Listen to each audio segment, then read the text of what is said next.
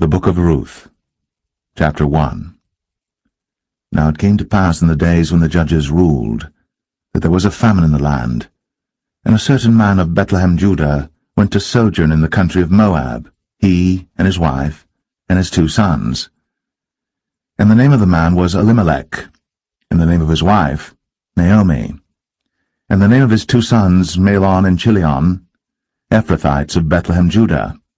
And they came into the country of Moab, and continued there. And Elimelech, Naomi's husband, died, and she was left, and her 2 sons. And they took them wives of the women of Moab. The name of the one was Orpah, and the name of the other Ruth. And they dwelled there about 10 years. And Mahlon and Chilion died also, both of them. And the woman was left of her 2 sons and her husband. Then she arose with her daughters-in-law, that she might return from the country of Moab. For she had heard in the country of Moab how that the Lord had visited his people in giving them bread. Wherefore she went forth out of the place where she was, and her 2 daughters-in-law with her. And they went on the way to return unto the land of Judah.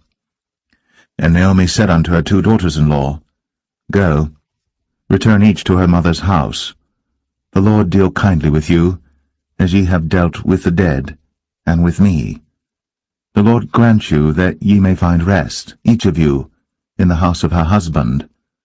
Then she kissed them, and they lifted up their voice, and wept.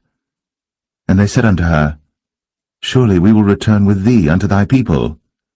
And Naomi said, Turn again, my daughters, why will ye go with me?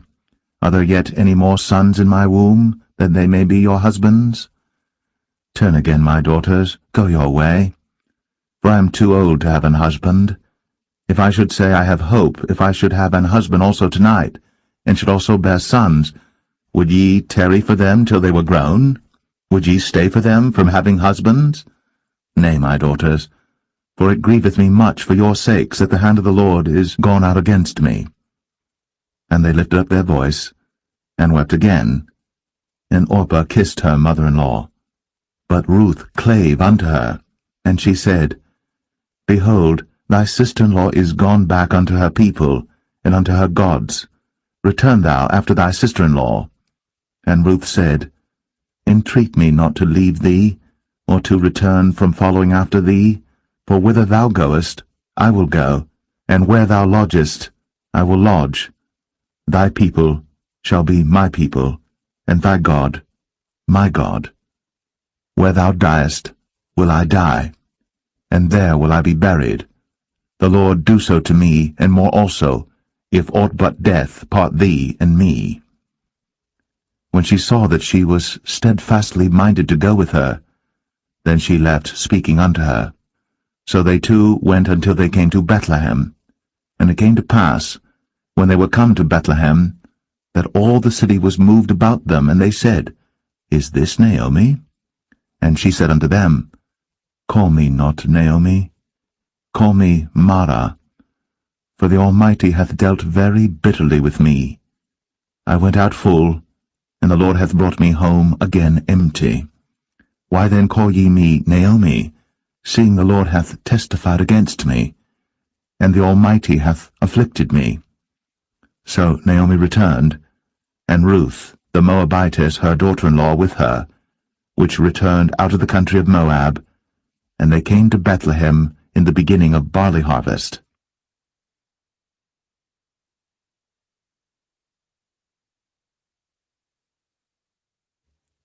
Ruth 2.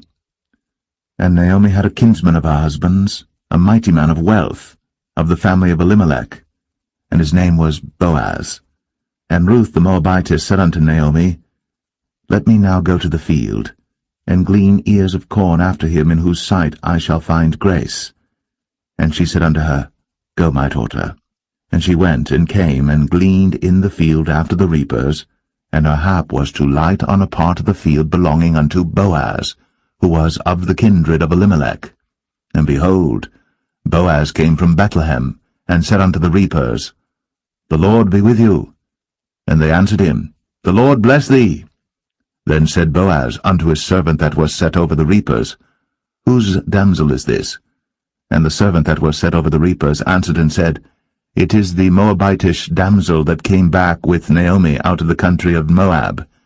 And she said, I pray you, let me glean and gather after the reapers among the sheaves. So she came, and hath continued even from the morning until now, that she tarried a little in the house. Then said Boaz unto Ruth, Hearest thou not, my daughter? Go not to glean in another field, neither go from hence, but abide here fast by my maidens. Let thine eyes be on the field that they do reap, and go thou after them.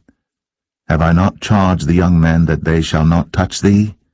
And when thou art athirst, go unto the vessels, and drink of that which the young men have drawn. Then she fell on her face, and bowed herself to the ground, and said unto him, Why have I found grace in thine eyes, that thou shouldst take knowledge of me, seeing I am a stranger? And Boaz answered and said unto her, It hath fully been shown me all that thou hast done unto thy mother-in-law since the death of thine husband, and how thou hast left thy father and thy mother, and the land of thy nativity, and art come unto a people which thou knewest not heretofore. The Lord recompense thy work, and a full reward be given thee of the Lord God of Israel, under whose wings thou art come to trust.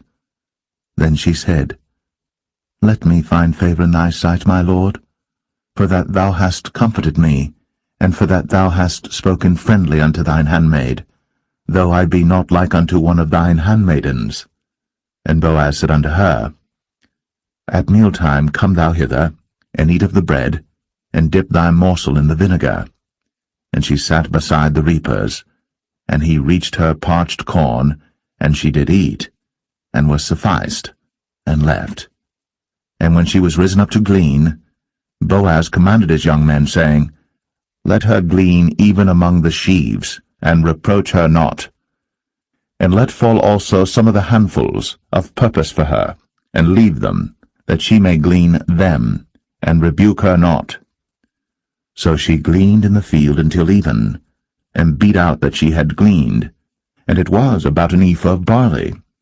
And she took it up, and went into the city, and her mother-in-law saw what she had gleaned, and she brought forth, and gave to her that she had reserved after she was sufficed. And her mother-in-law said unto her, Where hast thou gleaned today? And where wroughtest thou? Blessed be he that did take knowledge of thee. And she showed her mother-in-law with whom she had wrought, and said, The man's name with whom I wrought today is Boaz. And Naomi said unto her daughter-in-law, Blessed be he of the Lord, who hath not left off his kindness to the living and to the dead. And Naomi said unto her, The man is near of kin unto us, one of our next kinsmen. And Ruth, the Moabitess, said, He said unto me also, Thou shalt keep fast by my young men, until they have ended all my harvest. And Naomi said unto Ruth her daughter-in-law, It is good, my daughter, that thou go out with his maidens, that they meet thee not in any other field. So she kept fast by the maidens of Boaz to glean unto the end of barley harvest and of wheat harvest, and dwelt with her mother-in-law.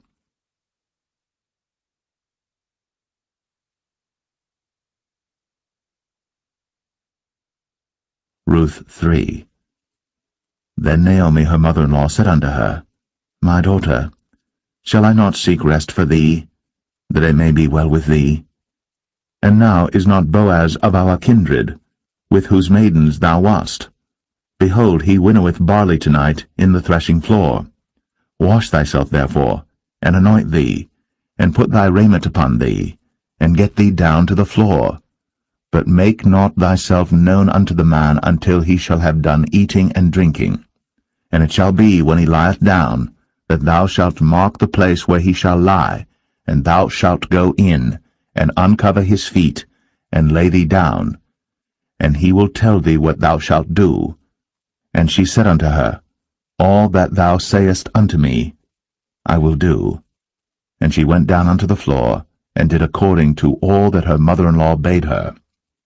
And when Boaz had eaten and drunk, and his heart was merry, he went to lie down at the end of the heap of corn, and she came softly, and uncovered his feet, and laid her down. And it came to pass at midnight, that the man was afraid, and turned himself, and behold, a woman lay at his feet. And he said, Who art thou? And she answered, I am Ruth thine handmaid. Spread therefore thy skirt over thine handmaid, for thou art a near kinsman. And he said, Blessed be thou of the Lord, my daughter, for thou hast shown more kindness in the latter end than at the beginning, inasmuch as thou followest not young men, whether poor or rich. And now, my daughter, fear not. I will do to thee all that thou requirest, for all the city of my people doth know that thou art a virtuous woman. And now it is true that I am thy near kinsman. Howbeit, there is a kinsman nearer than I. Tarry this night, and it shall be in the morning that if he will perform unto thee the part of a kinsman, well, let him do the kinsman's part. But if he will not do the part of a kinsman to thee, then will I do the part of a kinsman to thee, as the Lord liveth. Lie down until the morning. And she lay at his feet until the morning, and she rose up before one could know another. And he said, Let it not be known that a woman came into the floor. Also he said, Bring the veil that thou hast upon thee, and hold it. And when she held it, he measured 6 measures of barley, and laid it on her. And she went into the city. And when she came to her mother-in-law, she said, Who art thou, my daughter? And she told her all that the man had done to her. And she said, These 6 measures of barley gave he me, for he said to me, Go not empty unto thy mother-in-law.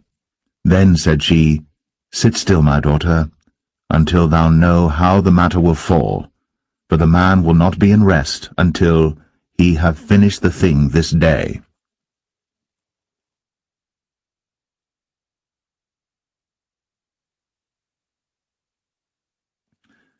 Ruth 4. Then went Boaz up to the gate, and sat him down there, and behold, the kinsman of whom Boaz spake came by, unto whom he said, Ho, such a one, turn aside, sit down here. And he turned aside and sat down. And he took 10 men of the elders of the city, and said, Sit ye down here. And they sat down. And he said unto the kinsman, Naomi, that is come again out of the country of Moab, selleth a parcel of land, which was our brother Elimelech's. And I thought to advertise thee, saying, Buy it before the inhabitants, and before the elders of my people. If thou wilt redeem it, redeem it. But if thou wilt not redeem it, then tell me, that I may know. For there is none to redeem it beside thee, and I am after thee. And he said, I will redeem it. Then said Boaz, What day thou buyest the field of the hand of Naomi, thou must buy it also of Ruth the Moabitess, the wife of the dead, to raise up the name of the dead upon his inheritance. And the kinsman said, I cannot redeem it for myself, lest I mar mine own inheritance. Redeem thou my right to thyself, for I cannot redeem it. Now this was the manner in former time in Israel concerning redeeming and concerning changing, for to confirm all things, a man plucked off his shoe, and gave it to his neighbor, and this was a testimony in Israel. Therefore the kinsman said unto Boaz, Buy it for thee. So he drew off his shoe. And Boaz said unto the elders, and unto all the people, Ye are witnesses this day, that I have bought all that was Elimelech's, and all that was Chilion's and Mahlon's of the hand of Naomi.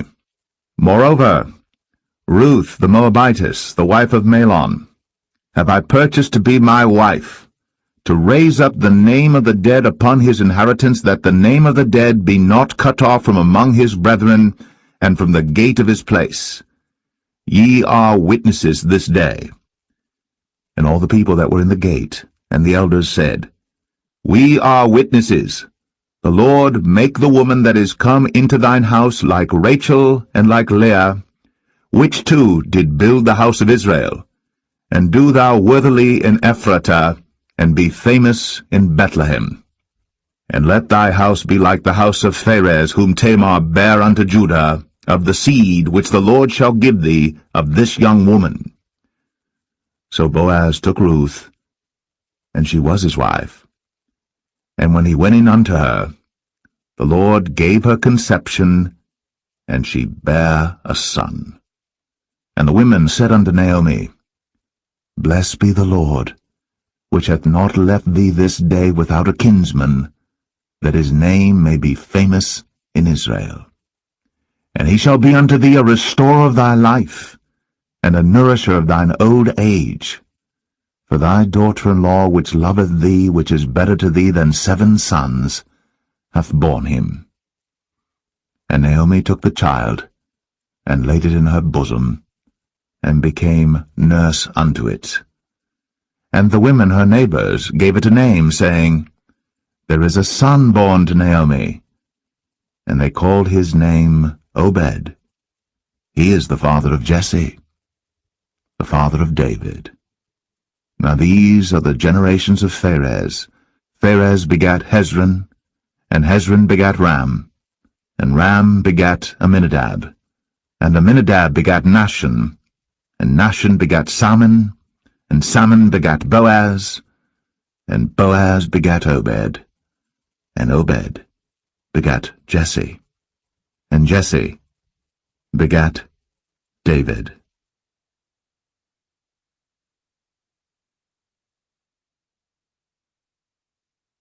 The first book of Samuel, chapter 1. Now there was a certain man of Ramathaim Zophim of Mount Ephraim, and his name was Elkanah, the son of Jeroham, the son of Elihu, the son of Tohu, the son of Zoph, an Ephrathite. And he had 2 wives. The name of the one was Hannah, and the name of the other was Peninnah. And Peninnah had children, but Hannah had no children. And this man went up out of his city yearly to worship and to sacrifice unto the Lord of hosts in Shiloh. And the 2 sons of Eli, Hophni and Phinehas, the priests of the Lord, were there. And when the time was that Elkanah offered, he gave to Peninnah his wife and to all her sons and her daughters portions. But unto Hannah he gave a worthy portion, for he loved Hannah. But the Lord had shut up her womb. And her adversary also provoked her sore, for to make her fret, because the Lord had shut up her womb. And as he did so year by year, when she went up to the house of the Lord, so she provoked her. Therefore she wept, and did not eat. Then said Elkanah her husband to her, Hannah, why weepest thou? And why eatest thou not? And why is thy heart grieved? Am not I better to thee than 10 sons? So Hannah rose up after they had eaten in Shiloh, and after they had drunk. Now Eli the priest sat upon a seat by a post of the temple of the Lord. And she was in bitterness of soul, and prayed unto the Lord, and wept sore. And she vowed a vow, and said, O Lord of hosts, if thou wilt indeed look on the affliction of thine handmaid, and remember me, and not forget thine handmaid, but wilt give unto thine handmaid a man-child, then I will give him unto the Lord all the days of his life, and there shall no razor come upon his head. And it came to pass, as she continued praying before the Lord, that Eli marked her mouth. Now Hannah, she spake in her heart, only her lips moved, but her voice was not heard. Therefore Eli thought she had been drunken. And Eli said unto her, How long wilt thou be drunken? Put away thy wine from thee. And Hannah answered and said, No, my lord, I am a woman of a sorrowful spirit. I have drunk neither wine nor strong drink, but have poured out my soul before the Lord. Count not thine handmaid for a daughter of Belial, for out of the abundance of my complaint and grief have I spoken hitherto. Then Eli answered and said, Go in peace, and the God of Israel grant thee thy petition that thou hast asked of him. And she said, Let thine handmaid find grace in thy sight. So the woman went her way, and did eat, and her countenance was no more sad. And they rose up in the morning early, and worshipped before the Lord, and returned, and came to their house to Ramah. And Elkanah knew Hannah his wife, and the Lord remembered her. Wherefore it came to pass, when the time was come about after Hannah had conceived, that she bare a son, and called his name Samuel, saying, Because I have asked him of the Lord. And the man Elkanah and all his house went up to offer unto the Lord the yearly sacrifice and his vow. But Hannah went not up. For she said unto her husband, I will not go up until the child be weaned, and then I will bring him, that he may appear before the Lord, and there abide for ever. And Elkanah her husband said unto her, Do what seemeth thee good. Tarry until thou have weaned him. Only the Lord establish his word. So the woman abode, and gave her son suck, until she weaned him. And when she had weaned him, she took him up with her, with 3 bullocks, and 1 ephah of flour, and a bottle of wine, and brought him unto the house of the Lord in Shiloh. And the child was young. And they slew a bullock, and brought the child to Eli. And she said, O my Lord, as thy soul liveth, my Lord, I am the woman that stood by thee here, praying unto the Lord. For this child I prayed, and the Lord hath given me my petition, which I asked of him. Therefore also I have lent him to the Lord. As long as he liveth, he shall be lent to the Lord. And he worshipped the Lord there.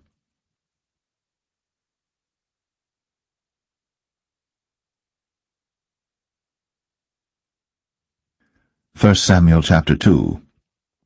And Hannah prayed and said, My heart rejoiceth in the Lord. Mine horn is exalted in the Lord. My mouth is enlarged over mine enemies, because I rejoice in thy salvation. There is none holy as the Lord, for there is none beside thee, neither is there any rock like our God. Talk no more so exceeding proudly. Let not arrogancy come out of your mouth. For the Lord is a God of knowledge, and by him actions are weighed. The bows of the mighty men are broken, and they that stumbled are girded with strength. They that were full have hired out themselves for bread, and they that were hungry ceased, so that the barren hath borne 7, and she that hath many children is waxed feeble. The Lord killeth, and maketh alive. He bringeth down to the grave, and bringeth up. The Lord maketh poor, and maketh rich. He bringeth low, and lifteth up. He raiseth up the poor out of the dust, and lifteth up the beggar from the dunghill, to set them among princes, and to make them inherit the throne of glory. For the pillars of the earth are the Lord's, and he hath set the world upon them. He will keep the feet of his saints, and the wicked shall be silent in darkness, for by strength shall no man prevail. The adversaries of the Lord shall be broken to pieces. Out of heaven shall he thunder upon them. The Lord shall judge the ends of the earth, and he shall give strength unto his king, and exalt the horn of his anointed.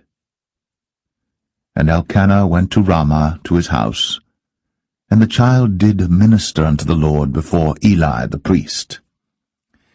Now the sons of Eli were sons of Belial. They knew not the Lord.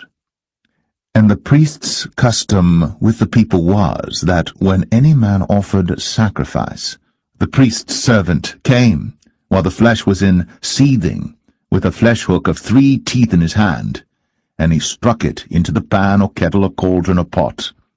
All that the flesh hook brought up, the priest took for himself. So they did in Shiloh unto all the Israelites that came thither. Also before they burnt the fat, the priest's servant came and said to the man that sacrificed, Give flesh to roast for the priest, for he will not have sodden flesh of thee, but raw. And if any man said unto him, Let them not fail to burn the fat presently, and then take as much as thy soul desireth, then he would answer him, Nay, but thou shalt give it me now, and if not, I will take it by force. Wherefore the sin of the young men was very great before the Lord, for men abhorred the offering of the Lord. But Samuel ministered before the Lord, being a child, girded with a linen ephod. Moreover, his mother made him a little coat, and brought it to him from year to year, when she came up with her husband to offer the yearly sacrifice. And Eli blessed Elkanah and his wife, and said, The Lord give thee seed of this woman for the loan which is lent to the Lord. And they went unto their own home. And the Lord visited Hannah, so that she conceived, and bare 3 sons and 2 daughters. And the child Samuel grew before the Lord. Now Eli was very old, and heard all that his sons did unto all Israel, and how they lay with the women that assembled at the door of the tabernacle of the congregation. And he said unto them, Why do ye such things? For I hear of your evil dealings by all this people. Nay, my sons, for it is no good report that I hear. Ye make the Lord's people to transgress. If one man sin against another, the judge shall judge him. But if a man sin against the Lord, who shall entreat for him? Notwithstanding, they hearkened not unto the voice of their father, because the Lord would slay them. And the child Samuel grew on, and was in favor both with the Lord and also with men. And there came a man of God unto Eli, and said unto him, Thus saith the Lord, Did I plainly appear unto the house of thy father, when they were in Egypt, in Pharaoh's house? And did I choose him out of all the tribes of Israel to be my priest, to offer upon mine altar, to burn incense, to wear an ephod before me? And did I give unto the house of thy father all the offerings made by fire of the children of Israel? Wherefore kick ye at my sacrifice and at mine offering, which I have commanded in my habitation, and honourest thy sons above me, to make yourselves fat with the chiefest of all the offerings of Israel my people?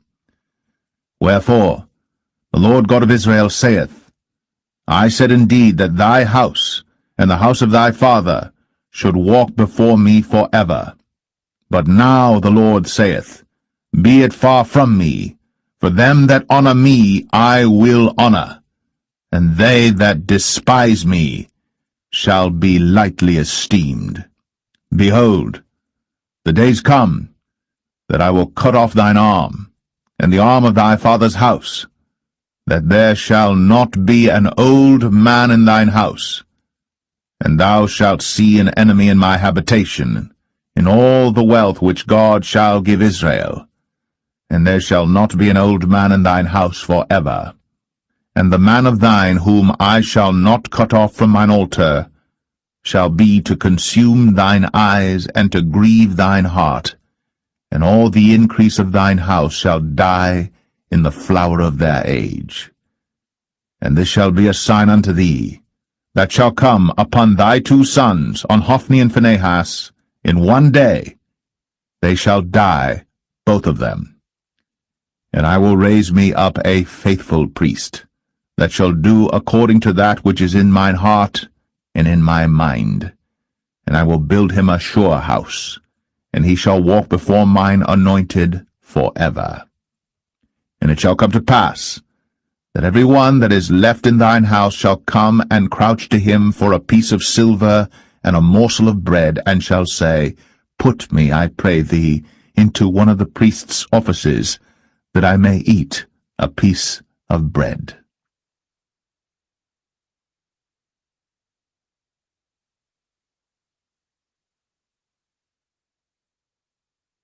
1 Samuel 3. And the child Samuel ministered unto the Lord before Eli. And the word of the Lord was precious in those days. There was no open vision. And it came to pass at that time, when Eli was laid down in his place, and his eyes began to wax dim, that he could not see, and ere the lamp of God went out in the temple of the Lord, where the ark of God was, and Samuel was laid down to sleep, that the Lord called Samuel, and he answered, Here am I. And he ran unto Eli, and said, Here am I, for thou calledst me. And he said, I called not, lie down again. And he went and lay down. And the Lord called yet again, Samuel. And Samuel arose and went to Eli, and said, Here am I, for thou didst call me. And he answered, I called not, my son, lie down again. Now Samuel did not yet know the Lord, neither was the word of the Lord yet revealed unto him. And the Lord called Samuel again the third time, and he arose, and went to Eli, and said, Here am I, for thou didst call me. And Eli perceived that the Lord had called the child. Therefore Eli said unto Samuel, Go, lie down, and it shall be, if he call thee, that thou shalt say, Speak, Lord, for thy servant heareth. So Samuel went, and lay down in his place. And the Lord came, and stood, and called, as at other times, Samuel, Samuel. Then Samuel answered, Speak, for thy servant heareth. And the Lord said to Samuel, Behold, I will do a thing in Israel, at which both the ears of every one that heareth it shall tingle. In that day I will perform against Eli all things which I have spoken concerning his house. When I begin, I will also make an end. For I have told him that I will judge his house for ever for the iniquity which he knoweth, because his sons made themselves vile, and he restrained them not. And therefore I have sworn unto the house of Eli, that the iniquity of Eli's house shall not be purged with sacrifice nor offering for ever. And Samuel lay until the morning, and opened the doors of the house of the Lord. And Samuel feared to show Eli the vision. Then Eli called Samuel, and said, Samuel, my son. And he answered, Here am I. And he said, What is the thing that the Lord hath said unto thee? I pray thee, hide it not from me.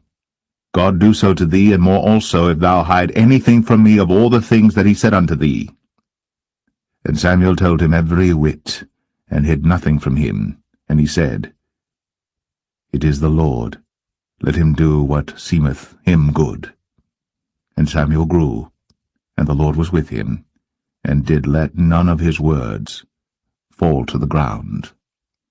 And all Israel from Dan even to Beersheba knew that Samuel was established to be a prophet of the Lord.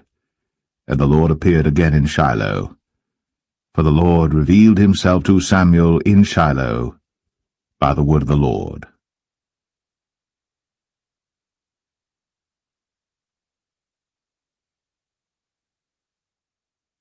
1 Samuel 4. And the word of Samuel came to all Israel. Now Israel went out against the Philistines to battle, and pitched beside Ebenezer. And the Philistines pitched in Aphek. And the Philistines put themselves in array against Israel. And when they joined battle, Israel was smitten before the Philistines, and they slew of the army in the field about 4,000 men. And when the people were come into the camp, the elders of Israel said, Wherefore hath the Lord smitten us today before the Philistines? Let us fetch the ark of the covenant of the Lord out of Shiloh unto us, that, when it cometh among us, it may save us out of the hand of our enemies. So the people sent to Shiloh, that they might bring from thence the ark of the covenant of the Lord of hosts, which dwelleth between the cherubims. And the two sons of Eli, Hophni and Phinehas, were there with the ark of the covenant of God. And when the ark of the covenant of the Lord came into the camp, all Israel shouted with a great shout, so that the earth rang again. And when the Philistines heard the noise of the shout, they said, What meaneth the noise of this great shout in the camp of the Hebrews? And they understood that the ark of the Lord was come into the camp.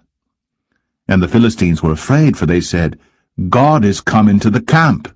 And they said, Woe unto us, for there hath not been such a thing heretofore. Woe unto us! Who shall deliver us out of the hand of these mighty gods? These are the gods that smote the Egyptians with all the plagues in the wilderness. Be strong, and quit yourselves like men, O ye Philistines, that ye be not servants unto the Hebrews, as they have been to you. Quit yourselves like men, and fight. And the Philistines fought, and Israel was smitten, and they fled every man into his tent. And there was a very great slaughter, for there fell of Israel 30,000 footmen. And the ark of God was taken, and the two sons of Eli, Hophni and Phinehas, were slain. And there ran a man of Benjamin out of the army, and came to Shiloh the same day with his clothes rent, and with earth upon his head. And when he came, lo, Eli sat upon a seat by the wayside, watching, for his heart trembled for the ark of God.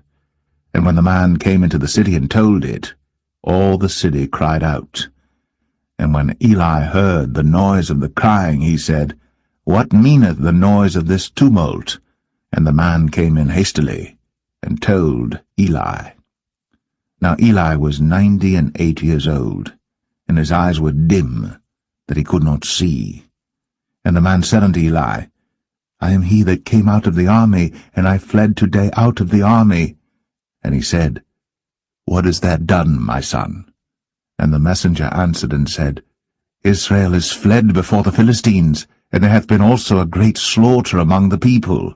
And thy two sons also, Hophni and Phinehas, are dead, and the ark of God is taken. And it came to pass, when he made mention of the ark of God, that he fell from off the seat backward by the side of the gate, and his neck brake, and he died. For he was an old man and heavy, and he had judged Israel 40 years. And his daughter-in-law Phinehas' wife was with child, near to be delivered. And when she heard the tidings that the ark of God was taken, and that her father-in-law and her husband were dead, she bowed herself and travailed, for her pains came upon her. And about the time of her death, the women that stood by her said unto her, Fear not, for thou hast borne a son. But she answered not, neither did she regard it. And she named the child Ichabod, saying, The glory is departed from Israel, because the ark of God was taken, and because of her father-in-law and her husband. And she said, The glory is departed from Israel, for the ark of God is taken.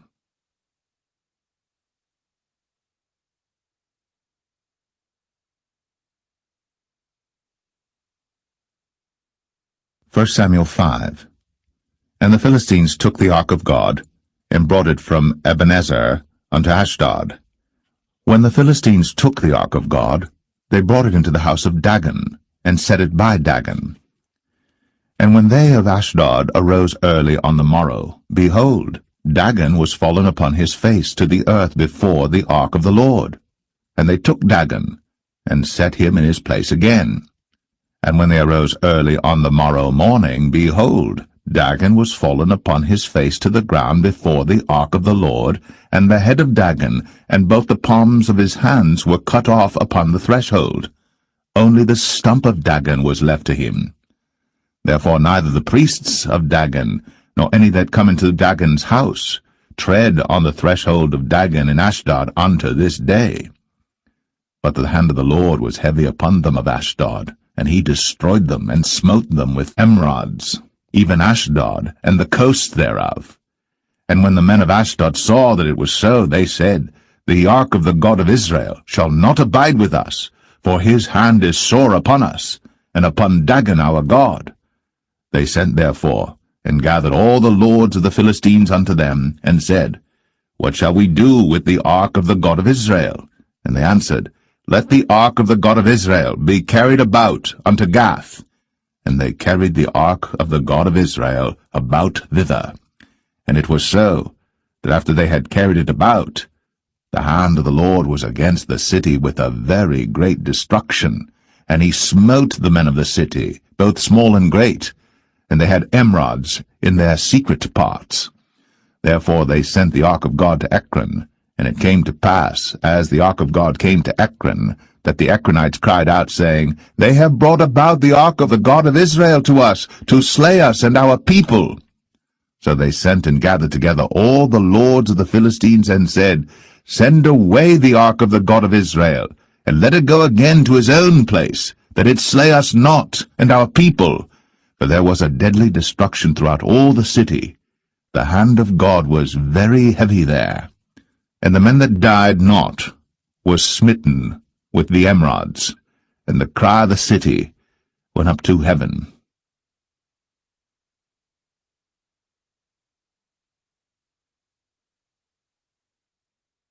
First Samuel 6. And the ark of the Lord was in the country of the Philistines 7 months.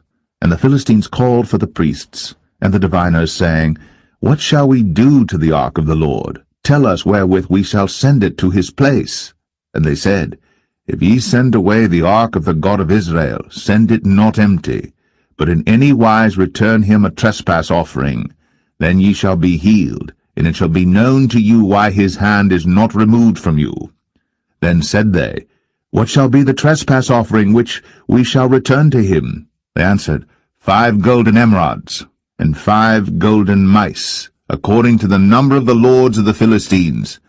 For one plague was on you all, and on your lords. Wherefore ye shall make images of your emerods, and images of your mice that mar the land, and ye shall give glory unto the God of Israel. Peradventure he will lighten his hand from off you, and from off your gods, and from off your land. Wherefore then do ye harden your hearts, as the Egyptians and Pharaoh hardened their hearts, when he had wrought wonderfully among them? Did they not let the people go, and they departed? Now therefore make a new cart, and take 2 milch kine, on which there hath come no yoke, and tie the kine to the cart, and bring their calves home from them. And take the ark of the Lord, and lay it upon the cart, and put the jewels of gold, which ye return him for a trespass offering, in a coffer by the side thereof, and send it away, that it may go. And see, if it goeth up by the way of his own coast, to Bethshemesh, then he hath done us this great evil. But if not, then we shall know that it is not his hand that smote us. It was a chance that happened to us.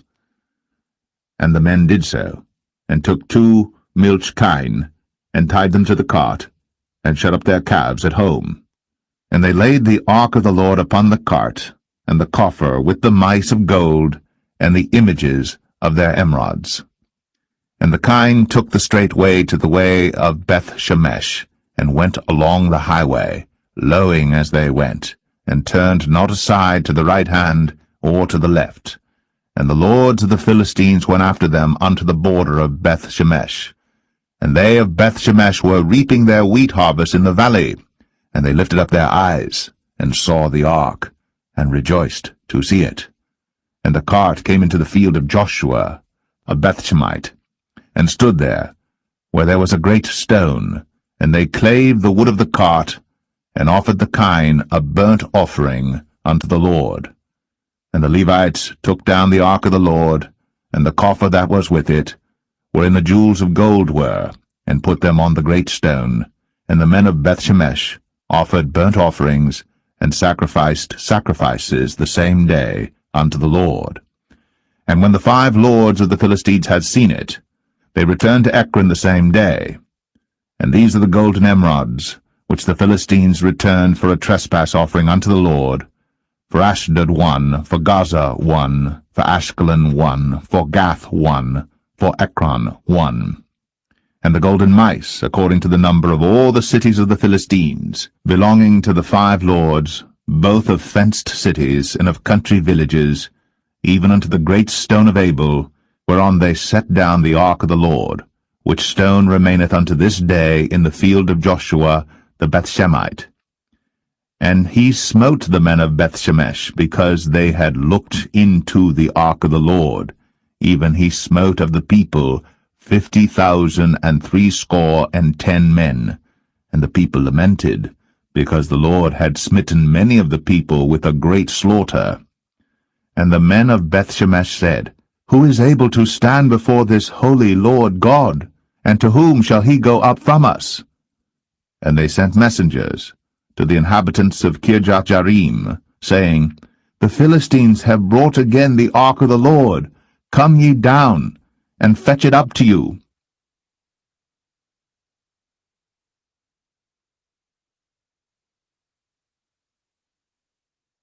First Samuel 7. And the men of Kirjath-jearim came and fetched up the ark of the Lord, and brought it into the house of Abinadab in the hill, and sanctified Eleazar his son to keep the ark of the Lord. And it came to pass, while the ark abode in Kirjath-jearim, that the time was long, for it was 20 years. And all the house of Israel lamented after the Lord. And Samuel spake unto all the house of Israel, saying, If ye do return unto the Lord with all your hearts, then put away the strange gods and Ashtoreth from among you, and prepare your hearts unto the Lord, and serve him only, and he will deliver you out of the hand of the Philistines. Then the children of Israel did put away Baalim and Ashtoreth, and served the Lord only. And Samuel said, Gather all Israel to Mizpeh, and I will pray for you unto the Lord. And they gathered together to Mizpeh, and drew water, and poured it out before the Lord, and fasted on that day, and said there, We have sinned against the Lord. And Samuel judged the children of Israel in Mizpeh. And when the Philistines heard that the children of Israel were gathered together to Mizpeh, the lords of the Philistines went up against Israel. And when the children of Israel heard it, they were afraid of the Philistines. And the children of Israel said to Samuel, Cease not to cry unto the Lord our God for us, that he will save us out of the hand of the Philistines. And Samuel took a sucking lamb, and offered it for a burnt offering holy unto the Lord. And Samuel cried unto the Lord for Israel. And the Lord heard him. And as Samuel was offering up the burnt offering, the Philistines drew near to battle against Israel.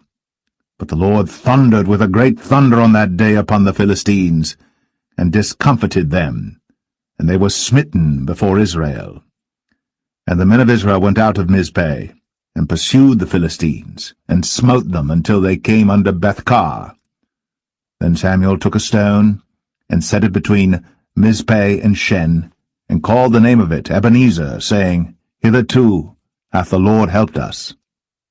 So the Philistines were subdued, and they came no more into the coast of Israel. And the hand of the Lord was against the Philistines all the days of Samuel. And the cities which the Philistines had taken from Israel were restored to Israel, from Ekron even unto Gath. And the coasts thereof did Israel deliver out of the hands of the Philistines. And there was peace between Israel and the Amorites. And Samuel judged Israel all the days of his life. And he went from year to year in circuit to Bethel, and Gilgal, and Mizpeh, and judged Israel in all those places. And his return was to Ramah, for there was his house, and there he judged Israel, and there he built an altar unto the Lord.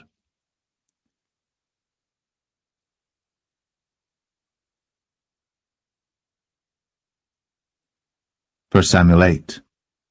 And it came to pass, when Samuel was old, that he made his sons judges over Israel. Now the name of his firstborn was Joel, and the name of his second Abiah. They were judges in Beersheba. And his sons walked not in his ways, but turned aside after lucre, and took bribes, and perverted judgment. And all the elders of Israel gathered themselves together, and came to Samuel unto Ramah, and said unto him, Behold, thou art old, and thy sons walk not in thy ways. Now make us a king to judge us like all the nations. But the thing displeased Samuel, when they said, Give us a king to judge us. And Samuel prayed unto the Lord. And the Lord said unto Samuel, Hearken unto the voice of the people, in all that they say unto thee. For they have not rejected thee, but they have rejected me, that I should not reign over them. According to all the works which they have done since the day that I brought them up out of Egypt, even unto this day, wherewith they have forsaken me, and served other gods, so do they also unto thee. Now therefore hearken unto their voice, howbeit yet protest solemnly unto them, and show them the manner of the king that shall reign over them. And Samuel told all the words of the Lord unto the people that asked of him a king. And he said, This will be the manner of the king that shall reign over you. He will take your sons, and appoint them for himself, for his chariots, and to be his horsemen, and some shall run before his chariots. And he will appoint him captains over thousands, and captains over 50s, and will set them to ear his ground, and to reap his harvest, and to make his instruments of war, and instruments of his chariots. And he will take your daughters to be confectionaries, and to be cooks, and to be bakers. And he will take your fields, and your vineyards, and your oliveyards, even the best of them, and give them to his servants. And he will take the tenth of your seed, and of your vineyards, and give to his officers, and to his servants. And he will take your menservants, and your maidservants, and your goodliest young men, and your asses, and put them to his work. He will take the tenth of your sheep, and ye shall be his servants. And ye shall cry out in that day because of your king which ye shall have chosen you. And the Lord will not hear you in that day. Nevertheless, the people refused to obey the voice of Samuel, and they said, Nay, but we will have a king over us, that we also may be like all the nations, and that our king may judge us, and go out before us, and fight our battles. And Samuel heard all the words of the people, and he rehearsed them in the ears of the Lord. And the Lord said to Samuel, Hearken unto their voice, and make them a king.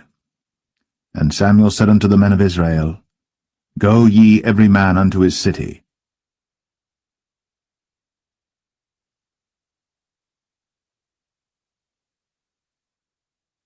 1 Samuel 9.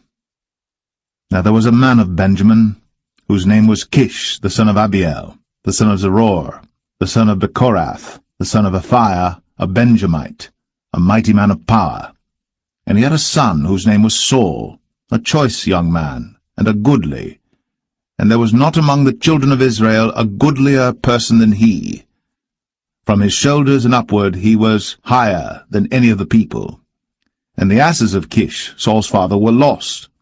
And Kish said to Saul his son, Take now one of the servants with thee, and arise, go seek the asses. And he passed through Mount Ephraim, and passed through the land of Shalisha. But they found them not. Then they passed through the land of Shalim, and there they were not. And he passed through the land of the Benjamites, but they found them not. And when they were come to the land of Zuph, Saul said to his servant that was with him, Come, and let us return, lest my father leave caring for the asses, and take thought for us. And he said unto him, Behold now, there is in this city a man of God, and he is an honorable man. All that he saith cometh surely to pass. Now let us go thither. Peradventure he can show us our way that we should go. Then said Saul to his servant, But behold, if we go, what shall we bring the man? For the bread is spent in our vessels, and there is not a present to bring to the man of God. What have we? And the servant answered Saul again, and said, Behold, I have here at hand the 4th part of a shekel of silver. That will I give to the man of God, to tell us our way. Before time in Israel, when a man went to inquire of God, thus he spake, Come, and let us go to the seer. For he that is now called a prophet was before time called a seer. Then said Saul to his servant, Well said, come, let us go. So they went unto the city where the man of God was. And as they went up the hill to the city, they found young maidens going out to draw water, and said unto them, Is the seer here? And they answered them, and said, He is, behold, he is before you. Make haste now, for he came today to the city, for there is a sacrifice of the people today in the high place. As soon as ye be come into the city, ye shall straightway find him, before he go up to the high place to eat. For the people will not eat until he come, because he doth bless the sacrifice, and afterwards they eat that be bidden.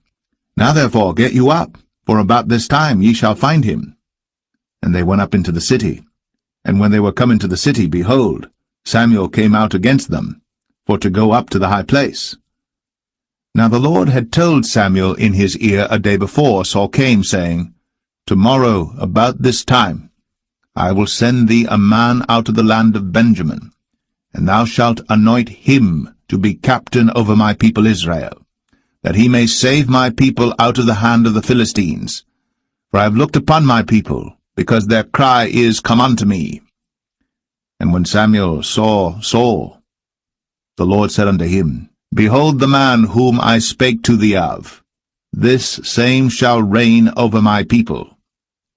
Then Saul drew near to Samuel in the gate, and said, Tell me, I pray thee, where the seer's house is. And Samuel answered Saul, and said, I am the seer. Go up before me unto the high place. For ye shall eat with me today, and tomorrow I will let thee go, and will tell thee all that is in thine heart. And as for thine asses that were lost 3 days ago, set not thy mind on them, for they are found. And on whom is all the desire of Israel? Is it not on thee, and on all thy father's house? And Saul answered and said, Am not I a Benjamite, of the smallest of the tribes of Israel, and my family the least of all the families of the tribe of Benjamin? Wherefore then speakest thou so to me? And Samuel took Saul and his servant, and brought them into the parlour, and made them sit in the chiefest place among them that were bidden, which were about 30 persons. And Samuel said unto the cook, Bring the portion which I gave thee, of which I said unto thee, Set it by thee. And the cook took up the shoulder, and that which was upon it, and set it before Saul. And Samuel said, Behold that which is left, set it before thee, and eat. For unto this time hath it been kept for thee, since I said, I have invited the people. So Saul did eat with Samuel that day. And when they were come down from the high place into the city, Samuel communed with Saul upon the top of the house. And they arose early. And it came to pass about the spring of the day that Samuel called Saul to the top of the house, saying, Up, that I may send thee away. And Saul arose, and they went out, both of them, he and Samuel, abroad. And as they were going down to the end of the city, Samuel said to Saul, Bid the servant pass on before us. And he passed on. But stand thou still a while, that I may show thee the word of God.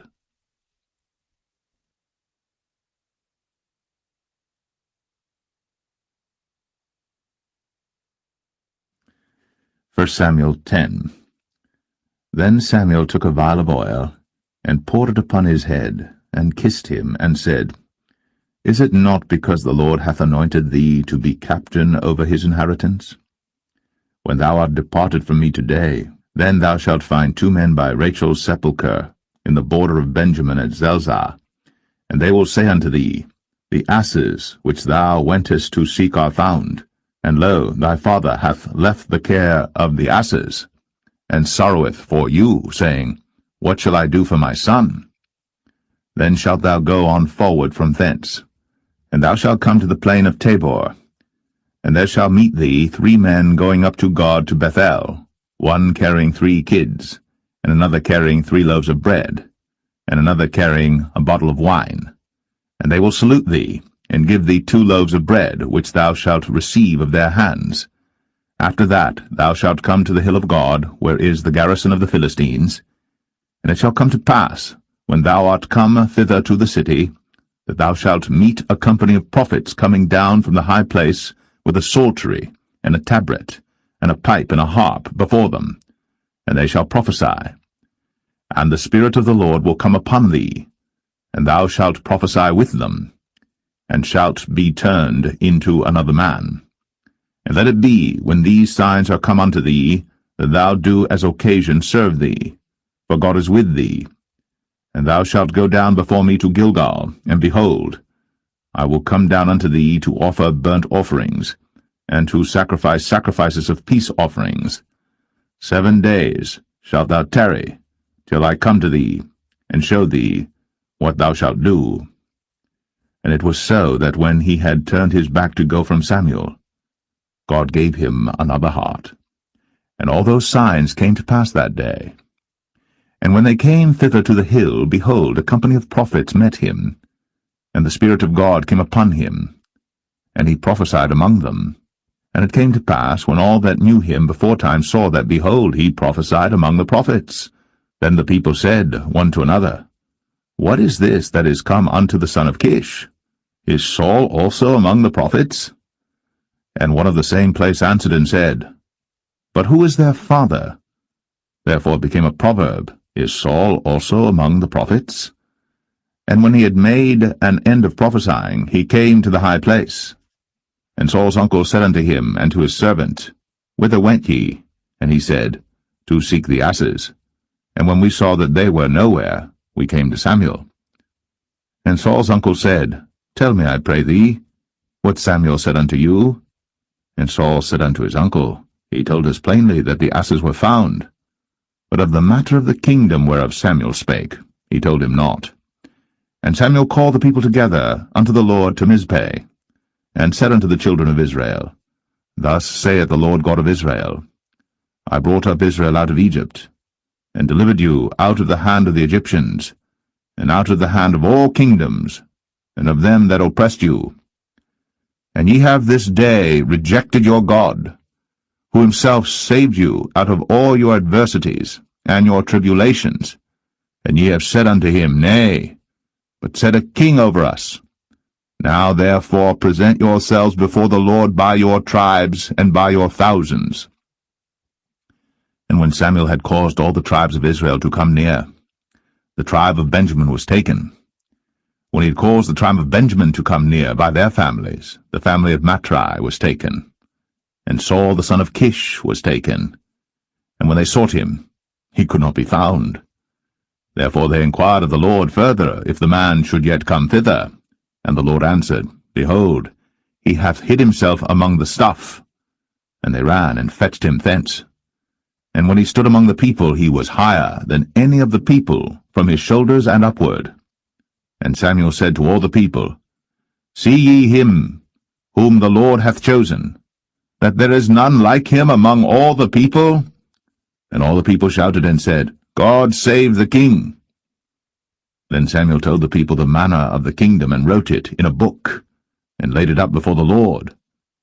And Samuel sent all the people away, every man to his house. And Saul also went home to Gibeah, and there went with him a band of men, whose hearts God had touched. But the children of Belial said, How shall this man save us? And they despised him, and brought him no presents. But he held his peace.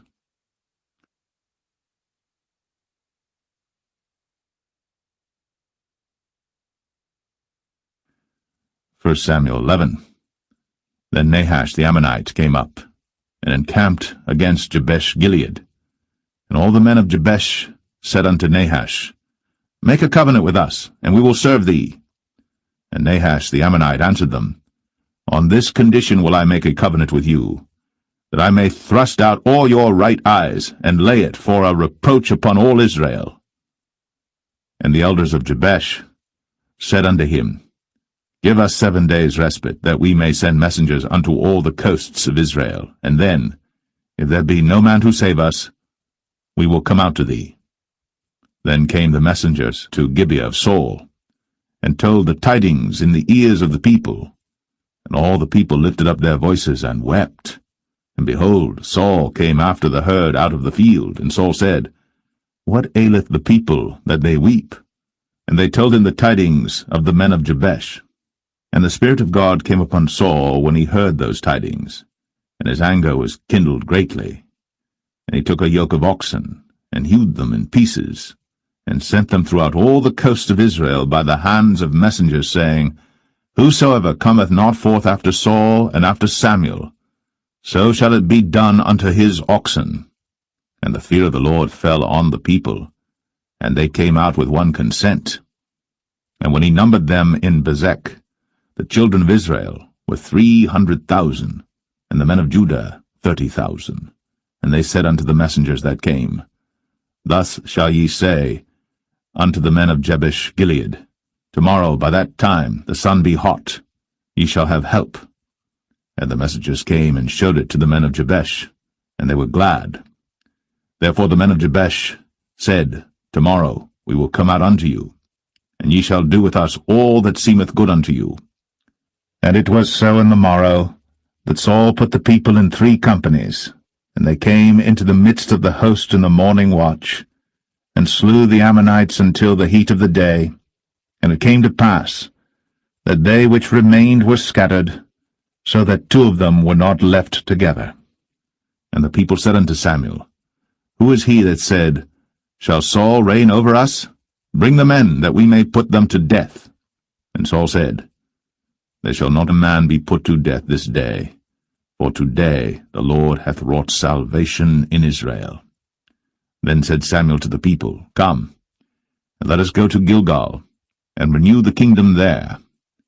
And all the people went to Gilgal, and there they made Saul king before the Lord in Gilgal, and there they sacrificed sacrifices of peace offerings before the Lord.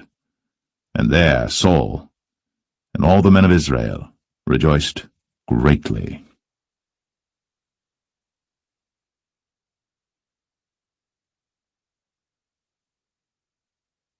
1 Samuel 12. And Samuel said unto all Israel, Behold, I have hearkened unto your voice in all that ye said unto me, and have made a king over you.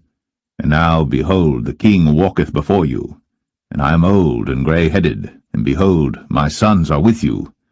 And I have walked before you from my childhood unto this day. Behold, here I am. Witness against me before the Lord and before his anointed, whose ox have I taken? Or whose ass have I taken? Or whom have I defrauded? Whom have I oppressed? Or of whose hand have I received any bribe to blind mine eyes therewith? And I will restore it you. And they said, Thou hast not defrauded us, nor oppressed us, neither hast thou taken aught of any man's hand. And he said unto them, The Lord is witness against you, and his anointed is witness this day, that ye have not found aught in my hand. And they answered, He is witness.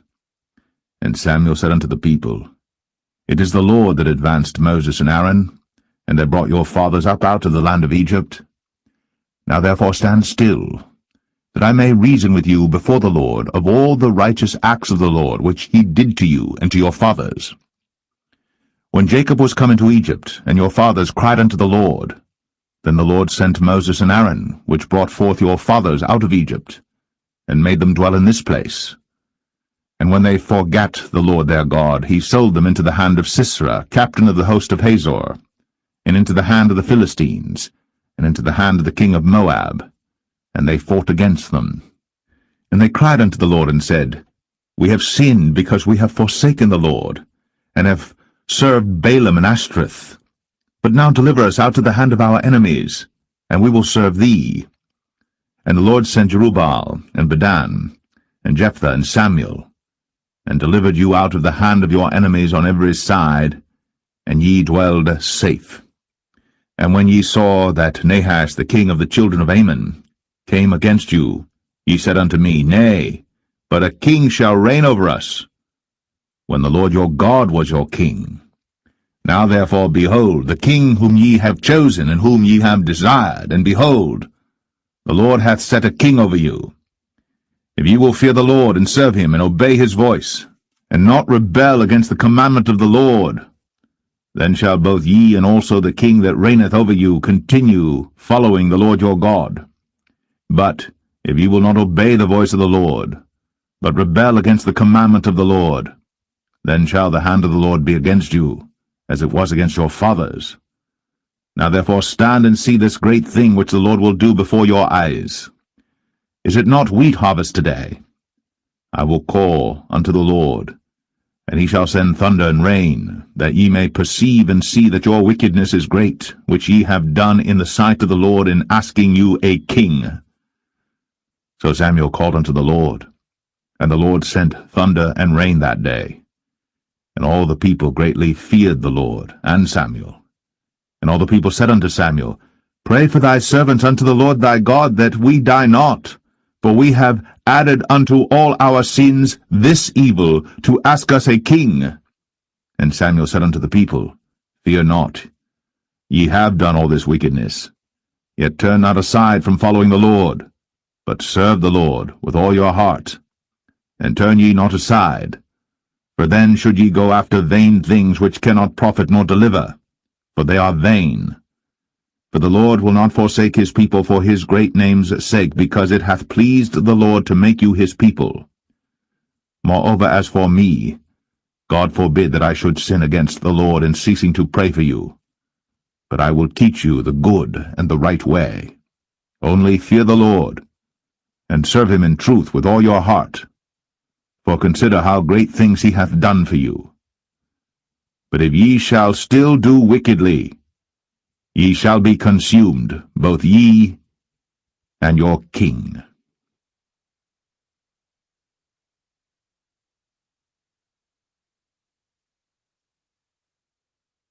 1 Samuel 13. Saul reigned 1 year. And when he had reigned 2 years over Israel, Saul chose him 3,000 men of Israel, whereof 2,000 were with Saul in Michmash and in Mount Bethel, and 1,000 were with Jonathan in Gibeah of Benjamin. And the rest of the people he sent every man to his tent. And Jonathan smote the garrison of the Philistines that was in Geba. And the Philistines heard of it. And Saul blew the trumpet throughout all the land, saying, Let the Hebrews hear. And all Israel heard say that Saul had smitten a garrison of the Philistines, and that Israel also was had in abomination with the Philistines. And the people were called together after Saul to Gilgal. And the Philistines gathered themselves together to fight with Israel, 30,000 chariots and 6,000 horsemen, and people as the sand which is on the seashore in multitude. And they came up, and pitched in Michmash, eastward from Bethaven.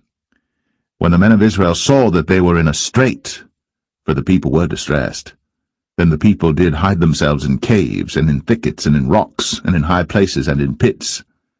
And some of the Hebrews went over Jordan to the land of Gad and Gilead. As for Saul, he was yet in Gilgal, and all the people followed him, trembling. And he tarried 7 days according to the set time that Samuel had appointed. But Samuel came not to Gilgal, and the people were scattered from him. And Saul said, Bring hither a burnt offering to me, and peace offerings. And he offered the burnt offering. And it came to pass that as soon as he had made an end of offering the burnt offering, behold, Samuel came. And Saul went out to meet him, that he might salute him. And Samuel said, What hast thou done? And Saul said, Because I saw that the people were scattered from me, and that thou camest not within the days appointed, and that the Philistines gathered themselves together at Michmash. Therefore said I, The Philistines will come down now upon me to Gilgal, and I have not made supplication unto the Lord. I forced myself therefore, and offered a burnt offering. And Samuel said to Saul, Thou hast done foolishly. Thou hast not kept the commandment of the Lord thy God, which he commanded thee. For now would the Lord have established thy kingdom upon Israel forever. But now thy kingdom shall not continue. The Lord hath sought him a man after his own heart. And the Lord hath commanded him to be captain over his people, because thou hast not kept that which the Lord commanded thee. And Samuel arose, and gat him up from Gilgal unto Gibeah of Benjamin. And Saul numbered the people that were present with him about 600 men. And Saul and Jonathan his son, and the people that were present with him, abode in Gibeah of Benjamin. But the Philistines encamped in Michmash. And the spoilers came out of the camp of the Philistines in 3 companies. One company turned unto the way that leadeth to Ophrah, unto the land of Shual. And another company turned the way to Beth-horon, and another company turned to the way of the border that looketh to the valley of Zeboim, toward the wilderness. Now there was no smith found throughout all the land of Israel, for the Philistines said, Lest the Hebrews make them swords or spears. But all the Israelites went down to the Philistines to sharpen every man his share, and his coulter, and his axe, and his mattock. Yet they had a file for the mattocks, and for the coulters, and for the forks, and for the axes, and to sharpen the goads. So it came to pass in the day of battle that there was neither sword nor spear found in the hand of any of the people that were with Saul and Jonathan. But with Saul and with Jonathan his son was there found. And the garrison of the Philistines went out to the passage of Michmash.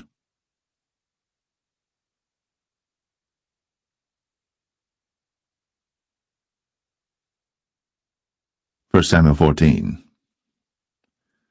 Now it came to pass upon a day that Jonathan the son of Saul said unto the young man that bare his armor, Come, and let us go over to the Philistines' garrison that is on the other side. But he told not his father. And Saul tarried in the uttermost part of Gibeah, under a pomegranate tree which is in Migron, and the people that were with him were about 600 men. And Ahiah, the son of Ahitub, Ichabod's brother, the son of Phinehas, the son of Eli, the Lord's priest in Shiloh, wearing an ephod. And the people knew not that Jonathan was gone. And between the passages, by which Jonathan sought to go over unto the Philistines' garrison, there was a sharp rock on the one side, and a sharp rock on the other side. And the name of the one was Bozez, and the name of the other Sinai. The forefront of the one was situate northward over against Michmash, and the other southward over against Gibeah. And Jonathan said to the young men that bare his armor, Come, and let us go over unto the garrison of these uncircumcised. It may be that the Lord will work for us, for there is no restraint to the Lord to save by many or by few. And his armor-bearer said unto him, Do all that is in thine heart, turn thee, behold, I am with thee according to thy heart.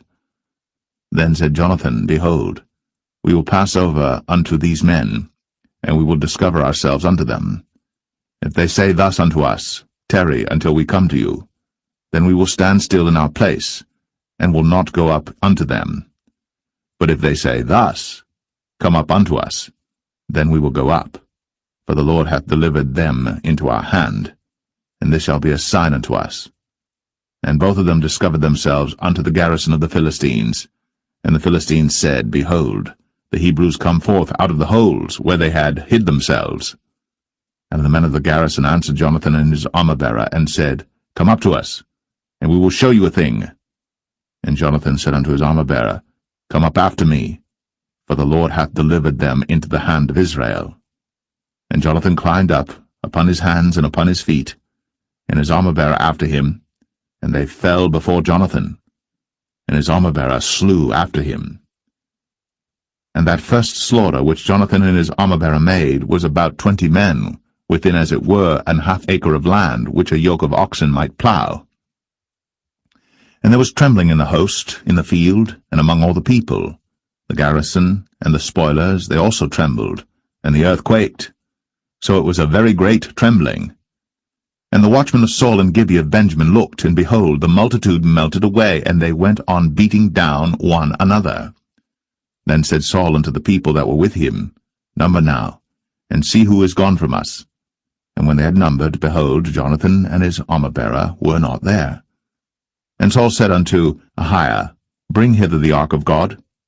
For the ark of God was at that time with the children of Israel. And it came to pass, while Saul talked unto the priest, that the noise that was in the host of the Philistines went on and increased. And Saul said unto the priest, Withdraw thine hand. And Saul and all the people that were with him assembled themselves. And they came to the battle. And behold, every man's sword was against his fellow, and there was a very great discomfiture.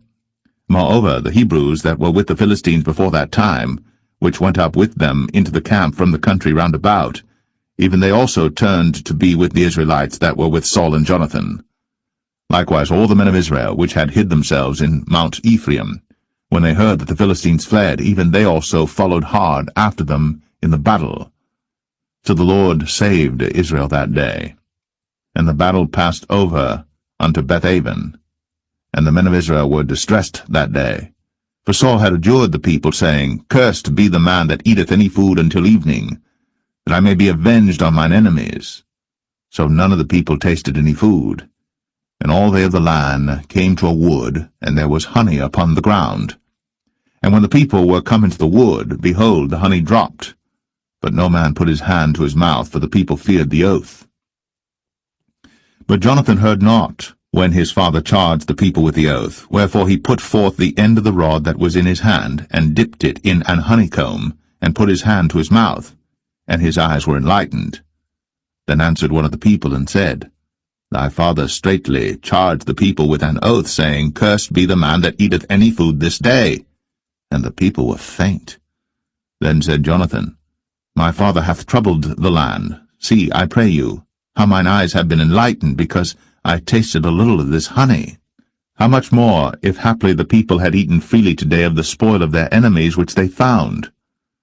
For had there not been now a much greater slaughter among the Philistines?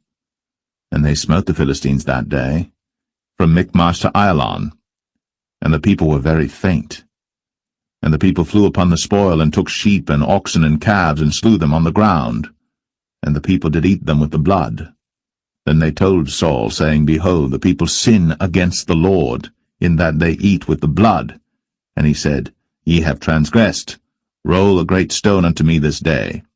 And Saul said, Disperse yourselves among the people, and say unto them, Bring me hither every man his ox, and every man his sheep, and slay them here, and eat, and sin not against the Lord in eating with the blood. And all the people brought every man his ox with him that night, and slew them there. And Saul built an altar unto the Lord. The same was the first altar that he built unto the Lord. And Saul said, Let us go down after the Philistines by night, and spoil them until the morning light, and let us not leave a man of them. And they said, Do whatsoever seemeth good unto thee. Then said the priest, Let us draw near hither unto God. And Saul asked counsel of God, Shall I go down after the Philistines? Wilt thou deliver them into the hand of Israel? But he answered him not that day. And Saul said, Draw ye near hither, all the chief of the people, and know and see wherein this sin hath been this day. For as the Lord liveth, which saveth Israel, though it be in Jonathan my son, he shall surely die. But there was not a man among all the people that answered him. Then said he unto all Israel, Be ye on one side, and I and Jonathan my son will be on the other side. And the people said unto Saul, Do what seemeth good unto thee. Therefore Saul said unto the Lord God of Israel, Give a perfect lot. And Saul and Jonathan were taken, but the people escaped. And Saul said, Cast lots between me and Jonathan my son. And Jonathan was taken. Then Saul said to Jonathan, Tell me what thou hast done. And Jonathan told him, and said, I did but taste a little honey with the end of the rod that was in mine hand, and lo, I must die. And Saul answered, God do so and more also, for thou shalt surely die, Jonathan. And the people said unto Saul, Shall Jonathan die, who hath wrought this great salvation in Israel? God forbid, as the Lord liveth. There shall not one hair of his head fall to the ground, for he hath wrought with God this day. So the people rescued Jonathan, that he died not. Then Saul went up from following the Philistines, and the Philistines went to their own place. So Saul took the kingdom over Israel, and fought against all his enemies on every side, against Moab, and against the children of Ammon, and against Edom, and against the kings of Zobah, and against the Philistines. And whithersoever he turned himself, he vexed them. And he gathered an host, and smote the Amalekites, and delivered Israel out of the hands of them that spoiled them. Now the sons of Saul were Jonathan and Ishui, and Melch-Ishui. And the names of his two daughters were these, the name of the firstborn Merab, and the name of the younger Michal. And the name of Saul's wife was Ahinoam, the daughter of Ahimaaz. And the name of the captain of his host was Abner, the son of Ner, Saul's uncle. And Kish was the father of Saul, and Ner, the father of Abner, was the son of Abiel.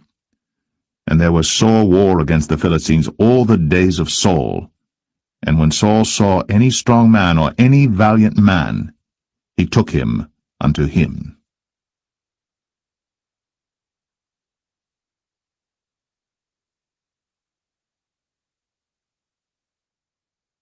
1 Samuel 15. Samuel also said unto Saul, The Lord sent me to anoint thee to be king over his people, over Israel.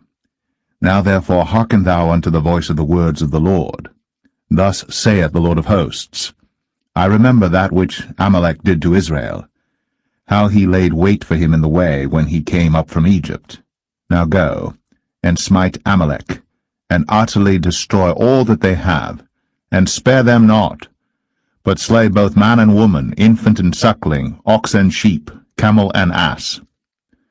And Saul gathered the people together, and numbered them in Telaim 200,000 footmen, and 10,000 men of Judah. And Saul came to a city of Amalek, and laid wait in the valley. And Saul said unto the Kenites, Go, depart, get you down from among the Amalekites, lest I destroy you with them. For ye showed kindness to all the children of Israel when they came up out of Egypt. So the Kenites departed from among the Amalekites. And Saul smote the Amalekites from Havilah until thou comest to Shur, that is over against Egypt. And he took Agag, the king of the Amalekites, alive, and utterly destroyed all the people with the edge of the sword. But Saul and the people spared Agag, and the best of the sheep, and of the oxen, and of the fatlings, and the lambs, and all that was good, and would not utterly destroy them. But everything that was vile and refuse, that they destroyed utterly. Then came the word of the Lord unto Samuel, saying, It repenteth me that I have set up Saul to be king, for he is turned back from following me, and hath not performed my commandments. And it grieved Samuel, and he cried unto the Lord all night. And when Samuel rose early to meet Saul in the morning, it was told Samuel, saying, Saul came to Carmel, and behold, he set him up a place, and is gone about, and passed on, and gone down to Gilgal. And Samuel came to Saul, and Saul said unto him, Blessed be thou of the Lord, I have performed the commandment of the Lord. And Samuel said, What meaneth then this bleating of the sheep in mine ears, and the lowing of the oxen which I hear? And Saul said, They have brought them from the Amalekites, for the people spared the best of the sheep and of the oxen to sacrifice unto the Lord thy God, and the rest we have utterly destroyed. Then Samuel said unto Saul, Stay, and I will tell thee what the Lord hath said to me this night. And he said unto him, Say on. And Samuel said, When thou wast little in thine own sight, wast thou not made the head of the tribes of Israel? And the Lord anointed thee king over Israel? And the Lord sent thee on a journey, and said, Go, and utterly destroy the sinners, the Amalekites, and fight against them until they be consumed. Wherefore then didst thou not obey the voice of the Lord, but didst fly upon the spoil, and didst evil in the sight of the Lord? And Saul said unto Samuel, Yea, I have obeyed the voice of the Lord, and have gone the way which the Lord sent me, and have brought Agag, the king of Amalek, and have utterly destroyed the Amalekites. But the people took of the spoil sheep and oxen, the chief of the things which should have been utterly destroyed, to sacrifice unto the Lord thy God in Gilgal. And Samuel said, Hath the Lord as great delight in burnt offerings and sacrifices as in obeying the voice of the Lord? Behold, to obey is better than sacrifice, and to hearken than the fat of rams.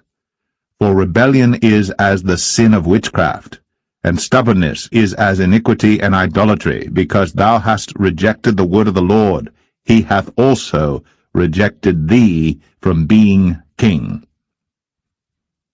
And Saul said unto Samuel, I have sinned, for I have transgressed the commandment of the Lord, and thy words, because I feared the people, and obeyed their voice.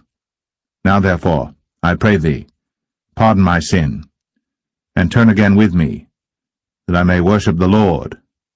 And Samuel said unto Saul, I will not return with thee, for thou hast rejected the word of the Lord, and the Lord hath rejected thee from being king over Israel. And as Samuel turned about to go away, he laid hold upon the skirt of his mantle, and it rent. And Samuel said unto him, The Lord hath rent the kingdom of Israel from thee this day, and hath given it to a neighbor of thine, that is better than thou. And also the strength of Israel will not lie nor repent, for he is not a man that he should repent. Then he said, I have sinned. Yet honor me now, I pray thee, before the elders of my people, and before Israel, and turn again with me, that I may worship the Lord thy God. So Samuel turned again after Saul, and Saul worshipped the Lord. Then said Samuel, Bring ye hither to me Agag the king of the Amalekites. And Agag came unto him delicately, and Agag said, Surely the bitterness of death is past. And Samuel said, As thy sword hath made women childless, so shall thy mother be childless among women. And Samuel hewed Agag in pieces before the Lord in Gilgal. Then Samuel went to Ramah, and Saul went up to his house to Gibeah of Saul. And Samuel came no more to see Saul until the day of his death. Nevertheless Samuel mourned for Saul, and the Lord repented that he had made Saul king over Israel.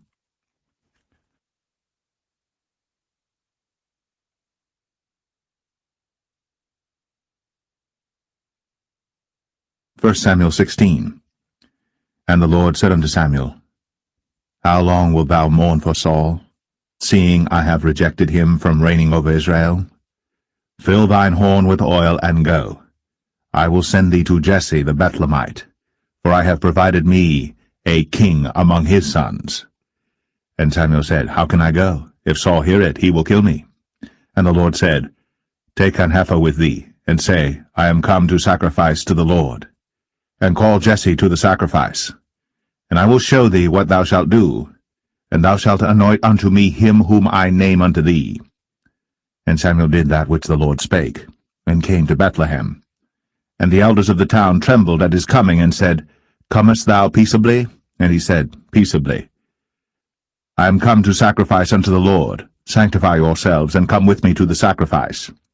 And he sanctified Jesse and his sons, and called them to the sacrifice. And it came to pass, when they were come, that he looked on Eliab, and said, Surely the Lord's anointed is before him.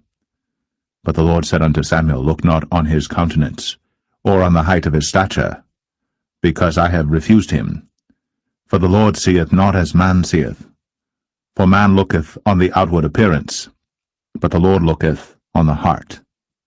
Then Jesse called Abinadab, and made him pass before Samuel, and he said, Neither hath the Lord chosen this. Then Jesse made Shammah to pass by, and he said, Neither hath the Lord chosen this. Again Jesse made 7 of his sons to pass before Samuel. And Samuel said unto Jesse, The Lord hath not chosen these. And Samuel said unto Jesse, Are here all thy children? And he said, There remaineth yet the youngest, and behold, he keepeth the sheep. And Samuel said unto Jesse, Send and fetch him, for we will not sit down till he come hither. And he sent and brought him in. Now he was ruddy, and withal of a beautiful countenance, and goodly to look to. And the Lord said, Arise, anoint him, for this is he. Then Samuel took the horn of oil, and anointed him in the midst of his brethren. And the Spirit of the Lord came upon David from that day forward. So Samuel rose up, and went to Ramah. But the Spirit of the Lord departed from Saul, and an evil spirit from the Lord troubled him. And Saul's servant said unto him, Behold now, an evil spirit from God troubleth thee. Let our Lord now command thy servants, which are before thee, to seek out a man who is a cunning player on an harp.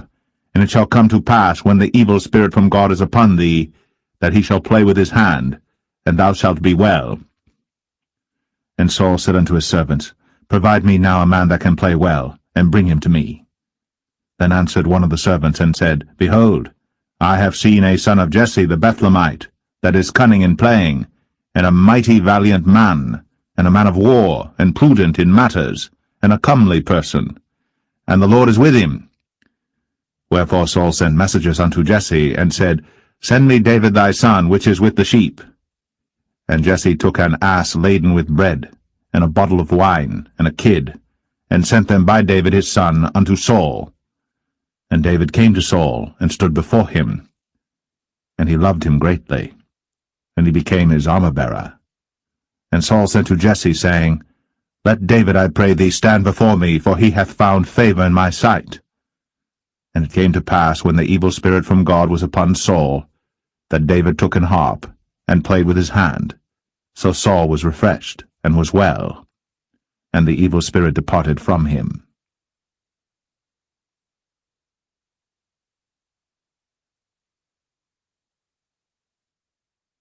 1 Samuel 17.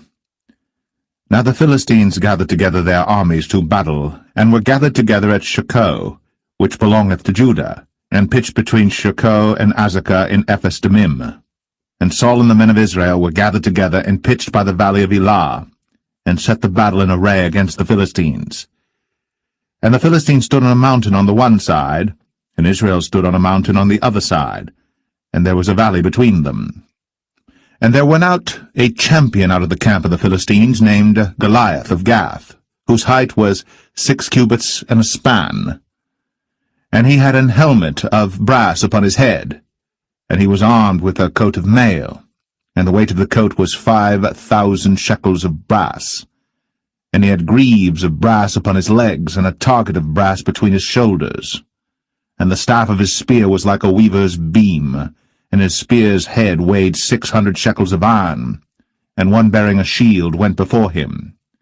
And he stood and cried unto the armies of Israel, and said unto them, Why are ye come out to set your battle in array? Am not I a Philistine, and ye servants to Saul?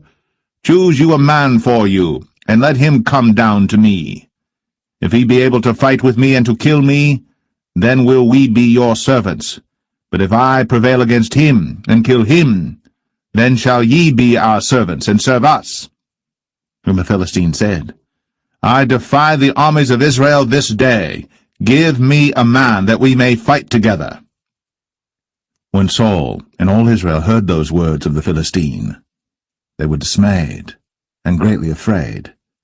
Now David was the son of that Ephrathite of Bethlehem, Judah, whose name was Jesse, and he had 8 sons. And the man went among men for an old man in the days of Saul. And the 3 eldest sons of Jesse went and followed Saul to the battle. And the names of his 3 sons that went to the battle were Eliab the firstborn, and next unto him Abinadab, and the third Shammah. And David was the youngest, and the 3 eldest followed Saul. But David went and returned from Saul to feed his father's sheep at Bethlehem. And the Philistine drew near morning and evening, and presented himself 40 days. And Jesse said unto David his son, Take now for thy brethren an ephah of this parched corn, and these 10 loaves, and run to the camp to thy brethren. And carry these 10 cheeses unto the captain of their 1,000, and look how thy brethren fare, and take their pledge. Now Saul and they, and all the men of Israel, were in the valley of Elah, fighting with the Philistines. And David rose up early in the morning, and left the sheep with a keeper, and took and went, as Jesse had commanded him. And he came to the trench, as the host was going forth to the fight, and shouted for the battle. For Israel and the Philistines had put the battle in array, army against army. And David left his carriage in the hand of the keeper of the carriage, and ran into the army, and came and saluted his brethren. And as he talked with them, behold, there came up the champion, the Philistine of Gath, Goliath by name, out of the armies of the Philistines, and spake according to the same words, and David heard them. And all the men of Israel, when they saw the man, fled from him, and were sore afraid. And the men of Israel said, Have ye seen this man that is come up? Surely to defy Israel is he come up. And it shall be that the man who killeth him, the king will enrich him with great riches, and will give him his daughter, and make his father's house free in Israel. And David spake to the men that stood by him, saying, What shall be done to the man that killeth this Philistine, and taketh away the reproach from Israel? For who is this uncircumcised Philistine, that he should defy the armies of the living God? And the people answered him after this manner, saying, So shall it be done to the man that killeth him. And Eliab, his eldest brother, heard when he spake unto the men. And Eliab's anger was kindled against David, and he said, Why camest thou down hither? And with whom hast thou left those few sheep in the wilderness? I know thy pride, and the naughtiness of thine heart, for thou art come down that thou mightest see the battle. And David said, What have I now done? Is there not a cause? And he turned from him toward another, and spake after the same manner. And the people answered him again after the former manner. And when the words were heard which David spake, they rehearsed them before Saul. And he sent for him. And David said to Saul, Let no man's heart fail because of him. Thy servant will go and fight with this Philistine. And Saul said to David, Thou art not able to go against this Philistine to fight with him, for thou art but a youth, and he a man of war from his youth. And David said unto Saul, Thy servant kept his father's sheep, and there came a lion and a bear, and took a lamb out of the flock. And I went out after him, and smote him, and delivered it out of his mouth. And when he arose against me, I caught him by his beard, and smote him, and slew him. Thy servant slew both the lion and the bear, and this uncircumcised Philistine shall be as one of them, seeing he hath defied the armies of the living God. David said, moreover, The Lord that delivered me out of the paw of the lion, and out of the paw of the bear, he will deliver me out of the hand of this Philistine. And Saul said unto David, Go, and the Lord be with thee. And Saul armed David with his armor, and he put an helmet of brass upon his head. Also he armed him with a coat of mail. And David girded his sword upon his armor, and he essayed to go, for he had not proved it. And David said unto Saul, I cannot go with these, for I have not proved them. And David put them off him. And he took his staff in his hand, and chose him 5 smooth stones out of the brook, and put them in a shepherd's bag which he had, even in a scrip, and his sling was in his hand. And he drew near to the Philistine. And the Philistine came on and drew near unto David, and the man that bare the shield went before him. And when the Philistine looked about and saw David, he disdained him, for he was but a youth, and ruddy, and of a fair countenance. And the Philistine said unto David, Am I a dog that thou comest to me with staves? And the Philistine cursed David by his gods. And the Philistine said to David, Come to me, and I will give thy flesh unto the fowls of the air, and to the beasts of the field. Then said David to the Philistine, Thou comest to me with a sword, and with a spear, and with a shield. But I come to thee in the name of the Lord of hosts, the God of the armies of Israel, whom thou hast defied. This day will the Lord deliver thee into mine hand, and I will smite thee, and take thine head from thee. And I will give the carcasses of the host of the Philistines this day unto the fowls of the air, and to the wild beasts of the earth, that all the earth may know that there is a God in Israel. And all this assembly shall know that the Lord saveth not with sword and spear, for the battle is the Lord's, and he will give you into our hands. And it came to pass, when the Philistine arose, and came and drew nigh to meet David, that David hasted, and ran toward the army to meet the Philistine. And David put his hand in his bag, and took thence a stone, and slang it, and smote the Philistine in his forehead, that the stone sunk into his forehead, and he fell upon his face to the earth. So David prevailed over the Philistine with a sling and with a stone, and smote the Philistine, and slew him. But there was no sword in the hand of David. Therefore David ran, and stood upon the Philistine, and took his sword, and drew it out of the sheath thereof, and slew him, and cut off his head therewith. And when the Philistines saw their champion was dead, they fled. And the men of Israel and of Judah arose, and shouted, and pursued the Philistines until thou come to the valley, and to the gates of Ekron. And the wounded of the Philistines fell down by the way to Sharaim, even unto Gath and unto Ekron. And the children of Israel returned from chasing after the Philistines, and they spoiled their tents. And David took the head of the Philistine, and brought it to Jerusalem, but he put his armor in his tent. And when Saul saw David go forth against the Philistines, he said unto Abner, the captain of the host, Abner, whose son is this youth? And Abner said, As thy soul liveth, O king, I cannot tell. And the king said, Inquire thou whose son the stripling is. And as David returned from the slaughter of the Philistine, Abner took him, and brought him before Saul with the head of the Philistine in his hand. And Saul said to him, Whose son art thou, thou young man? And David answered, I am the son of thy servant Jesse, the Bethlehemite.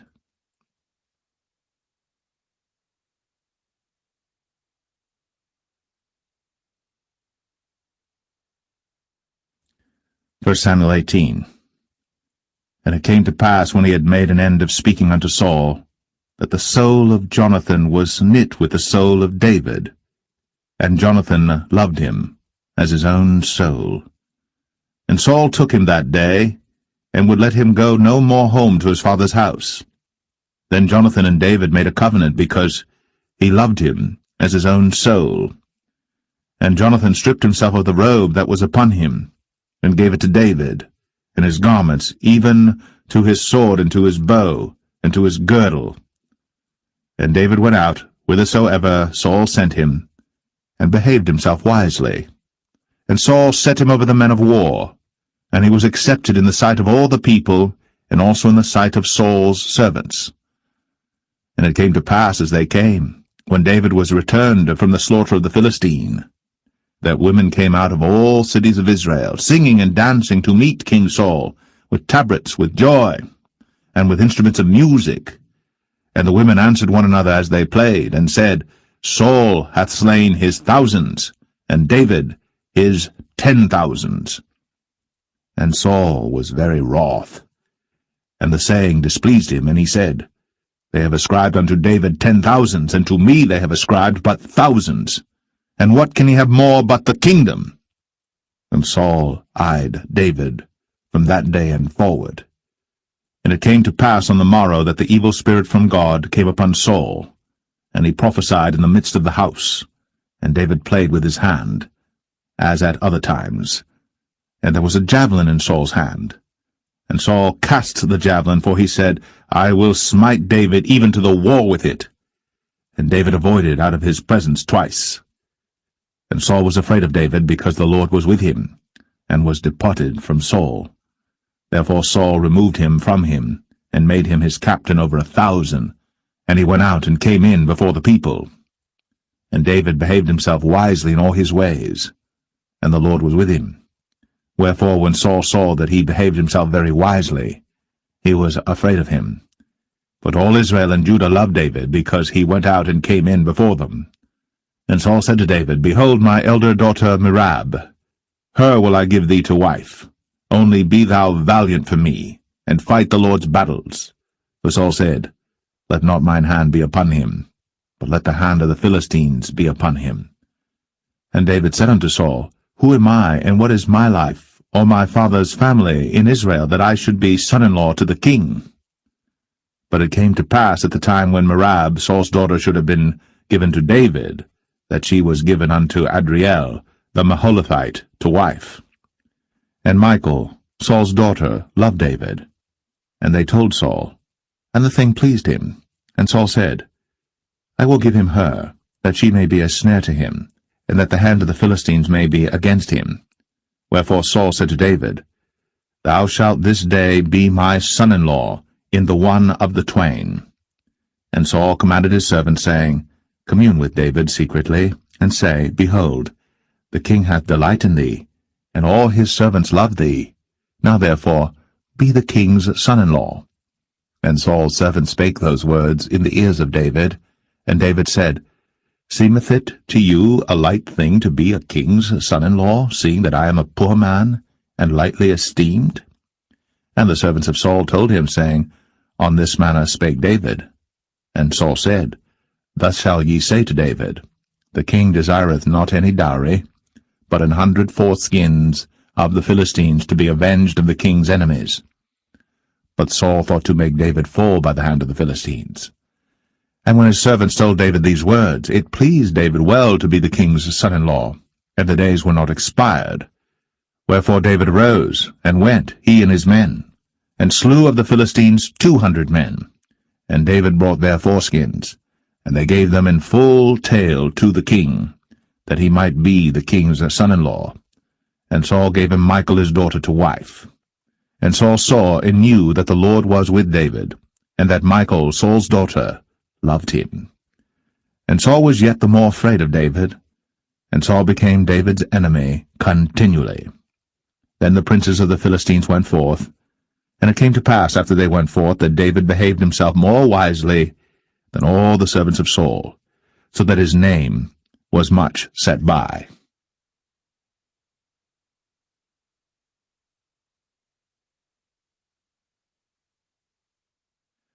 1 Samuel 19. And Saul spake to Jonathan his son, and to all his servants, that they should kill David. But Jonathan Saul's son delighted much in David. And Jonathan told David, saying, Saul my father seeketh to kill thee. Now therefore I pray thee, take heed to thyself until the morning, and abide in a secret place, and hide thyself. And I will go out and stand beside my father in the field where thou art, and I will commune with my father of thee, and what I see, that I will tell thee. And Jonathan spake good of David unto Saul his father, and said unto him, Let not the king sin against his servant, against David, because he hath not sinned against thee, and because his works have been to thee ward very good. For he did put his life in his hand, and slew the Philistine. And the Lord wrought a great salvation for all Israel. Thou sawest it, and didst rejoice. Wherefore then wilt thou sin against innocent blood, to slay David without a cause? And Saul hearkened unto the voice of Jonathan. And Saul sware, As the Lord liveth, he shall not be slain. And Jonathan called David. And Jonathan showed him all those things. And Jonathan brought David to Saul, and he was in his presence, as in times past. And there was war again, and David went out and fought with the Philistines, and slew them with a great slaughter, and they fled from him. And the evil spirit from the Lord was upon Saul, as he sat in his house with his javelin in his hand. And David played with his hand. And Saul sought to smite David even to the wall with the javelin, but he slipped away out of Saul's presence.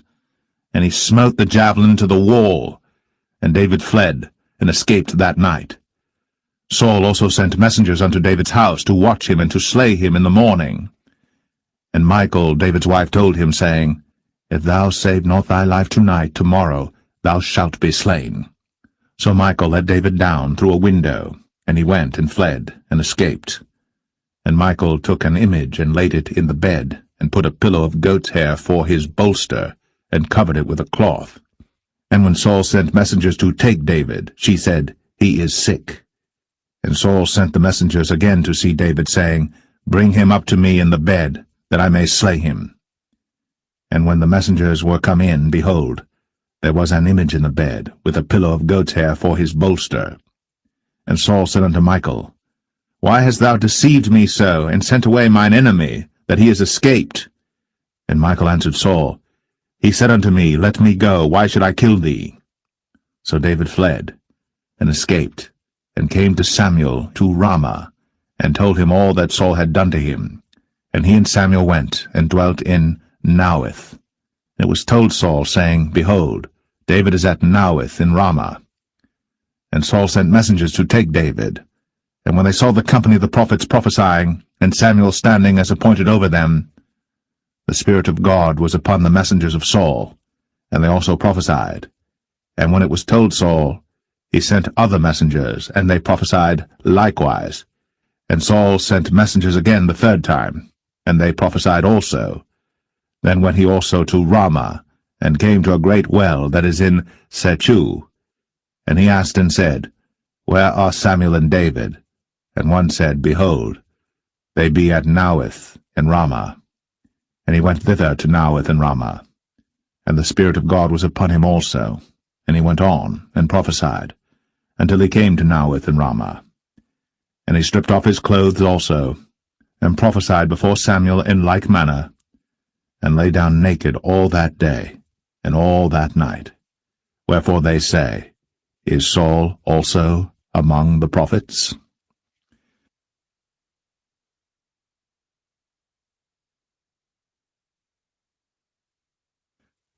First Samuel 20. And David fled from Naueth in Ramah, and came and said before Jonathan, What have I done? What is mine iniquity? And what is my sin before thy father, that he seeketh my life? And he said unto him, God forbid, thou shalt not die. Behold, my father will do nothing either great or small, but that he will show it me.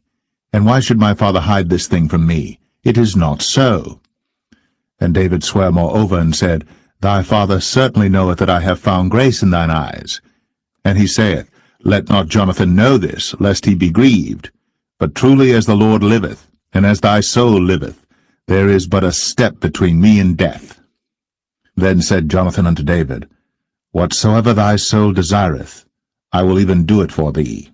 And David said unto Jonathan, Behold, tomorrow is the new moon, and I should not fail to sit with the king at meat, but let me go, that I may hide myself in the field unto the 3rd day at even. If thy father-in-law miss me, then say, David earnestly asked leave of me that he might run to Bethlehem his city, for there is a yearly sacrifice there for all the family. If he say thus, it is well, thy servant shall have peace. But if he be very wroth, then be sure that evil is determined by him. Therefore thou shalt deal kindly with thy servant, for thou hast brought thy servant into a covenant of the Lord with thee. Notwithstanding, if there be in me iniquity, slay me thyself. For why shouldest thou bring me to thy father? And Jonathan said, Far be it from thee, for if I knew certainly that evil were determined by my father to come upon thee, then would not I tell it thee? Then said David to Jonathan, Who shall tell me? Or what if thy father answer thee roughly? And Jonathan said unto David, Come, and let us go out into the field. And they went out, both of them, into the field. And Jonathan said unto David, O Lord God of Israel, when I have sounded my father about tomorrow any time, or the 3rd day, and behold, if there be good toward David, and I then send not unto thee, and show it thee, the Lord do so, and much more to Jonathan. But if it please my father to do thee evil, then I will show it thee, and send thee away, that thou mayest go in peace, and the Lord be with thee, as he hath been with my father. And thou shalt not only while yet I live show me the kindness of the Lord, that I die not, but also thou shalt not cut off thy kindness from my house for ever, no, not when the Lord hath cut off the enemies of David every one from the face of the earth. So Jonathan made a covenant with the house of David, saying, Let the Lord even require it at the hand of David's enemies. And Jonathan caused David to swear again, because he loved him, for he loved him as he loved his own soul. Then Jonathan said to David, Tomorrow is the new moon, and thou shalt be missed, because thy seat will be empty. And when thou hast stayed 3 days, then thou shalt go down quickly, and come to the place where thou didst hide thyself when the business was in hand, and shalt remain by the stone Zelle. And I will shoot 3 arrows on the side thereof, as though I shot at a mark, and behold, I will send a lad, saying, Go, find out the arrows. If I expressly say unto the lad, Behold, the arrows are on this side of thee, take them, then come thou. For there is peace to thee, and no hurt, as the Lord liveth. But if I say thus unto the young man, Behold, the arrows are beyond thee, go thy way, for the Lord hath sent thee away. And as touching the matter which thou and I have spoken of, behold, the Lord be between thee and me for ever. So David hid himself in the field. And when the new moon was come, the king sat him down to eat meat. And the king sat upon his seat as at other times, even upon a seat by the wall. And Jonathan arose, and Abner sat by Saul's side, and David's place was empty. Nevertheless Saul spake not anything that day, for he thought, Something hath befallen him. He is not clean. Surely he is not clean. And it came to pass on the morrow, which was the 2nd day of the month, that David's place was empty. And Saul said unto Jonathan his son, Wherefore cometh not the son of Jesse to meat, neither yesterday nor today?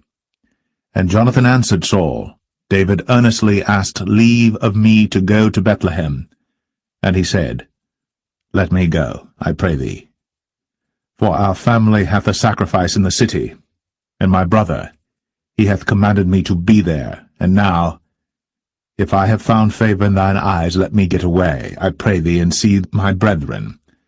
Therefore he cometh not unto the king's table. Then Saul's anger was kindled against Jonathan. And he said unto him, Thou son of the perverse, rebellious woman, do not I know that thou hast chosen the son of Jesse to thine own confusion, and unto the confusion of thy mother's nakedness? For as long as the son of Jesse liveth upon the ground, thou shalt not be established, nor thy kingdom. Wherefore, now send and fetch him unto me, for he shall surely die. And Jonathan answered Saul his father, and said unto him, Wherefore shall he be slain? What hath he done? And Saul cast a javelin at him to smite him, whereby Jonathan knew that it was determined of his father to slay David. So Jonathan arose from the table in fierce anger, and did eat no meat the 2nd day of the month, for he was grieved for David, because his father had done him shame. And it came to pass in the morning that Jonathan went out into the field at the time appointed with David, and a little lad with him. And he said unto his lad, Run, find out now the arrows which I shoot. And as the lad ran, he shot an arrow beyond him. And when the lad was come to the place of the arrow which Jonathan had shot, Jonathan cried after the lad, and said, Is not the arrow beyond thee? And Jonathan cried after the lad, Make speed, haste, stay not. And Jonathan's lad gathered up the arrows, and came to his master. But the lad knew not anything, only Jonathan and David knew the matter. And Jonathan gave his artillery unto his lad, and said unto him, Go, carry them to the city. And as soon as the lad was gone, David arose out of a place toward the south, and fell on his face to the ground, and bowed himself 3 times. And they kissed one another, and wept one with another, until David exceeded. And Jonathan said to David, Go in peace, for as much as we have sworn both of us in the name of the Lord, saying, The Lord be between me and thee, and between my seed and thy seed forever. And he arose, and departed. Then Jonathan went into the city.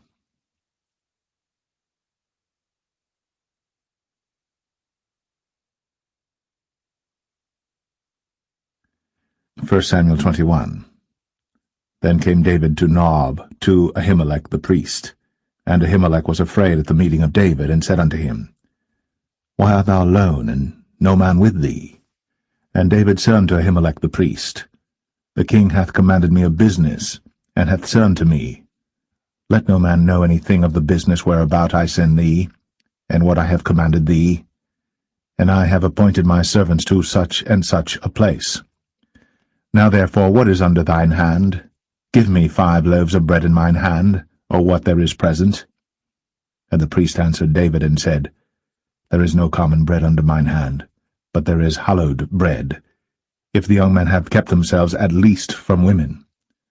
And David answered the priest, and said unto him, Of a truth, women have been kept from us, about these 3 days, since I came out. And the vessels of the young men are holy, and the bread is in a manner common, yea, though it was sanctified this day in the vessel. So the priests gave him hallowed bread, for there was no bread there but the showbread, that was taken from before the Lord, to put hot bread in the day when it was taken away. Now a certain man of the servants of Saul was there that day, detained before the Lord, and his name was Doeg, an Edomite, the chiefest of the herdmen that belonged to Saul. And David said unto Ahimelech, And is there not here under thine hand spear or sword? For I have neither brought my sword nor my weapons with me, because the king's business required haste. And the priest said, The sword of Goliath the Philistine, whom thou slewest in the valley of Elah, behold, it is here, wrapped in a cloth behind the ephod. If thou wilt take that, take it, for there is no other save that here. And David said, There is none like that, give it me. And David arose, and fled that day for fear of Saul, and went to Achish, the king of Gath. And the servants of Achish said unto him, Is not this David the king of the land? Did they not sing one to another of him in dances, saying, Saul hath slain his thousands, and David his 10,000s? And David laid up these words in his heart, and was sore afraid of Achish, the king of Gath. And he changed his behavior before them, and feigned himself mad in their hands, and scrabbled on the doors of the gate, and let his spittle fall down upon his beard. Then said Achish unto his servants, Lo, ye see the man is mad. Wherefore then have ye brought him to me? Have I need of madmen, that ye have brought this fellow to play the madman in my presence? Shall this fellow come into my house?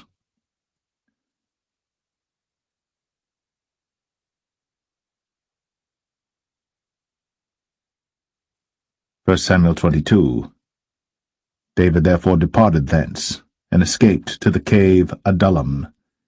And when his brethren and all his father's house heard it, they went down thither to him.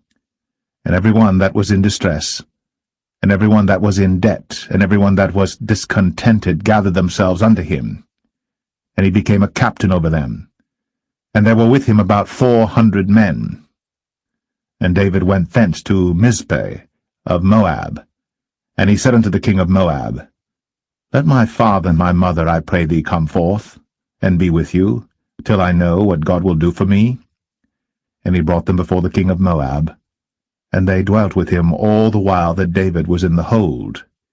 And the prophet Gad said unto David, Abide not in the hold, depart, and get thee into the land of Judah.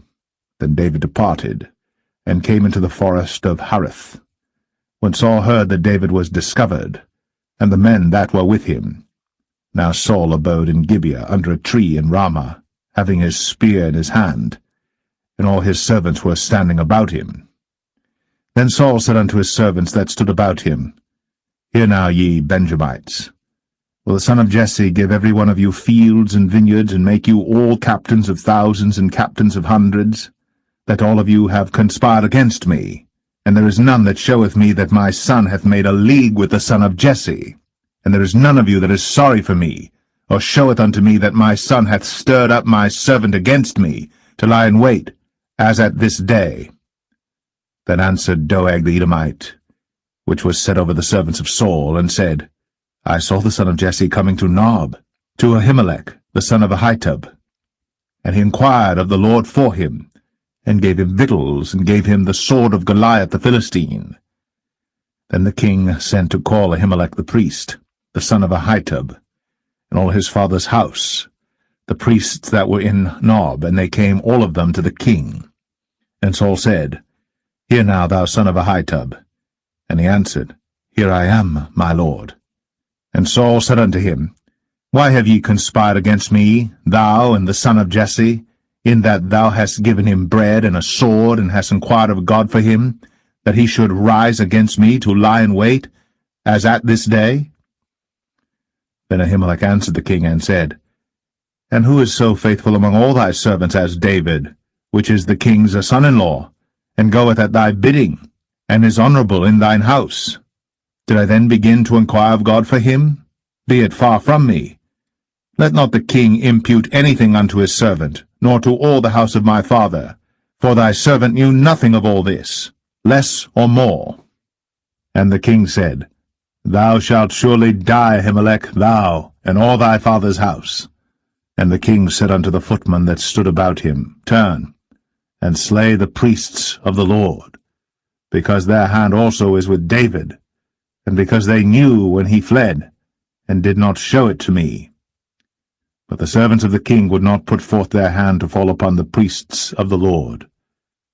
And the king said to Doeg, Turn thou, and fall upon the priests. And Doeg the Edomite turned, and he fell upon the priests, and slew on that day 75 persons that did wear a linen ephod. And Nob, the city of the priests, smote he with the edge of the sword, both men and women, children and sucklings, and oxen and asses, and sheep, with the edge of the sword. And one of the sons of Ahimelech, the son of Ahitub, named Abiathar, escaped, and fled after David.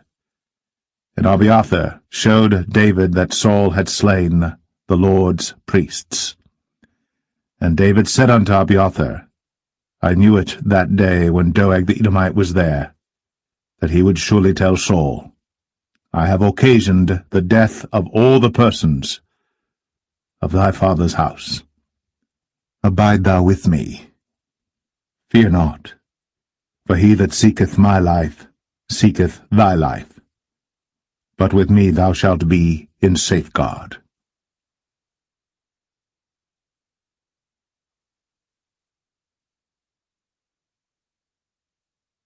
1 Samuel 23. Then they told David, saying, Behold, the Philistines fight against Keilah, and they rob the threshing floors. Therefore David inquired of the Lord, saying, Shall I go and smite these Philistines? And the Lord said unto David, Go, and smite the Philistines, and save Keilah. And David's men said unto him, Behold, we be afraid here in Judah. How much more then if we come to Keilah against the armies of the Philistines? Then David inquired of the Lord yet again. And the Lord answered him and said, Arise, go down to Keilah, for I will deliver the Philistines into thine hand. So David and his men went to Keilah, and fought with the Philistines, and brought away their cattle, and smote them with a great slaughter. So David saved the inhabitants of Keilah. And it came to pass, when Abiathar, the son of Ahimelech, fled to David to Keilah, that he came down with an ephod in his hand. And it was told Saul that David was come to Keilah, and Saul said, God hath delivered him into mine hand, for he is shut in, by entering into a town that hath gates and bars. And Saul called all the people together to war, to go down to Keilah, to besiege David and his men. And David knew that Saul secretly practiced mischief against him. And he said to Abiathar the priest, Bring hither the ephod. Then said David, O Lord God of Israel, Thy servant hath certainly heard that Saul seeketh to come to Keilah, to destroy the city for my sake. Will the men of Keilah deliver me up into his hand? Will Saul come down as thy servant hath heard? O Lord God of Israel, I beseech thee, tell thy servant. And the Lord said, He will come down. Then said David, Will the men of Keilah deliver me and my men into the hand of Saul? And the Lord said, They will deliver thee up. Then David and his men, which were about 600, arose, and departed out of Keilah, and went whithersoever they could go. And it was told Saul that David was escaped from Keilah, and he forbare to go forth. And David abode in the wilderness in strongholds, and remained in a mountain in the wilderness of Ziph. And Saul sought him every day, but God delivered him not into his hand. And David saw that Saul was come out to seek his life. And David was in the wilderness of Ziph in a wood. And Jonathan, Saul's son, arose, and went to David into the wood, and strengthened his hand in God. And he said unto him, Fear not, for the hand of Saul my father shall not find thee, and thou shalt be king over Israel, and I shall be next unto thee, and that also Saul my father knoweth. And they two made a covenant before the Lord. And David abode in the wood, and Jonathan went to his house. Then came up the Ziphites to Saul to Gibeah, saying, Doth not David hide himself with us in strongholds in the wood, in the hill of Hachilah, which is on the south of Jeshimon? Now therefore, O king, come down according to all the desire of thy soul to come down, and our part shall be to deliver him into the king's hand. And Saul said, Blessed be ye of the Lord, for ye have compassion on me. Go, I pray you, prepare yet, and know and see his place where his haunt is, and who hath seen him there? For it is told me that he dealeth very subtly. See therefore, and take knowledge of all the lurking places where he hideth himself, and come ye again to me with the certainty, and I will go with you. And it shall come to pass, if he be in the land, that I will search him out throughout all the thousands of Judah. And they arose, and went to Ziph before Saul. But David and his men were in the wilderness of Maon, in the plain on the south of Jeshimon. Saul also and his men went to seek him, and they told David, wherefore he came down into a rock, and abode in the wilderness of Maon. And when Saul heard that, he pursued after David in the wilderness of Maon. And Saul went on this side of the mountain, and David and his men on that side of the mountain. And David made haste to get away for fear of Saul. For Saul and his men compassed David and his men round about to take them. But there came a messenger unto Saul, saying, Haste thee, and come, for the Philistines have invaded the land. Wherefore Saul returned from pursuing after David, and went against the Philistines. Therefore they called that place Selah Hamalekoth. And David went up from thence, and dwelt in strongholds at En-gedi.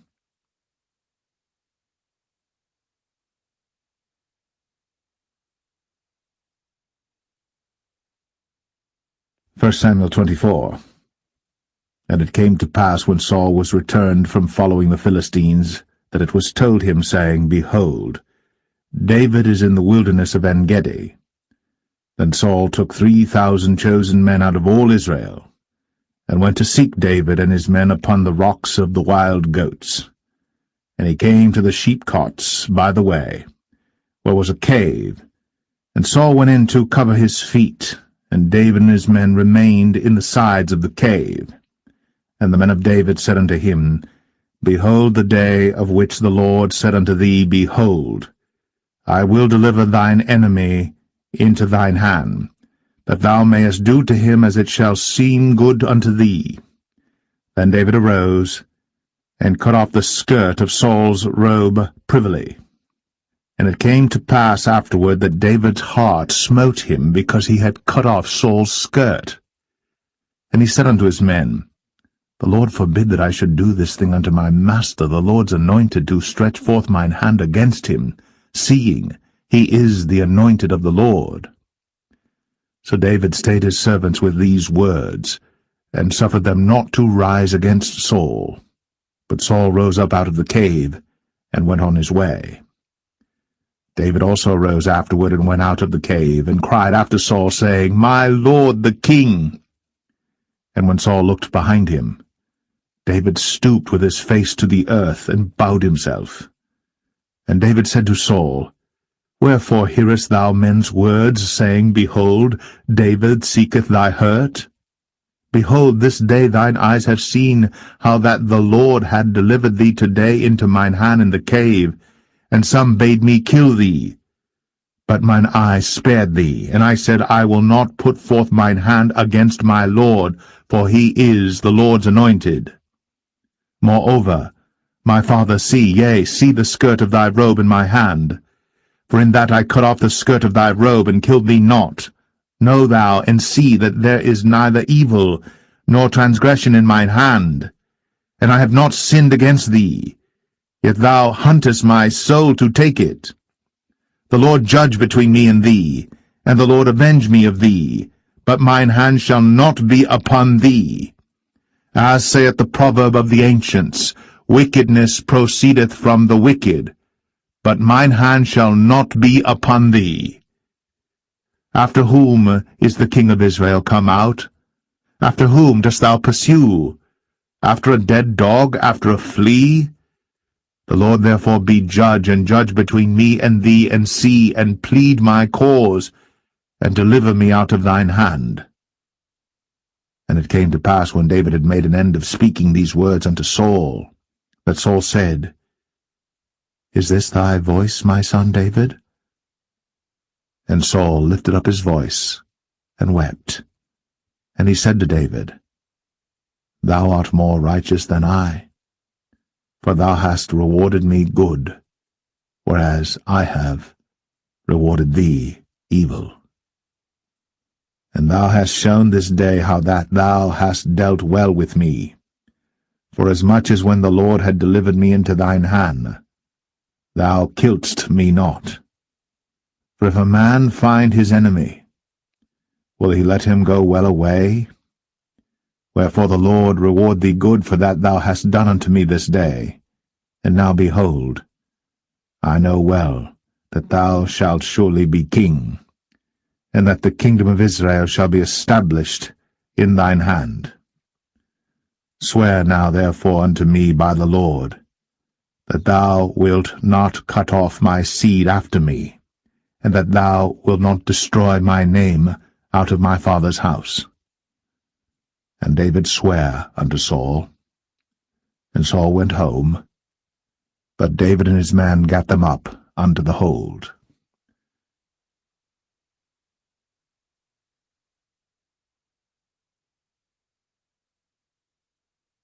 1 Samuel 25. And Samuel died, and all the Israelites were gathered together, and lamented him, and buried him in his house at Ramah. And David arose and went down to the wilderness of Paran. And there was a man in Maon whose possessions were in Carmel, and the man was very great. And he had 3,000 sheep and 1,000 goats, and he was shearing his sheep in Carmel. Now the name of the man was Nabal, and the name of his wife Abigail. And she was a woman of good understanding, and of a beautiful countenance. But the man was churlish and evil in his doings, and he was of the house of Caleb. And David heard in the wilderness that Nabal did shear his sheep. And David sent out 10 young men, and David said unto the young men, Get you up to Carmel, and go to Nabal, and greet him in my name. And thus shall ye say to him that liveth in prosperity, Peace be both to thee, and peace be to thine house, and peace be unto all that thou hast. And now I have heard that thou hast shearers. Now thy shepherds which were with us, we hurt them not, neither was there aught missing unto them all the while they were in Carmel. Ask thy young men, and they will show thee. Wherefore let the young men find favour in thine eyes. For we come in a good day. Give, I pray thee, whatsoever cometh to thine hand unto thy servants, and to thy son David. And when David's young men came, they spake to Nabal according to all those words in the name of David, and ceased. And Nabal answered David's servants, and said, Who is David? And who is the son of Jesse? There be many servants nowadays that break away every man from his master. Shall I then take my bread and my water and my flesh that I have killed for my shearers, and give it unto men whom I know not whence they be? So David's young men turned their way, and went again, and came and told him all those sayings. And David said unto his men, Gird ye on every man his sword. And they girded on every man his sword. And David also girded on his sword. And there went up after David about 400 men, and 200 abode by the stuff. But one of the young men told Abigail, Nabal's wife, saying, Behold, David sent messengers out of the wilderness to salute our master, and he railed on them. But the men were very good unto us, and we were not hurt, neither missed we anything as long as we were conversant with them when we were in the fields. They were a wall unto us both by night and day. All the while we were with them keeping the sheep. Now therefore know and consider what thou wilt do, for evil is determined against our master, and against all his household. For he is such a son of Belial, that a man cannot speak to him. Then Abigail made haste, and took 200 loaves and 2 bottles of wine, and 5 sheep ready dressed, and 5 measures of parched corn, and 100 clusters of raisins, and 200 cakes of figs, and laid them on asses. And she said unto her servants, Go on before me, behold, I come after you. But she told not her husband Nabal. And it was so, as she rode on the ass, that she came down by the covert of the hill, and behold, David and his men came down against her, and she met them. Now David had said, Surely in vain have I kept all that this fellow hath in the wilderness, so that nothing was missed of all that pertained unto him. And he hath requited me evil for good. So, and more also do God unto the enemies of David, if I leave of all that pertain to him by the morning light any that pisseth against the wall. And when Abigail saw David, she hasted, and lighted off the ass, and fell before David on her face, and bowed herself to the ground, and fell at his feet, and said, Upon me, my lord, upon me let this iniquity be, and let thine handmaid, I pray thee, speak in thine audience, and hear the words of thine handmaid. Let not, my lord, I pray thee, regard this man of Belial, even Nabal. For as his name is, so is he. Nabal is his name, and folly is with him. But I, thine handmaid, saw not the young men of my lord, whom thou didst send. Now therefore, my lord, as the Lord liveth, and as thy soul liveth, seeing the Lord hath withholden thee from coming to shed blood, and from avenging thyself with thine own hand, now let thine enemies, and they that seek evil to my lord, be as Nabal. And now this blessing which thine handmaid hath brought unto my lord, let it even be given unto the young men that follow my lord. I pray thee, forgive the trespass of thine handmaid, for the Lord will certainly make my lord a sure house, because my lord fighteth the battles of the Lord, and evil hath not been found in thee all thy days. Yet a man is risen to pursue thee, and to seek thy soul. But the soul of my Lord shall be bound in the bundle of life with the Lord thy God, and the souls of thine enemies. Them shall he sling out, as out of the middle of a sling. And it shall come to pass, when the Lord shall have done to my Lord according to all the good that he hath spoken concerning thee, and shall have appointed thee ruler over Israel, that this shall be no grief unto thee, nor offence of heart unto my Lord, either that thou hast shed blood causeless, or that my Lord hath avenged himself. But when the Lord shall have dealt well with my Lord, then remember thine handmaid. And David said to Abigail, Blessed be the Lord God of Israel, which sent thee this day to meet me. And blessed be thy advice, and blessed be thou, which hast kept me this day from coming to shed blood, and from avenging myself with mine own hand. For in very deed, as the Lord God of Israel liveth, which hath kept me back from hurting thee, except thou hadst hasted and come to meet me, surely there had not been left unto Nabal by the morning light any that pisseth against the wall. So David received of her hand that which she had brought him, and said unto her, Go up in peace to thine house. See, I have hearkened to thy voice, and have accepted thy person. And Abigail came to Nabal, and behold, he held a feast in his house, like the feast of a king. And Nabal's heart was merry within him, for he was very drunken. Wherefore she told him nothing, less or more, until the morning light. But it came to pass in the morning, when the wine was gone out of Nabal, and his wife had told him these things, that his heart died within him, and he became as a stone. And it came to pass about 10 days after, that the Lord smote Nabal, that he died. And when David heard that Nabal was dead, he said, Blessed be the Lord, that hath pleaded the cause of my reproach from the hand of Nabal, and hath kept his servant from evil. For the Lord hath returned the wickedness of Nabal upon his own head. And David sent and communed with Abigail, to take her to him to wife. And when the servants of David were come to Abigail to Carmel, they spake unto her, saying, David sent us unto thee, to take thee to him to wife. And she arose, and bowed herself on her face to the earth, and said, Behold, let thine handmaid be a servant to wash the feet of the servants of my Lord. And Abigail hasted, and arose, and rode upon an ass, with 5 damsels of hers that went after her. And she went after the messengers of David, and became his wife. David also took Ahinoam of Jezreel, and they were also both of them his wives. But Saul had given Michal his daughter, David's wife, to Phalti, the son of Laish, which was of Galim.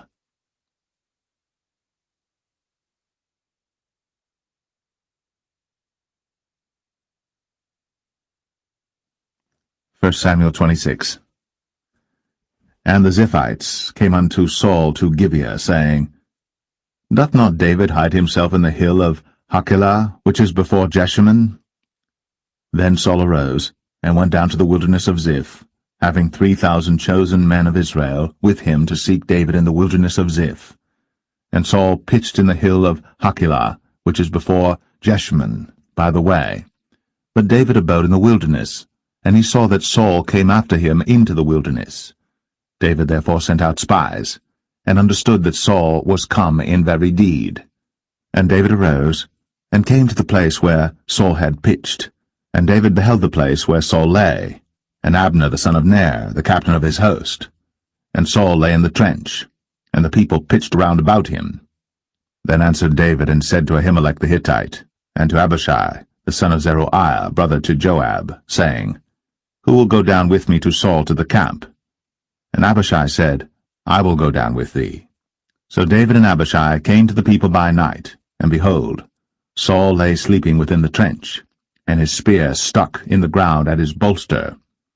But Abner and the people lay round about him. Then said Abishai to David, God hath delivered thine enemy into thine hand this day. Now therefore let me smite him, I pray thee, with the spear even to the earth at once, and I will not smite him the second time. And David said to Abishai, Destroy him not, for who can stretch forth his hand against the Lord's anointed, and be guiltless? David said furthermore, As the Lord liveth, the Lord shall smite him, or his day shall come to die, or he shall descend into battle and perish. The Lord forbid that I should stretch forth mine hand against the Lord's anointed. But I pray thee, take thou now the spear that is at his bolster, and the cruse of water, and let us go. So David took the spear and the cruse of water from Saul's bolster, and they gat them away, and no man saw it, nor knew it, neither awaked, for they were all asleep, because a deep sleep from the Lord was fallen upon them. Then David went over to the other side, and stood on the top of an hill afar off, a great space being between them. And David cried to the people, and to Abner the son of Ner, saying, Answerest thou not, Abner? Then Abner answered and said, Who art thou that criest to the king? And David said to Abner, Art not thou a valiant man? And who is like to thee in Israel? Wherefore then hast thou not kept thy lord the king? For there came one of the people in to destroy the king thy lord. This thing is not good that thou hast done. As the Lord liveth, ye are worthy to die, because ye have not kept your master the Lord's anointed. And now see where the king's spear is, and the cruse of water that was at his bolster. And Saul knew David's voice, and said, Is this thy voice, my son, David? And David said, It is my voice, my lord, O king. And he said, Wherefore doth my lord thus pursue after his servant? For what have I done, or what evil is in mine hand? Now therefore, I pray thee, let my lord the king hear the words of his servant. If the Lord have stirred thee up against me, let him accept an offering. But if they be the children of men, cursed be they before the Lord, for they have driven me out this day from abiding in the inheritance of the Lord, saying, Go serve other gods. Now therefore, let not my blood fall to the earth before the face of the Lord.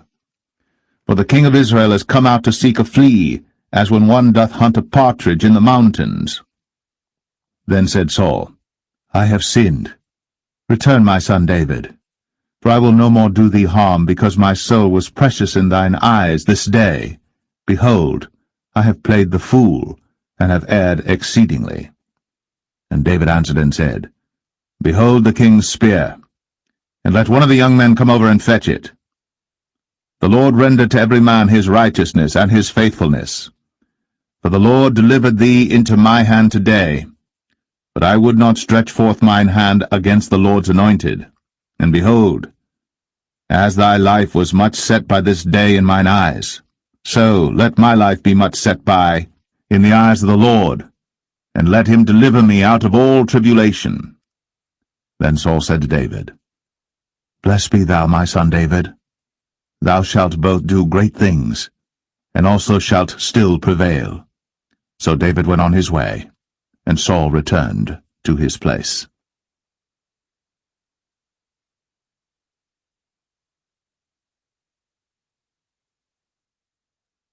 1 Samuel 27. And David said in his heart, I shall now perish one day by the hand of Saul. There is nothing better for me than that I should speedily escape into the land of the Philistines, and Saul shall despair of me, to seek me any more in any coast of Israel. So shall I escape out of his hand. And David arose, and he passed over with the 600 men that were with him unto Achish, the son of Maoch, king of Gath. And David dwelt with Achish at Gath, he and his men, every man with his household, even David with his 2 wives, Ahinoam the Jezreelitess, and Abigail the Carmelitess, Nabal's wife. And it was told Saul that David was fled to Gath, and he sought no more again for him. And David said unto Achish, If I have now found grace in thine eyes, let them give me a place in some town in the country, that I may dwell there. For why should thy servant dwell in the royal city with thee? Then Achish gave him Ziklag that day. Wherefore Ziklag pertaineth unto the kings of Judah unto this day. And the time that David dwelt in the country of the Philistines was a full year and 4 months. And David and his men went up, and invaded the Geshurites, and the Gezrites, and the Amalekites. For those nations were of old the inhabitants of the land, as thou goest to Shur, even unto the land of Egypt. And David smote the land, and left neither man nor woman alive, and took away the sheep and the oxen and the asses and the camels and the apparel, and returned and came to Achish. And Achish said, Whither have ye made a road today? And David said, Against the south of Judah, and against the south of the Jerahmeelites, and against the south of the Kenites. And David saved neither man nor woman alive, to bring tidings to Gath, saying, Lest they should tell on us, saying, So did David, and so will be his manner all the while he dwelleth in the country of the Philistines. And Achish believed David, saying, He hath made his people Israel utterly to abhor him. Therefore he shall be my servant for ever.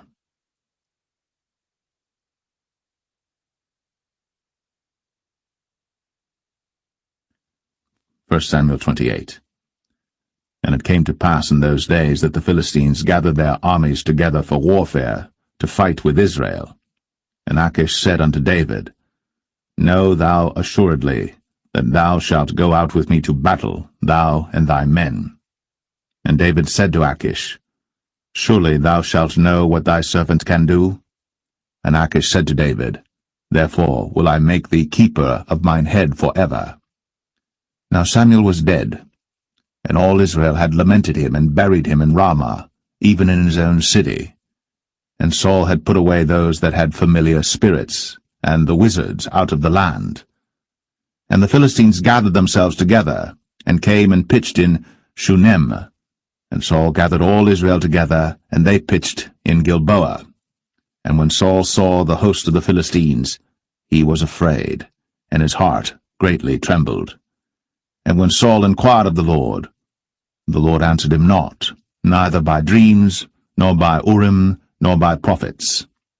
Then said Saul unto his servants, Seek me a woman that hath a familiar spirit, that I may go to her, and inquire of her. And his servant said to him, Behold, there is a woman that hath a familiar spirit at Endor. And Saul disguised himself, and put on other raiment, and he went, and 2 men with him. And they came to the woman by night. And he said, I pray thee, divine unto me by the familiar spirit, and bring me him up, whom I shall name unto thee. And the woman said unto him, Behold, thou knowest what Saul hath done, how he hath cut off those that have familiar spirits and the wizards out of the land? Wherefore then layest thou a snare for my life, to cause me to die? And Saul sware to her by the Lord, saying, As the Lord liveth, there shall no punishment happen to thee for this thing. Then said the woman, Whom shall I bring up unto thee? And he said, Bring me up Samuel. And when the woman saw Samuel, she cried with a loud voice, and the woman spake to Saul, saying, Why hast thou deceived me, for thou art Saul? And the king said unto her, Be not afraid. For what sawest thou? And the woman said unto Saul, I saw gods ascending out of the earth. And he said unto her, What form is he of? And she said, An old man cometh up, and he is covered with a mantle. And Saul perceived that it was Samuel, and he stooped with his face to the ground and bowed himself. And Samuel said to Saul, Why hast thou disquieted me to bring me up? And Saul answered, I am sore distressed, for the Philistines make war against me, and God is departed from me, and answereth me no more, neither by prophets nor by dreams. Therefore I have called thee, that thou mayest make known unto me what I shall do.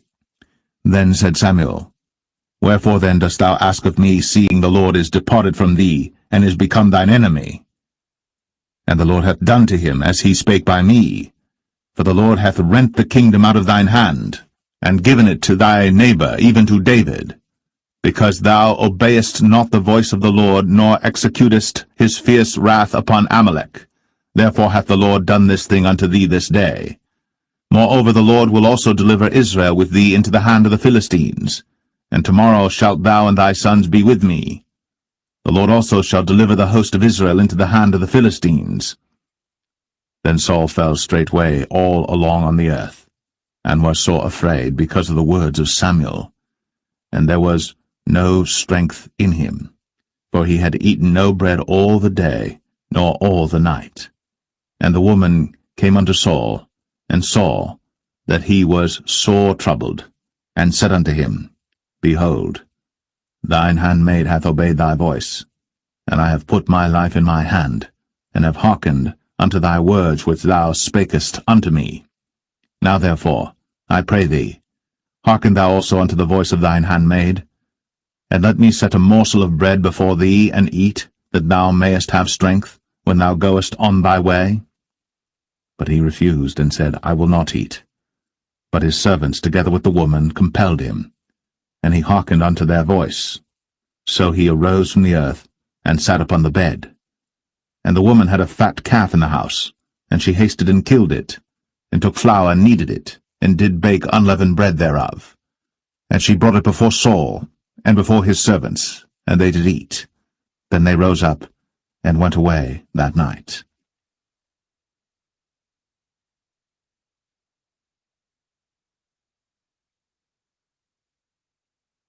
1 Samuel 29. Now the Philistines gathered together all their armies to Aphek, and the Israelites pitched by a fountain which is in Jezreel. And the lords of the Philistines passed on by hundreds and by thousands, but David and his men passed on in the rearward with Achish. Then said the princes of the Philistines, What do these Hebrews here? And Achish said unto the princes of the Philistines, Is not this David the servant of Saul the king of Israel, which hath been with me these days, or these years? And I have found no fault in him since he fell unto me unto this day. And the princes of the Philistines were wroth with him. And the princes of the Philistines said unto him, Make this fellow return, that he may go again to his place which thou hast appointed him, and let him not go down with us to battle, lest in the battle he be an adversary to us. For wherewith should he reconcile himself unto his master? Should it not be with the heads of these men? Is not this David, of whom they sang one to another in dances, saying, Saul slew his thousands, and David his 10,000s? Then Achish called David and said unto him, Surely as the Lord liveth, thou hast been upright, and thy going out and thy coming in with me in the host is good in my sight. For I have not found evil in thee since the day of thy coming unto me unto this day. Nevertheless the Lord's favour thee not. Wherefore now return and go in peace, that thou displease not the lords of the Philistines. And David said unto Achish, But what have I done? And what hast thou found in thy servant so long as I have been with thee unto this day, that I may not go fight against the enemies of my lord the king? And Achish answered and said to David, I know that thou art good in my sight, as an angel of God. Notwithstanding the princes of the Philistines have said, He shall not go up with us to the battle. Wherefore now rise up early in the morning with thy master's servants that are come with thee, and as soon as ye be up early in the morning and have light, depart. So David and his men rose up early to depart in the morning, to return into the land of the Philistines. And the Philistines went up to Jezreel.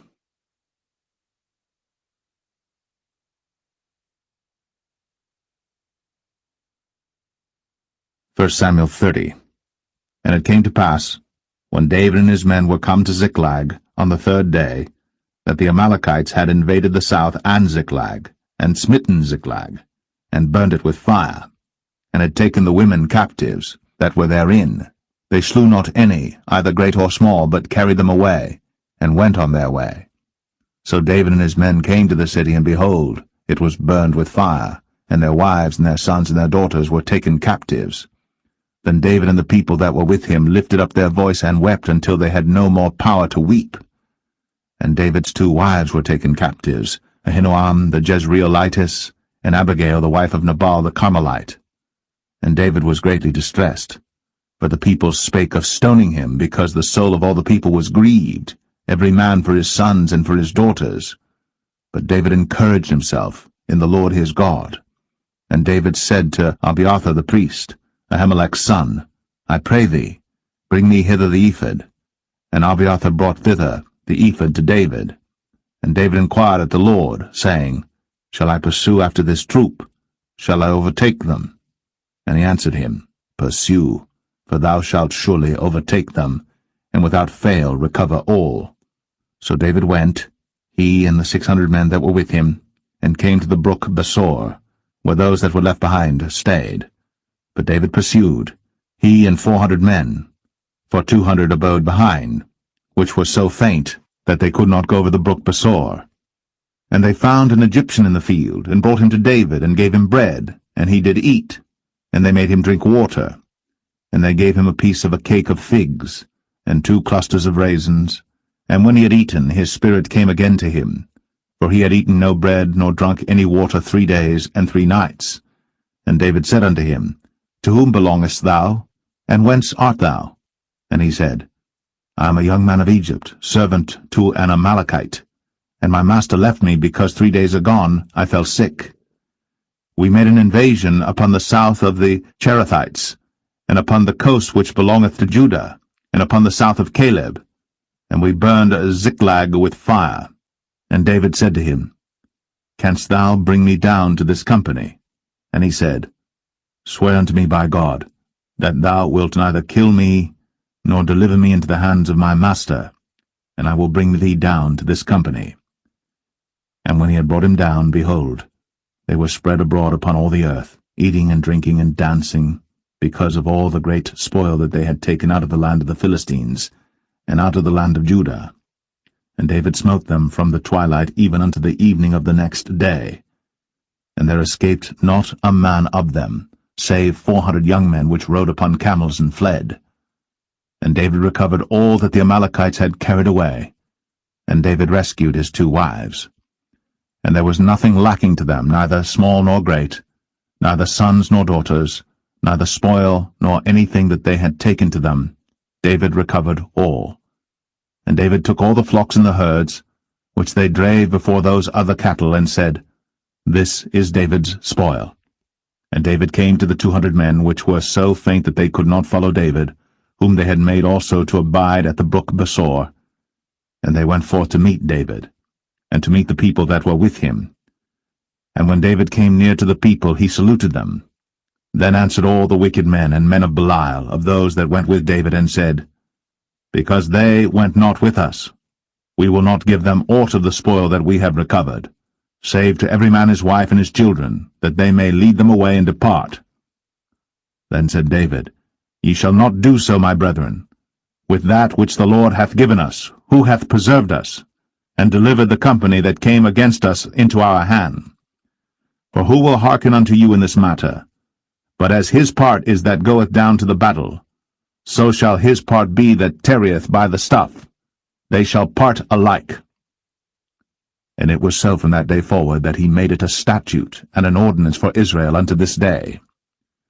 And when David came to Ziklag, he sent of the spoil unto the elders of Judah, even to his friends, saying, Behold, a present for you of the spoil of the enemies of the Lord, to them which were in Bethel, and to them which were in South Ramoth, and to them which were in Jatir, and to them which were in Aroer, and to them which were in Siphmoth, and to them which were in Eshtemoa, and to them which were in Rakal, and to them which were in the cities of the Jerahmeelites, and to them which were in the cities of the Kenites, and to them which were in Hormah, and to them which were in Chor-Ashan, and to them which were in Athak, and to them which were in Hebron, and to all the places where David himself and his men were wont to haunt.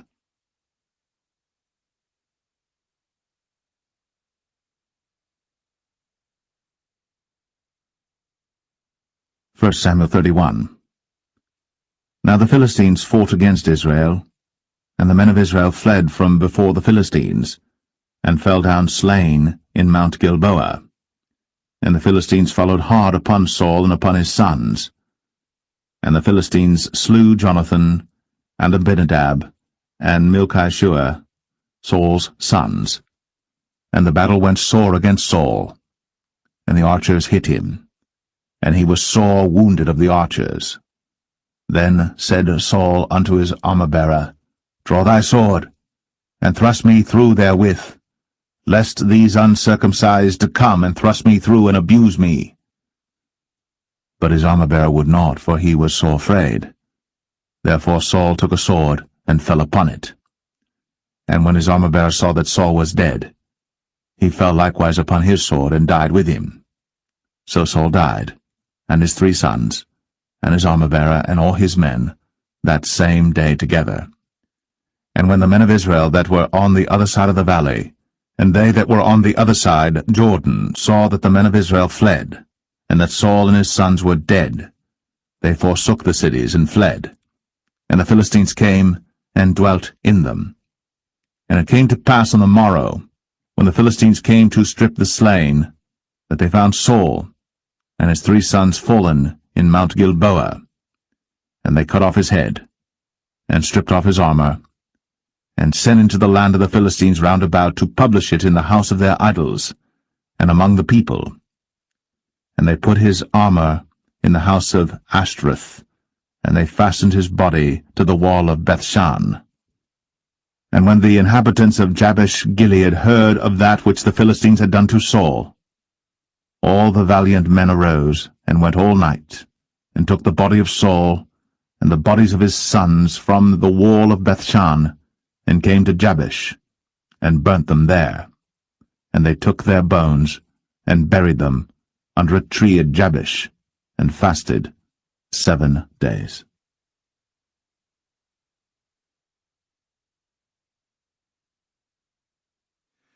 The second book of Samuel, chapter 1.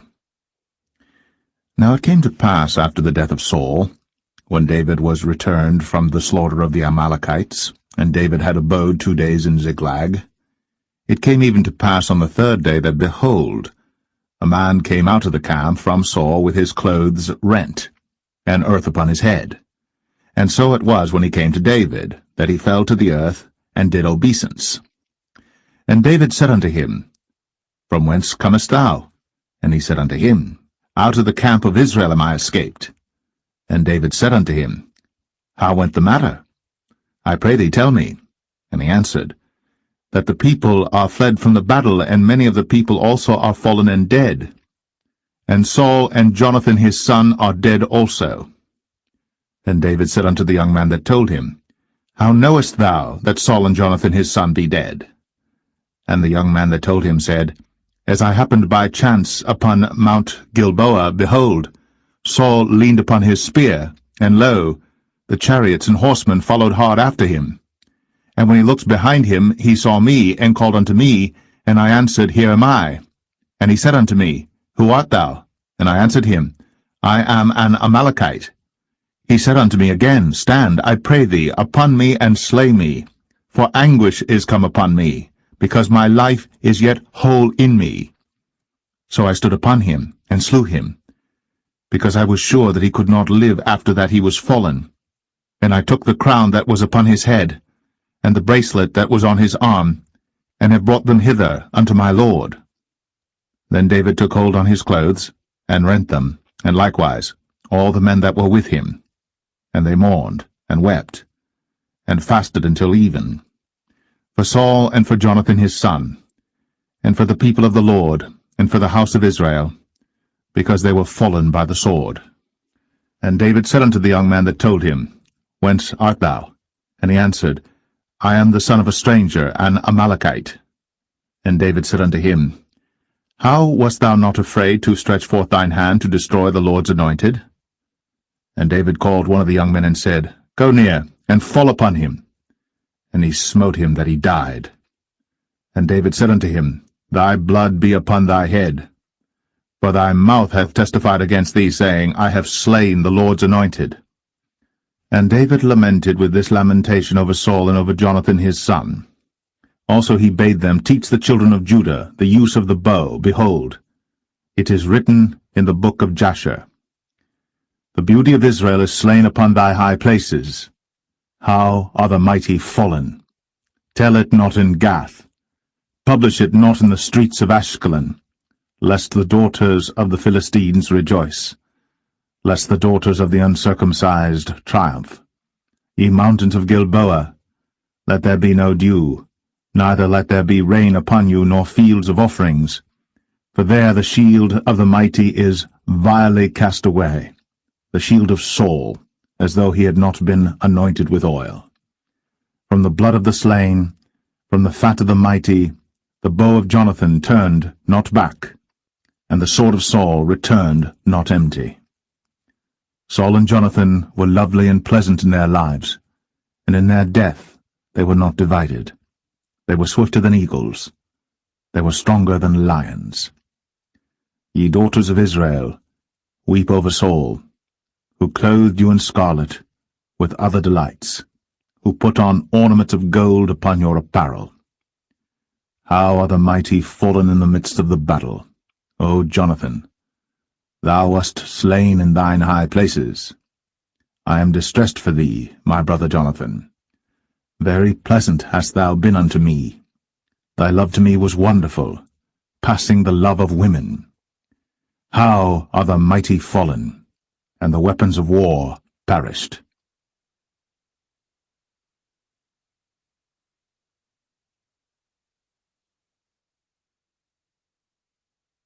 2 Samuel 2. And it came to pass after this that David inquired of the Lord, saying, Shall I go up into any of the cities of Judah? And the Lord said unto him, Go up. And David said, Whither shall I go up? And he said, Unto Hebron.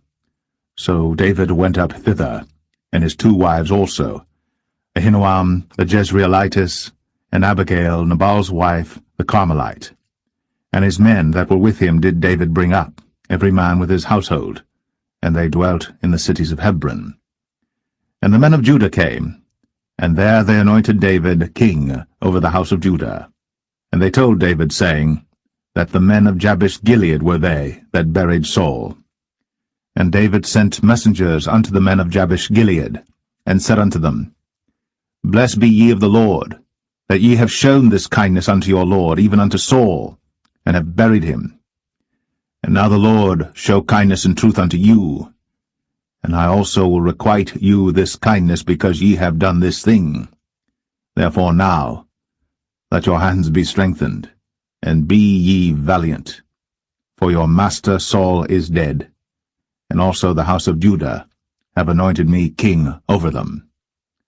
But Abner, the son of Ner, captain of Saul's host, took Ishbosheth, the son of Saul, and brought him over to Mahanaim, and made him king over Gilead, and over the Asherites, and over Jezreel, and over Ephraim, and over Benjamin, and over all Israel.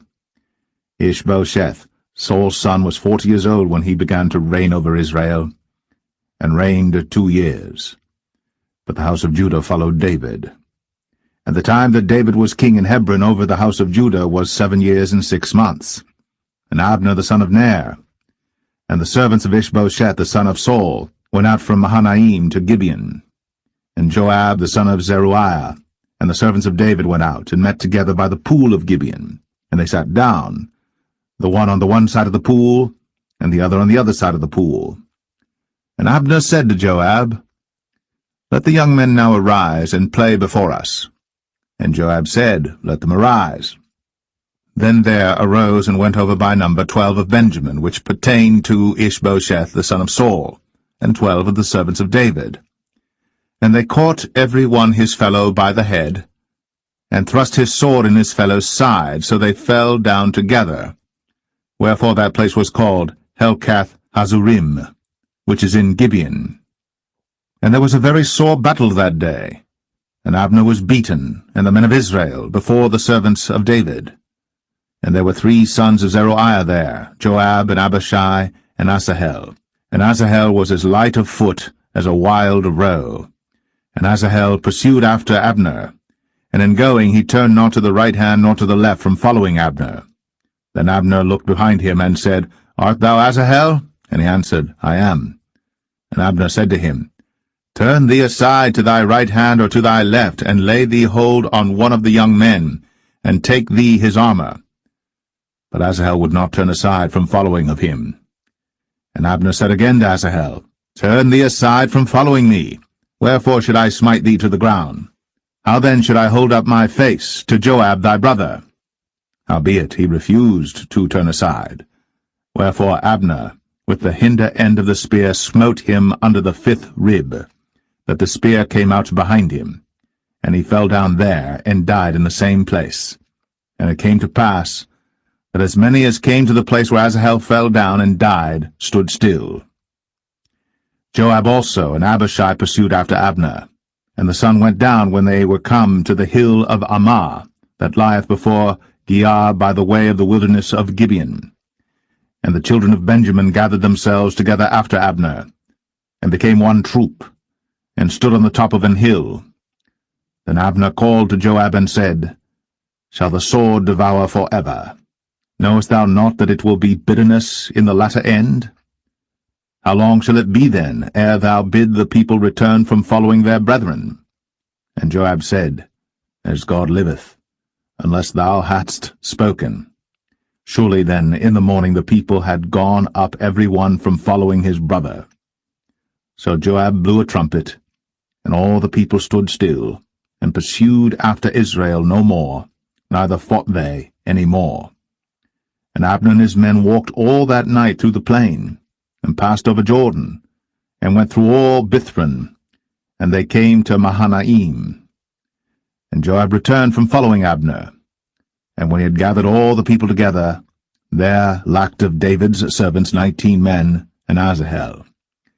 But the servants of David had smitten of Benjamin, and of Abner's men, so that 360 men died. And they took up Asahel, and buried him in the sepulchre of his father, which was in Bethlehem. And Joab and his men went all night, and they came to Hebron at break of day.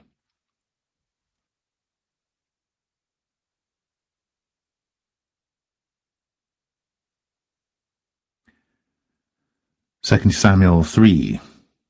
Now there was long war between the house of Saul and the house of David. But David waxed stronger and stronger, and the house of Saul waxed weaker and weaker. And unto David were sons born in Hebron, and his firstborn was Amnon, of Ahinoam the Jezreelitess, and his second Chileab, of Abigail the wife of Nabal the Carmelite, and the third Absalom the son of Maacah the daughter of Talmai king of Geshur, and the fourth Adonijah the son of Haggith, and the fifth Shephatiah the son of Abital, and the sixth Ithream by Eglah David's wife. These were born to David in Hebron. And it came to pass, while there was war between the house of Saul and the house of David, that Abner made himself strong for the house of Saul. And Saul had a concubine, whose name was Rizpah, the daughter of Ai. And Ishbosheth said to Abner, Wherefore hast thou gone in unto my father's concubine? Then was Abner very wroth for the words of Ishbosheth, and said, Am I a dog's head, which against Judah do show kindness this day unto the house of Saul thy father, to his brethren, and to his friends, and have not delivered thee into the hand of David, that thou chargest me today with a fault concerning this woman? So do God to Abner, and more also, except as the Lord hath sworn to David, even so I do to him, to translate the kingdom from the house of Saul, and to set up the throne of David over Israel and over Judah, from Dan even to Beersheba. And he could not answer Abner a word again, because he feared him.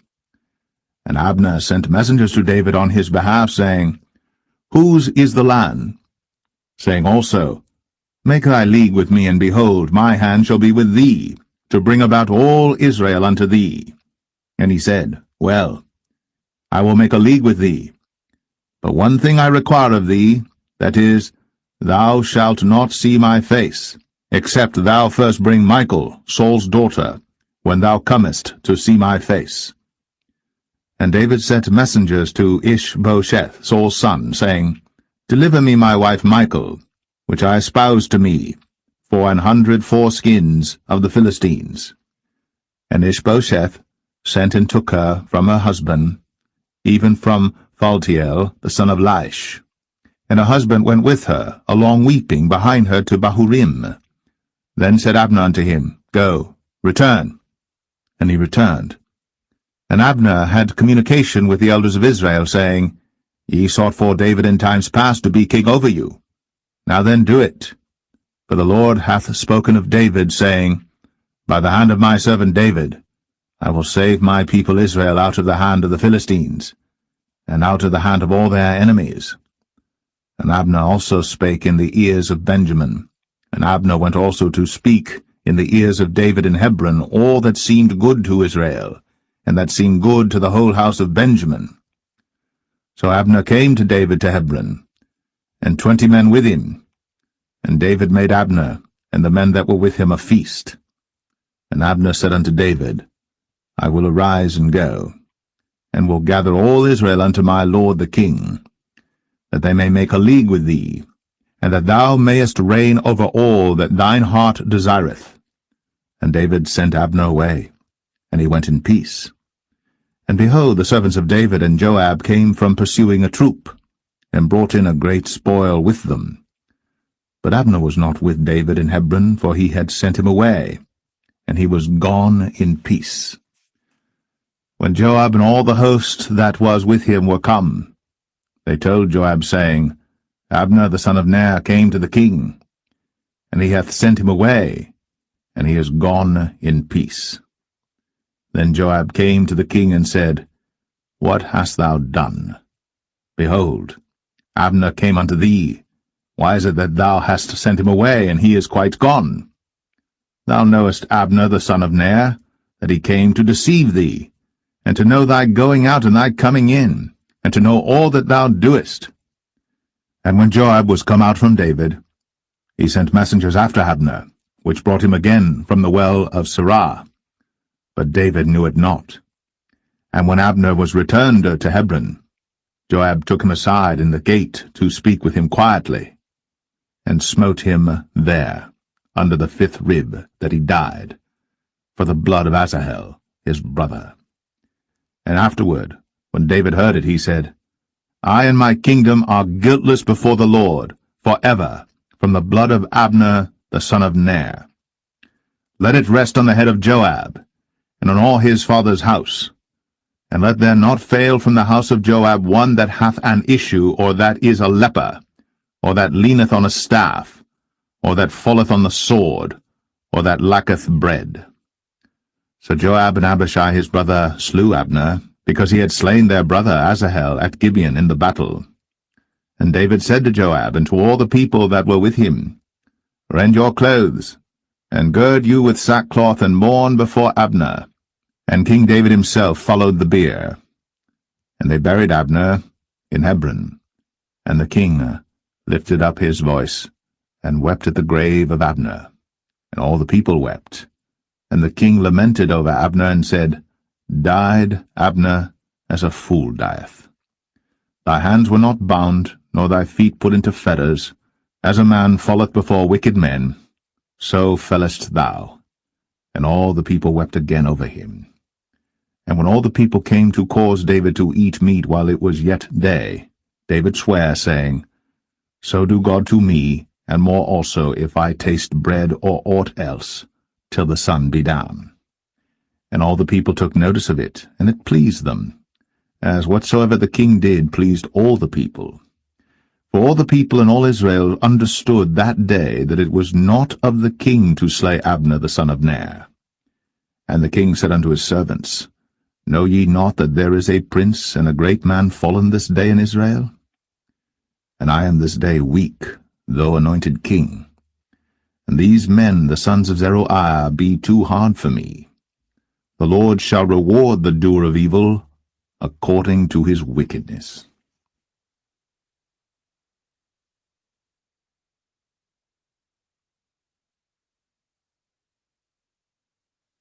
2 Samuel 4. And when Saul's son heard that Abner was dead in Hebron, his hands were feeble, and all the Israelites were troubled. And Saul's son had 2 men that were captains of bands.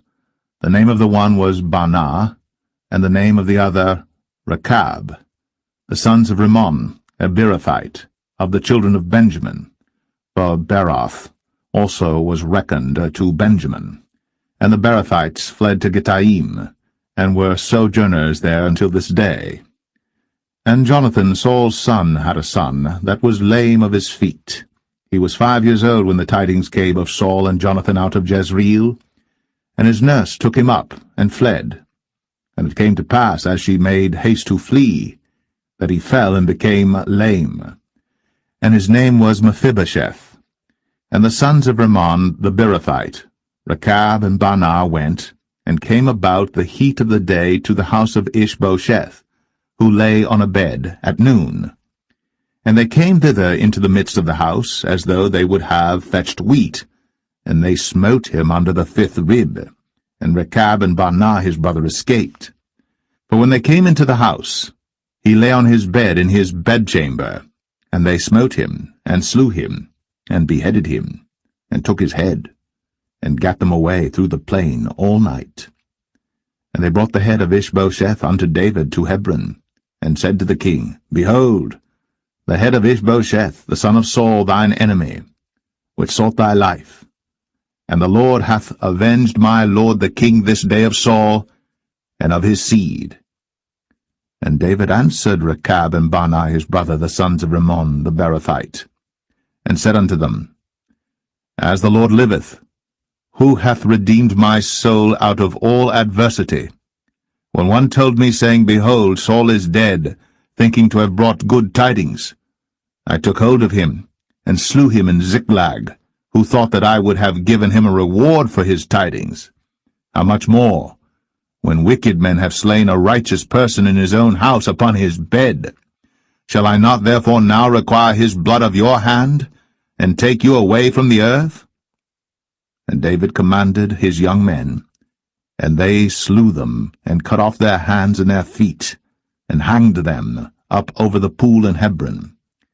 But they took the head of Ishbosheth, and buried it in the sepulchre of Abner in Hebron.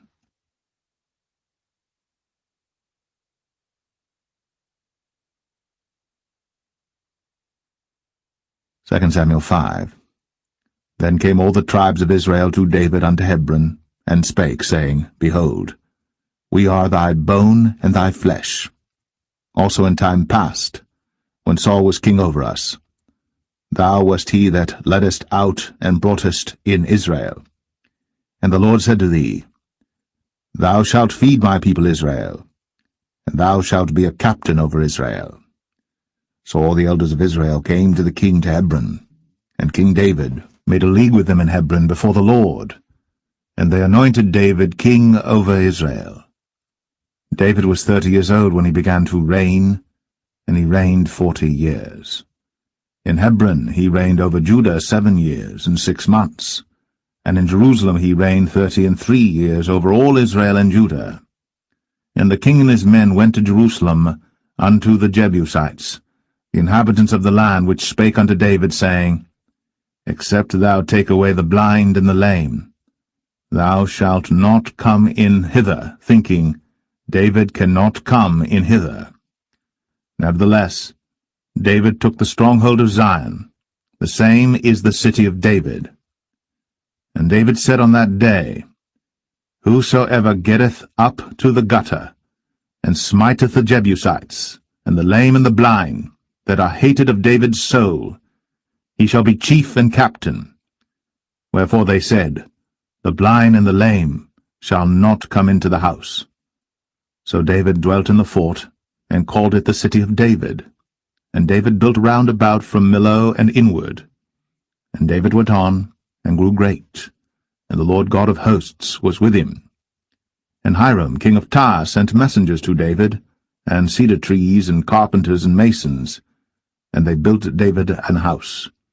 And David perceived that the Lord had established him king over Israel, and that he had exalted his kingdom for his people Israel's sake. And David took him more concubines and wives out of Jerusalem, after he was come from Hebron, and there were yet sons and daughters born to David. And these be the names of those that were born unto him in Jerusalem, Shammua, and Shobab, and Nathan, and Solomon, Ibhar also, and Elishua, and Nepheg, and Japhia, and Elishama, and Eliada, and Eliphalet. But when the Philistines heard that they had anointed David king over Israel, all the Philistines came up to seek David, and David heard of it, and went down to the hold. The Philistines also came and spread themselves in the valley of Rephaim. And David inquired of the Lord, saying, Shall I go up to the Philistines? Wilt thou deliver them into mine hand? And the Lord said unto David, Go up, for I will doubtless deliver the Philistines into thine hand. And David came to Baal Perazim, And David smote them there, and said, The Lord hath broken forth upon mine enemies before me, as the breach of waters. Therefore he called the name of that place Baal-perazim. And there they left their images, and David and his men burned them. And the Philistines came up yet again, and spread themselves in the valley of Rephaim. And when David inquired of the Lord, he said, Thou shalt not go up, but fetch a compass behind them, and come upon them over against the mulberry trees. And let it be, when thou hearest the sound of a going in the tops of the mulberry trees, that then thou shalt bestir thyself, for then shall the Lord go out before thee to smite the host of the Philistines. And David did so, as the Lord had commanded him, and smote the Philistines from Geba until thou come to Gazer.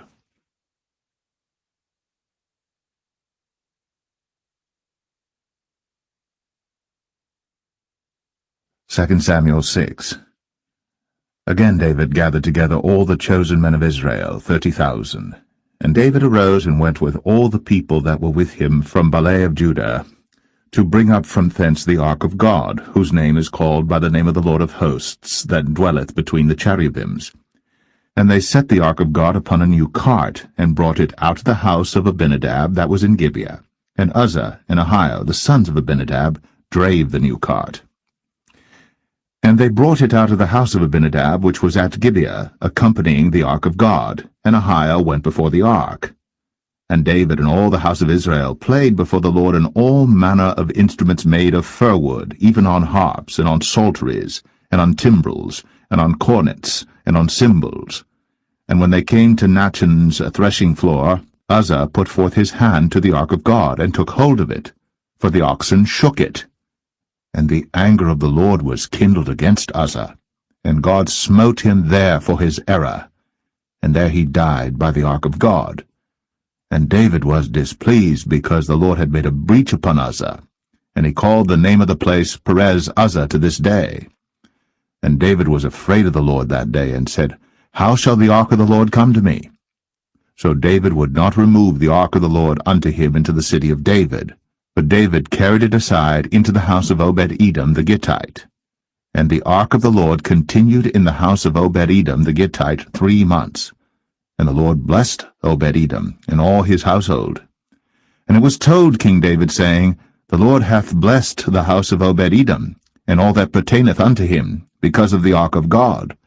So David went and brought up the ark of God from the house of Obed-Edom into the city of David with gladness. And it was so, that when they that bare the ark of the Lord had gone 6 paces, he sacrificed oxen and fatlings. And David danced before the Lord with all his might, and David was girded with a linen ephod. So David and all the house of Israel brought up the ark of the Lord with shouting, and with the sound of the trumpet. And as the ark of the Lord came into the city of David, Michal, Saul's daughter, looked through a window, and saw King David leaping and dancing before the Lord. And she despised him in her heart. And they brought in the ark of the Lord, and set it in his place in the midst of the tabernacle that David had pitched for it. And David offered burnt offerings and peace offerings before the Lord. And as soon as David had made an end of offering burnt offerings and peace offerings, he blessed the people in the name of the Lord of hosts.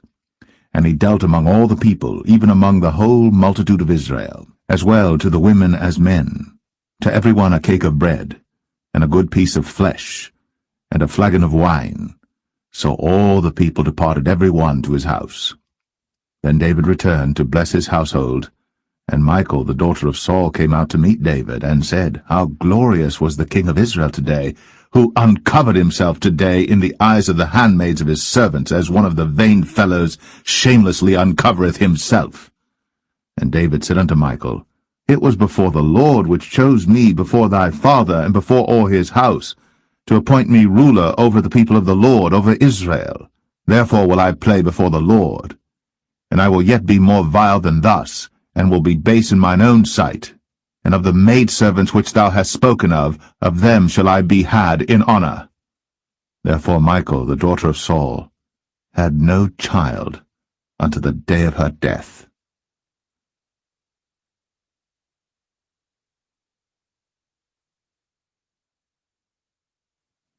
2 Samuel 7. And it came to pass, when the king sat in his house, and the Lord had given him rest round about from all his enemies, that the king said unto Nathan the prophet, See now, I dwell in an house of cedar, but the ark of God dwelleth within curtains. And Nathan said to the king, Go, do all that is in thine heart, for the Lord is with thee. And it came to pass that night that the word of the Lord came unto Nathan, saying, Go and tell my servant David, Thus saith the Lord, Shalt thou build me an house for me to dwell in? Whereas I have not dwelt in any house since the time that I brought up the children of Israel out of Egypt, even to this day, but have walked in a tent and in a tabernacle. In all the places wherein I have walked with all the children of Israel spake I a word with any of the tribes of Israel, whom I commanded to feed my people Israel, saying, Why build ye not me an house of cedar? Now therefore, so shalt thou say unto my servant David, Thus saith the Lord of hosts, I took thee from the sheepcot, from following the sheep, to be ruler over my people, over Israel. And I was with thee whithersoever thou wentest, and have cut off all thine enemies out of thy sight, and have made thee a great name, like unto the name of the great men that are in the earth. Moreover, I will appoint a place for my people Israel, and will plant them, that they may dwell in a place of their own, and move no more, neither shall the children of wickedness afflict them any more as beforetime. And as since the time that I commanded judges to be over my people Israel, and have caused thee to rest from all thine enemies, also the Lord telleth thee, that he will make thee an house. And when thy days be fulfilled, and thou shalt sleep with thy fathers, I will set up thy seed after thee, which shall proceed out of thy bowels, and I will establish his kingdom. He shall build an house for my name, and I will establish the throne of his kingdom for ever. I will be his father, and he shall be my son. If he commit iniquity, I will chasten him with the rod of men, and with the stripes of the children of men. But my mercy shall not depart away from him, as I took it from Saul, whom I put away before thee. And thine house, and thy kingdom shall be established for ever before thee. Thy throne shall be established for ever.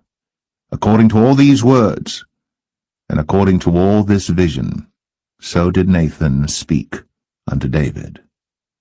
Then went King David in, and sat before the Lord, and he said, Who am I, O Lord God?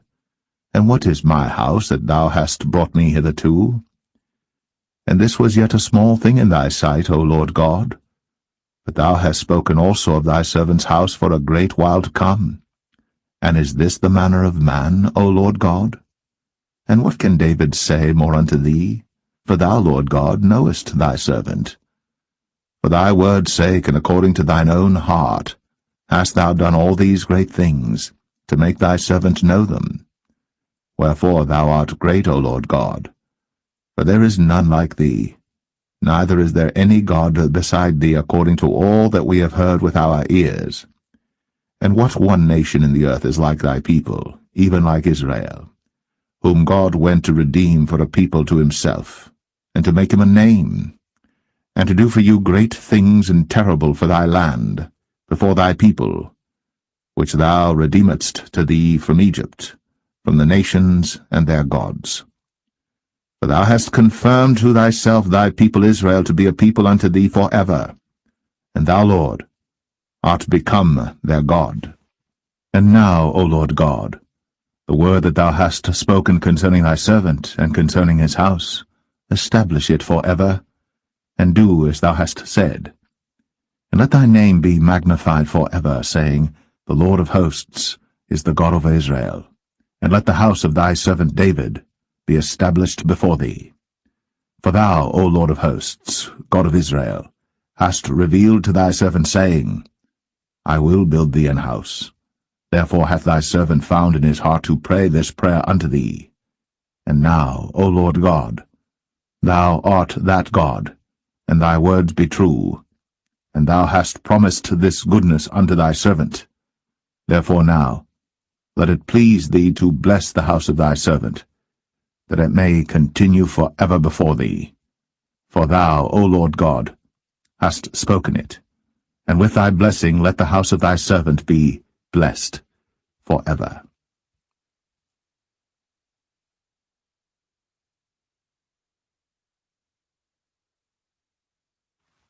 Second Samuel 8. And after this, it came to pass that David smote the Philistines, and subdued them. And David took Metheg-Ammah out of the hand of the Philistines. And he smote Moab, and measured them with a line, casting them down to the ground. Even with 2 lines measured he, to put to death, and with 1 full line to keep alive. And so the Moabites became David's servants, and brought gifts. David smote also Hadadezer, the son of Rehob, king of Zobah, as he went to recover his border at the river Euphrates. And David took from him 1,000 chariots, and 700 horsemen, and 20,000 footmen. And David houghed all the chariot horses, but reserved of them 400 chariots. And when the Syrians of Damascus came to succor Hadadezer, king of Zobah, David slew of the Syrians 22,000 men. Then David put garrisons in Syria of Damascus, and the Syrians became servants to David and brought gifts. And the Lord preserved David whithersoever he went. And David took the shields of gold that were on the servants of Hadadezer, and brought them to Jerusalem. And from Betah and from Berothai, cities of Hadadezer, King David took exceeding much brass. When Toi, king of Hamath, heard that David had smitten all the host of Hadadezer, then Toi sent Joram his son unto King David to salute him and to bless him, because he had fought against Hadadezer, and smitten him. For Hadadezer had wars with Toi.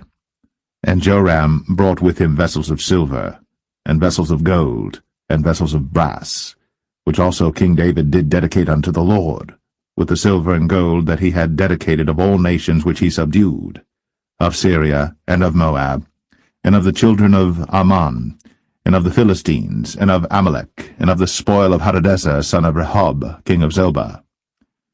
And David gat him a name when he returned from smiting of the Syrians in the valley of Salt, being 18,000 men. And he put garrisons in Edom. Throughout all Edom put he garrisons, and all they of Edom became David's servants. And the Lord preserved David whithersoever he went. And David reigned over all Israel. And David executed judgment and justice unto all his people. And Joab the son of Zeruiah was over the host, and Jehoshaphat the son of Ahilud was recorder, and Zadok the son of Ahitub, and Ahimelech the son of Abiathar were the priests, and Seraiah was the scribe, and Benaniah the son of Jehoiada was over both the Cherethites and the Pelethites, and David's sons were chief rulers.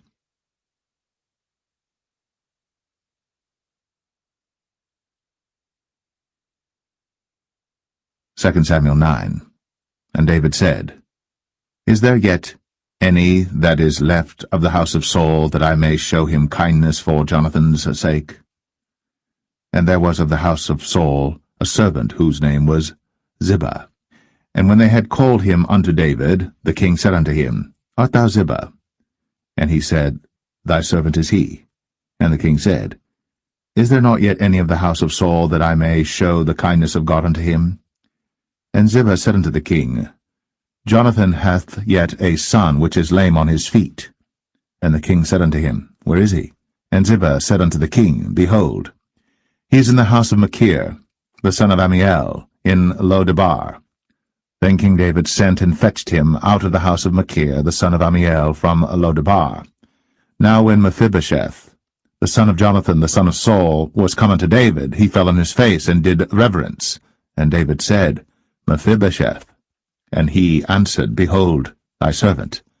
And David said unto him, Fear not, for I will surely show thee kindness for Jonathan thy father's sake, and will restore thee all the land of Saul thy father, and thou shalt eat bread at my table continually. And he bowed himself and said, What is thy servant, that thou shouldst look upon such a dead dog as I am? Then the king called to Ziba, Saul's servant, and said unto him, I have given unto thy master's son all that pertained to Saul and to all his house.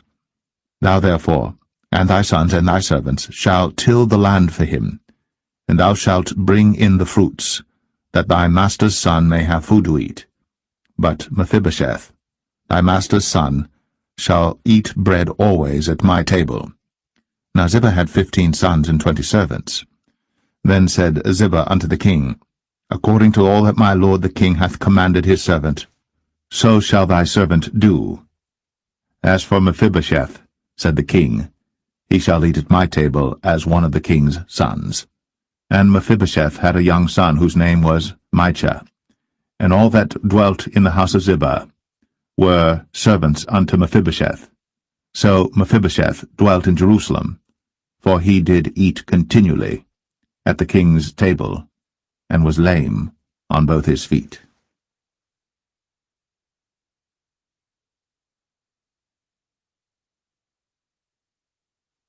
Second Samuel 10. And it came to pass after this, that the king of the children of Ammon died, and Hanun his son reigned in his stead. Then said David, I will show kindness unto Hanun the son of Nahash, as his father showed kindness unto me. And David sent to comfort him by the hand of his servants for his father. And David's servants came into the land of the children of Ammon. And the princes of the children of Ammon said unto Hanun their lord, Thinkest thou that David doth honour thy father, that he hath sent comforters unto thee?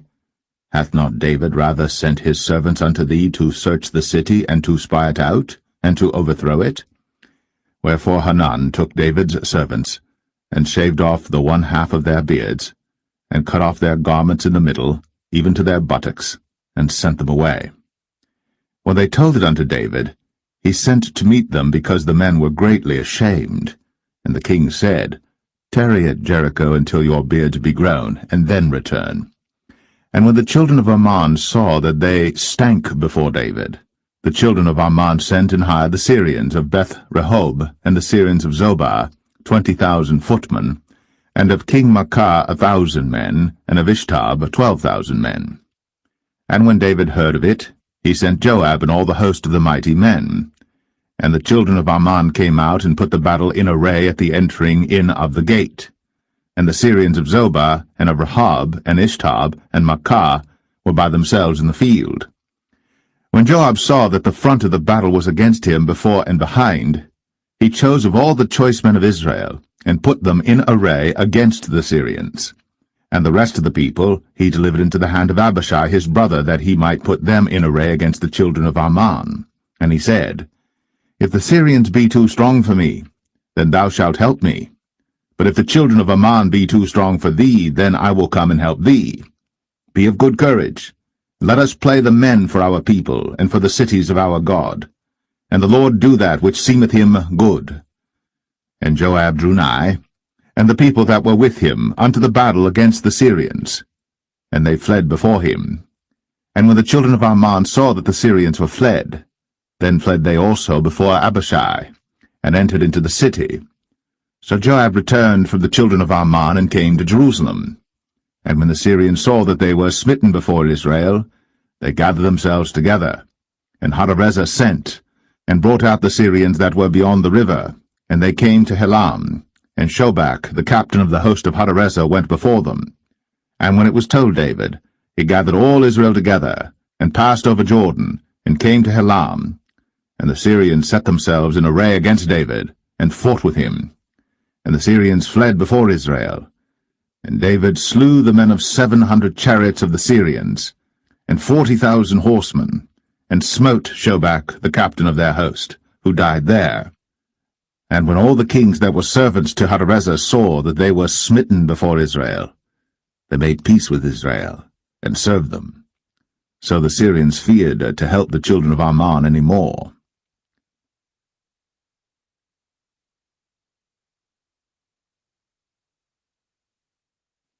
Second Samuel 11.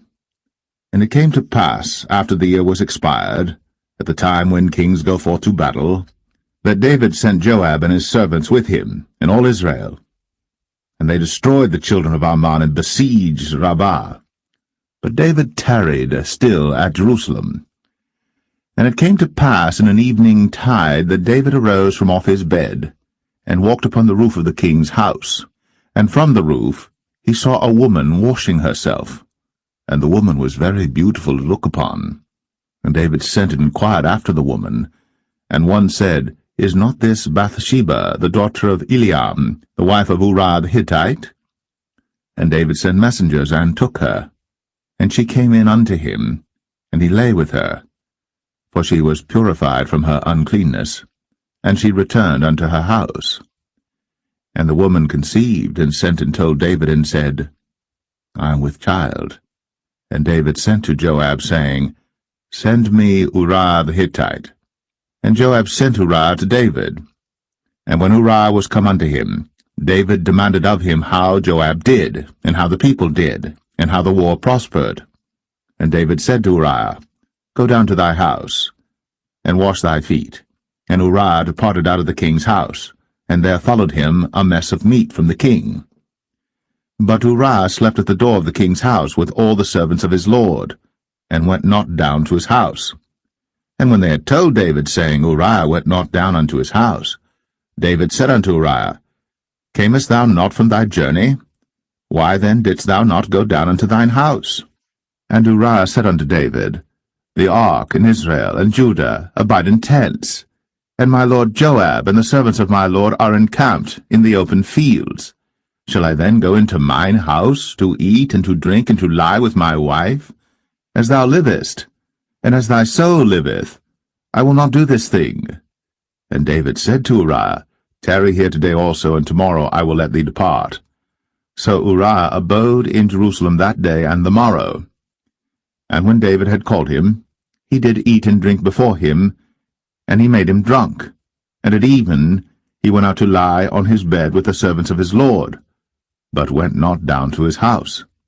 And it came to pass in the morning that David wrote a letter to Joab, and sent it by the hand of Uriah.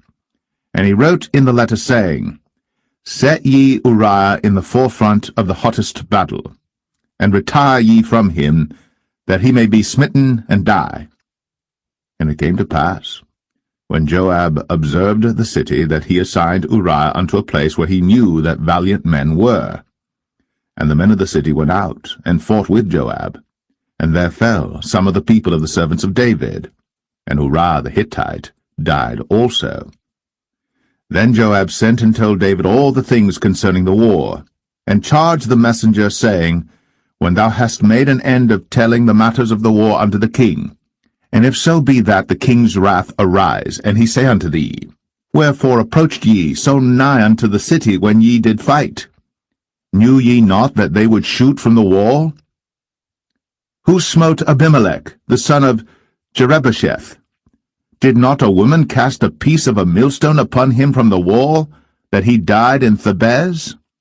Why went ye nigh the wall? Then say thou, Thy servant Uriah the Hittite is dead also. So the messenger went, and came and showed David all that Joab had sent him for. And the messenger said unto David, Surely the men prevailed against us, and came out unto us into the field, and we were upon them even unto the entering of the gate. And the shooters shot from off the wall upon thy servants, and some of the king's servants be dead, and thy servant Uriah the Hittite is dead also. Then David said unto the messenger, Thus shalt thou say unto Joab, Let not this thing displease thee, for the sword devoureth one as well as another. Make thy battle more strong against the city, and overthrow it, and encourage thou him. And when the wife of Uriah heard that Uriah her husband was dead, she mourned for her husband. And when the morning was past, David sent and fetched her to his house, and she became his wife, and bare him a son. But the thing that David had done displeased the Lord.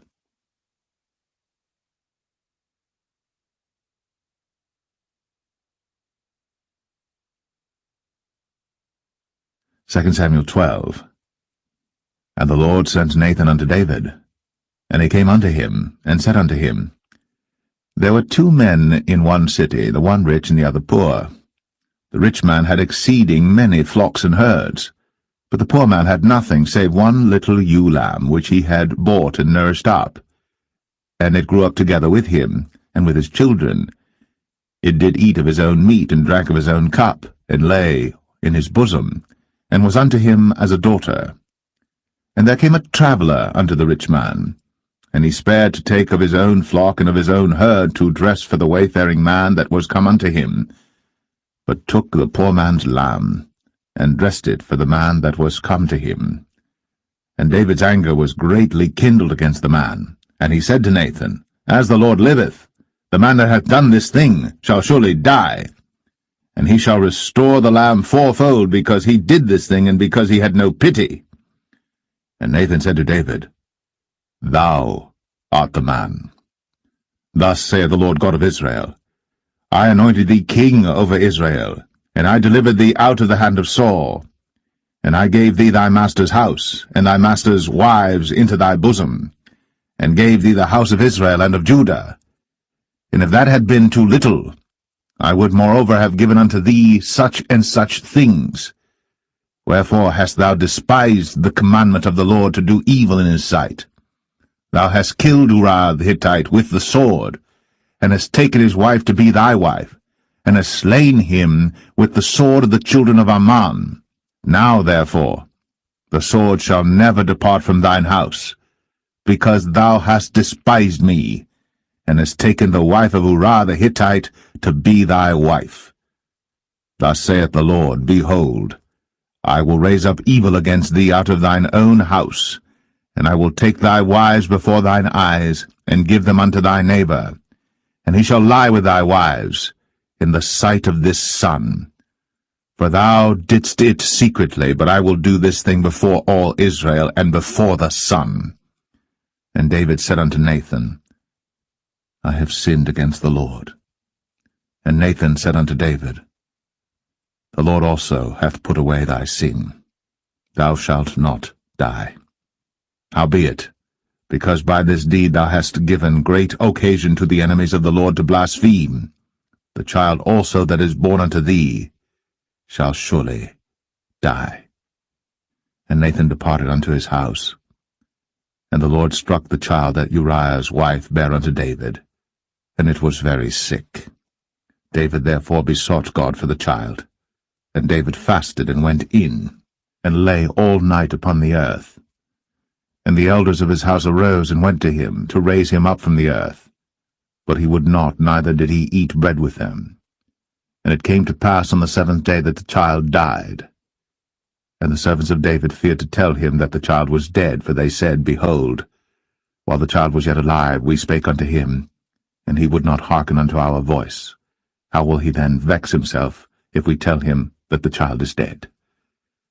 But when David saw that his servants whispered, David perceived that the child was dead. Therefore David said unto his servants, Is the child dead? And they said, He is dead.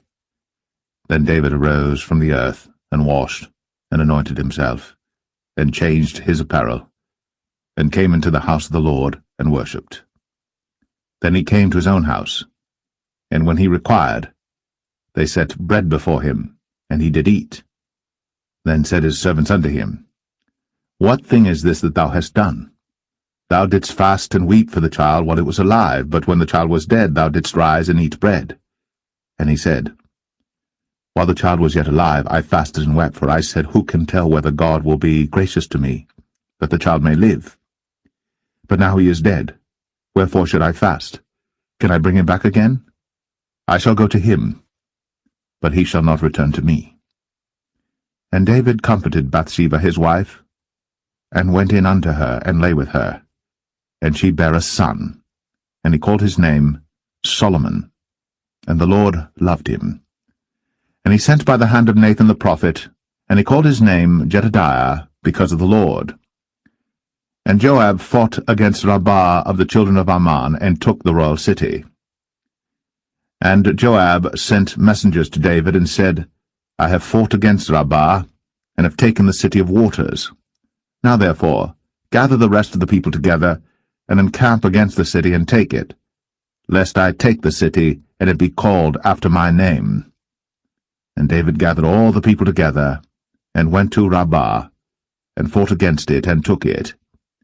And he took their king's crown from off his head, the weight whereof was a talent of gold, with the precious stones, and it was set on David's head. And he brought forth the spoil of the city in great abundance.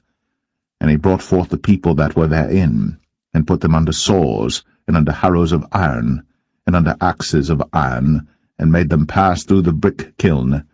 And thus did he unto all the cities of the children of Ammon. So David and all the people returned unto Jerusalem.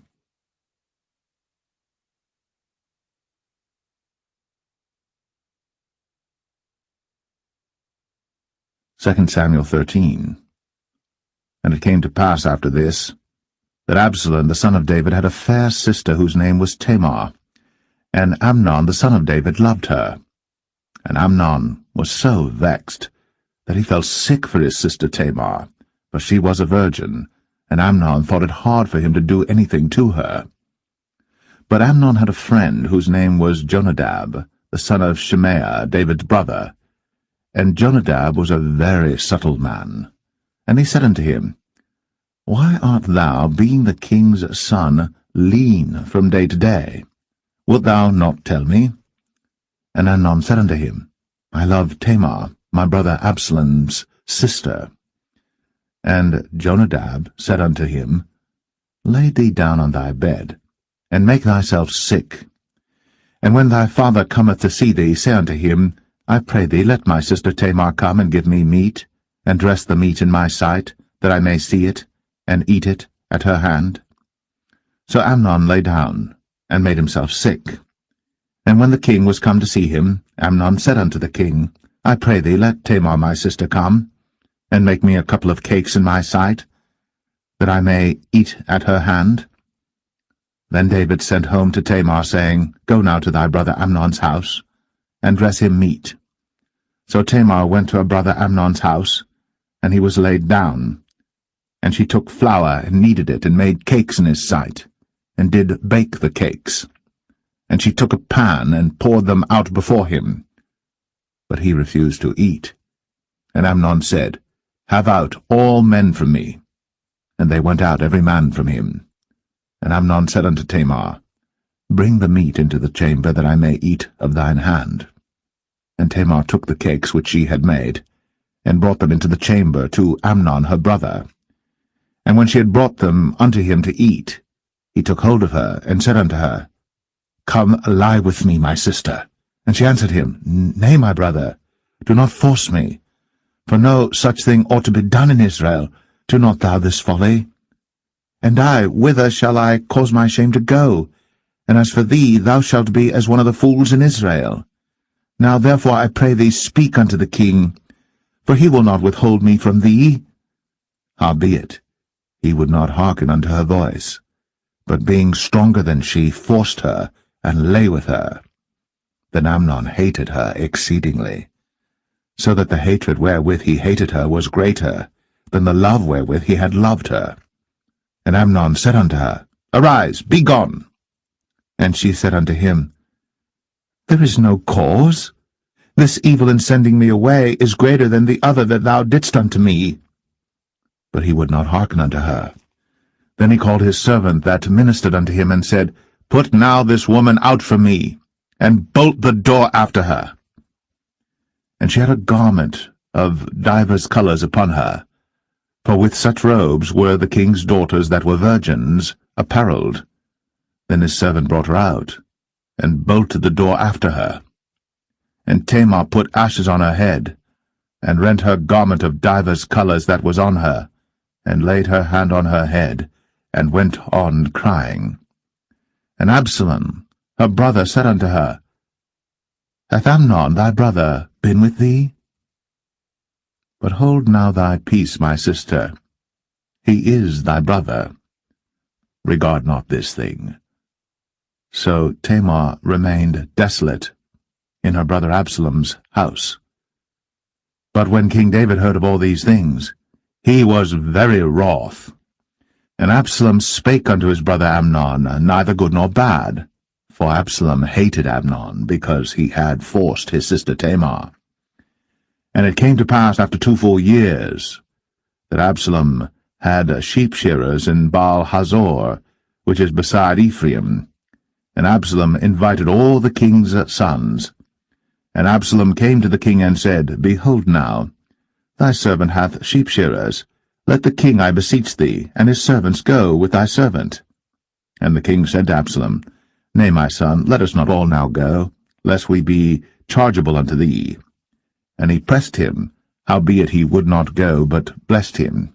Then said Absalom, If not, I pray thee, let my brother Amnon go with us. And the king said unto him, Why should he go with thee? But Absalom pressed him that he let Amnon and all the king's sons go with him. Now Absalom had commanded his servants, saying, Mark ye now, when Amnon's heart is merry with wine, and when I say unto you, Smite Amnon, then kill him. Fear not. Have not I commanded you?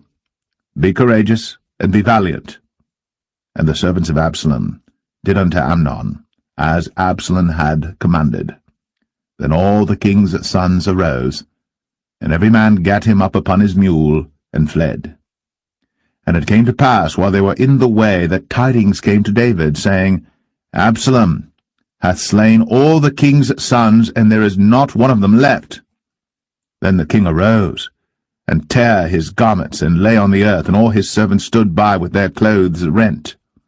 And Jonadab, the son of Shemaiah, David's brother, answered and said, Let not my lord suppose that they have slain all the young men, the king's sons, for Amnon only is dead. For by the appointment of Absalom this hath been determined from the day that he forced his sister Tamar. Now therefore, let not my lord the king take the thing to his heart, to think that all the king's sons are dead, for Amnon only is dead. But Absalom fled. And the young man that kept the watch lifted up his eyes, and looked, and behold, there came much people by the way of the hillside behind him. And Jonadab said unto the king, Behold, the king's sons come, as thy servant said, so it is. And it came to pass, as soon as he had made an end of speaking, that, behold, the king's sons came, and lifted up their voice, and wept. And the king also and all his servants wept very sore. But Absalom fled and went to Talmai, the son of Ammihud, king of Geshur. And David mourned for his son every day. So Absalom fled, and went to Geshur, and was there 3 years. And the soul of King David longed to go forth unto Absalom, for he was comforted concerning Amnon, seeing he was dead.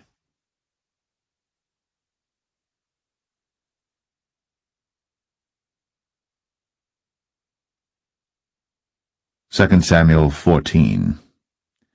Now Joab the son of Zeruiah perceived that the king's heart was toward Absalom. And Joab sent to Tekoa, and fetched thence a wise woman, and said unto her, I pray thee, feign thyself to be a mourner, and put on now mourning apparel, and anoint not thyself with oil, but be as a woman that had a long time mourned for the dead, and come to the king, and speak on this manner unto him. So Joab put the words in her mouth. And when the woman of Tekoa spake to the king, she fell on her face to the ground, and did obeisance, and said, Help, O king. And the king said unto her, What aileth thee? And she answered, I am indeed a widow woman, and mine husband is dead. And thy handmaid had 2 sons, and they 2 strove together in the field, and there was none to part them. But the one smote the other, and slew him. And behold, the whole family is risen against thine handmaid. And they said, Deliver him that smote his brother, that we may kill him for the life of his brother whom he slew. And we will destroy the heir also. And so they shall quench my coal which is left, and shall not leave to my husband neither name nor remainder upon the earth. And the king said unto the woman, Go to thine house, and I will give charge concerning thee. And the woman of Tekoa said unto the king, My lord, O king, the iniquity be on me, and on my father's house, and the king and his throne be guiltless. And the king said, Whosoever saith aught unto thee, bring him to me, and he shall not touch thee any more. Then said she, I pray thee, let the king remember the Lord thy God, that thou wouldst not suffer the revengers of blood to destroy any more, lest they destroy my son. And he said, As the Lord liveth, there shall not one hair of thy son fall to the earth. Then the woman said, Let thine handmaid, I pray thee, speak one word unto my lord the king. And he said, Say on. And the woman said, Wherefore then hast thou thought such a thing against the people of God? For the king doth speak this thing as one which is faulty, in that the king doth not fetch home again his banished. For we must needs die, and are as water spilt on the ground, which cannot be gathered up again. Neither doth God respect any person, yet doth he devise means that his banished be not expelled from him. Now therefore that I am come to speak of this thing unto my lord the king, it is because the people have made me afraid. And thy handmaid said, I will now speak unto the king. It may be that the king will perform the request of his handmaid. For the king will hear to deliver his handmaid out of the hand of the man that would destroy me and my son together out of the inheritance of God. Then thine handmaid said, The word of my lord the king shall now be comfortable.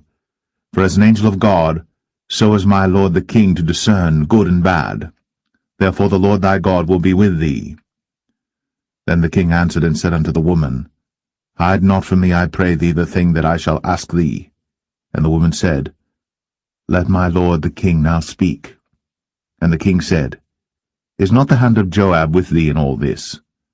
And the woman answered and said, As thy soul liveth, my lord the king, none can turn to the right hand or to the left from aught that my lord the king hath spoken. For thy servant Joab, he bade me, and he put all these words in the mouth of thine handmaid. To fetch about this form of speech hath thy servant Joab done this thing. And my lord is wise, according to the wisdom of an angel of God, to know all things that are in the earth. And the king said unto Joab, Behold now, I have done this thing. Go therefore, bring the young man Absalom again. And Joab fell to the ground on his face, and bowed himself, and thanked the king. And Joab said, Today thy servant knoweth that I have found grace in thy sight, my lord, O king, in that the king hath fulfilled the request of his servant. So Joab arose and went to Geshur, and brought Absalom to Jerusalem. And the king said, Let him turn to his own house, and let him not see my face. So Absalom returned to his own house, and saw not the king's face. But in all Israel there was none to be so much praised as Absalom for his beauty. From the sole of his foot even to the crown of his head, there was no blemish in him. And when he polled his head, for it was at every year's end that he polled it, because the hair was heavy on him, therefore he polled it, he weighed the hair of his head at 200 shekels after the king's weight. And unto Absalom there were born 3 sons, and 1 daughter, whose name was Tamar. She was a woman of a fair countenance. So Absalom dwelt 2 full years in Jerusalem, and saw not the king's face. Therefore Absalom sent for Joab to have sent him to the king, but he would not come to him. And when he sent again the 2nd time, he would not come. Therefore he said unto his servants, See, Joab's field is near mine, and he hath barley there. Go and set it on fire. And Absalom's servants set the field on fire. Then Joab arose, and came to Absalom unto his house, and said unto him, Wherefore have thy servants set my field on fire?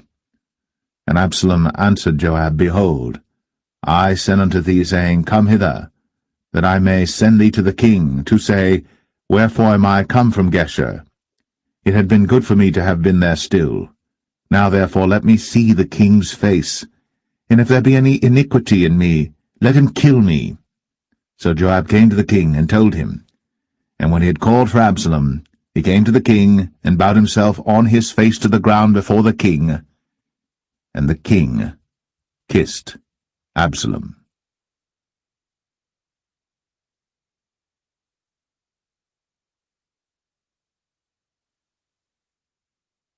2 Samuel 15. And it came to pass after this, that Absalom prepared him chariots and horses, and 50 men to run before him. And Absalom rose up early, and stood beside the way of the gate. And it was so, that when any man that had a controversy came to the king for judgment, then Absalom called unto him, and said, Of what city art thou? And he said, Thy servant is of one of the tribes of Israel. And Absalom said unto him, See, thy matters are good and right, but there is no man deputed of the king to hear thee. Absalom said moreover, O that I were made judge in the land, that every man which hath any suit or cause might come unto me, and I would do him justice. And it was so, that when any man came nigh to him to do him obeisance, he put forth his hand, and took him, and kissed him. And on this manner did Absalom to all Israel that came to the king for judgment. So Absalom stole the hearts of the men of Israel. And it came to pass after 40 years, that Absalom said unto the king, I pray thee, let me go and pay my vow, which I have vowed unto the Lord in Hebron. For thy servant vowed a vow while I abode at Geshur in Syria, saying, If the Lord shall bring me again indeed to Jerusalem, then I will serve the Lord. And the king said unto him, Go in peace. So he arose, and went to Hebron. But Absalom sent spies throughout all the tribes of Israel, saying, As soon as ye hear the sound of the trumpet, then ye shall say, Absalom reigneth in Hebron. And with Absalom went 200 men out of Jerusalem, that were called, and they went in their simplicity, and they knew not anything. And Absalom sent for Ahithophel the Gilonite, David's counselor, from his city, even from Gilo, while he offered sacrifices. And the conspiracy was strong, for the people increased continually with Absalom. And there came a messenger to David, saying, The hearts of the men of Israel are after Absalom. And David said unto all his servants that were with him at Jerusalem, Arise, and let us flee. For we shall not else escape from Absalom. Make speed to depart, lest he overtake us suddenly, and bring evil upon us, and smite the city with the edge of the sword. And the king's servant said unto the king, Behold, thy servants are ready to do whatsoever my lord the king shall appoint.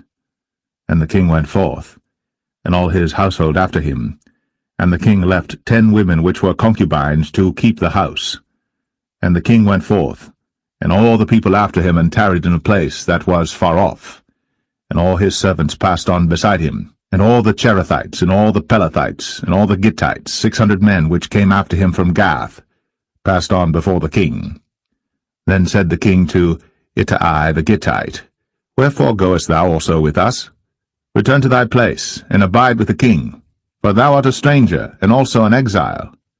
Whereas thou camest but yesterday, should I this day make thee go up and down with us? Seeing I go whither I may, return thou, and take back thy brethren. Mercy and truth be with thee. And Ittai answered the king, and said, As the Lord liveth, and as my lord the king liveth, surely in what place my lord the king shall be, whether in death or life, even there also will thy servant be. And David said to Ittai, Go and pass over. And Ittai the Gittite passed over, and all his men, and all the little ones that were with him. And all the country wept with a loud voice, and all the people passed over. The king also himself passed over the brook Kidron, and all the people passed over toward the way of the wilderness. And lo, Zadok also, and all the Levites were with him, bearing the ark of the covenant of God. And they set down the ark of God, and Abiathar went up, until all the people had done passing out of the city. And the king said unto Zadok, Carry back the ark of God into the city. If I shall find favor in the eyes of the Lord, he will bring me again, and show me both it and his habitation. But if he thus say, I have no delight in thee, behold, here am I. Let him do to me as seemeth good unto him. The king said also unto Zadok the priest, Art not thou a seer? Return into the city in peace, and your 2 sons with you, Ahimaaz thy son, and Jonathan the son of Abiathar. See, I will tarry in the plain of the wilderness, until there come word from you to certify me. Zadok therefore And Abiathar carried the ark of God again to Jerusalem, and they tarried there. And David went up by the ascent of Mount Olivet, and wept as he went up, and had his head covered, and he went barefoot, and all the people that was with him covered every man his head, and they went up, weeping as they went up. And one told David, saying, Ahithophel is among the conspirators with Absalom. And David said, O Lord, I pray thee, turn the counsel of Ahithophel into foolishness. And it came to pass that when David was come to the top of the mount, where he worshipped God, behold, Hushai the Archite came to meet him with his coat rent, and earth upon his head. Unto whom David said, If thou passest on with me, then thou shalt be a burden unto me. But if thou return to the city, and say unto Absalom, I will be thy servant, O king, as I have been thy father's servant hitherto, so will I now also be thy servant. Then mayest thou for me defeat the counsel of Ahithophel. And hast thou not there with thee Zadok and Abiathar the priests? Therefore it shall be that what thing soever thou shalt hear out of the king's house, thou shalt tell it to Zadok and Abiathar the priests. Behold, they have there with them their 2 sons, Ahimaaz Zadok's son, and Jonathan Abiathar's son. And by them ye shall send unto me everything that ye can hear. So Hushai, David's friend, came into the city, and Absalom came into Jerusalem.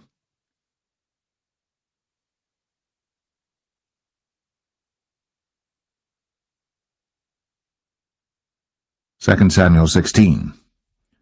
And when David was a little past the top of the hill, behold, Ziba, the servant of Mephibosheth, met him with a couple of asses saddled, and upon them 200 loaves of bread, and 100 bunches of raisins, and 100 of summer fruits, and a bottle of wine. And the king said unto Ziba, What meanest thou by these? And Ziba said, The asses be for the king's household to ride on, and the bread and summer fruit for the young men to eat, and the wine, that such as be faint in the wilderness may drink.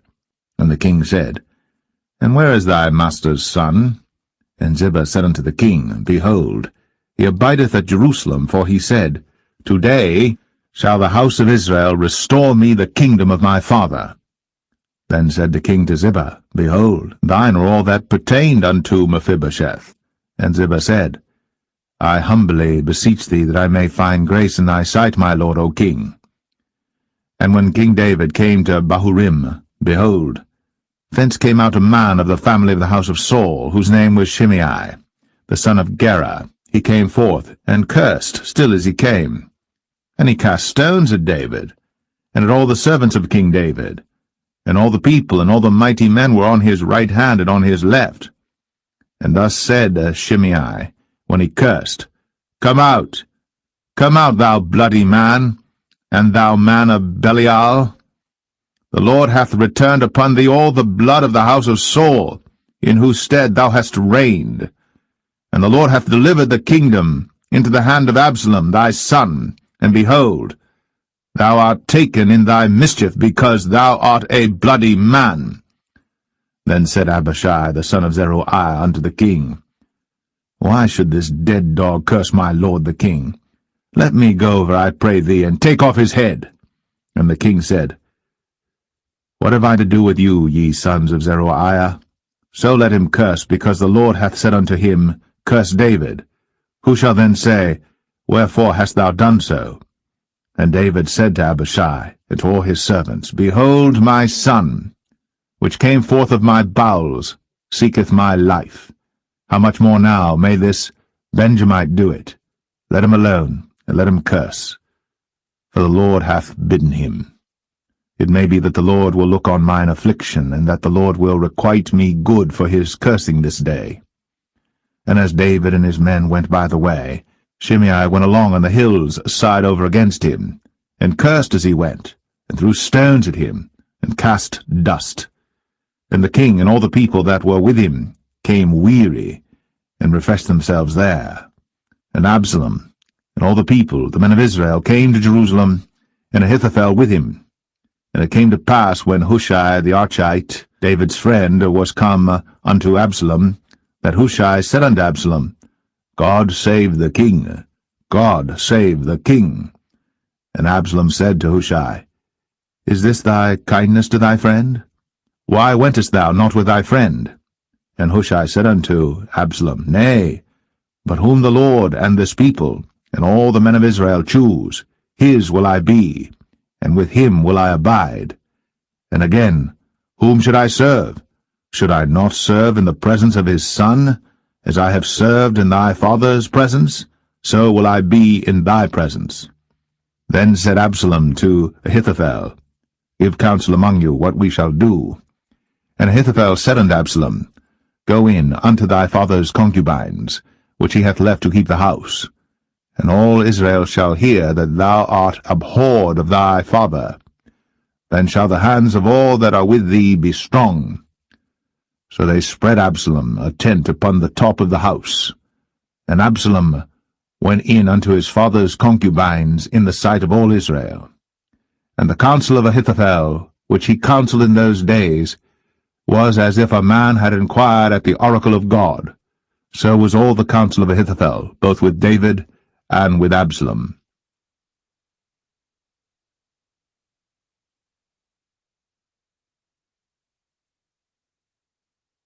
2 Samuel 17. Moreover Ahithophel said unto Absalom, Let me now choose out 12,000 men, and I will arise and pursue after David this night. And I will come upon him while he is weary and weak-handed, and will make him afraid, and all the people that are with him shall flee, and I will smite the king only. And I will bring back all the people unto thee.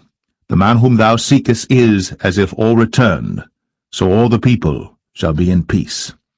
And the saying pleased Absalom well, and all the elders of Israel. Then said Absalom, Call now Hushai the Archite also, and let us hear likewise what he saith. And when Hushai was come to Absalom, Absalom spake unto him, saying, Ahithophel hath spoken after this manner. Shall we do after his saying? If not, speak thou.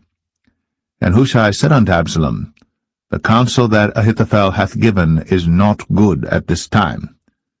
For, said Hushai, Thou knowest thy father and his men, that they be mighty men, and they be chafed in their minds, as a bear robbed of her whelps in the field. And thy father is a man of war, and will not lodge with the people. Behold, he is hid now in some pit, or in some other place, and it will come to pass, when some of them be overthrown at the first, that whosoever heareth it will say, There is a slaughter among the people that follow Absalom. And he also that is valiant, whose heart is as the heart of a lion, shall utterly melt. For all Israel knoweth that thy father is a mighty man, and they which be with him are valiant men. Therefore I counsel that all Israel be generally gathered unto thee, from Dan even to Beersheba, as the sand that is by the sea for multitude, and that thou go to battle in thine own person. So shall we come upon him in some place where he shall be found, and we will light upon him as the dew falleth on the ground, and of him, and of all the men that are with him, there shall not be left so much as one. Moreover, if he be gotten into a city, then shall all Israel bring ropes to that city, and we will draw it into the river, until there be not one small stone found there. And Absalom and all the men of Israel said, The counsel of Hushai the Archite is better than the counsel of Ahithophel. For the Lord had appointed to defeat the good counsel of Ahithophel, to the intent that the Lord might bring evil upon Absalom. Then said Hushai unto Zadok, and to Abiathar the priests, Thus and thus did Ahithophel counsel Absalom and the elders of Israel, and thus have I counselled. Now therefore send quickly, and tell David, saying, Lodge not this night in the plains of the wilderness, but speedily pass over, lest the king be swallowed up, and all the people that are with him. Now Jonathan and Ahimaaz stayed by En-Rogel, for they might not be seen to come into the city. And a wench went and told them, and they went and told King David. Nevertheless a lad saw them and told Absalom. But they went both of them away quickly, and came to a man's house in Bahurim, which had a well in his court, whither they went down. And the woman took and spread a covering over the well's mouth, and spread ground corn thereon, and the thing was not known. And when Absalom's servants came to the woman to the house, they said, Where is Ahimaaz and Jonathan? And the woman said unto them, They be gone over the brook of water. And when they had sought and could not find them, they returned to Jerusalem. And it came to pass after they were departed, that they came up out of the well, and went and told to King David, and said unto David, Arise, and pass quickly over the water, for thus hath Ahithophel counselled against you. Then David arose, and all the people that were with him, and they passed over Jordan. By the morning light there lacked not one of them that was not gone over Jordan. And when Ahithophel saw that his counsel was not followed, he saddled his ass, and arose, and gat him home to his house, to his city, and put his household in order, and hanged himself, and died, and was buried in the sepulchre of his father. Then David came to Mahanaim, and Absalom passed over Jordan, he and all the men of Israel with him. And Absalom made Amasa captain of the host instead of Joab, which Amasa was a man's son, whose name was Ithra, an Israelite, that went in to Abigail, the daughter of Nahash, sister to Zeruiah, Joab's mother. So Israel and Absalom pitched in the land of Gilead. And it came to pass, when David was come to Mahanaim, that Shobai the son of Nahash of Rabbah, of the children of Ammon, and Machir the son of Amiel of Lo-debar, and Barzillai the Gileadite of Rogelim, brought beds, and basins, and earthen vessels, and wheat, and barley, and flour, and parched corn, and beans, and lentils, and parched pulse, and honey, and butter, and sheep, and cheese of kine for David and for the people that were with him to eat. For they said, The people is hungry, and weary, and thirsty in the wilderness.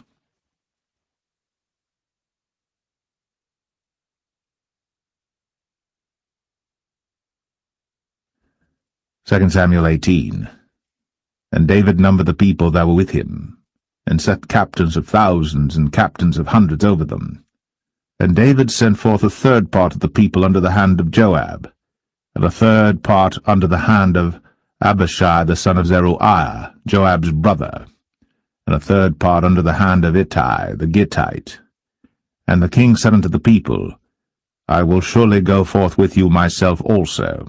But the people answered, Thou shalt not go forth, for if we flee away, they will not care for us, neither, if half of us die, will they care for us. But now thou art worth 10,000 of us. Therefore now it is better that thou succour us out of the city. And the king said unto them, What seemeth you best, I will do. And the king stood by the gate side, and all the people came out by hundreds and by thousands. And the king commanded Joab and Abishai and Ittai, saying, Deal gently for my sake with the young man, even with Absalom. And all the people heard when the king gave all the captains charge concerning Absalom. So the people went out into the field against Israel, and the battle was in the wood of Ephraim, where the people of Israel were slain before the servants of David, and there was there a great slaughter that day of 20,000 men. For the battle was there scattered over the face of all the country, and the wood devoured more people that day than the sword devoured. And Absalom met the servants of David, and Absalom rode upon a mule, and the mule went under the thick boughs of a great oak, and his head caught hold of the oak, and he was taken up between the heaven and the earth, and the mule that was under him went away. And a certain man saw it, and told Joab, and said, Behold, I saw Absalom hanged in an oak.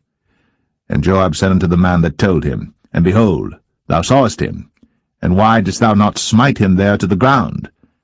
And I would have given thee 10 shekels of silver and a girdle.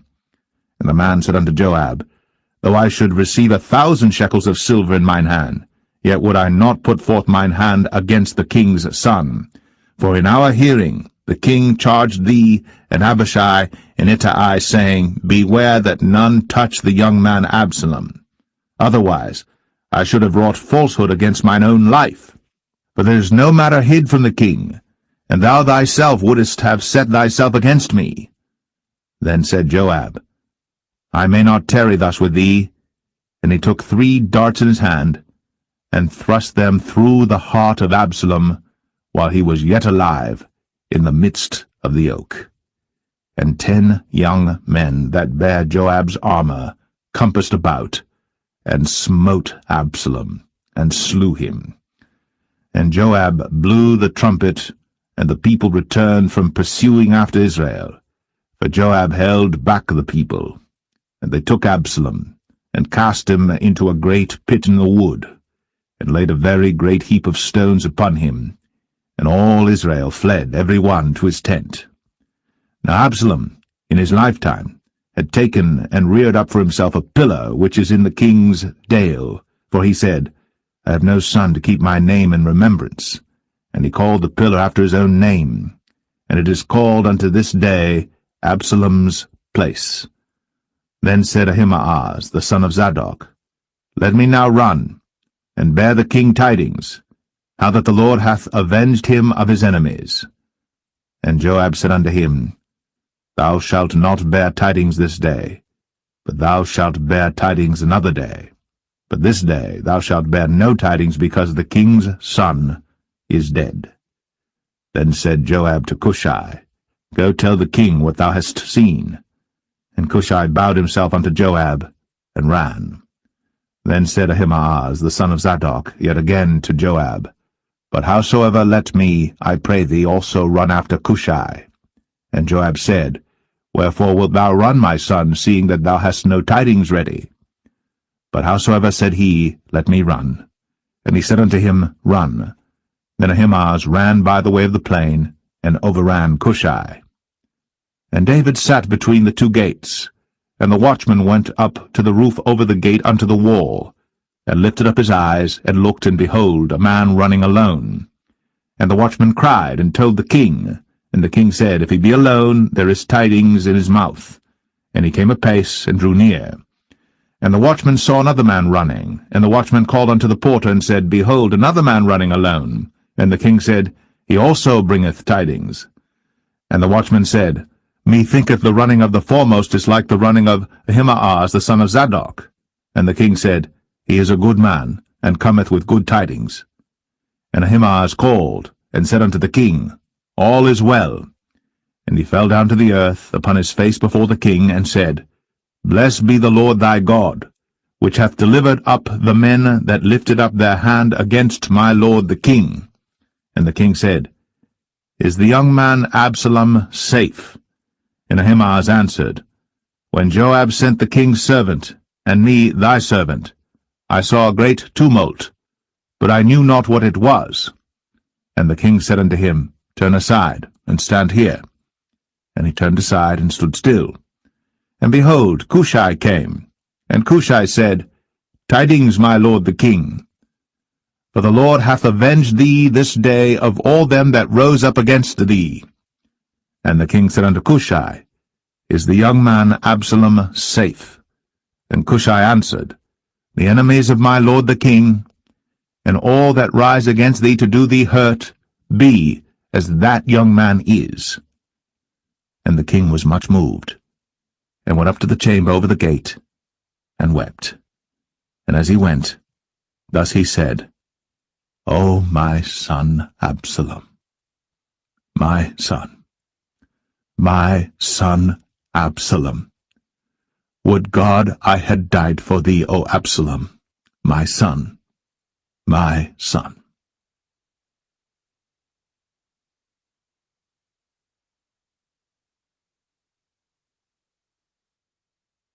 Second Samuel 19. And it was told Joab, Behold, the king weepeth and mourneth for Absalom. And the victory that day was turned into mourning unto all the people, for the people heard say that day how the king was grieved for his son. And the people gat them by stealth that day into the city, as people being ashamed steal away when they flee in battle. But the king covered his face. And the king cried with a loud voice, O my son Absalom! O Absalom, my son, my son! And Joab came into the house to the king, and said, Thou hast shamed this day the faces of all thy servants, which this day have saved thy life and the lives of thy sons and of thy daughters, and the lives of thy wives and the lives of thy concubines, in that thou lovest thine enemies and hatest thy friends. For thou hast declared this day that thou regardest neither princes nor servants. For this day I perceive that if Absalom had lived, and all we had died this day, then it had pleased thee well. Now therefore arise, go forth, and speak comfortably unto thy servants. For I swear by the Lord, if thou go not forth, there will not tarry one with thee this night, and that will be worse unto thee than all the evil that befell thee from thy youth until now. Then the king arose and sat in the gate. And they told unto all the people, saying, Behold, the king doth sit in the gate. And all the people came before the king, for Israel had fled every man to his tent. And all the people were at strife throughout all the tribes of Israel, saying, The king saved us out of the hand of our enemies, and he delivered us out of the hand of the Philistines, and now he is fled out of the land for Absalom. And Absalom, whom we anointed over us, is dead in battle. Now therefore why speak ye not a word of bringing the king back? And King David sent to Zadok and to Abiathar the priests, saying, Speak unto the elders of Judah, saying, Why are ye the last to bring the king back to his house, seeing the speech of all Israel is come to the king, even to his house? Ye are my brethren, ye are my bones and my flesh, wherefore then are ye the last to bring back the king? And say ye to Amasa, Art thou not of my bone and of my flesh? God do so to me, and more also, if thou be not captain of the host before me continually in the room of Joab. And he bowed the heart of all the men of Judah, even as the heart of one man, so that they sent this word unto the king, Return thou, and all thy servants. So the king returned, and came to Jordan, and Judah came to Gilgal, to go to meet the king, to conduct the king over Jordan. And Shimei the son of Gera, a Benjamite, which was of Bahurim, hasted and came down with the men of Judah to meet King David. And there were 1,000 men of Benjamin with him, and Ziba the servant of the house of Saul, and his 15 sons and his 20 servants with him. And they went over Jordan before the king. And there went over a ferry boat to carry over the king's household, and to do what he thought good. And Shimei the son of Gera fell down before the king, as he was come over Jordan, and said unto the king, Let not my lord impute iniquity unto me, neither do thou remember that which thy servant did perversely the day that my lord the king went out of Jerusalem, that the king should take it to his heart. For thy servant doth know that I have sinned, therefore behold, I am come the first this day of all the house of Joseph, to go down to meet my lord the king. But Abishai the son of Zeruiah answered and said, Shall not Shimei be put to death for this, because he cursed the Lord's anointed? And David said, What have I to do with you, ye sons of Zeruiah, that ye should this day be adversaries unto me? Shall there any man be put to death this day in Israel? For do not I know that I am this day king over Israel? Therefore the king said unto Shimei, Thou shalt not die. And the king swear unto him. And Mephibosheth, the son of Saul, came down to meet the king, and had neither dressed his feet, nor trimmed his beard, nor washed his clothes, from the day the king departed until the day he came again in peace. And it came to pass, when he was come to Jerusalem to meet the king, that the king said unto him, Wherefore wentest not thou with me, Mephibosheth? And he answered, My lord, O king, my servant deceived me. For thy servant said, I will saddle me an ass, that I may ride thereon, and go to the king, because thy servant is lame. And he hath slandered thy servant unto my lord the king. But my lord the king is as an angel of God. Do therefore what is good in thine eyes. For all of my father's house were but dead men before my lord the king.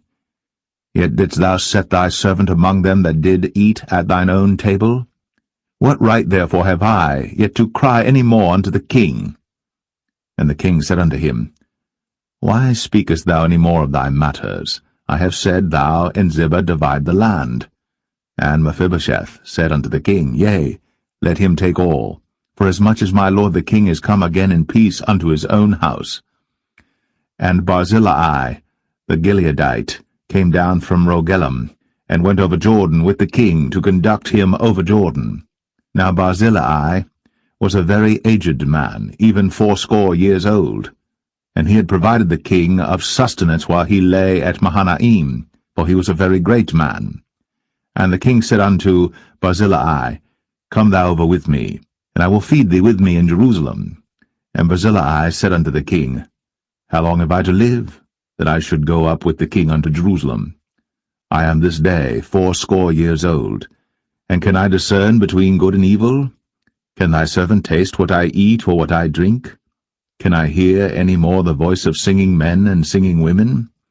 Wherefore then should thy servant be yet a burden unto my lord the king? Thy servant will go a little way over Jordan with the king, and why should the king recompense it me with such a reward? Let thy servant, I pray thee, turn back again, that I may die in mine own city, and be buried by the grave of my father and of my mother. But behold thy servant, Chimham, let him go over with my lord the king, and do to him what shall seem good unto thee. And the king answered, Chimham shall go over with me, and I will do to him that which shall seem good unto thee. And whatsoever thou shalt require of me, that will I do for thee. And all the people went over Jordan. And when the king was come over, the king kissed Barzillai, and blessed him, and he returned unto his own place. Then the king went on to Gilgal, and Chimham went on with him. And all the people of Judah conducted the king, and also half the people of Israel. And behold, all the men of Israel came to the king, and said unto the king, Why have our brethren the men of Judah stolen thee away, and have brought the king and his household and all David's men with him over Jordan? And all the men of Judah answered the men of Israel, Because the king is near of kin to us, wherefore then be ye angry for this matter? Have we eaten at all of the king's cost, or hath he given us any gift? And the men of Israel answered the men of Judah, and said, We have 10 parts in the king, and we have also more right in David than ye. Why then did ye despise us, that our advice should not be first had in bringing back our king? And the words of the men of Judah were fiercer than the words of the men of Israel.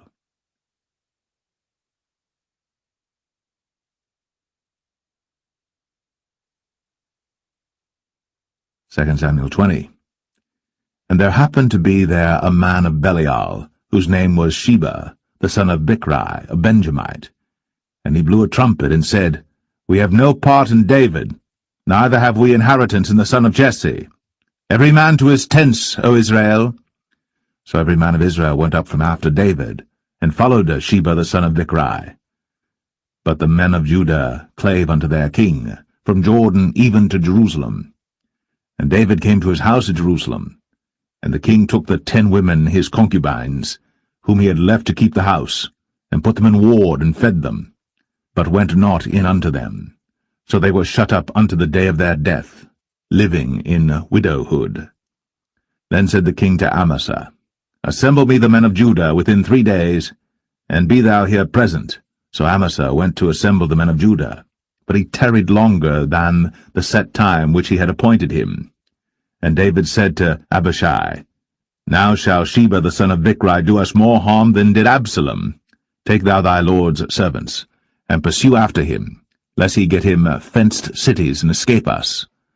And there went out after him Joab's men, and the Cherethites and the Pelethites, and all the mighty men, and they went out of Jerusalem, to pursue after Sheba the son of Bichri. When they were at the great stone which is in Gibeon, Amasa went before them, and Joab's garment that he had put on was girded unto him, and upon it a girdle with a sword fastened upon his loins in the sheath thereof. And as he went forth it fell out. And Joab said to Amasa, Art thou in health, my brother? And Joab took Amasa by the beard with the right hand to kiss him. But Amasa took no heed to the sword that was in Joab's hand. So he smote him therewith in the 5th rib, and shed out his bowels to the ground, and struck him not again, and he died. So Joab and Abishai his brother pursued after Sheba the son of Bichri. And one of Joab's men stood by him, and said, He that favoureth Joab, and he that is for David, Let him go after Joab. And Amasa wallowed in blood in the midst of the highway. And when the man saw that all the people stood still, he removed Amasa out of the highway into the field, and cast a cloth upon him when he saw that every one that came by him stood still. When he was removed out of the highway, all the people went on after Joab, to pursue after Sheba the son of Bichri.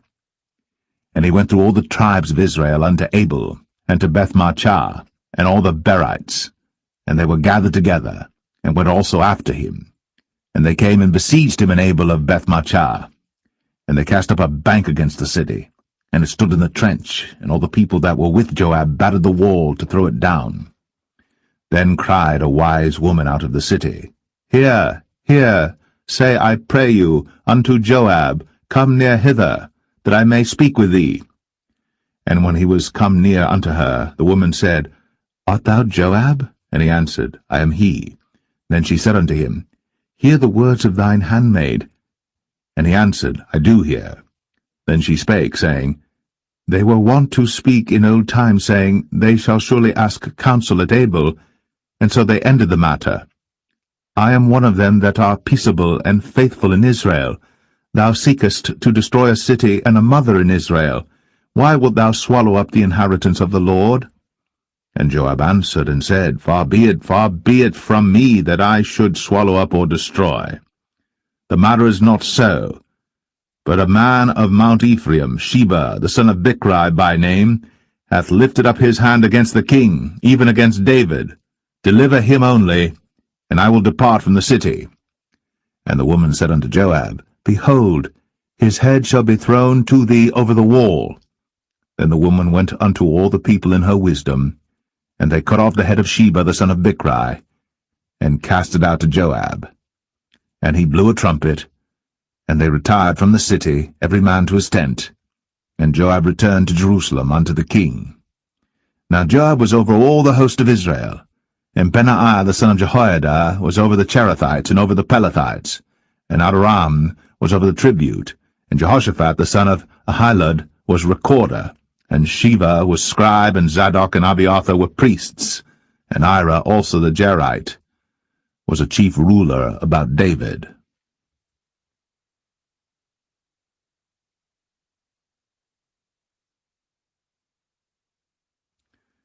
Second Samuel 21. Then there was a famine in the days of David 3 years, year after year, and David inquired of the Lord. And the Lord answered, It is for Saul and for his bloody house, because he slew the Gibeonites. And the king called the Gibeonites, and said unto them, Now the Gibeonites were not of the children of Israel, but of the remnant of the Amorites, and the children of Israel had sworn unto them. And Saul sought to slay them in his zeal to the children of Israel and Judah. Wherefore David said unto the Gibeonites, What shall I do for you? And wherewith shall I make the atonement, that ye may bless the inheritance of the Lord?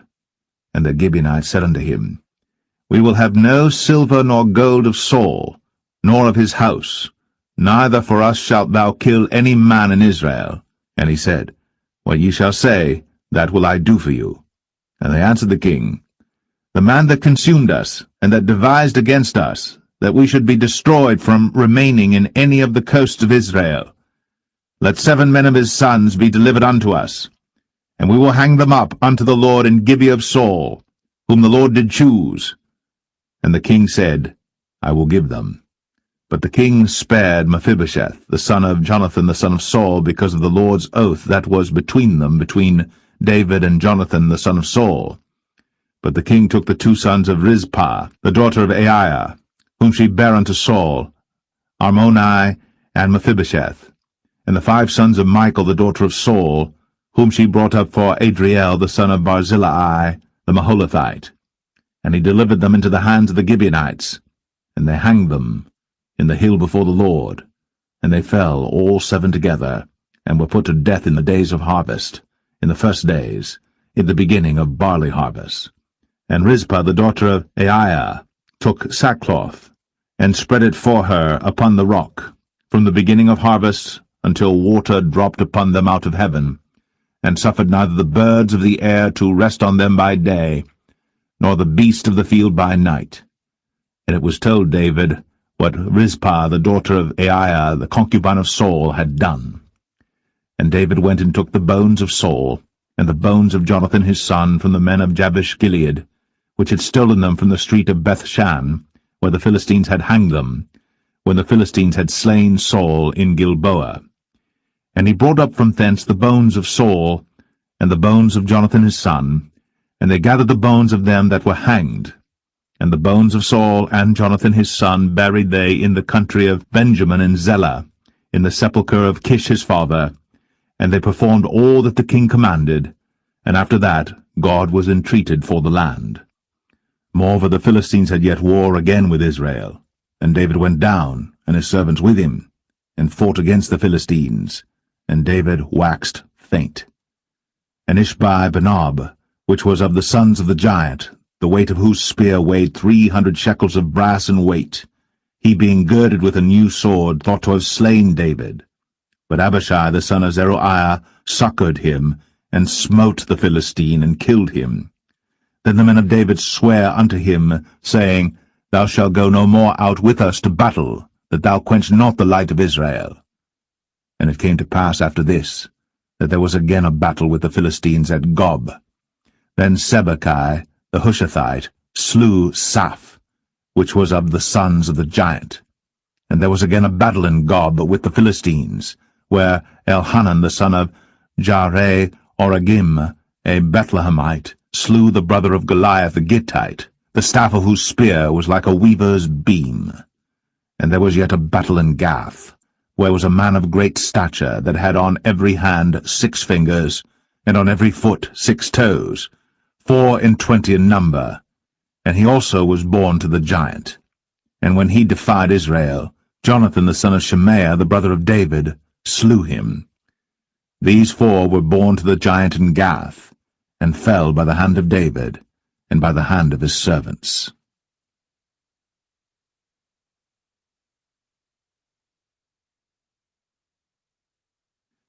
2 Samuel 22. And David spake unto the Lord the words of this song in the day that the Lord had delivered him out of the hand of all his enemies, and out of the hand of Saul. And he said, The Lord is my rock, and my fortress, and my deliverer. The God of my rock, in him will I trust. He is my shield, and the horn of my salvation, my high tower, and my refuge, my Saviour. Thou savest me from violence. I will call on the Lord, who is worthy to be praised. So shall I be saved from mine enemies. When the waves of death compassed me, the floods of ungodly men made me afraid. The sorrows of hell compassed me about, the snares of death prevented me. In my distress I called upon the Lord, and cried to my God, and he did hear my voice out of his temple, and my cry did enter into his ears. Then the earth shook and trembled, the foundations of heaven moved and shook, because he was wroth. There went up a smoke out of his nostrils, and fire out of his mouth devoured. Coals were kindled by it. He bowed the heavens also, and came down, and darkness was under his feet. And he rode upon a cherub, and did fly, and he was seen upon the wings of the wind. And he made darkness pavilions round about him, dark waters, and thick clouds of the skies. Through the brightness before him were coals of fire kindled. The Lord thundered from heaven, and the Most High uttered his voice. And he sent out arrows, and scattered them, lightning, and discomfited them. And the channels of the sea appeared. The foundations of the world were discovered, at the rebuking of the Lord, at the blast of the breath of his nostrils. He sent from above, he took me, he drew me out of many waters. He delivered me from my strong enemy, and from them that hated me, for they were too strong for me. They prevented me in the day of my calamity. But the Lord was my stay. He brought me forth also into a large place. He delivered me because he delighted in me. The Lord rewarded me according to my righteousness, according to the cleanness of my hands hath he recompensed me. For I have kept the ways of the Lord, and have not wickedly departed from my God. For his judgments were before me, and as for his statutes, I did not depart from them. I was also upright before him, and have kept myself from mine iniquity. Therefore the Lord hath recompensed me according to my righteousness, according to my cleanness in his eyesight. With the merciful thou wilt show thyself merciful, and with the upright man thou wilt show thyself upright. With the pure thou wilt show thyself pure, and with the froward thou wilt show thyself unsavoury, and the afflicted people thou wilt save. But thine eyes are upon the haughty, that thou mayest bring them down. For thou art my lamp, O Lord, and the Lord will lighten my darkness. For by thee I have run through a troop, by my God have I leaped over a wall. As for God, his way is perfect. The word of the Lord is tried. He is a buckler to all them that trust in him. For who is God save the Lord? And who is a rock save our God? God is my strength and power, and he maketh my way perfect. He maketh my feet like hinds' feet, and setteth me upon my high places. He teacheth my hands to war, so that a bow of steel is broken by mine arms. Thou hast also given me the shield of thy salvation, and thy gentleness hath made me great. Thou hast enlarged my steps under me, so that my feet did not slip. I have pursued mine enemies, and destroyed them, and turned not again until I had consumed them. And I have consumed them and wounded them, that they could not arise, yea, they are fallen under my feet. For thou hast girded me with strength to battle. Them that rose up against me hast thou subdued under me. Thou hast also given me the necks of mine enemies, that I might destroy them that hate me. They looked, but there was none to save, even unto the Lord. But he answered them not. Then did I beat them as small as the dust of the earth. I did stamp them as the mire of the street, and did spread them abroad. Thou also hast delivered me from the strivings of my people. Thou hast kept me to be head of the heathen. A people which I knew not shall serve me. Strangers shall submit themselves unto me. As soon as they hear, they shall be obedient unto me. Strangers shall fade away, and they shall be afraid out of their close places. The Lord liveth, and blessed be my rock, and exalted be the God of the rock of my salvation. It is God that avengeth me, and that bringeth down the people unto me, and that bringeth me forth from mine enemies. Thou also hast lifted me up on high above them that rose up against me. Thou hast delivered me from the violent man. Therefore I will give thanks unto thee, O Lord, among the heathen, and I will sing praises unto thy name. He is the tower of salvation for his king, and showeth mercy to his anointed, unto David, and to his seed for evermore.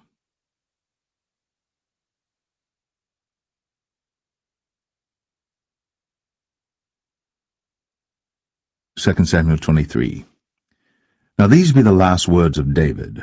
David the son of Jesse said, and the man who was raised up on high, the anointed of the God of Jacob, and the sweet psalmist of Israel, said, The Spirit of the Lord spake by me, and his word was in my tongue. The God of Israel said, The Rock of Israel spake to me. He that ruleth over men must be just, ruling in the fear of God. And he shall be as the light of the morning, when the sun riseth, even a morning without clouds, as the tender grass springing out of the earth by clear shining after rain. Although my house be not so with God, yet he hath made with me an everlasting covenant, ordered in all things and sure. For this is all my salvation and all my desire, although he make it not to grow. But the sons of Belial shall be all of them as thorns thrust away, because they cannot be taken with hands. But the man that shall touch them must be fenced with iron, and the staff of a spear, and they shall be utterly burned with fire in the same place. These be the names of the mighty men whom David had. The Tachmonite, that sat in the seat, chief among the captains. The same was Adino, the Esnite. He lift up his spear against 800, whom he slew at one time. And after him was Eleazar, the son of Dodo the Ahohite, one of the 3 mighty men with David, when they defied the Philistines that were there gathered together to battle, and the men of Israel were gone away. He arose, and smote the Philistines until his hand was weary, and his hand clave unto the sword. And the Lord wrought a great victory that day, and the people returned after him only to spoil. And after him was Shammah the son of Agi, the Harahite. And the Philistines were gathered together into a troop, where was a piece of ground full of lentils, and the people fled from the Philistines. But he stood in the midst of the ground, and defended it, and slew the Philistines, and the Lord wrought a great victory. And 3 of the 30 chief went down, and came to David, in the harvest time, unto the cave of Adullam. And the troop of the Philistines pitched in the valley of Rephaim. And David was then in an hold, and the garrison of the Philistines was then in Bethlehem. And David longed, and said, O that one would give me drink of the water of the well of Bethlehem, which is by the gate. And the 3 mighty men brake through the host of the Philistines, and drew water out of the well of Bethlehem that was by the gate, and took it, and brought it to David. Nevertheless he would not drink thereof, but poured it out unto the Lord. And he said, Be it far from me, O Lord, that I should do this. Is not this the blood of the men that went in jeopardy of their lives? Therefore he would not drink it. These things did these 3 mighty men. And Abishai the brother of Joab, the son of Zeruiah, was chief among 3. And he lifted up his spear against 300, and slew them, and had the name among 3. Was he not most honorable of 3? Therefore he was their captain, howbeit he attained not unto the first 3. And Benaiah the son of Jehoiada, the son of a valiant man of Kabzeel, who had done many acts, he slew 2 lion-like men of Moab. He went down also and slew a lion in the midst of a pit in time of snow. And he slew an Egyptian, a goodly man. And the Egyptian had a spear in his hand. But he went down to him with a staff, and plucked the spear out of the Egyptian's hand, and slew him with his own spear. These things did Benaiah the son of Jehoiada, and had the name among 3 mighty men. He was more honorable than the 30, but he attained not to the first 3. And David set him over his guard.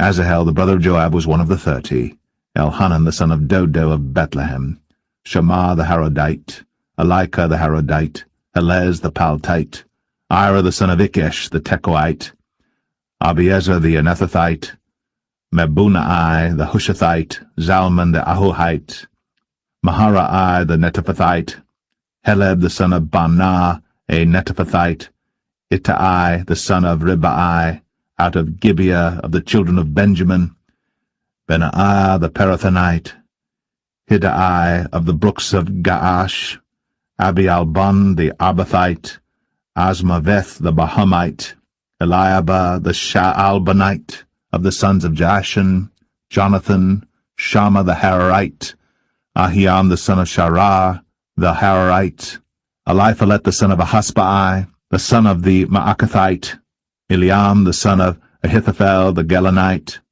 Hezrai the Carmelite, Parai the Arbite, Igal the son of Nathan of Zobah, Bani the Gadite, Zelek the Ammonite, Naharai the Barathite, Armabera to Joab the son of Zeruiah, Ira and Ithrite, Gareb and Ithrite, Uriah the Hittite, 37 in all.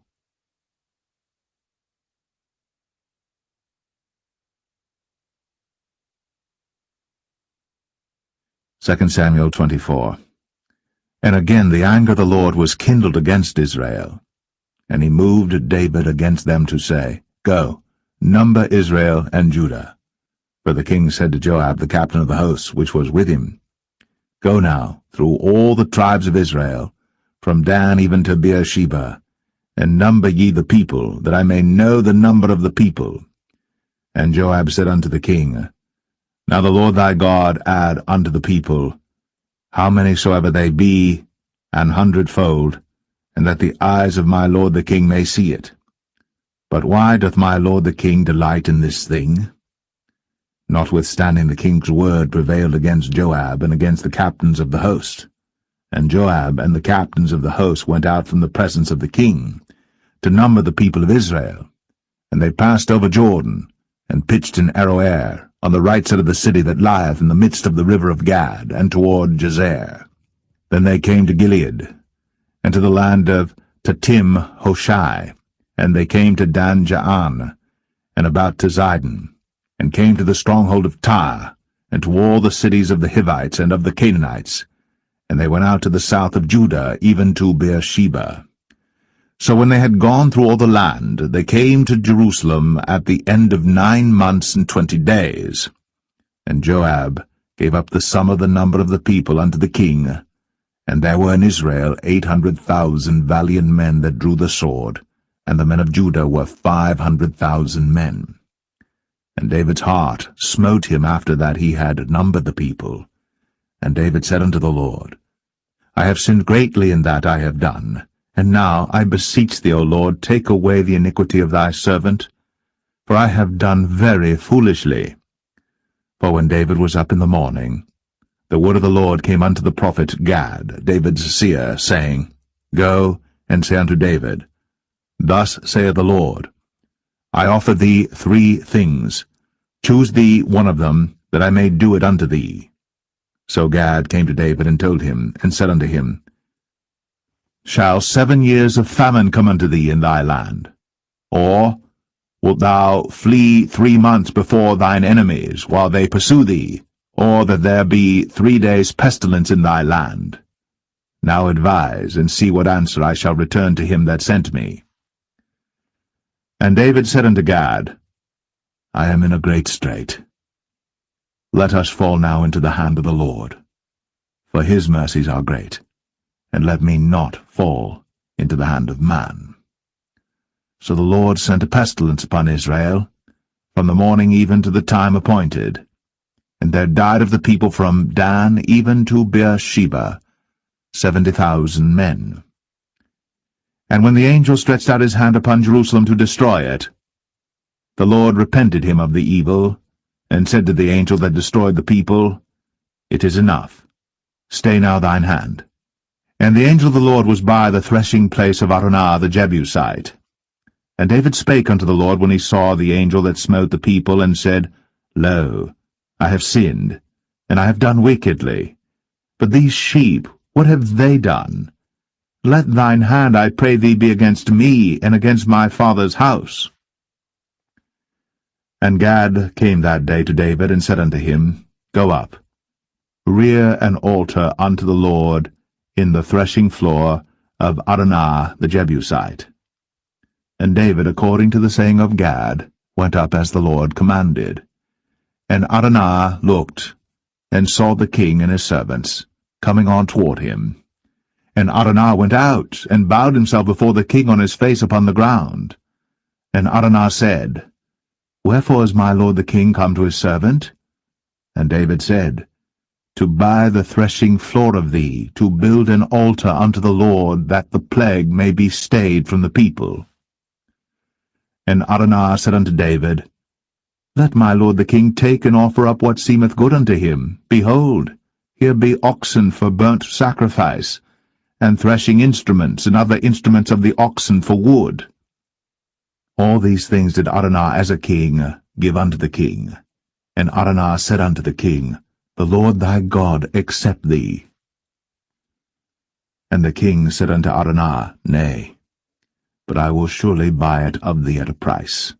Neither will I offer burnt offerings unto the Lord my God of that which doth cost me nothing. So David bought the threshing floor and the oxen for 50 shekels of silver. And David built there an altar unto the Lord, and offered burnt offerings and peace offerings. So the Lord was entreated for the land, and the plague was stayed from Israel.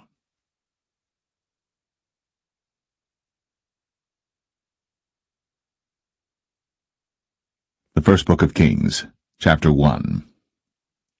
Now King David was old, and stricken in years, and they covered him with clothes, but he gat no heat. Wherefore his servant said unto him, Let there be sought for my lord the king a young virgin, and let her stand before the king, and let her cherish him, and let her lie in thy bosom, that my lord the king may get heat. So they sought for a fair damsel throughout all the coasts of Israel, and found Abishag, a Shunammite, and brought her to the king. And the damsel was very fair, and cherished the king, and ministered to him.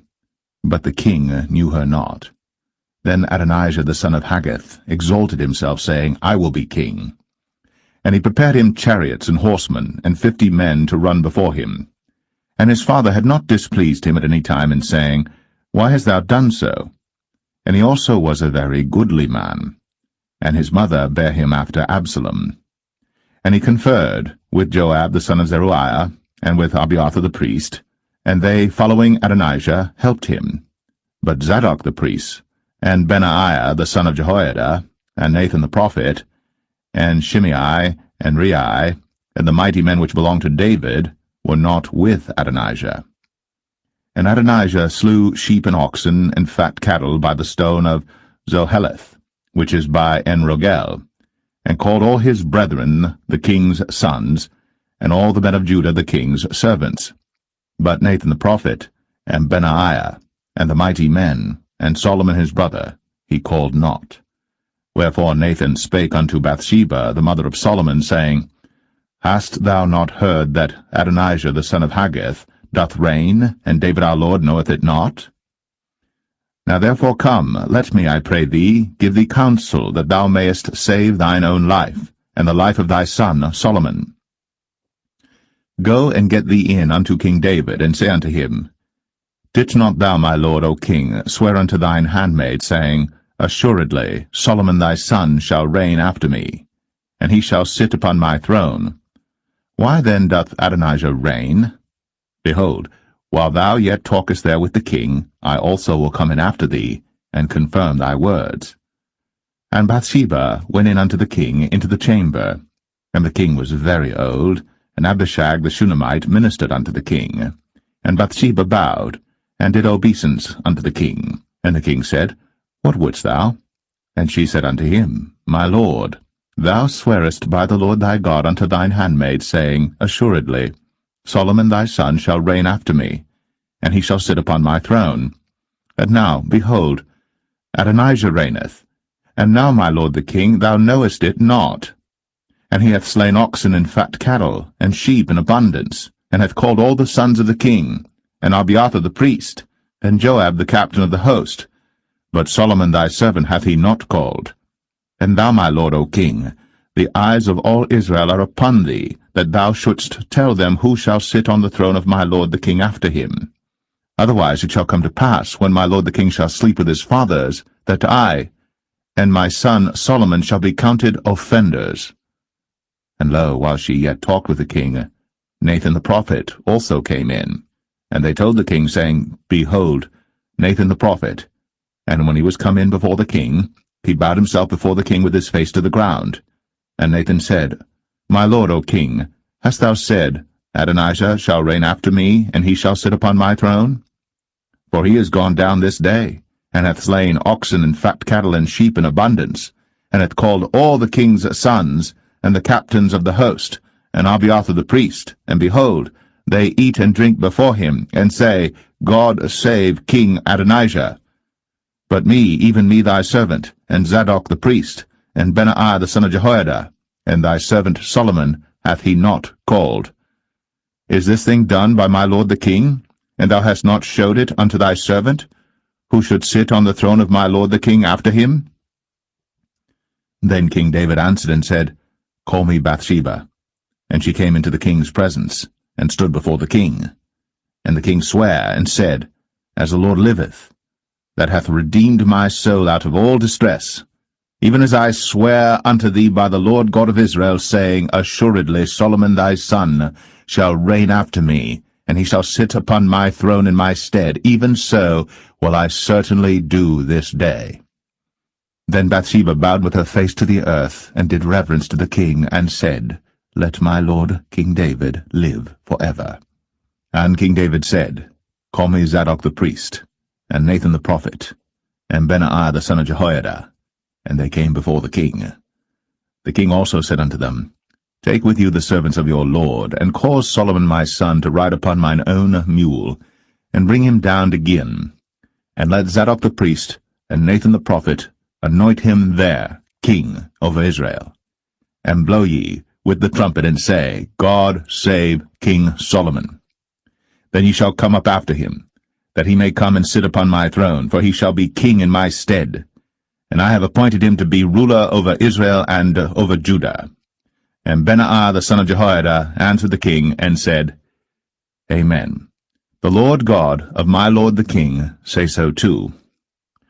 As the Lord hath been with my lord the king, even so be he with Solomon, and make his throne greater than the throne of my lord, King David. So Zadok the priest, and Nathan the prophet, and Benaiah the son of Jehoiada, and the Cherethites, and the Pelethites, went down, and caused Solomon to ride upon King David's mule, and brought him to Gin. And Zadok the priest took an horn of oil out of the tabernacle, and anointed Solomon, and they blew the trumpet. And all the people said, God save King Solomon. And all the people came up after him, and the people piped with pipes, and rejoiced with great joy, so that the earth rent with the sound of them. And Adonijah and all the guests that were with him heard it as they had made an end of eating. And when Joab heard the sound of the trumpet, he said, Wherefore is this noise of the city being in an uproar? And while he yet spake, behold, Jonathan the son of Abiathar the priest came. And Adonijah said unto him, Come in, for thou art a valiant man, and bringest good tidings. And Jonathan answered and said to Adonijah, Verily, our lord King David hath made Solomon king. And the king hath sent with him Zadok the priest, and Nathan the prophet, and Benaiah the son of Jehoiada, and the Cherethites and the Pelethites, and they have caused him to ride upon the king's mule. And Zadok the priest, and Nathan the prophet, have anointed him king in Gin, and they are come up from thence, rejoicing, so that the city rang again. This is the noise that ye have heard. And also Solomon sitteth on the throne of the kingdom. And moreover, the king's servants came to bless our lord King David, saying, God make the name of Solomon better than thy name, and make his throne greater than thy throne. And the king bowed himself upon the bed. And also thus said the king, Blessed be the Lord God of Israel, which hath given one to sit on my throne this day, mine eyes even seeing it. And all the guests that were with Adonijah were afraid, and rose up, and went every man his way. And Adonijah feared because of Solomon, and arose, and went, and caught hold on the horns of the altar. And it was told Solomon, saying, Behold, Adonijah feareth King Solomon, for lo, he hath caught hold on the horns of the altar, saying, Let King Solomon swear unto me today, that he will not slay his servant with the sword. And Solomon said, If he will show himself a worthy man, there shall not an hair of him fall to the earth. But if wickedness shall be found in him, he shall die. So King Solomon sent, and they brought him down from the altar, and he came, and bowed himself to King Solomon. And Solomon said unto him, Go to thine house.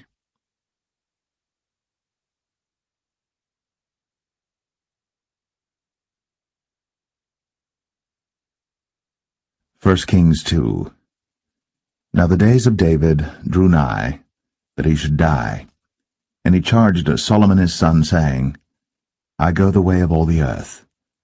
Be thou strong therefore, and show thyself a man, and keep the charge of the Lord thy God, to walk in his ways, to keep his statutes, and his commandments, and his judgments, and his testimonies, as it is written in the law of Moses, that thou mayest prosper in all that thou doest, and whithersoever thou turnest thyself, that the Lord may continue his word which he spake concerning me, saying, If thy children take heed to their way, to walk before me in truth with all their heart and with all their soul, there shall not fail thee, said he, a man on the throne of Israel. Moreover, thou knowest also what Joab the son of Zeruiah did to me, and what he did to the two captains of the host of Israel, unto Abner the son of Ner, and unto Amasa the son of Jether, whom he slew, and shed the blood of war in peace, and put the blood of war upon his girdle that was about his loins, and in his shoes that were on his feet. Do therefore according to thy wisdom, and let not his hoar head go down to the grave in peace. But show kindness unto the sons of Barzillai the Gileadite, and let them be of those that eat at thy table. For so they came to me when I fled because of Absalom thy brother. And behold, thou hast with thee Shimei the son of Gera, a Benjamite of Bahurim, which cursed me with a grievous curse in the day when I went to Mahanaim. But he came down to meet me at Jordan, and I swear to him by the Lord, saying, I will not put thee to death with the sword. Now therefore hold him not guiltless, for thou art a wise man, and knowest what thou oughtest to do unto him. But his hoar head bring thou down to the grave with blood. So David slept with his fathers, and was buried in the city of David. And the days that David reigned over Israel were 40 years. 7 years reigned he in Hebron, and 33 years reigned he in Jerusalem. Then sat Solomon upon the throne of David his father, and his kingdom was established greatly. And Adonijah the son of Haggith came to Bathsheba, the mother of Solomon, and she said, Comest thou peaceably? And he said, Peaceably. He said, Moreover, I have somewhat to say unto thee. And she said, Say on. And he said, Thou knowest that the kingdom was mine, and that all Israel set their faces on me, that I should reign. Howbeit the kingdom is turned about, and is become my brother's, for it was his from the Lord. And now I ask one petition of thee, deny me not. And she said unto him, Say on. And he said, Speak, I pray thee, unto Solomon the king. For he will not say thee nay, that he give me Abishag the Shunammite to wife. And Bathsheba said, Well, I will speak for thee unto the king. Bathsheba therefore went unto King Solomon, to speak unto him for Adonijah. And the king rose up to meet her, and bowed himself unto her, and sat down on his throne, and caused a seat to be set for the king's mother. And she sat on his right hand. Then she said, I desire one small petition of thee. I pray thee, say me not nay. And the king said unto her, Ask on, my mother, for I will not say thee nay. And she said, Let Abishag the Shunammite be given to Adonijah thy brother to wife. And King Solomon answered and said unto his mother, And why dost thou ask Abishag the Shunammite for Adonijah? Ask for him the kingdom also? For he is mine elder brother, even for him, and for Abiathar the priest, and for Joab the son of Zeruiah. Then King Solomon sware by the Lord, saying, God do so to me, and more also, if Adonijah have not spoken this word against his own life. Now therefore, as the Lord liveth, which hath established me, and set me on the throne of David my father, and who hath made me an house, as he promised, Adonijah shall be put to death this day. And King Solomon sent by the hand of Benaiah the son of Jehoiada, and he fell upon him, that he died. And unto Abiathar the priest said the king, Get thee to Anathoth, unto thine own fields, for thou art worthy of death. But I will not at this time put thee to death, because thou bearest the ark of the Lord God before David my father, and because thou hast been afflicted in all wherein my father was afflicted. So Solomon thrust out Abiathar from being priest unto the Lord, that he might fulfill the word of the Lord, which he spake concerning the house of Eli and Shiloh. Then tidings came to Joab. For Joab had turned after Adonijah, though he turned not after Absalom. And Joab fled unto the tabernacle of the Lord, and caught hold on the horns of the altar. And it was told King Solomon that Joab was fled unto the tabernacle of the Lord, and behold, he is by the altar. Then Solomon sent Benaiah the son of Jehoiada, saying, Go, fall upon him. And Benaiah came to the tabernacle of the Lord, and said unto him, Thus saith the king, Come forth. And he said, Nay, but I will die here. And Benaiah brought the king word again, saying, Thus said Joab. And thus he answered me. And the king said unto him, Do as he hath said, and fall upon him, and bury him, that thou mayest take away the innocent blood, which Joab shed from me, and from the house of my father. And the Lord shall return his blood upon his own head, who fell upon 2 men more righteous and better than he, and slew them with the sword. My father David, not knowing thereof, to wit, Abner the son of Ner, captain of the host of Israel, and Amasa the son of Jether, captain of the host of Judah. Their blood shall therefore return upon the head of Joab, and upon the head of his seed for ever.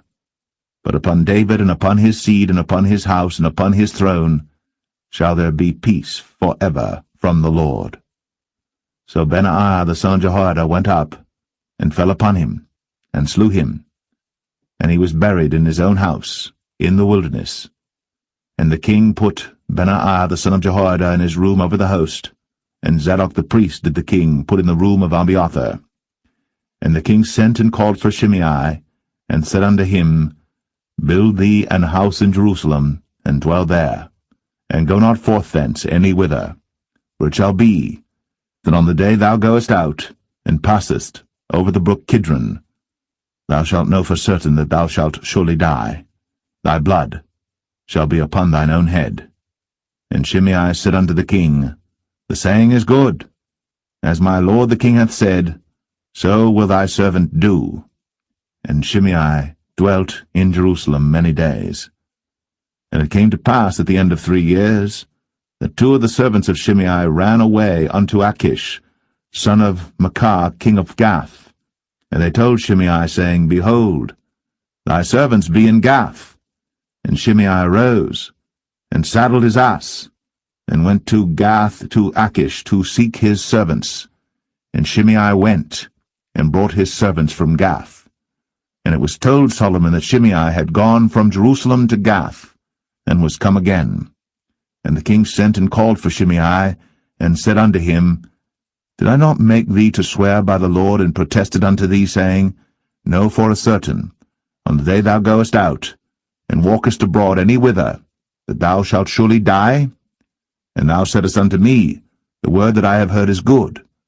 Why then hast thou not kept the oath of the Lord, and the commandment that I have charged thee with?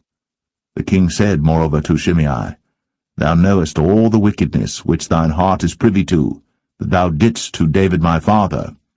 Therefore the Lord shall return thy wickedness upon thine own head. And King Solomon shall be blessed, and the throne of David shall be established before the Lord for ever. So the king commanded Benaiah the son of Jehoiada, which went out, and fell upon him that he died. And the kingdom was established in the hand of Solomon.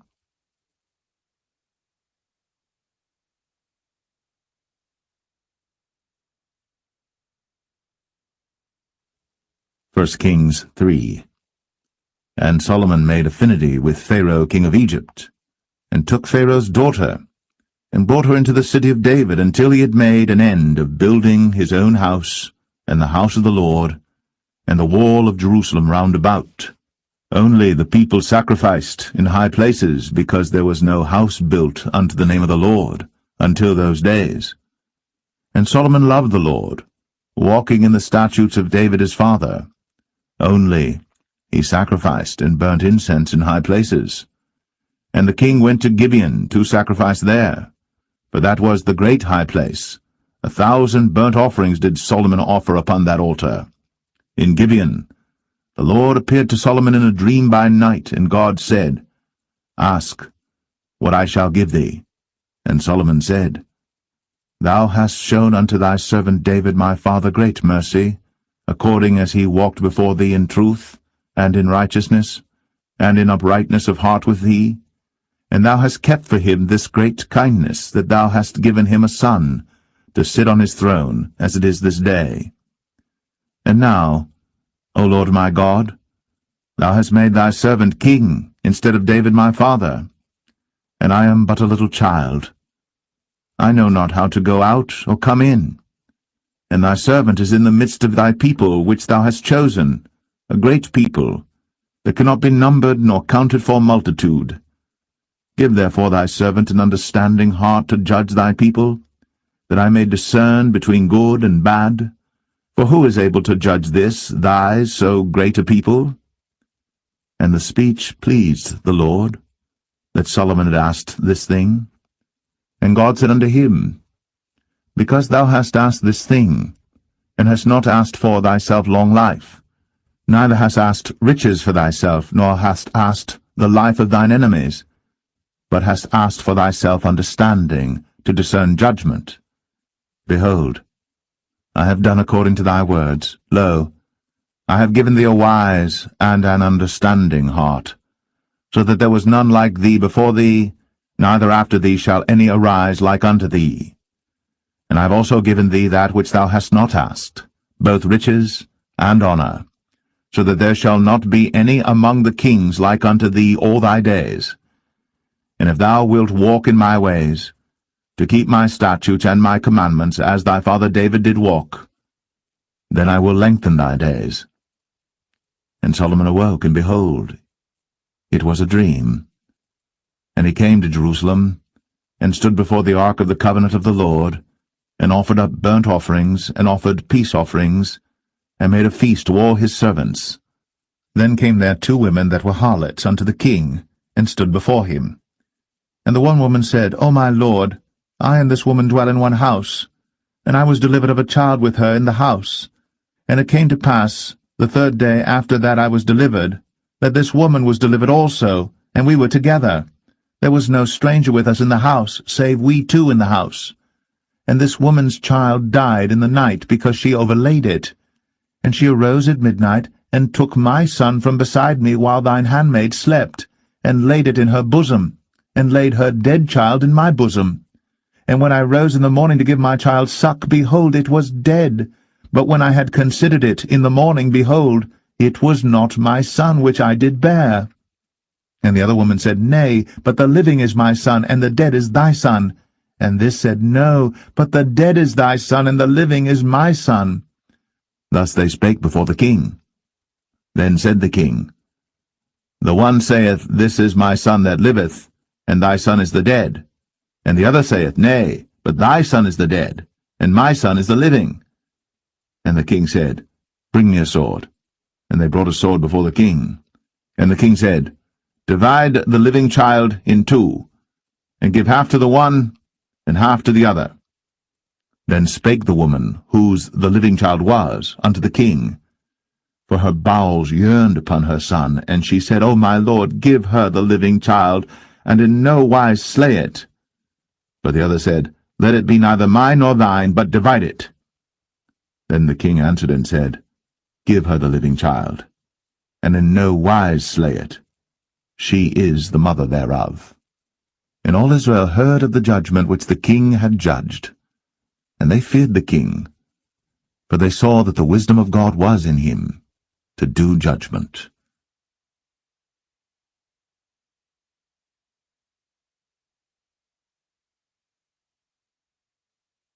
1 Kings 4.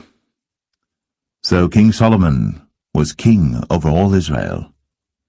And these were the princes which he had: Azariah the son of Zadok the priest, Elihoreph and Ahiah the sons of Shishah, scribes, Jehoshaphat the son of Ahilud, the recorder, and Benaiah the son of Jehoiada was over the host, and Zadok and Abiathar were the priests.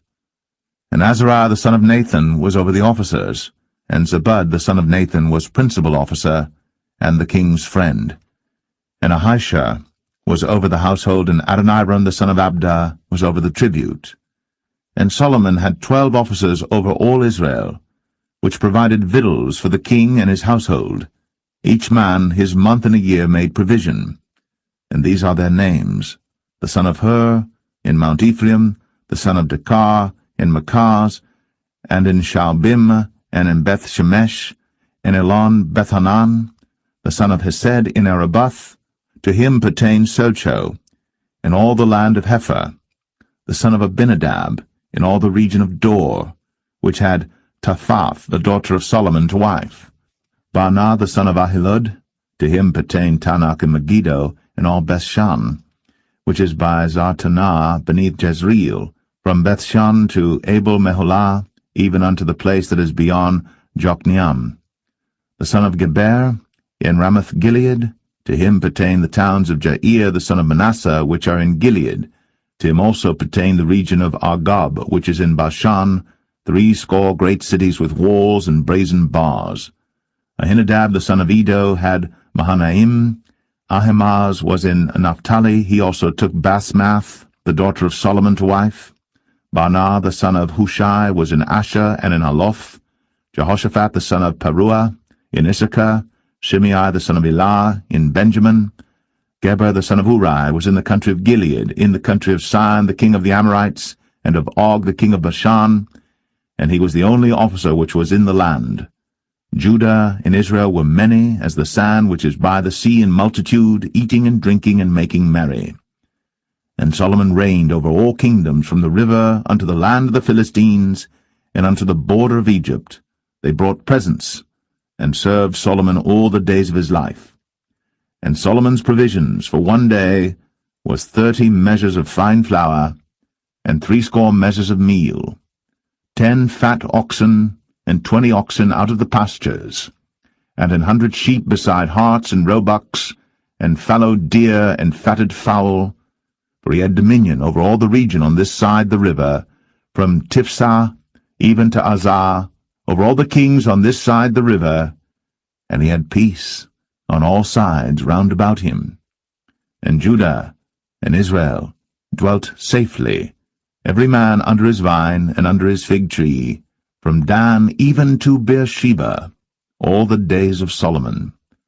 And Solomon had 40,000 stalls of horses for his chariots, and 12,000 horsemen. And those officers provided victual for King Solomon, and for all that came unto King Solomon's table every man in his month, they lacked nothing. Barley also, and straw for the horses, and dromedaries brought they unto the place where the officers were, every man according to his charge.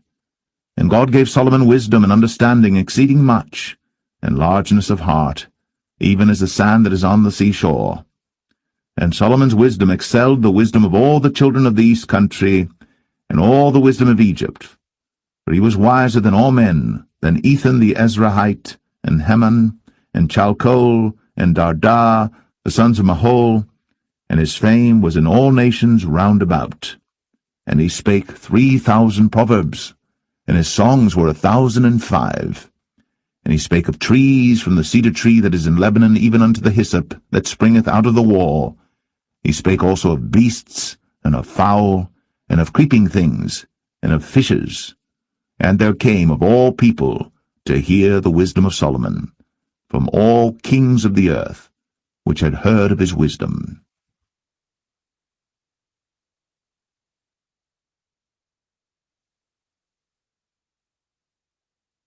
1 Kings 5. And Hiram king of Tyre sent his servants unto Solomon, for he had heard that they had anointed him king in the room of his father, for Hiram was ever a lover of David. And Solomon sent to Hiram, saying, Thou knowest how that David my father could not build an house unto the name of the Lord his God for the wars which were about him on every side, until the Lord put them under the soles of his feet. But now the Lord my God hath given me rest on every side, so that there is neither adversary nor evil occurrent. And behold, I purpose to build an house unto the name of the Lord my God, as the Lord spake unto David my father, saying, Thy son, whom I will set upon thy throne in thy room, he shall build an house unto my name. Now therefore command thou that they hew me cedar trees out of Lebanon, and my servants shall be with thy servants, and unto thee will I give hire for thy servants according to all that thou shalt appoint. For thou knowest that there is not among us any that can skill to hew timber like unto the Sidonians. And it came to pass, when Hiram heard the words of Solomon, that he rejoiced greatly, and said, Blessed be the Lord this day, which hath given unto David a wise son over this great people. And Hiram sent to Solomon, saying, I have considered the things which thou sentest to me for, and I will do all thy desire concerning timber of cedar, and concerning timber of fir. My servants shall bring them down from Lebanon unto the sea, and I will convey them by sea in floats unto the place that thou shalt appoint me, and will cause them to be discharged there, and thou shalt receive them, and thou shalt accomplish my desire in giving food for my household. So Hiram gave Solomon cedar trees and fir trees, according to all his desire. And Solomon gave Hiram 20,000 measures of wheat for food to his household, and 20 measures of pure oil. Thus gave Solomon to Hiram year by year. And the Lord gave Solomon wisdom, as he promised him. And there was peace between Hiram and Solomon, and they two made a league together. And King Solomon raised a levy out of all Israel, and the levy was 30,000 men. And he sent them to Lebanon, 10,000 a month by courses. A month they were in Lebanon, and 2 months at home, and Adoniram was over the levy. And Solomon had 70,000 that bare burdens, and 80,000 hewers in the mountains, beside the chief of Solomon's officers which were over the work, 3,300 which ruled over the people that wrought in the work. And the king commanded, and they brought great stones, costly stones, and hewed stones, to lay the foundation of the house. And Solomon's builders and Hiram's builders did hew them, and the stone squarers, so they prepared timber and stones to build the house.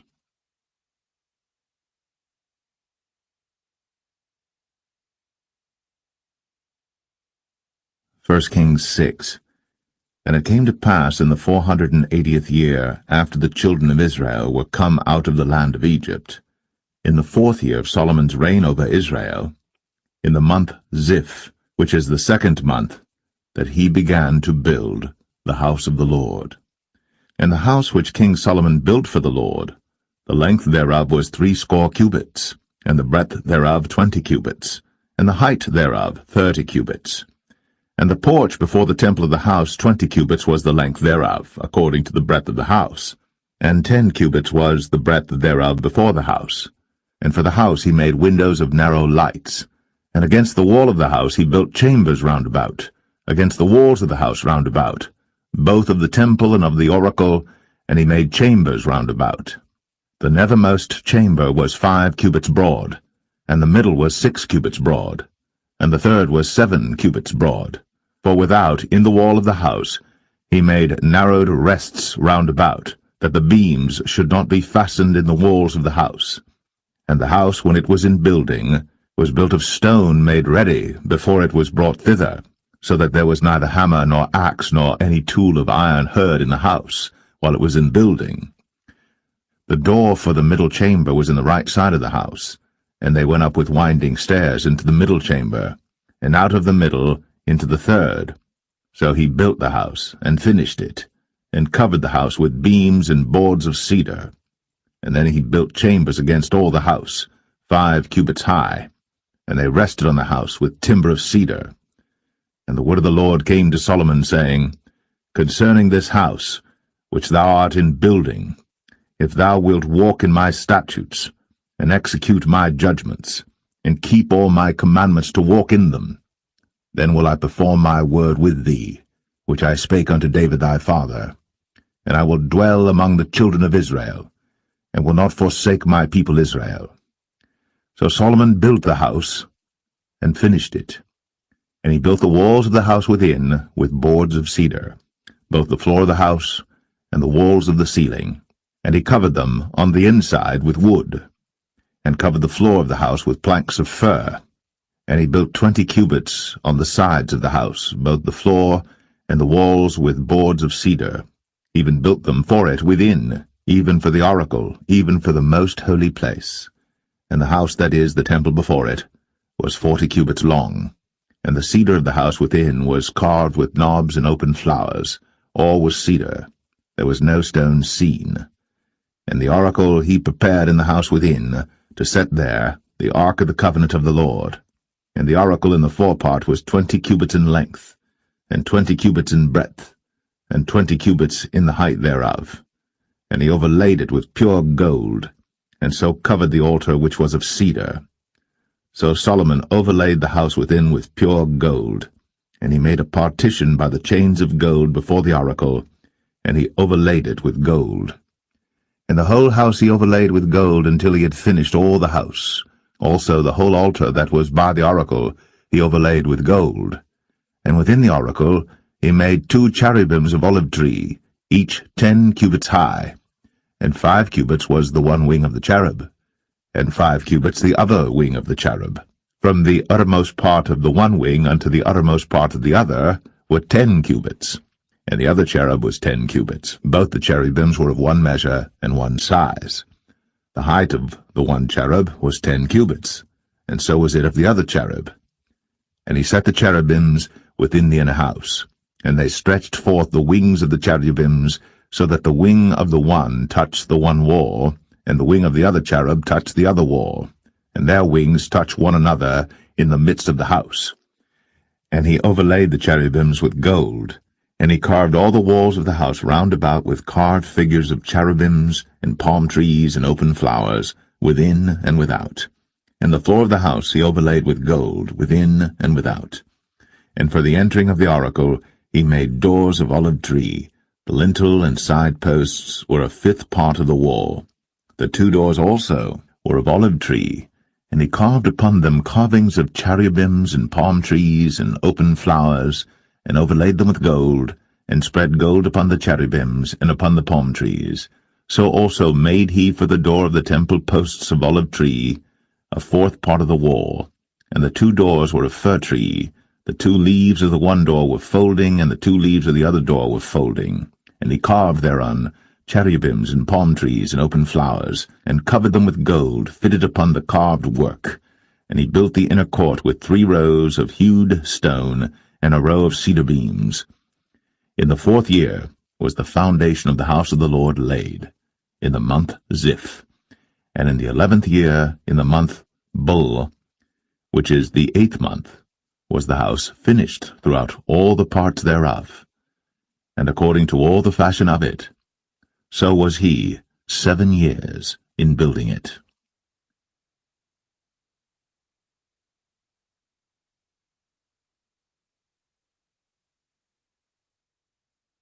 1 Kings 7. But Solomon was building his own house 13 years, and he finished all his house. He built also the house of the forest of Lebanon. The length thereof was 100 cubits, and the breadth thereof 50 cubits, and the height thereof 30 cubits, upon 4 rows of cedar pillars, with cedar beams upon the pillars. And it was covered with cedar above, upon the beams, that lay on 45 pillars, 15 in a row. And there were windows in 3 rows, and light was against light in 3 ranks. And all the doors and posts were square, with the windows, and light was against light in 3 ranks. And he made a porch of pillars. The length thereof was 50 cubits, and the breadth thereof 30 cubits, and the porch was before them. And the other pillars and the thick beam were before them. Then he made a porch for the throne where he might judge, even the porch of judgment, and it was covered with cedar from one side of the floor to the other. And his house where he dwelt had another court within the porch, which was of the like work. Solomon made also an house for Pharaoh's daughter, whom he had taken to wife, like unto this porch. All these were of costly stones, according to the measures of hewed stones, sawed with saws, within and without, even from the foundation unto the coping, and so on the outside toward the great court. And the foundation was of costly stones, even great stones, stones of 10 cubits, and stones of 8 cubits. And above were costly stones after the measures of hewed stones and cedars. And the great court round about was with 3 rows of hewed stones, and a row of cedar beams, both for the inner court of the house of the Lord, and for the porch of the house. And King Solomon sent and fetched Hiram out of Tyre. He was a widow's son of the tribe of Naphtali, and his father was a man of Tyre, a worker in brass, and he was filled with wisdom and understanding and cunning, to work all works in brass.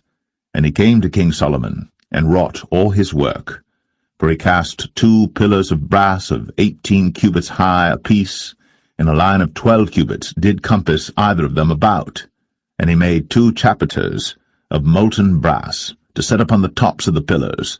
The height of the one chapiter was 5 cubits, and the height of the other chapiter was 5 cubits, and nets of checker work, and wreaths of chain work, for the chapiters which were upon the top of the pillars, 7 for the one chapiter, and 7 for the other chapiter. And he made the pillars, and 2 rows round about upon the one network, to cover the chapiters that were upon the top, with pomegranates. And so did he for the other chapiter. And the chapiters that were upon the top of the pillars were of lily work in the porch, 4 cubits. And the chapiters upon the 2 pillars had pomegranates also above, over against the belly which was by the network. And the pomegranates were 200 in rows round about upon the other chapiter. And he set up the pillars in the porch of the temple. And he set up the right pillar, and called the name thereof Jachin. And he set up the left pillar, and called the name thereof Boaz. And upon the top of the pillars was lily work. So was the work of the pillars finished. And he made a molten sea, 10 cubits from the one brim to the other. It was round all about, and his height was 5 cubits, and a line of 30 cubits did compass it round about. And under the brim of it round about there were knobs compassing it, 10 in a cubit, compassing the sea round about. The knobs were cast in 2 rows when it was cast. It stood upon 12 oxen, 3 looking toward the north, and 3 looking toward the west, and 3 looking toward the south, and 3 looking toward the east. And the sea was set above upon them, and all their hinder parts were inward. And it was an handbreadth thick, and the brim thereof was wrought like the brim of a cup, with flowers of lilies. It contained 2,000 baths. And he made 10 bases of brass. 4 cubits was the length of one base, and 4 cubits the breadth thereof, and 3 cubits the height of it. And the work of the bases was on this manner. They had borders, and the borders were between the ledges. And on the borders that were between the ledges were lions, oxen, and cherubims. And upon the ledges there was a base above, and beneath the lions and oxen were certain additions made of thin work. And every base had 4 brazen wheels, and plates of brass, and the 4 corners thereof had undersetters. Under the laver were undersetters molten, at the side of every addition. And the mouth of it within the chapiter, and above was a cubit, but the mouth thereof was round after the work of the base, a cubit and an half. And also upon the mouth of it were gravings with their borders, 4 square, not round. And under the borders were 4 wheels, and the axle trees of the wheels were joined to the base, and the height of a wheel was a cubit and a half a cubit. And the work of the wheels was like the work of a chariot wheel. Their axle trees and their naves and their felloes and their spokes were all molten. And there were 4 undersetters to the 4 corners of one base, and the undersetters were of the very base itself. And in the top of the base was there a round compass of half a cubit high, and on the top of the base the ledges thereof, and the borders thereof were of the same. For on the plates of the ledges thereof, and on the borders thereof, he graved cherubims, lions, and palm trees, according to the proportion of every one, and additions round about. After this manner he made the 10 bases. All of them had 1 casting, 1 measure, and 1 size. Then made he 10 lavers of brass. 1 laver contained 40 baths, and every laver was 4 cubits, and upon every one of the 10 bases 1 laver. And he put 5 bases on the right side of the house, and 5 on the left side of the house, and he set the sea on the right side of the house eastward over against the south. And Hiram made the lavers and the shovels and the basins. So Hiram made an end of doing all the work that he made King Solomon for the house of the Lord. The 2 pillars and the 2 bowls of the chapiters that were on the top of the 2 pillars, and the 2 networks to cover the 2 bowls of the chapiters, which were upon the top of the pillars, and 400 pomegranates for the 2 networks, even 2 rows of pomegranates for 1 network, to cover the 2 bowls of the chapiters that were upon the pillars, and the 10 bases, and 10 lavers on the bases, and 1 sea, and 12 oxen under the sea, and the pots, and the shovels, and the basins, and all these vessels which Hiram made to King Solomon for the house of the Lord, were of bright brass. In the plain of Jordan did the king cast them, in the clay ground between Succoth and Zarthan. And Solomon left all the vessels unweighed, because they were exceeding many. neither was the weight of the brass found out.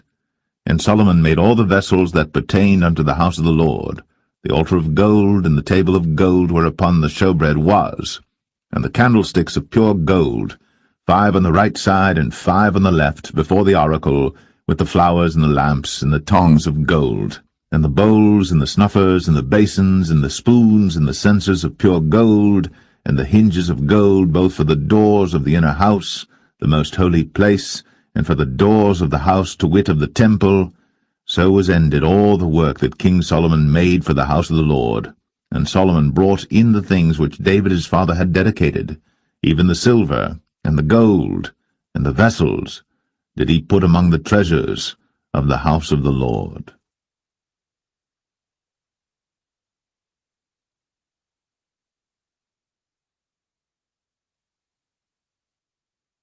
1 Kings 8. Then Solomon assembled the elders of Israel, and all the heads of the tribes, the chief of the fathers of the children of Israel, unto King Solomon in Jerusalem, that they might bring up the ark of the covenant of the Lord out of the city of David, which is Zion.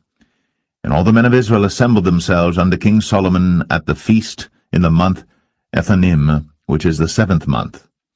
And all the elders of Israel came, and the priests took up the ark, and they brought up the ark of the Lord, and the tabernacle of the congregation, and all the holy vessels that were in the tabernacle, even those did the priests and the Levites bring up.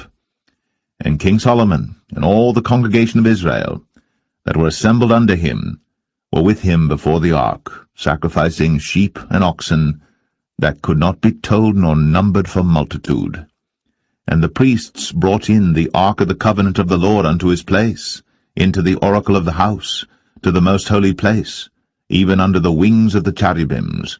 For the cherubims spread forth their 2 wings over the place of the ark, and the cherubims covered the ark and the staves thereof above. And they drew out the staves, that the ends of the staves were seen out in the holy place before the oracle, and they were not seen without. And there they are unto this day. There was nothing in the ark save the 2 tables of stone, which Moses put there at Horeb, when the Lord made a covenant with the children of Israel, when they came out of the land of Egypt. And it came to pass, when the priests were come out of the holy place, that the cloud filled the house of the Lord, so that the priests could not stand to minister because of the cloud, for the glory of the Lord had filled the house of the Lord. Then spake Solomon, The Lord said that he would dwell in the thick darkness. I have surely built thee an house to dwell in, a settled place for thee to abide in for ever. And the king turned his face about, and blessed all the congregation of Israel. And all the congregation of Israel stood, and he said, Blessed be the Lord God of Israel, which spake with his mouth unto David my father, and hath with his hand fulfilled it, saying, Since the day that I brought forth my people Israel out of Egypt, I chose no city out of all the tribes of Israel to build an house, that my name might be therein. But I chose David to be over my people Israel. And it was in the heart of David my father to build an house for the name of the Lord God of Israel. And the Lord said unto David my father, Whereas it was in thine heart to build an house unto my name, thou didst well that it was in thine heart. Nevertheless thou shalt not build the house, but thy son that shall come forth out of thy loins, he shall build the house unto my name. And the Lord hath performed his word that he spake, and I am risen up in the room of David my father, and sit on the throne of Israel, as the Lord promised, and have built an house for the name of the Lord God of Israel. And I have set there a place for the ark, wherein is the covenant of the Lord, which he made with our fathers when he brought them out of the land of Egypt. And Solomon stood before the altar of the Lord in the presence of all the congregation of Israel, and spread forth his hands toward heaven, and he said, Lord God of Israel, there is no God like thee, in heaven above, or on earth beneath, who keepest covenant and mercy with thy servants that walk before thee with all their heart, who hast kept with thy servant David my father, that thou promised him. Thou spakest also with thy mouth, and hast fulfilled it with thine hand, as it is this day. Therefore now, Lord God of Israel, keep with thy servant David, my father, that thou promised him, saying, There shall not fail thee a man in my sight to sit on the throne of Israel, so that thy children take heed to their way, that they walk before me as thou hast walked before me. And now, O God of Israel, let thy word, I pray thee, be verified, which thou spakest unto thy servant David my father. But will God indeed dwell on the earth? Behold, the heaven, and heaven of heavens cannot contain thee. How much less this house that I have builded? Yet have thou respect unto the prayer of thy servant, and to his supplication, O Lord my God, to hearken unto the cry and to the prayer which thy servant prayeth before thee today, that thine eyes may be open toward this house night and day, even toward the place of which thou hast said, My name shall be there, that thou mayest hearken unto the prayer which thy servant shall make toward this place. And hearken thou to the supplication of thy servant, and of thy people Israel, when they shall pray toward this place. And hear thou in heaven thy dwelling place, and when thou hearest, forgive. If any man trespass against his neighbor, and an oath be laid upon him to cause him to swear, and the oath come before thine altar in this house, then hear thou in heaven, and do and judge thy servants, condemning the wicked, to bring his way upon his head, and justifying the righteous, to give him according to his righteousness. When thy people Israel be smitten down before the enemy, because they have sinned against thee, and shall turn again to thee, and confess thy name, and pray, and make supplication unto thee in this house, then hear thou in heaven, and forgive the sin of thy people Israel, and bring them again unto the land which thou gavest unto their fathers. When heaven is shut up, and there is no rain because they have sinned against thee, if they pray toward this place, and confess thy name, and turn from their sin, when thou afflictest them, then hear thou in heaven, and forgive the sin of thy servants, and of thy people Israel, that thou teach them the good way wherein they should walk, and give rain upon thy land, which thou hast given to thy people for an inheritance. If there be in the land famine, if there be pestilence, blasting, mildew, locust, or if there be caterpillar, if their enemy besiege them in the land of their cities, whatsoever plague, whatsoever sickness there be, what prayer and supplication soever be made by any man, or by all thy people Israel, which shall know every man the plague of his own heart, and spread forth his hands toward this house, then hear thou in heaven thy dwelling place, and forgive, and do, and give to every man according to his ways, whose heart thou knowest, for thou, even thou only, knowest the hearts of all the children of men, that they may fear thee all the days that they live in the land which thou gavest unto our fathers. Moreover, concerning a stranger that is not of thy people Israel, but cometh out of a far country for thy name's sake, for they shall hear of thy great name, and of thy strong hand, and of thy stretched out arm, when he shall come and pray toward this house, hear thou in heaven thy dwelling place, and do according to all that the stranger calleth to thee for, that all people of the earth may know thy name, to fear thee, as do thy people Israel, and that they may know that this house which I have builded is called by thy name. If thy people go out to battle against their enemy, whithersoever thou shalt send them, and shall pray unto the Lord toward the city which thou hast chosen, and toward the house that I have built for thy name, then hear thou in heaven their prayer, and their supplication, and maintain their cause. If they sin against thee, for there is no man that sinneth not, and thou be angry with them, and deliver them to the enemy, so that they carry them away captives unto the land of the enemy, far or near. Yet, if they shall bethink themselves in the land whither they were carried captives, and repent, and make supplication unto thee, in the land of them that carried them captives, saying, We have sinned, and have done perversely, we have committed wickedness, and so return unto thee with all their heart, and with all their soul, in the land of their enemies, which led them away captive, and pray unto thee toward their land, which thou gavest unto their fathers, the city which thou hast chosen, and the house which I have built for thy name. Then hear thou their prayer, and their supplication in heaven thy dwelling place, and maintain their cause, and forgive thy people that have sinned against thee, and all their transgressions wherein they have transgressed against thee, and give them compassion before them who carry them captive, that they may have compassion on them. For they be thy people, and thine inheritance, which thou broughtest forth out of Egypt, from the midst of the furnace of iron, that thine eyes may be open unto the supplication of thy servant, and unto the supplication of thy people Israel, to hearken unto them in all that they call for unto thee. For thou didst separate them from among all the people of the earth to be thine inheritance, as thou spakest by the hand of Moses thy servant, when thou broughtest our fathers out of Egypt, O Lord God. And it was so that when Solomon had made an end of praying all this prayer and supplication unto the Lord, he arose from before the altar of the Lord, from kneeling on his knees with his hands spread up to heaven. And he stood, and blessed all the congregation of Israel with a loud voice, saying, Blessed be the Lord, that hath given rest unto his people Israel, according to all that he promised. There hath not failed one word of all his good promise, which he promised by the hand of Moses his servant.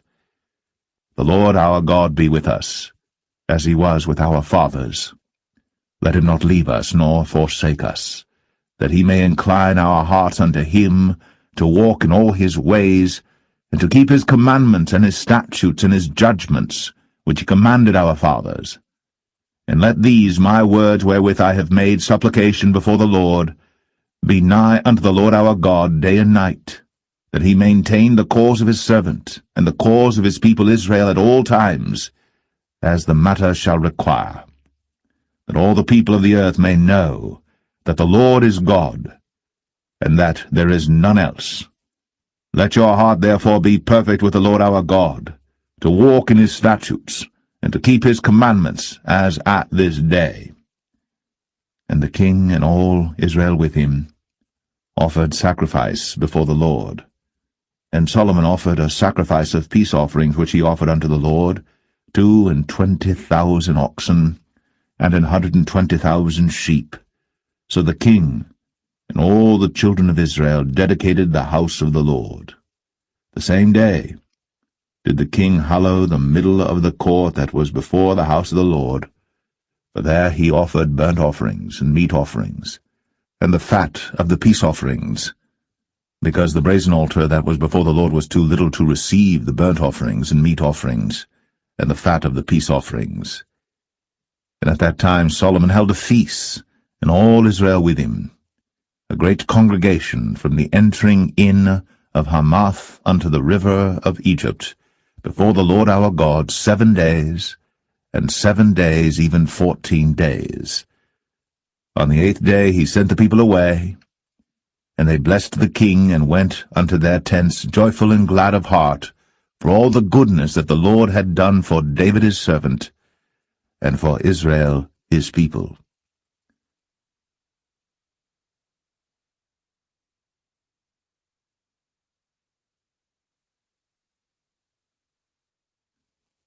First Kings 9.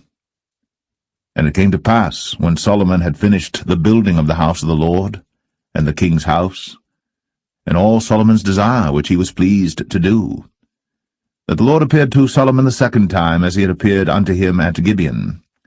And the Lord said unto him, I have heard thy prayer and thy supplication that thou hast made before me. I have hallowed this house which thou hast built, to put my name there for ever, and mine eyes and mine heart shall be there perpetually. And if thou wilt walk before me, as David thy father walked, in integrity of heart, and in uprightness, to do according to all that I have commanded thee, and wilt keep my statutes and my judgments, then I will establish the throne of thy kingdom upon Israel forever, as I promised to David thy father, saying, There shall not fail thee a man upon the throne of Israel. But if ye shall at all turn from following me, ye or your children, and will not keep my commandments and my statutes which I have set before you, but go and serve other gods, and worship them, Then will I cut off Israel out of the land which I have given them, and this house which I have hallowed for my name will I cast out of my sight, and Israel shall be a proverb and a byword among all people. And at this house which is high, every one that passeth by it shall be astonished, and shall hiss, and they shall say, Why hath the Lord done thus unto this land, and to this house? And they shall answer, Because they forsook the Lord their God, who brought forth their fathers out of the land of Egypt, and had taken hold upon other gods, and have worshipped them, and served them. Therefore hath the Lord brought upon them all this evil. And it came to pass at the end of 20 years, when Solomon had built the 2 houses, the house of the Lord, and the king's house. Now Hiram the king of Tyre had furnished Solomon with cedar trees and fir trees, and with gold according to all his desire. That then King Solomon gave Hiram 20 cities in the land of Galilee.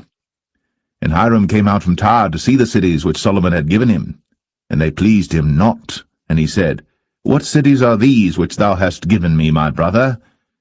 And he called them the land of Cabul unto this day. And Hiram sent to the king 60 talents of gold. And this is the reason of the levy which King Solomon raised, for to build the house of the Lord, and his own house, and Millo, and the wall of Jerusalem, and Hazor, and Megiddo, and Gezer. For Pharaoh king of Egypt had gone up and taken Gezer, and burnt it with fire, and slain the Canaanites that dwelt in the city, and given it for a present unto his daughter Solomon's wife. And Solomon built Gezer, and Beth-horon the nether, and Baalath, and Tadmor in the wilderness in the land, and all the cities of store that Solomon had, and cities for his chariots, and cities for his horsemen, and that which Solomon desired to build in Jerusalem, and in Lebanon, and in all the land of his dominion. And all the people that were left of the Amorites, Hittites, Perizzites, Hivites, and Jebusites, which were not of the children of Israel, their children that were left after them in the land, whom the children of Israel also were not able utterly to destroy, upon those did Solomon levy a tribute of bondservice unto this day. But of the children of Israel did Solomon make no bondmen, but they were men of war, and his servants, and his princes, and his captains, and rulers of his chariots, and his horsemen. These were the chief of the officers that were over Solomon's work, 550, which bare rule over the people that wrought in the work. But Pharaoh's daughter came up out of the city of David unto her house, which Solomon had built for her. Then did he build Millo. And 3 times in a year did Solomon offer burnt offerings and peace offerings upon the altar which he built unto the Lord. And he burnt incense upon the altar that was before the Lord. So he finished the house. And King Solomon made a navy of ships in Ezion-Geber, which is beside Eloth, on the shore of the Red Sea, in the land of Edom. And Hiram sent in the navy his servants, shipmen that had knowledge of the sea, with the servants of Solomon. And they came to Ophir, and fetched from thence gold 420 talents, and brought it to King Solomon.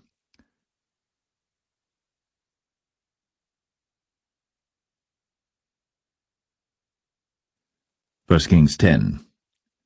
And when the queen of Sheba heard of the fame of Solomon concerning the name of the Lord, she came to prove him with hard questions.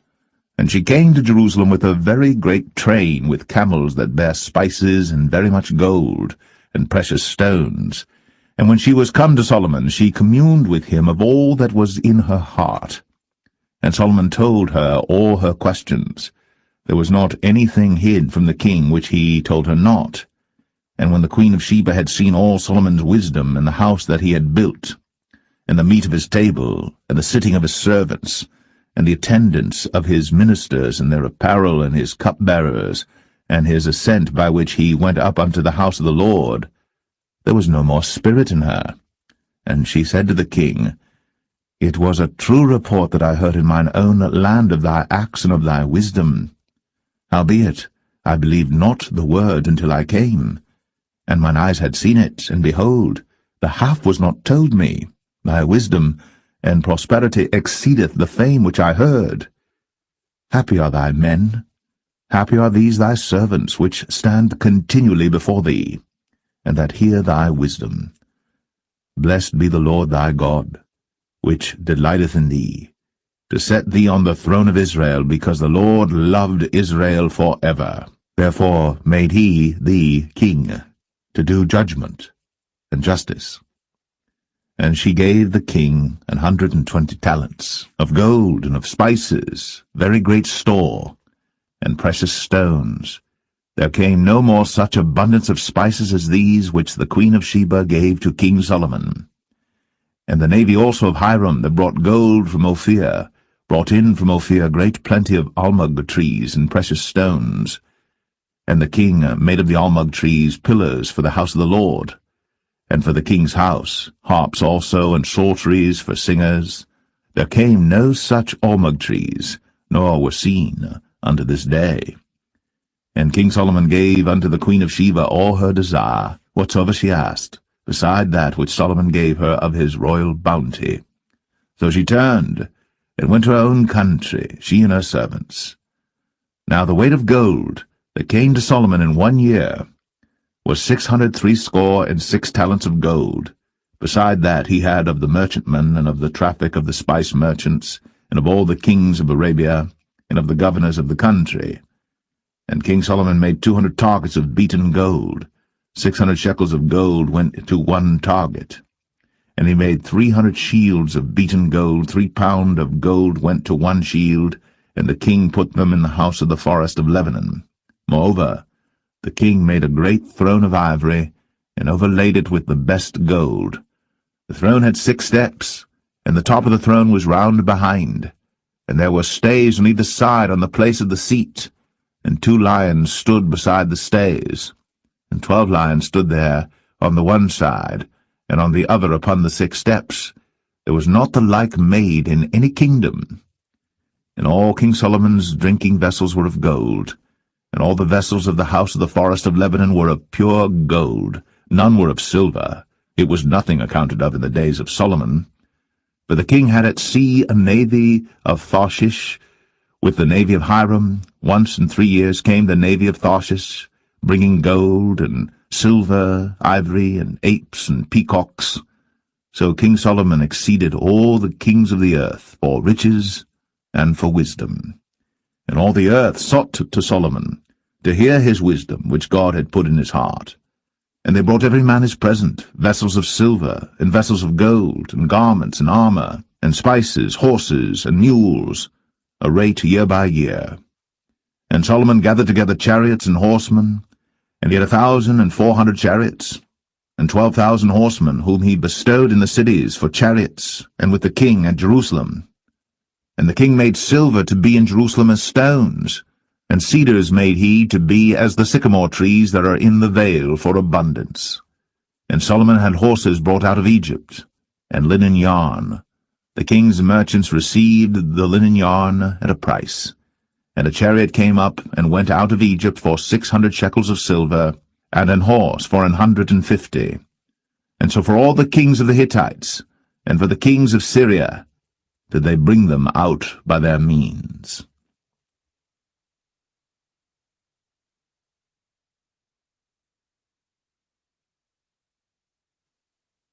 1 Kings 11. But King Solomon loved many strange women, together with the daughter of Pharaoh, women of the Moabites, Ammonites, Edomites, Zidonians, and Hittites.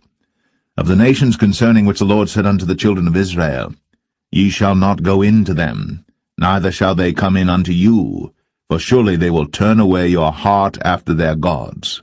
Solomon clave unto these in love. And he had 700 wives, princesses, and 300 concubines, and his wives turned away his heart. For it came to pass, when Solomon was old, that his wives turned away his heart after other gods. And his heart was not perfect with the Lord his God, as was the heart of David his father. For Solomon went after Ashtoreth, the goddess of the Zidonians, and after Milcom, the abomination of the Ammonites. And Solomon did evil in the sight of the Lord, and went not fully after the Lord, as did David his father. Then did Solomon build an high place for Chemosh, the abomination of Moab, in the hill that is before Jerusalem, and for Molech, the abomination of the children of Ammon. And likewise did he for all his strange wives, which burnt incense, and sacrificed unto their gods. And the Lord was angry with Solomon, because his heart was turned from the Lord God of Israel, which had appeared unto him twice, and had commanded him concerning this thing, that he should not go after other gods. But he kept not that which the Lord commanded.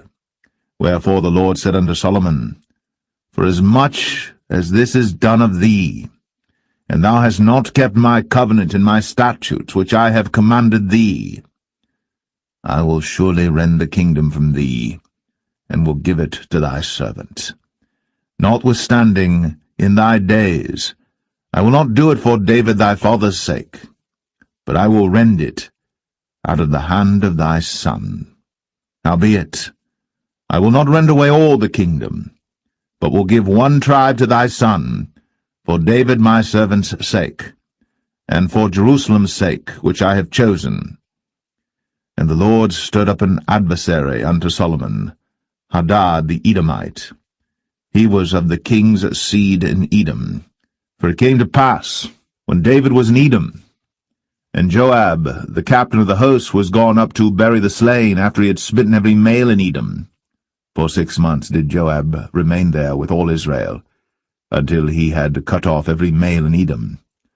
That Hadad fled, he and certain Edomites of his father's servants with him, to go into Egypt, Hadad being yet a little child. And they arose out of Midian, and came to Paran. And they took men with them out of Paran, and they came to Egypt, unto Pharaoh king of Egypt, which gave him an house, and appointed him victuals, and gave him land. And Hadad found great favour in the sight of Pharaoh, so that he gave him to wife the sister of his own wife, the sister of Tahpenes the queen. And the sister of Tahpenes bare him Genubath, his son, whom Tahpenes weaned in Pharaoh's house. And Genubath was in Pharaoh's household among the sons of Pharaoh. And when Hadad heard in Egypt that David slept with his fathers, and that Joab the captain of the host was dead, Hadad said to Pharaoh, Let me depart, that I may go to mine own country. Then Pharaoh said unto him, But what hast thou lacked with me, that, behold, thou seekest to go to thine own country? And he answered, Nothing. Howbeit, let me go in any wise. And God stirred him up another adversary, Rezon the son of Eliadah, which fled from his lord Hadadezer king of Zobah. And he gathered men unto him, and became captain over a band, when David slew them of Zobah. And they went to Damascus, and dwelt therein, and reigned in Damascus. And he was an adversary to Israel all the days of Solomon, beside the mischief that Hadad did. And he abhorred Israel, and reigned over Syria. And Jeroboam the son of Nebat, an Ephrathite of Zeradah, Solomon's servant, whose mother's name was Zeruiah, a widow woman, even he lifted up his hand against the king. And this was the cause that he lifted up his hand against the king. Solomon built Millo, and repaired the breaches of the city of David his father. And the man Jeroboam was a mighty man of valor. And Solomon, seeing the young man that he was industrious, he made him ruler over all the charge of the house of Joseph.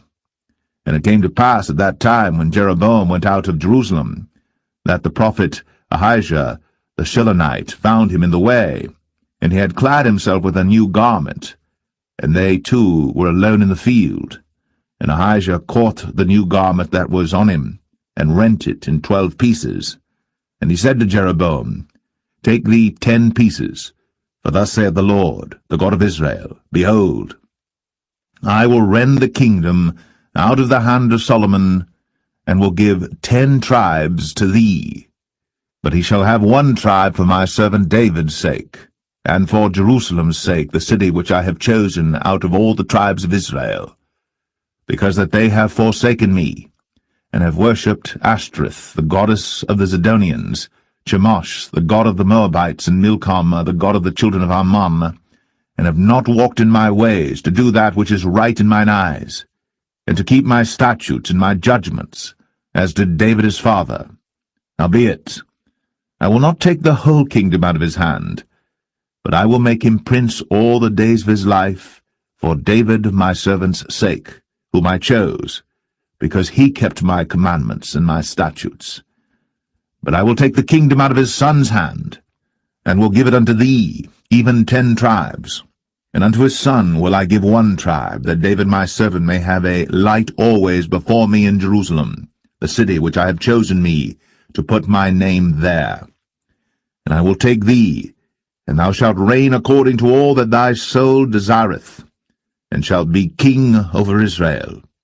And it shall be, if thou wilt hearken unto all that I command thee, and wilt walk in my ways, and do that is right in my sight, to keep my statutes and my commandments, as David my servant did, that I will be with thee, and build thee a sure house, as I built for David, and will give Israel unto thee. And I will for this afflict the seed of David, but not forever. Solomon sought therefore to kill Jeroboam. And Jeroboam arose and fled into Egypt, unto Shishak king of Egypt, and was in Egypt until the death of Solomon. And the rest of the acts of Solomon, and all that he did, and his wisdom, are they not written in the book of the acts of Solomon? And the time that Solomon reigned in Jerusalem over all Israel was 40 years. And Solomon slept with his fathers, and was buried in the city of David his father, and Rehoboam his son reigned in his stead.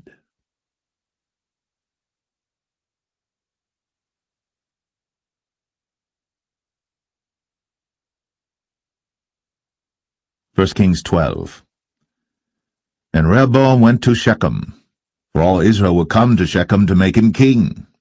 And it came to pass, when Jeroboam the son of Nebat, who was yet in Egypt, heard of it, for he was fled from the presence of King Solomon, and Jeroboam dwelt in Egypt, that they sent and called him.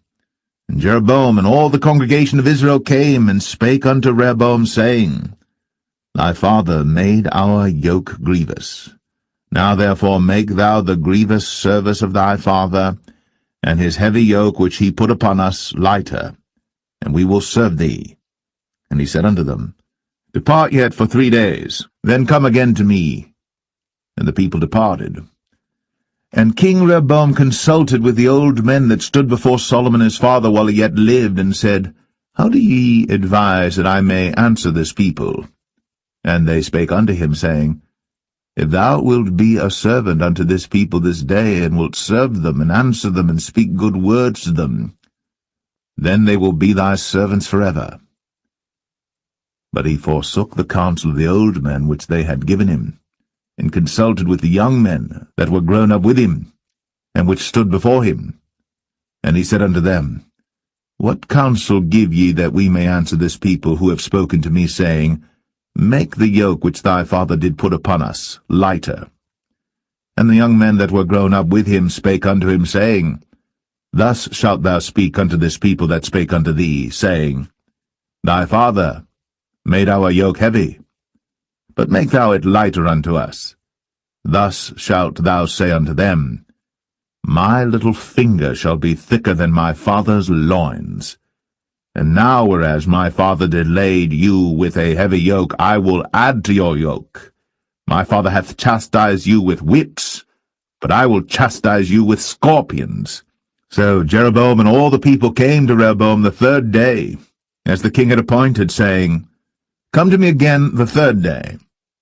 And the king answered the people roughly, and forsook the old men's counsel that they gave him, and spake to them after the counsel of the young men, saying, My father made your yoke heavy, and I will add to your yoke. My father also chastised you with whips, but I will chastise you with scorpions. Wherefore the king hearkened not unto the people, for the cause was from the Lord, that he might perform his saying, which the Lord spake by Ahijah the Shilonite unto Jeroboam the son of Nebat.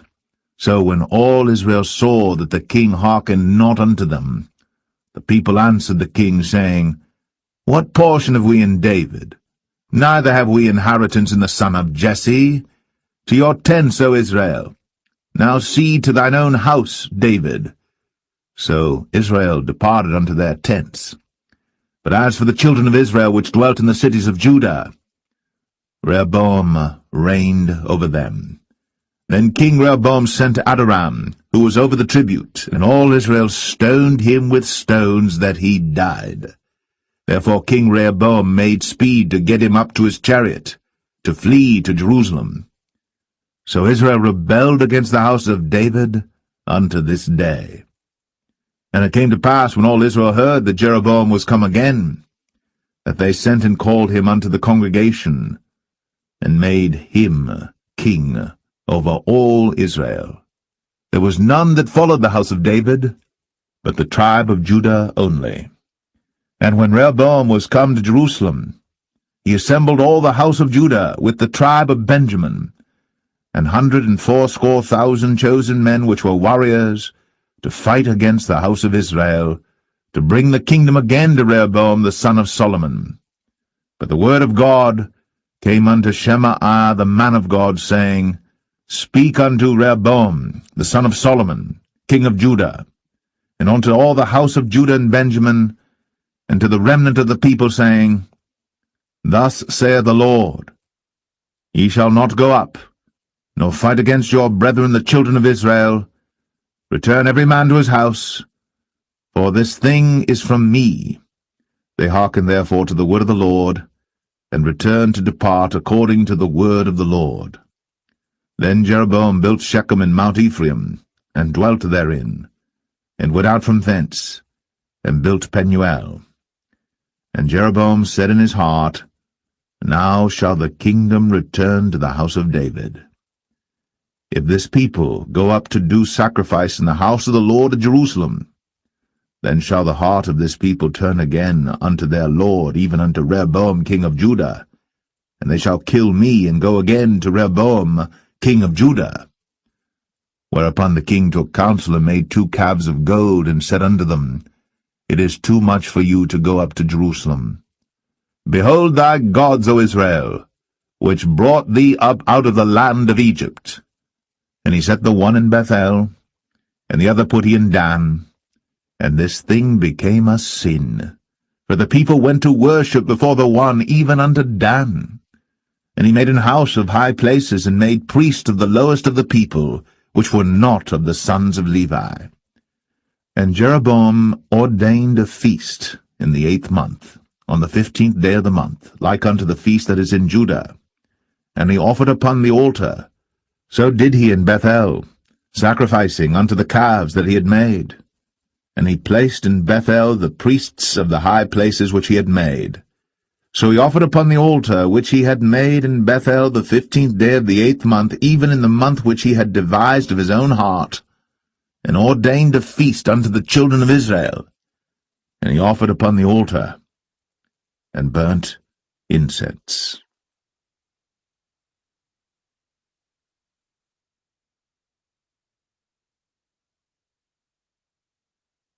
1 Kings 13. And behold, there came a man of God out of Judah by the word of the Lord unto Bethel. And Jeroboam stood by the altar to burn incense.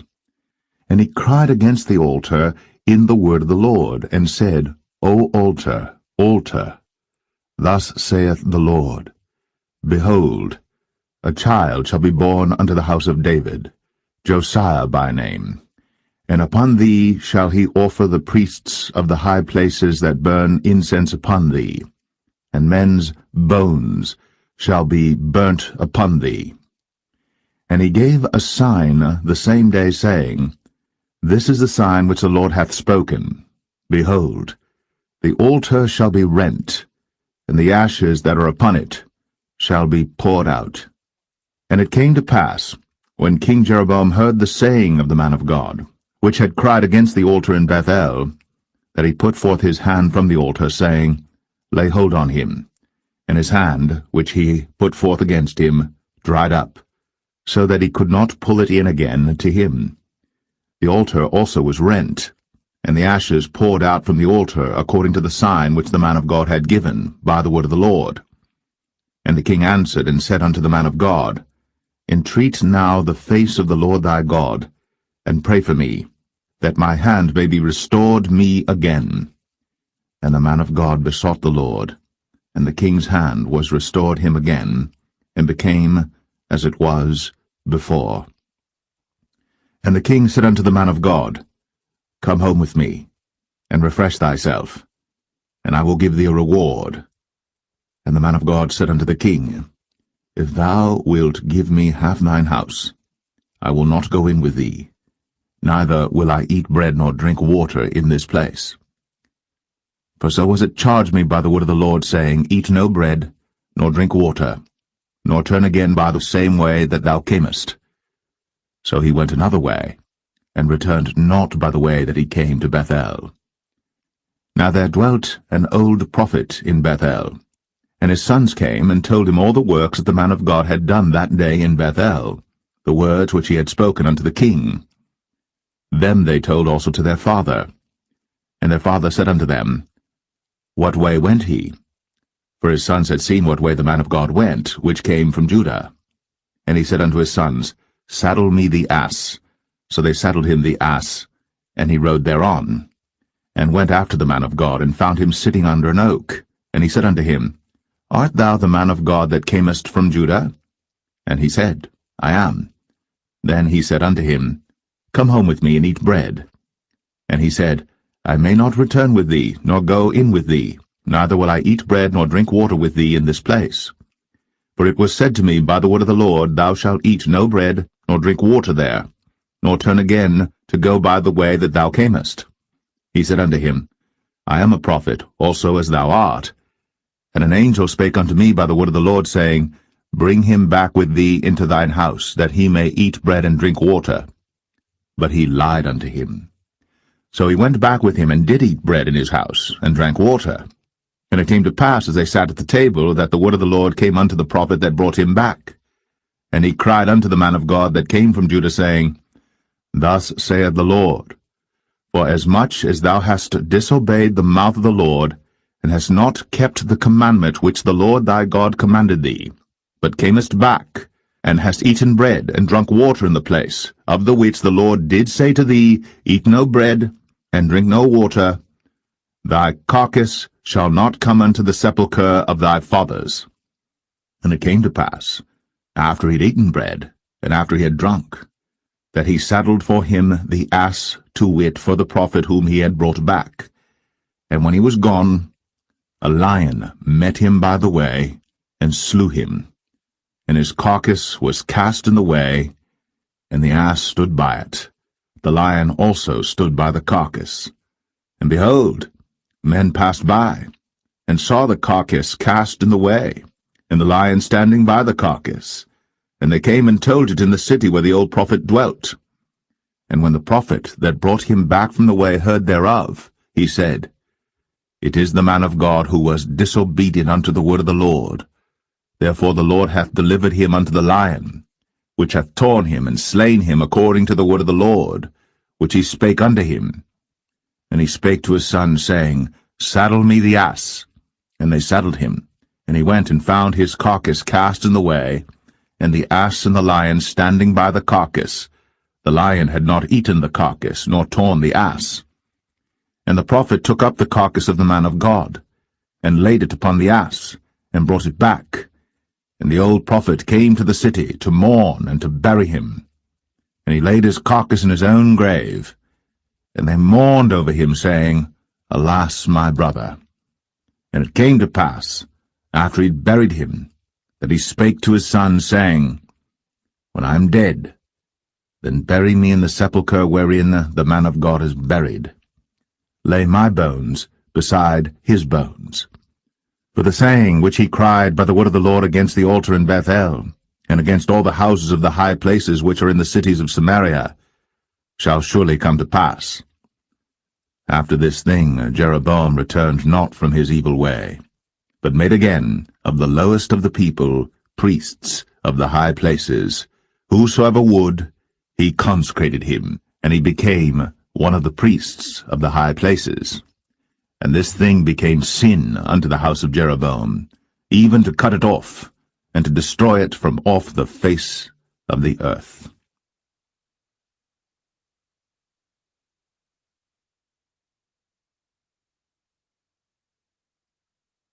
1 Kings 14. At that time Abijah, the son of Jeroboam, fell sick. And Jeroboam said to his wife, Arise, I pray thee, and disguise thyself, that thou be not known to be the wife of Jeroboam, and get thee to Shiloh. Behold, there is Ahijah the prophet, which told me that I should be king over this people. And take with thee 10 loaves and cracknels, and a cruse of honey, and go to him. He shall tell thee what shall become of the child. And Jeroboam's wife did so, and arose, and went to Shiloh, and came to the house of Ahijah. But Ahijah could not see, for his eyes were set by reason of his age. And the Lord said unto Ahijah, Behold, the wife of Jeroboam cometh to ask a thing of thee for her son, for he is sick. Thus and thus shalt thou say unto her, for it shall be, when she cometh in, that she shall feign herself to be another woman. And it was so, when Ahijah heard the sound of her feet, as she came in at the door, that he said, Come in, thou wife of Jeroboam. Why feignest thou thyself to be another? For I am sent to thee with heavy tidings. Go, tell Jeroboam, Thus saith the Lord God of Israel, Forasmuch as I exalted thee from among the people, and made thee prince over my people Israel, and rent the kingdom away from the house of David, and gave it thee, and yet thou hast not been as my servant David, who kept my commandments, and who followed me with all his heart, to do that only which was right in mine eyes, but hast done evil above all that were before thee. For thou hast gone and made thee other gods, and molten images, to provoke me to anger, and hast cast me behind thy back. Therefore, behold, I will bring evil upon the house of Jeroboam, and will cut off from Jeroboam him that pisseth against the wall, and him that is shut up and left in Israel, and will take away the remnant of the house of Jeroboam as a man taketh away dung, till it be all gone. Him that dieth of Jeroboam in the city shall the dogs eat, and him that dieth in the field shall the fowls of the air eat. For the Lord hath spoken it. Arise thou therefore, get thee to thine own house, and when thy feet enter into the city, the child shall die. And all Israel shall mourn for him, and bury him. For he only of Jeroboam shall come to the grave, because in him there is found some good thing toward the Lord God of Israel in the house of Jeroboam. Moreover, the Lord shall raise him up a king over Israel, who shall cut off the house of Jeroboam that day. But what? Even now. For the Lord shall smite Israel, as a reed is shaken in the water, and he shall root up Israel out of this good land, which he gave to their fathers, and shall scatter them beyond the river, because they have made their groves, provoking the Lord to anger. And he shall give Israel up, because of the sins of Jeroboam, who did sin, and who made Israel to sin. And Jeroboam's wife arose and departed, and came to Tirzah. And when she came to the threshold of the door, the child died, and they buried him. And all Israel mourned for him according to the word of the Lord, which he spake by the hand of his servant Ahijah the prophet. And the rest of the acts of Jeroboam, how he warred and how he reigned, behold, they are written in the book of the Chronicles of the kings of Israel. And the days which Jeroboam reigned were 22 years, and he slept with his fathers, and Nadab his son reigned in his stead. And Rehoboam, the son of Solomon, reigned in Judah.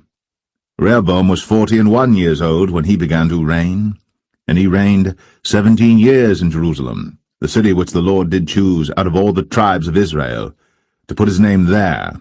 And his mother's name was Naamah, an Ammonitess. And Judah did evil in the sight of the Lord, and they provoked him to jealousy with their sins which they had committed, above all that their fathers had done. For they also built them high places and images and groves on every high hill, and under every green tree. And there were also Sodomites in the land, and they did according to all the abominations of the nations which the Lord cast out before the children of Israel. And it came to pass in the 5th year of King Rehoboam, that Shishak king of Egypt came up against Jerusalem. And he took away the treasures of the house of the Lord, and the treasures of the king's house, even took away all, and he took away all the shields of gold which Solomon had made. And King Rehoboam made in their stead brazen shields, and committed them unto the hands of the chief of the guard which kept the door of the king's house. And it was so, when the king went into the house of the Lord, that the guard bare them and brought them back into the guard chamber. Now the rest of the acts of Rehoboam, and all that he did, are they not written in the book of the Chronicles of the kings of Judah? And there was war between Rehoboam and Jeroboam all their days. And Rehoboam slept with his fathers, and was buried with his fathers in the city of David. And his mother's name was Naamah, an Ammonitess. And Abijam, his son, reigned in his stead.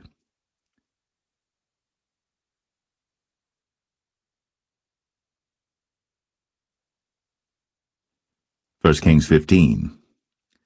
Now in the 18th year of King Jeroboam, the son of Nebat, reigned Abijam over Judah. 3 years reigned he in Jerusalem, and his mother's name was Maachah, the daughter of Abishalom. And he walked in all the sins of his father which he had done before him, and his heart was not perfect with the Lord his God, as the heart of David his father. Nevertheless, for David's sake did the Lord his God give him a lamp in Jerusalem to set up his son after him, and to establish Jerusalem, because David did that which was right in the eyes of the Lord, and turned not aside from anything that he commanded him all the days of his life, save only in the matter of Uriah the Hittite. And there was war between Rehoboam and Jeroboam all the days of his life. Now the rest of the acts of Abijam, and all that he did, are they not written in the book of the Chronicles of the kings of Judah? And there was war between Abijam and Jeroboam. And Abijam slept with his fathers, and they buried him in the city of David, and Asa, his son, reigned in his stead. And in the 20th year of Jeroboam, king of Israel, reigned Asa over Judah. And 41 years reigned he in Jerusalem. And his mother's name was Maachah, the daughter of Abishalom. And Asa did that which was right in the eyes of the Lord, as did David his father. And he took away the Sodomites out of the land, and removed all the idols that his fathers had made. And also Maachah his mother, even her he removed from being queen, because she had made an idol in the grove. And Asa destroyed her idol, and burned it by the brook Kidron. But the high places were not removed. Nevertheless Asa's heart was perfect with the Lord all his days. And he brought in the things which his father had dedicated, and the things which himself had dedicated, into the house of the Lord, silver and gold and vessels.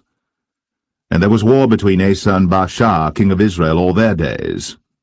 And Baasha, king of Israel, went up against Judah, and built Ramah, that he might not suffer any to go out or come in to Asa, king of Judah. Then Asa took all the silver and the gold that were left in the treasures of the house of the Lord, and the treasures of the king's house, and delivered them into the hand of his servants.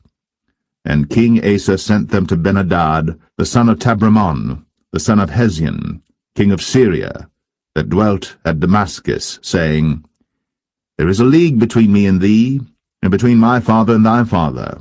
Behold, I have sent unto thee a present of silver and gold. Come, and break thy league with Baasha king of Israel, that he may depart from me. So Ben-Hadad hearkened unto King Asa, and sent the captains of the hosts which he had against the cities of Israel, and smote Ijon and Dan and Abel-Beth-Maachah and all Cinneroth, with all the land of Naphtali. And it came to pass, when Baasha heard thereof, that he left off building of Ramah, and dwelt in Tirzah.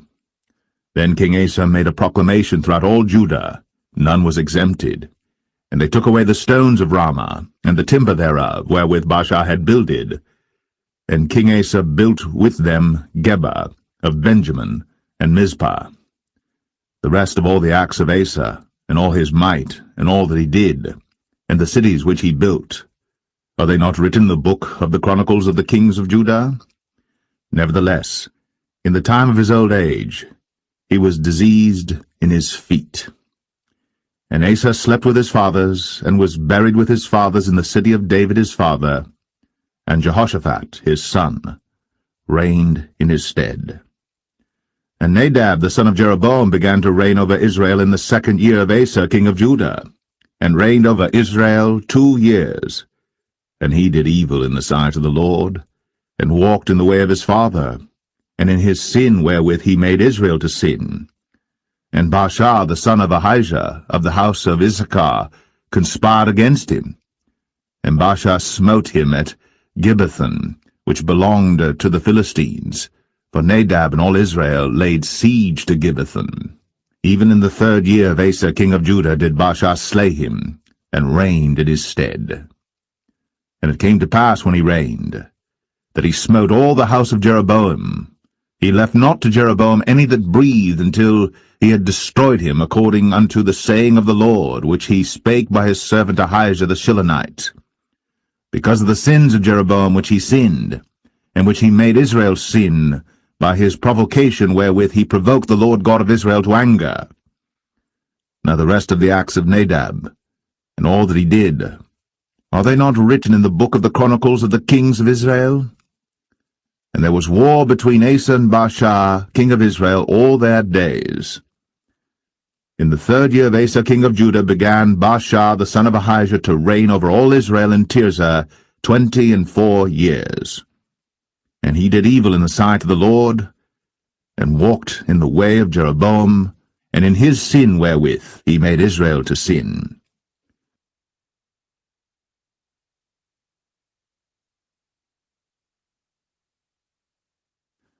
First Kings 16. Then the word of the Lord came to Jehu the son of Hanani against Baasha, saying, Forasmuch as I exalted thee out of the dust, and made thee prince over my people Israel, and thou hast walked in the way of Jeroboam, and hast made my people Israel to sin, to provoke me to anger with their sins, behold, I will take away the posterity of Baasha, and the posterity of his house, and will make thy house like the house of Jeroboam the son of Nebat. Him that dieth of Baasha in the city shall the dogs eat, and him that dieth of his in the fields shall the fowls of the air eat. Now the rest of the acts of Baasha, and what he did, and his might, are they not written in the book of the Chronicles of the kings of Israel? So Baasha slept with his fathers, and was buried in Tirzah, and Elah his son reigned in his stead.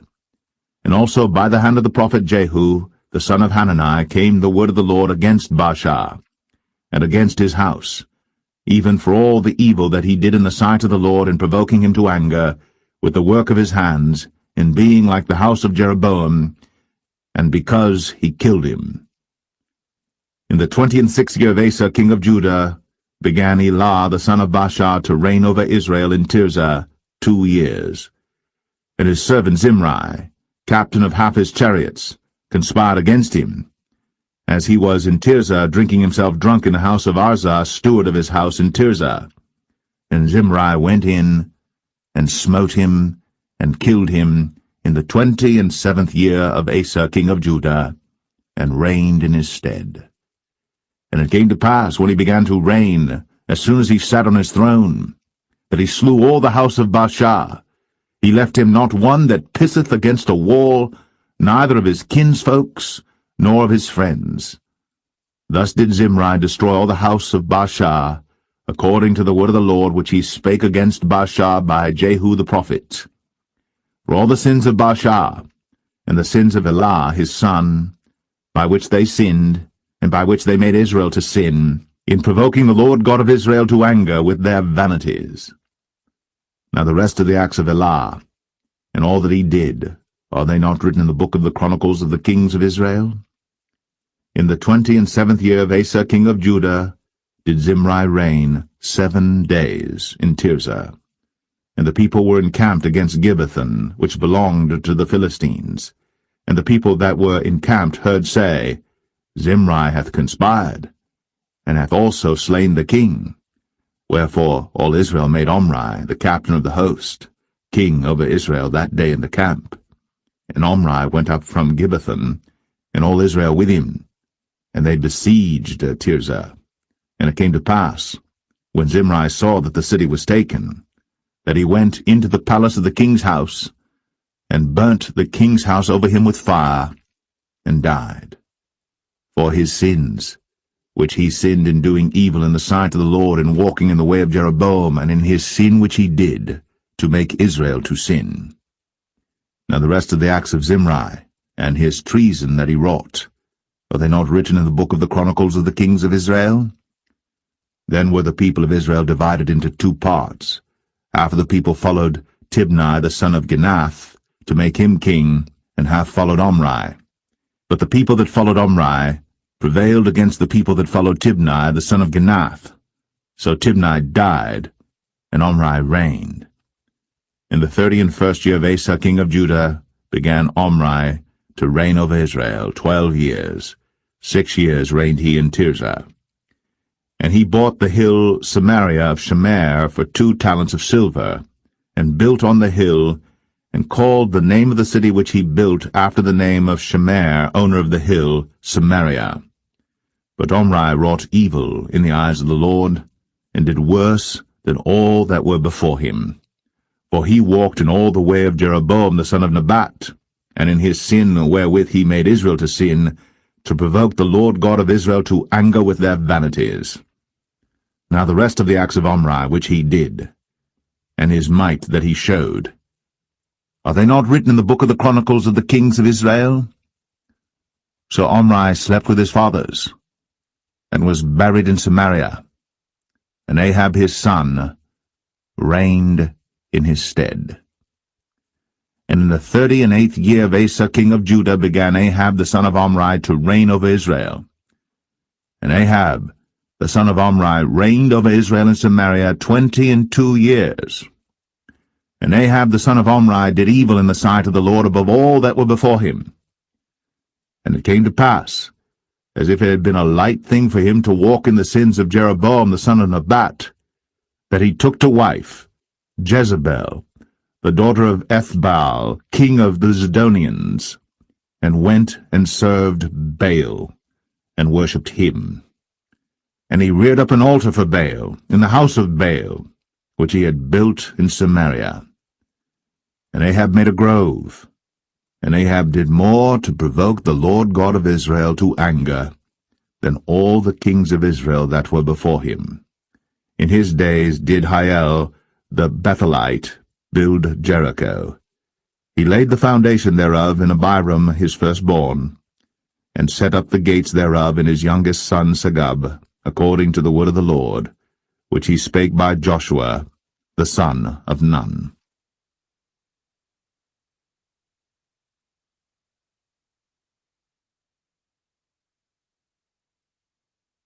1 Kings 17. And Elijah the Tishbite, who was of the inhabitants of Gilead, said unto Ahab, As the Lord God of Israel liveth, before whom I stand, there shall not be dew nor rain these years, but according to my word. And the word of the Lord came unto him, saying, Get thee hence, and turn thee eastward, and hide thyself by the brook Cherith, that is before Jordan. And it shall be that thou shalt drink of the brook, and I have commanded the ravens to feed thee there. So he went and did according unto the word of the Lord, for he went and dwelt by the brook Cherith, that is before Jordan. And the ravens brought him bread and flesh in the morning, and bread and flesh in the evening, and he drank of the brook. And it came to pass after a while that the brook dried up, because there had been no rain in the land. And the word of the Lord came unto him, saying, Arise, get thee to Zarephath, which belongeth to Zidon, and dwell there. Behold, I have commanded a widow woman there to sustain thee. So he arose and went to Zarephath. And when he came to the gate of the city, behold, the widow woman was there gathering of sticks. And he called to her, and said, Fetch me, I pray thee, a little water in a vessel, that I may drink. And as she was going to fetch it, he called to her, and said, Bring me, I pray thee, a morsel of bread in thine hand. And she said, As the Lord thy God liveth, I have not a cake, but an handful of meal in a barrel, and a little oil in a cruse, and behold, I am gathering 2 sticks, that I may go in and dress it for me, and my son, that we may eat it, and die. And Elijah said unto her, Fear not, go and do as thou hast said, but make me thereof a little cake first, and bring it unto me, and after make for thee and for thy son. For thus saith the Lord God of Israel, The barrel of meal shall not waste, neither shall the cruse of oil fail, until the day that the Lord sendeth rain upon the earth. And she went and did according to the saying of Elijah, and she and he and her house did eat many days. And the barrel of meal wasted not, neither did the cruse of oil fail, according to the word of the Lord which he spake by Elijah. And it came to pass after these things that the son of the woman, the mistress of the house, fell sick, and his sickness was so sore that there was no breath left in him. And she said unto Elijah, What have I to do with thee, O thou man of God? Art thou come unto me to call my sin to remembrance, and to slay my son? And he said unto her, Give me thy son. And he took him out of her bosom, and carried him up into a loft, where he abode, and laid him upon his own bed. And he cried unto the Lord, and said, O Lord my God, hast thou also brought evil upon the widow with whom I sojourn by slaying her son? And he stretched himself upon the child 3 times, and cried unto the Lord, and said, O Lord my God, I pray thee, let this child's soul come into him again. And the Lord heard the voice of Elijah, and the soul of the child came into him again, and he revived. And Elijah took the child, and brought him down out of the chamber into the house, and delivered him unto his mother. And Elijah said, See, thy son liveth. And the woman said to Elijah, Now by this I know that thou art a man of God, and that the word of the Lord in thy mouth is truth.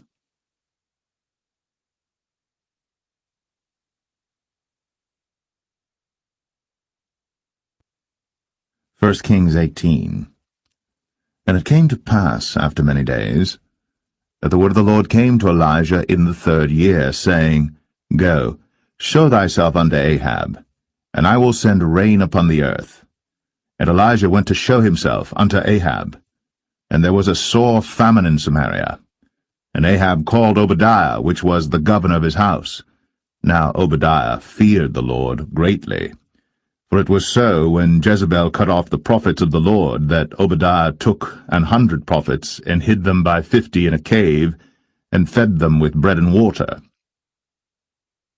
And Ahab said unto Obadiah, Go into the land, unto all fountains of water, and unto all brooks.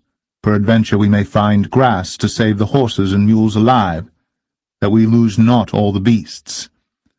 So they divided the land between them to pass throughout it. Ahab went one way by himself, and Obadiah went another way by himself. And as Obadiah was in the way, behold, Elijah met him, and he knew him, and fell on his face, and said, Art thou that my lord Elijah? And he answered him, I am. Go tell thy lord, Behold, Elijah is here.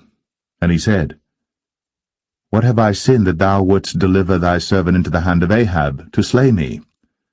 As the Lord thy God liveth, there is no nation or kingdom whither my lord hath not sent to seek thee. And when they said, He is not there, he took an oath of the kingdom and nation that they found thee not. And now thou sayest, Go tell thy lord, Behold, Elijah is here. And it shall come to pass, as soon as I am gone from thee, that the Spirit of the Lord shall carry thee whither I know not. And so when I come and tell Ahab, and he cannot find thee, he shall slay me. But I thy servant fear the Lord from my youth. Was it not told my Lord what I did when Jezebel slew the prophets of the Lord, how I hid 100 men of the Lord's prophets by 50 in a cave, and fed them with bread and water?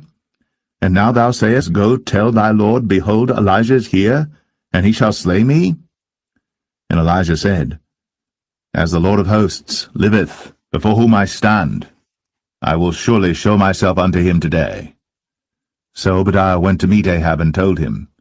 And Ahab went to meet Elijah.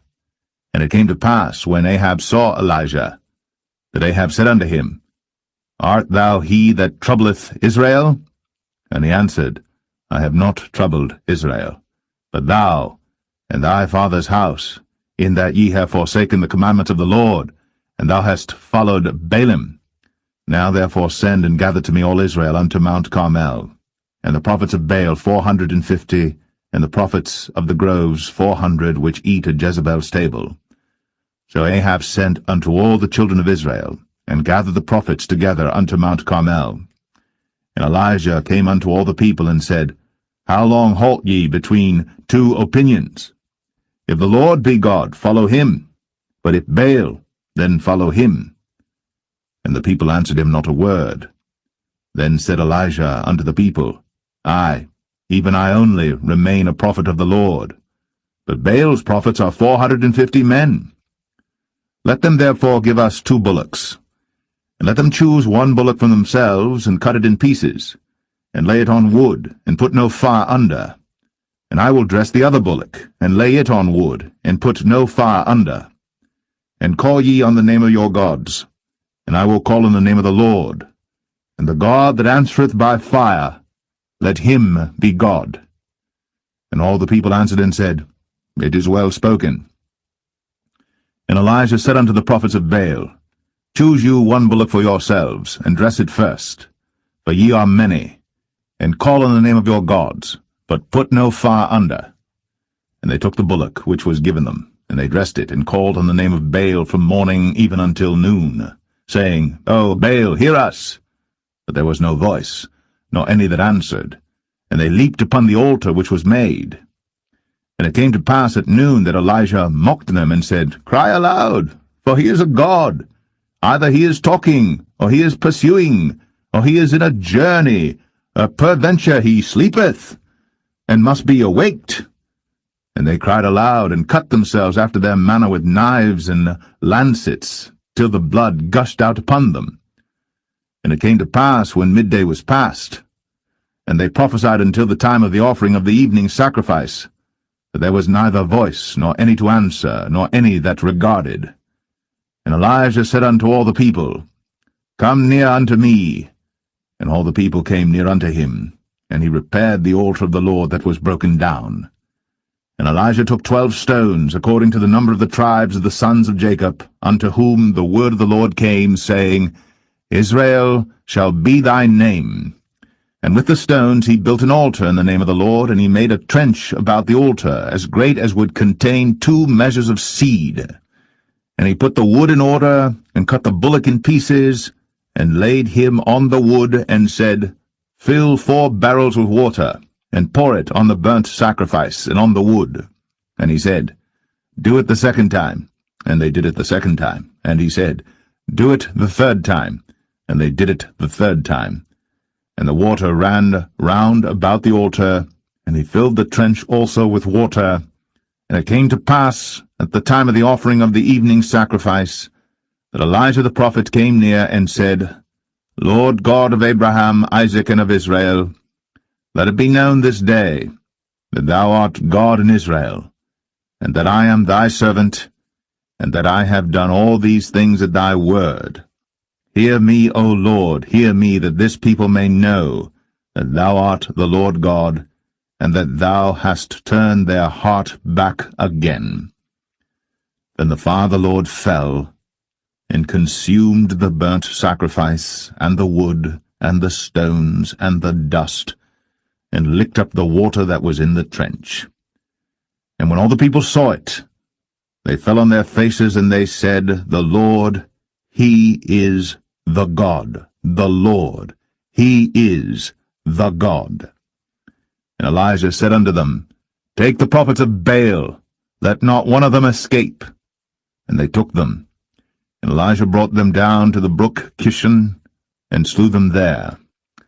And Elijah said unto Ahab, Get thee up, eat and drink, for there is a sound of abundance of rain. So Ahab went up to eat and to drink. And Elijah went up to the top of Carmel, and he cast himself down upon the earth, and put his face between his knees, and said to his servant, Go up now, look toward the sea. And he went up and looked, and said, There is nothing. And he said, Go again 7 times. And it came to pass at the 7th time that he said, Behold, There ariseth a little cloud out of the sea like a man's hand. And he said, Go up, say unto Ahab, Prepare thy chariot, and get thee down, that the rain stop thee not. And it came to pass in the meanwhile, that the heaven was black with clouds and wind, and there was a great rain. And Ahab rode, and went to Jezreel. And the hand of the Lord was on Elijah, and he girded up his loins, and ran before Ahab to the entrance of Jezreel.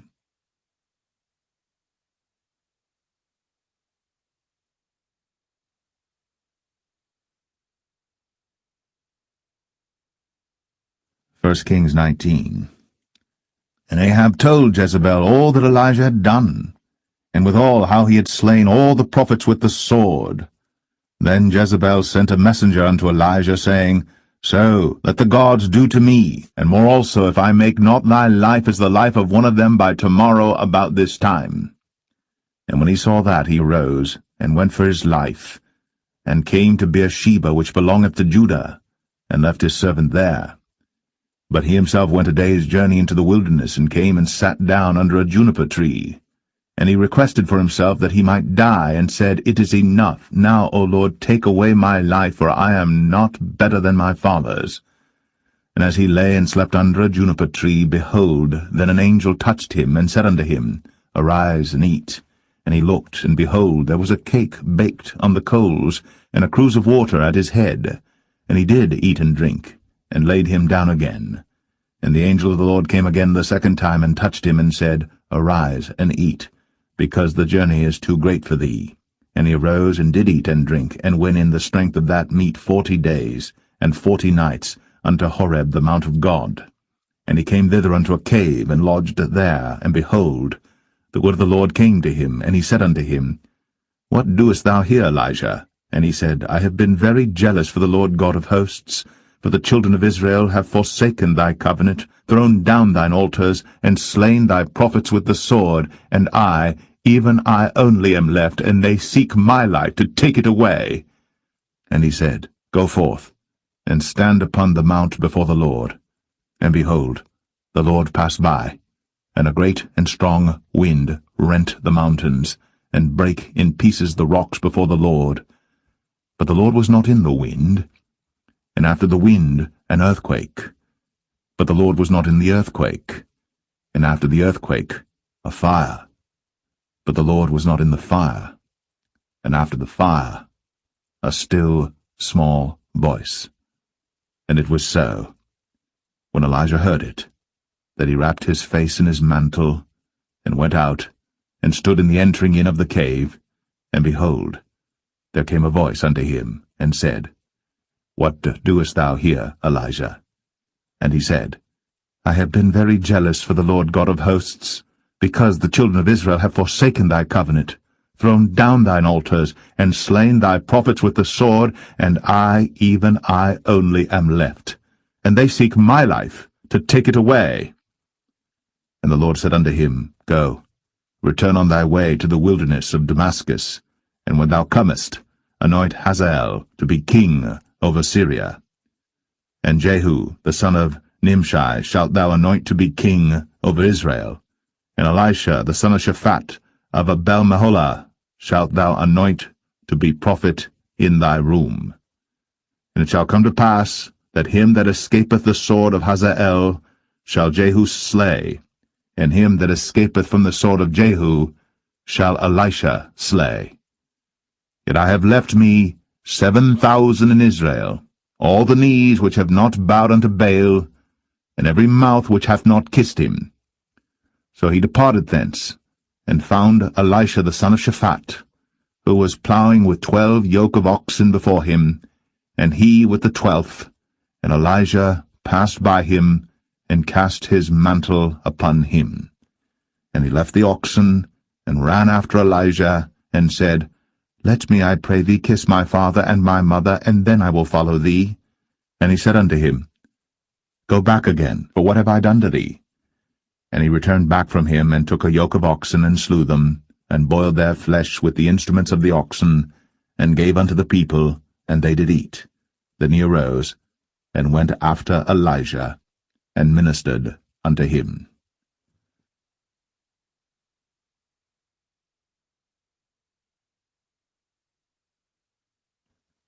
1 Kings 20.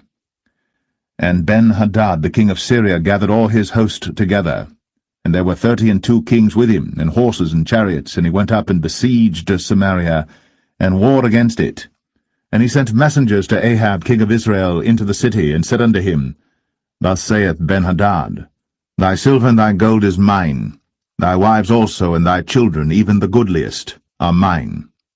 And the king of Israel answered and said, My lord, O king, according to thy saying, I am thine, and all that I have.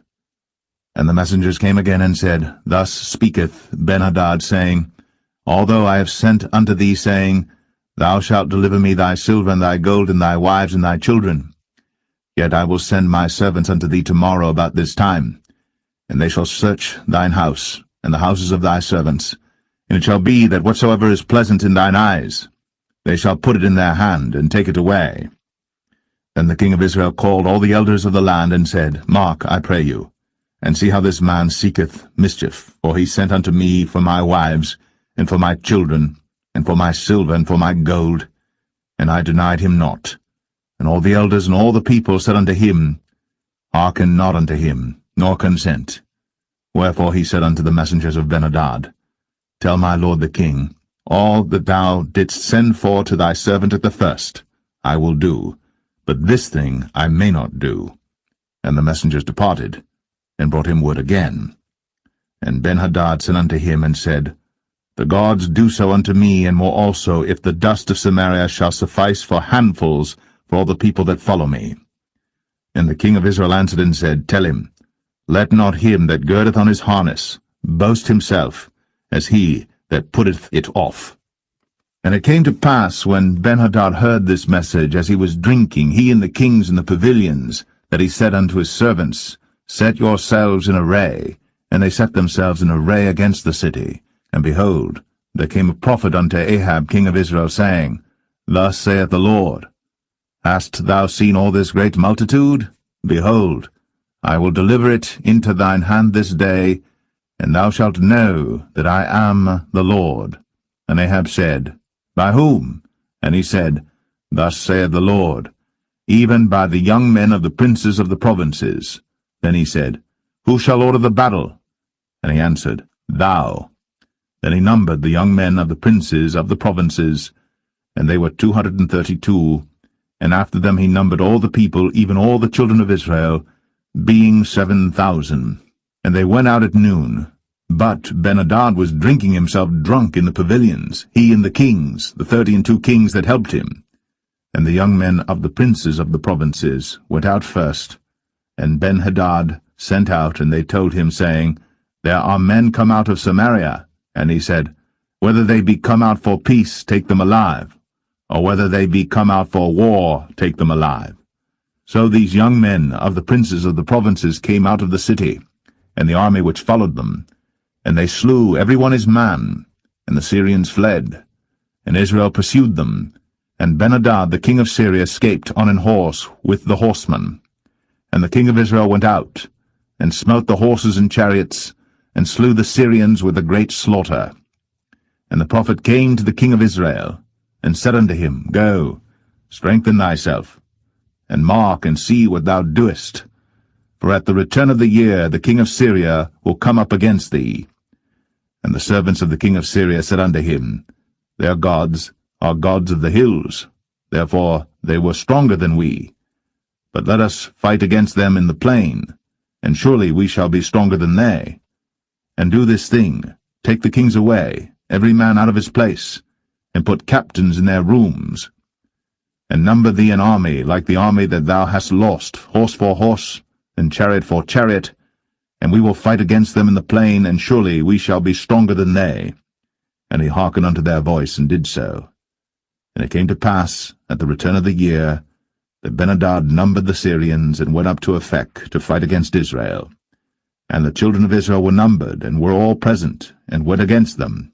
And the children of Israel pitched before them like 2 little flocks of kids, but the Syrians filled the country.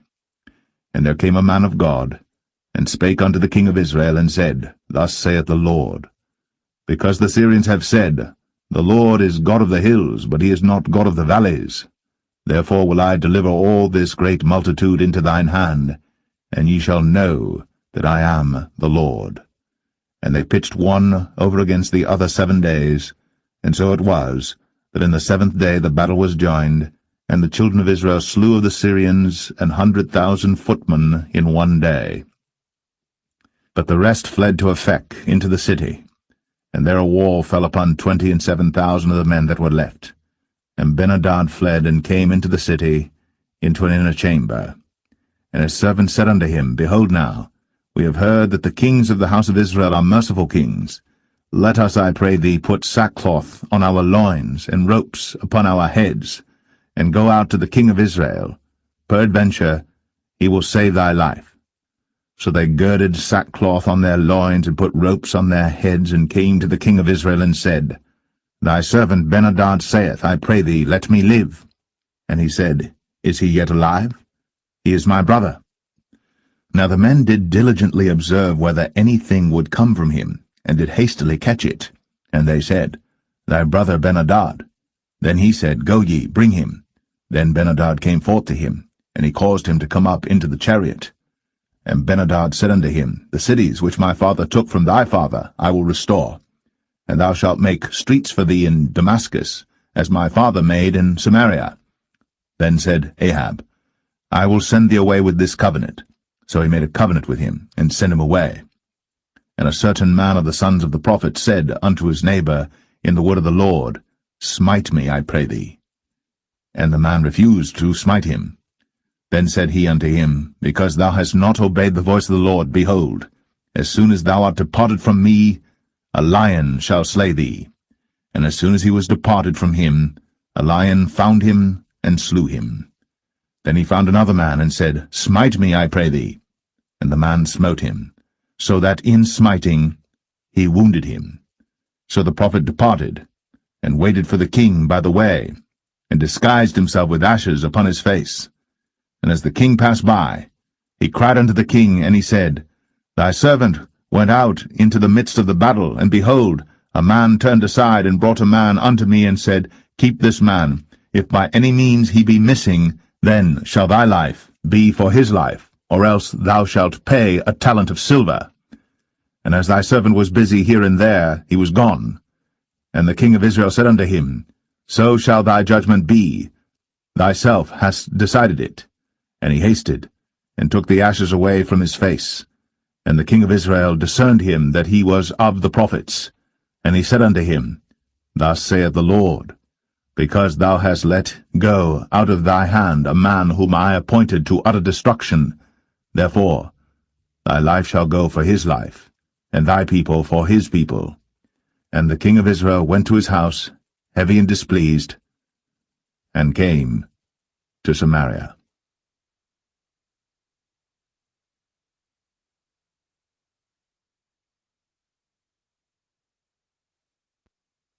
1 Kings 21. And it came to pass, after these things, that Naboth the Jezreelite had a vineyard, which was in Jezreel, hard by the palace of Ahab king of Samaria. And Ahab spake unto Naboth, saying, Give me thy vineyard, that I may have it for a garden of herbs, because it is near unto my house. And I will give thee for it a better vineyard than it. Or, if it seem good to thee, I will give thee the worth of it in money. And Naboth said to Ahab, The Lord forbid it me, that I should give the inheritance of my fathers unto thee. And Ahab came into his house heavy and displeased, because of the word which Naboth the Jezreelite had spoken to him. For he had said, I will not give thee the inheritance of my fathers. And he laid him down upon his bed, and turned away his face, and would eat no bread. But Jezebel his wife came to him, and said unto him, Why is thy spirit so sad that thou eatest no bread? And he said unto her, Because I spake unto Naboth the Jezreelite, and said unto him, Give me thy vineyard for money, or else, if it please thee, I will give thee another vineyard for it. And he answered, I will not give thee my vineyard. And Jezebel his wife said unto him, Dost thou now govern the kingdom of Israel? Arise, and eat bread, and let thine heart be merry. I will give thee the vineyard of Naboth the Jezreelite. So she wrote letters in Ahab's name, and sealed them with his seal, and sent the letters unto the elders, and to the nobles that were in his city dwelling with Naboth. And she wrote in the letters, saying, Proclaim a fast, and set Naboth on high among the people, and set 2 men, sons of Belial, before him, to bear witness against him, saying, Thou didst blaspheme God and the king, and then carry him out, and stone him, that he may die. And the men of his city, even the elders and the nobles, who were the inhabitants in his city, did as Jezebel had sent unto them, and as it was written in the letters which she had sent unto them. They proclaimed a fast, and set Naboth on high among the people. And there came in 2 men, children of Belial, and sat before him. And the men of Belial witnessed against him, even against Naboth, in the presence of the people, saying, Naboth did blaspheme God and the king. Then they carried him forth out of the city, and stoned him with stones, that he died. Then they sent to Jezebel, saying, Naboth is stoned, and is dead. And it came to pass, when Jezebel heard that Naboth was stoned, and was dead, that Jezebel said to Ahab, Arise, take possession of the vineyard of Naboth the Jezreelite, which he refused to give thee for money. For Naboth is not alive, but dead. And it came to pass, when Ahab heard that Naboth was dead, that Ahab rose up to go down to the vineyard of Naboth the Jezreelite, to take possession of it. And the word of the Lord came to Elijah the Tishbite, saying, Arise, go down to meet Ahab king of Israel, which is in Samaria. Behold, he is in the vineyard of Naboth, whither he is gone down to possess it. And thou shalt speak unto him, saying, Thus saith the Lord, Hast thou killed and also taken possession?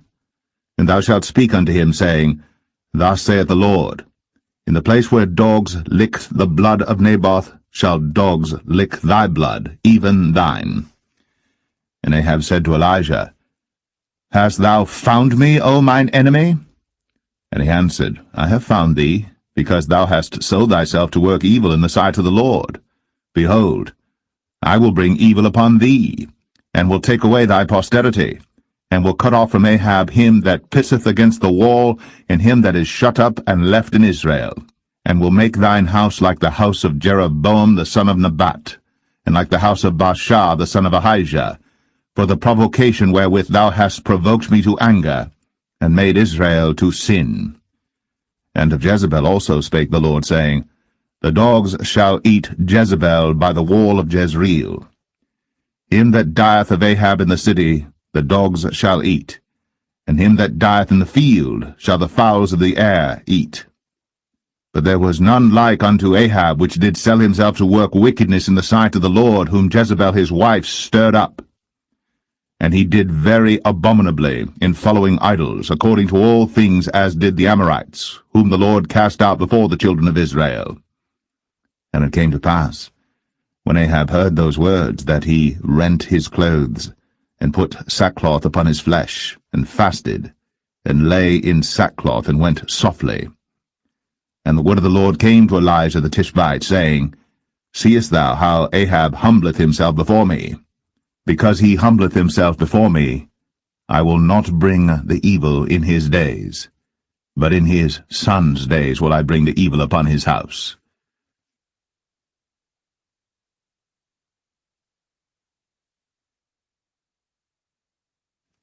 1 Kings 22. And they continued 3 years without war between Syria and Israel. And it came to pass in the 3rd year that Jehoshaphat the king of Judah came down to the king of Israel. And the king of Israel said unto his servants, Know ye that Ramoth and Gilead is ours, and we be still, and take it not out of the hand of the king of Syria? And he said unto Jehoshaphat, Wilt thou go with me to battle to Ramoth Gilead? And Jehoshaphat said to the king of Israel, I am as thou art, my people as thy people, my horses as thy horses. And Jehoshaphat said unto the king of Israel, Inquire, I pray thee, at the word of the Lord today. Then the king of Israel gathered the prophets together, about 400 men, and said unto them, Shall I go against Ramoth Gilead to battle, or shall I forbear? And they said, Go up, for the Lord shall deliver it into the hand of the king.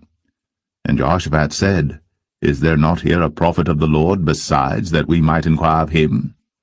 And the king of Israel said unto Jehoshaphat, There is yet one man, Micaiah the son of Imlah, by whom we may inquire of the Lord. But I hate him, for he doth not prophesy good concerning me, but evil. And Jehoshaphat said, Let not the king say so. Then the king of Israel called an officer, and said, Hasten hither Micaiah the son of Imlah. And the king of Israel and Jehoshaphat the king of Judah sat each on his throne, having put on their robes in a void place in the entrance of the gate of Samaria. And all the prophets prophesied before them. And Zedekiah the son of Chenaanah made him horns of iron, and he said, Thus saith the Lord, With these shalt thou push the Syrians until thou have consumed them. And all the prophets prophesied so, saying, Go up to Ramoth-Gilead, and prosper, for the Lord shall deliver it into the king's hand. And the messenger that was gone to call Micaiah spake unto him, saying, Behold now, the words of the prophets declare good unto the king with one mouth. Let thy word, I pray thee, be like the word of one of them, and speak that which is good. And Micaiah said, As the Lord liveth, what the Lord saith unto me, that will I speak. So he came to the king. And the king said unto him, Micaiah, shall we go against Ramoth-Gilead to battle, or shall we forbear? And he answered him, Go, and prosper, for the Lord shall deliver it into the hand of the king. And the king said unto him, How many times shall I adjure thee that thou tell me nothing but that which is true in the name of the Lord? And he said, I saw all Israel scattered upon the hills, as sheep that have not a shepherd. And the Lord said, These have no master. Let them return every man to his house in peace. And the king of Israel said unto Jehoshaphat, Did I not tell thee that he would prophesy no good concerning me, but evil? And he said, Hear thou therefore the word of the Lord. I saw the Lord sitting on his throne, and all the host of heaven standing by him on his right hand and on his left. And the Lord said, Who shall persuade Ahab that he may go up and fall at Ramoth-Gilead? And one said on this manner, and another said on that manner. And there came forth a spirit, and stood before the Lord, and said, I will persuade him. And the Lord said unto him, Wherewith? And he said, I will go forth, and I will be a lying spirit in the mouth of all his prophets. And he said, Thou shalt persuade him, and prevail also. Go forth, and do so. Now therefore, behold, the Lord hath put a lying spirit in the mouth of all these thy prophets, and the Lord hath spoken evil concerning thee. But Zedekiah the son of Chenaanah went near, and smote Micaiah on the cheek, and said, Which way went the Spirit of the Lord from me to speak unto thee? And Micaiah said, Behold, thou shalt see in that day, when thou shalt go into an inner chamber to hide thyself.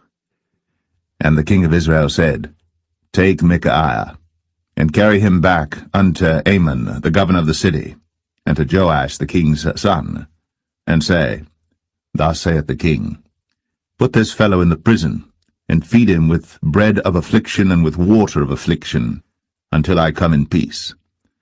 And Micaiah said, If thou return at all in peace, the Lord hath not spoken by me. And he said, Hearken, O people, every one of you. So the king of Israel and Jehoshaphat the king of Judah went up to Ramoth-Gilead. And the king of Israel said unto Jehoshaphat, I will disguise myself, and enter into battle, but put thou on thy robes. And the king of Israel disguised himself, and went into the battle. But the king of Syria commanded his 32 captains that had rule over his chariots, saying, Fight neither with small nor great, save only with the king of Israel. And it came to pass, when the captains of the chariots saw Jehoshaphat, that they said, Surely it is the king of Israel. And they turned aside to fight against him. And Jehoshaphat cried out. And it came to pass, when the captains of the chariots perceived that it was not the king of Israel, that they turned back from pursuing him. And a certain man drew a bow at a venture, and smote the king of Israel between the joints of the harness.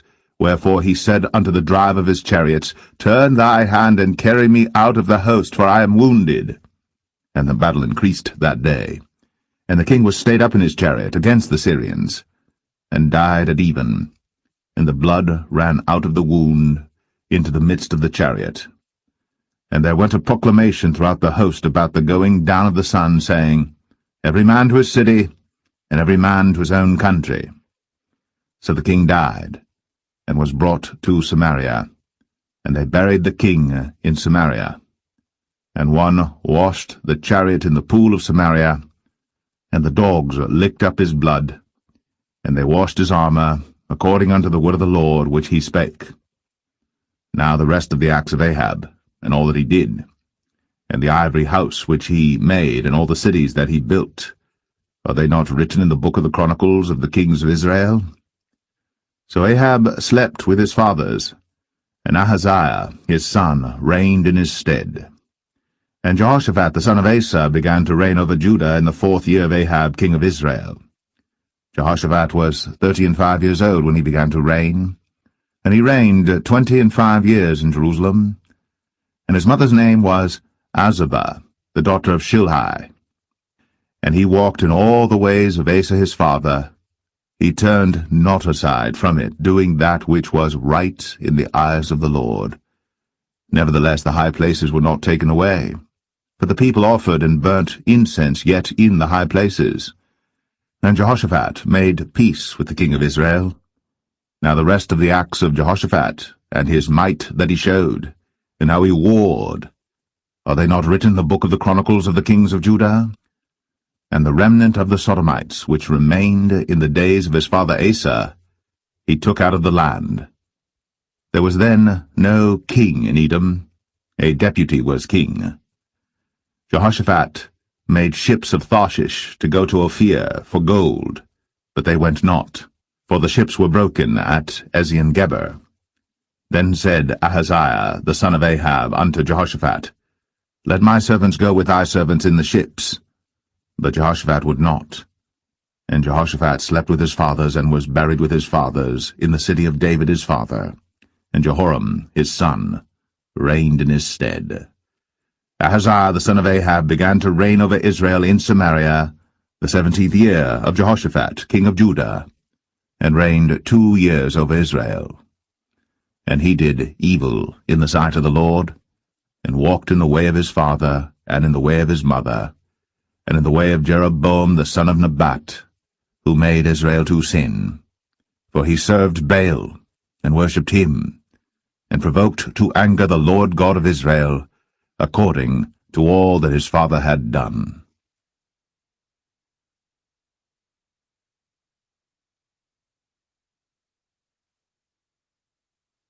The Second Book of Kings, Chapter 1. Then Moab rebelled against Israel after the death of Ahab. And Ahaziah fell down through a lattice in his upper chamber that was in Samaria, and was sick. And he sent messengers, and said unto them, Go, inquire of Baal-zebub, the god of Ekron, whether I shall recover of this disease. But the angel of the Lord said to Elijah the Tishbite, Arise, go up to meet the messengers of the king of Samaria, and say unto them, Is it not because there is not a God in Israel that ye go to inquire of Baal-zebub, the god of Ekron? Now therefore thus saith the Lord, Thou shalt not come down from that bed on which thou art gone up, but shalt surely die. And Elijah departed. And when the messengers turned back unto him, he said unto them, Why are ye now turned back? And they said unto him, There came a man up to meet us, and said unto us, Go, turn again unto the king that sent you, and say unto him, Thus saith the Lord, Is it not because there is not a God in Israel that thou sendest to inquire of Baal-zebub, the god of Ekron? Therefore thou shalt not come down from that bed on which thou art gone up, but shalt surely die. And he said unto them, What manner of man was he which came up to meet you, and told you these words? And they answered him, He was an hairy man, and girt with a girdle of leather about his loins. And he said, It is Elijah the Tishbite. Then the king sent unto him a captain of 50 with his 50. And he went up to him, and behold, he sat on the top of an hill. And he spake unto him, Thou man of God, the king hath said, Come down. And Elijah answered and said to the captain of 50, If I be a man of God, then let fire come down from heaven, and consume thee and thy 50. And there came down fire from heaven, and consumed him and his 50. Again also he sent unto him another captain of 50 with his 50. And he answered and said unto him, O man of God, thus hath the king said, Come down quickly. And Elijah answered and said unto them, If I be a man of God, let fire come down from heaven, and consume thee and thy 50. And the fire of God came down from heaven, and consumed him and his 50. And he sent again a captain of the third 50 with his 50. And the third captain of the 50 went up and came and fell on his knees before Elijah, and besought him, and said unto him, O man of God, I pray thee, let my life and the life of these 50 thy servants be precious in thy sight. Behold, there came fire down from heaven, and burnt up the 2 captains of the former 50s with their 50s. Therefore let my life now be precious in thy sight. And the angel of the Lord said unto Elijah, Go down with him, be not afraid of him. And he arose, and went down with him unto the king. And he said unto him, Thus saith the Lord, Forasmuch as thou hast sent messengers to inquire of Baal-zebub the god of Ekron, is it not because there is no God in Israel to inquire of his word? Therefore thou shalt not come down off that bed on which thou art gone up, but shalt surely die. So he died according to the word of the Lord which Elijah had spoken. And Jehoram reigned in his stead in the 2nd year of Jehoram the son of Jehoshaphat king of Judah, because he had no son. Now the rest of the acts of Ahaziah which he did, are they not written in the book of the Chronicles of the kings of Israel?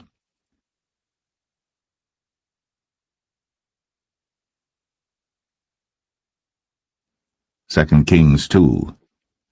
And it came to pass, when the Lord would take up Elijah into heaven by a whirlwind, that Elijah went with Elisha from Gilgal. And Elijah said unto Elisha, Tarry here, I pray thee, for the Lord hath sent me to Bethel. And Elisha said unto him, As the Lord liveth, and as thy soul liveth, I will not leave thee. So they went down to Bethel. And the sons of the prophets that were at Bethel came forth to Elisha, and said unto him, Knowest thou that the Lord will take away thy master from thy head today? And he said, Yea, I know it. Hold ye your peace. And Elijah said unto him, Elisha, tarry here, I pray thee, for the Lord hath sent me to Jericho. And he said, As the Lord liveth, and as thy soul liveth, I will not leave thee. So they came to Jericho. And the sons of the prophets that were at Jericho came to Elisha, and said unto him, Knowest thou that the Lord will take away thy master from thy head today? And he answered, Yea, I know it. Hold ye your peace. And Elijah said unto him, Tarry, I pray thee here, for the Lord hath sent me to Jordan. And he said, As the Lord liveth, and as thy soul liveth, I will not leave thee. And they two went on. And 50 men of the sons of the prophets went, and stood to view afar off. And they too stood by Jordan. And Elijah took his mantle, and wrapped it together, and smote the waters, and they were divided hither and thither, so that they too went over on dry ground. And it came to pass, when they were gone over, that Elijah said unto Elisha, Ask what I shall do for thee, before I be taken away from thee. And Elisha said, I pray thee, let a double portion of thy spirit be upon me. And he said, Thou hast asked a hard thing. Nevertheless, if thou see me when I am taken from thee, it shall be so unto thee, but if not, it shall not be so. And it came to pass, as they still went on and talked, that, behold, there appeared a chariot of fire, and horses of fire, and parted them both asunder. And Elijah went up by a whirlwind into heaven. And Elisha saw it, and he cried, My father, the chariot of Israel, and the horsemen thereof. And he saw him no more. And he took hold of his own clothes, and rent them in 2 pieces. He took up also the mantle of Elijah that fell from him, and went back and stood by the bank of Jordan. And he took the mantle of Elijah that fell from him, and smote the waters, and said, Where is the Lord God of Elijah? And when he also had smitten the waters, they parted hither and thither, and Elisha went over. And when the sons of the prophets, which were to view at Jericho, saw him, they said, The spirit of Elijah doth rest on Elisha. And they came to meet him, and bowed themselves to the ground before him.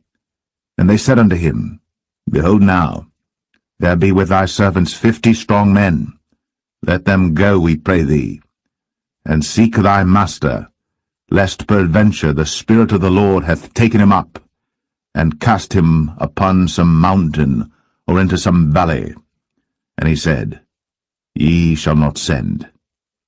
And when they urged him till he was ashamed, he said, Send. They sent therefore 50 men, and they sought 3 days, but found him not. And when they came again to him, for he tarried at Jericho, he said unto them, Did I not say unto you, Go not? And the men of the city said unto Elisha, Behold, I pray thee, the situation of this city is pleasant, as my Lord seeth, but the water is not, and the ground barren. And he said, Bring me a new cruse, and put salt therein. And they brought it to him.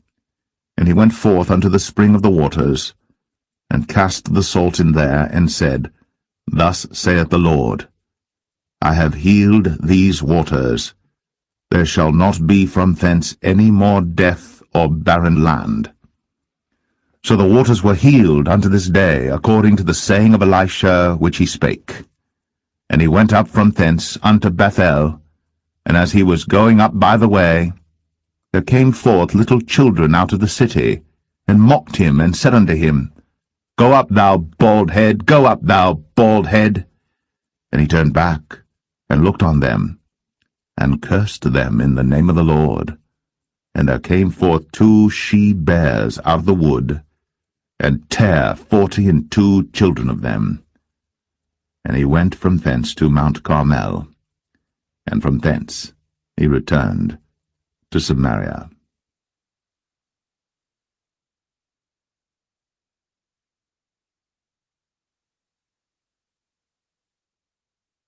Second Kings 3. Now Jehoram the son of Ahab began to reign over Israel in Samaria the 18th year of Jehoshaphat king of Judah, and reigned 12 years.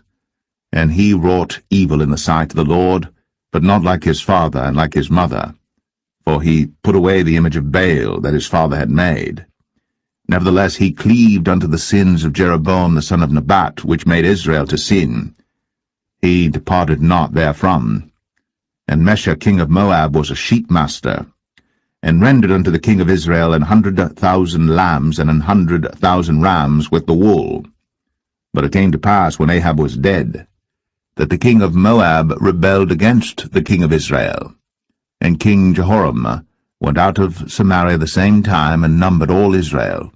And he went and sent to Jehoshaphat the king of Judah, saying, The king of Moab hath rebelled against me. Wilt thou go with me against Moab to battle? And he said, I will go up. I am as thou art, my people as thy people, and my horses as thy horses. And he said, Which way shall we go up? And he answered, The way through the wilderness of Edom. So the king of Israel went, and the king of Judah, and the king of Edom, and they fetched a compass of 7 days' journey, and there was no water for the host, and for the cattle that followed them. And the king of Israel said, Alas, that the Lord hath called these 3 kings together to deliver them into the hand of Moab. But Jehoshaphat said, Is there not here a prophet of the Lord, that we may inquire of the Lord by him? And one of the king of Israel's servants answered and said, Here is Elisha the son of Shaphat, which poured water on the hands of Elijah. And Jehoshaphat said, The word of the Lord is with him. So the king of Israel and Jehoshaphat and the king of Edom went down to him. And Elisha said unto the king of Israel, What have I to do with thee? Get thee to the prophets of thy father, and to the prophets of thy mother. And the king of Israel said unto him, Nay, For the Lord hath called these 3 kings together to deliver them into the hand of Moab. And Elisha said, As the Lord of hosts liveth, before whom I stand, surely, were it not that I regard the presence of Jehoshaphat the king of Judah, I would not look toward thee, nor see thee. But now bring me a minstrel. And it came to pass, when the minstrel played, that the hand of the Lord came upon him. And he said, Thus saith the Lord, Make this valley full of ditches. For thus saith the Lord, Ye shall not see wind, neither shall ye see rain, yet that valley shall be filled with water, that ye may drink, both ye, and your cattle, and your beasts. And this is but a light thing in the sight of the Lord. He will deliver the Moabites also into your hand. And ye shall smite every fenced city, and every choice city, and shall fell every good tree, and stop all wells of water, and mar every good piece of land with stones. And it came to pass in the morning, when the meat offering was offered, that, behold, there came water by the way of Edom, and the country was filled with water. And when all the Moabites heard that the kings were come up to fight against them, they gathered all that were able to put on armor, and upward and stood in the border. And they rose up early in the morning, and the sun shone upon the water, and the Moabites saw the water on the other side as red as blood. And they said, This is blood, the kings are surely slain, and they have smitten one another. Now, therefore, Moab to the spoil. And when they came to the camp of Israel, the Israelites rose up and smote the Moabites, so that they fled before them. But they went forward, smiting the Moabites, even in their country. And they beat down the cities, and on every good piece of land cast every man his stone, and filled it. And they stopped all the wells of water, and felled all the good trees. Only in Kir Hareseth left they the stones thereof. Howbeit the slingers went about it, and smote it. And when the king of Moab saw that the battle was too sore for him, he took with him 700 men that drew swords, to break through even unto the kings of Edom, but they could not. Then he took his eldest son that should have reigned in his stead, and offered him for a burnt offering upon the wall. And there was great indignation against Israel, and they departed from him, and returned to their own land.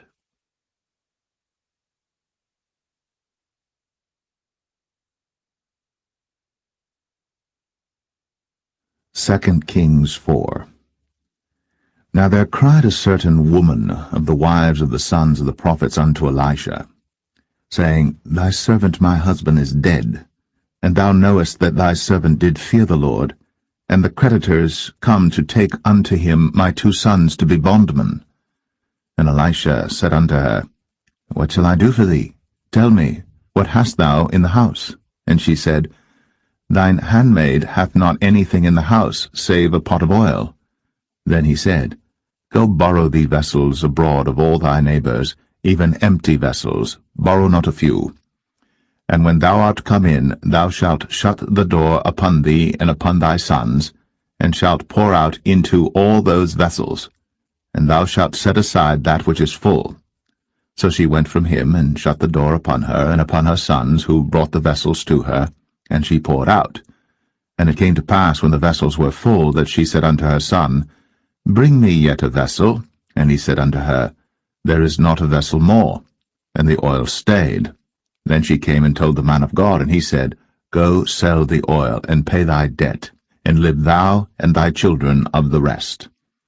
And it fell on a day that Elisha passed to Shunem, where was a great woman, and she constrained him to eat bread. And so it was, that as oft as he passed by, he turned in thither to eat bread. And she said unto her husband, Behold now, I perceive that this is an holy man of God, which passeth by us continually.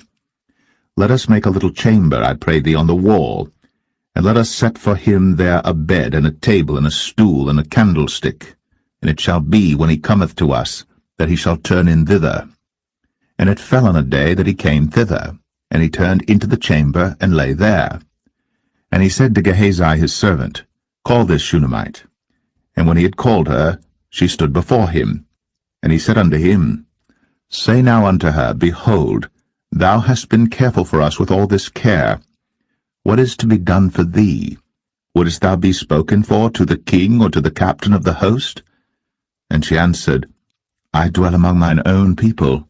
And he said, What then is to be done for her? And Gehazi answered, Verily, she hath no child, and her husband is old. And he said, Call her. And when he had called her, she stood in the door. And he said, About this season, according to the time of life, thou shalt embrace a son. And she said, Nay, my lord, thou man of God, do not lie unto thine handmaid. And the woman conceived, and bare a son at that season that Elisha had said unto her, according to the time of life. And when the child was grown, it fell on a day that he went out to his father to the reapers. And he said unto his father, My head, my head. And he said to a lad, Carry him to his mother. And when he had taken him, and brought him to his mother, he sat on her knees till noon, and then died. And she went up, and laid him on the bed of the man of God, and shut the door upon him, and went out. And she called unto her husband, and said, Send me, I pray thee, one of the young men, and one of the asses, that I may run to the man of God, and come again. And he said, Wherefore wilt thou go to him today? It is neither new moon nor Sabbath. And she said, It shall be well. Then she saddled an ass, and said to her servant, Drive, and go forward. Slack not thy riding for me, except I bid thee. So she went, and came unto the man of God to Mount Carmel. And it came to pass, when the man of God saw her afar off, that he said to Gehazi his servant, Behold, yonder is that Shunammite. Run now, I pray thee, to meet her, and say unto her, Is it well with thee? Is it well with thy husband? Is it well with the child? And she answered, It is well. And when she came to the man of God to the hill, she caught him by the feet. But Gehazi came near to thrust her away. And the man of God said, Let her alone, for her soul is vexed within her. And the Lord hath hid it from me, and hath not told me. Then she said, Did I desire a son of my Lord? Did I not say, Do not deceive me? Then he said to Gehazi, Gird up thy loins, and take my staff in thine hand, and go thy way. If thou meet any man, salute him not, and if any salute thee, answer him not again. And lay my staff upon the face of the child. And the mother of the child said, As the Lord liveth, and as thy soul liveth, I will not leave thee. And he arose and followed her. And Gehazi passed on before them, and laid the staff upon the face of the child. But there was neither voice nor hearing. Wherefore he went again to meet him, and told him, saying, The child is not awaked. And when Elisha was come into the house, behold, the child was dead, and laid upon his bed.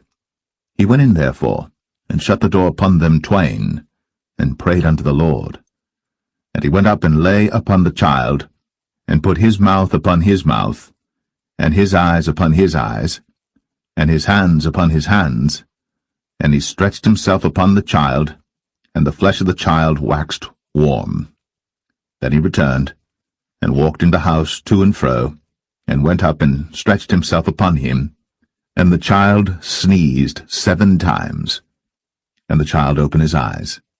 And he called Gehazi, and said, Call this Shunammite. So he called her. And when she was come in unto him, he said, Take up thy son. Then she went in, and fell at his feet, and bowed herself to the ground, and took up her son, and went out. And Elisha came again to Gilgal, and there was a dearth in the land. And the sons of the prophets were sitting before him. And he said unto his servant, Set on the great pot, and seethe pottage for the sons of the prophets. And one went out into the field to gather herbs, and found a wild vine, and gathered thereof wild gourds his lapful, and came and shred them into the pot of pottage, for they knew them not. So they poured out for the men to eat, and it came to pass, as they were eating of the pottage, that they cried out and said, O thou man of God, there is death in the pot. And they could not eat thereof. But he said, Then bring meal. And he cast it into the pot, and he said, Pour out for the people, that they may eat. And there was no harm in the pot. And there came a man from Baal-Shalisha, and brought the man of God bread of the first fruits, 20 loaves of barley, and full ears of corn in the husk thereof. And he said, Give unto the people, that they may eat. And his servitor said, What, should I set this before 100 men? He said again, Give the people, that they may eat. For thus saith the Lord, They shall eat, and shall leave thereof. So he set it before them, and they did eat, and left thereof, according to the word of the Lord.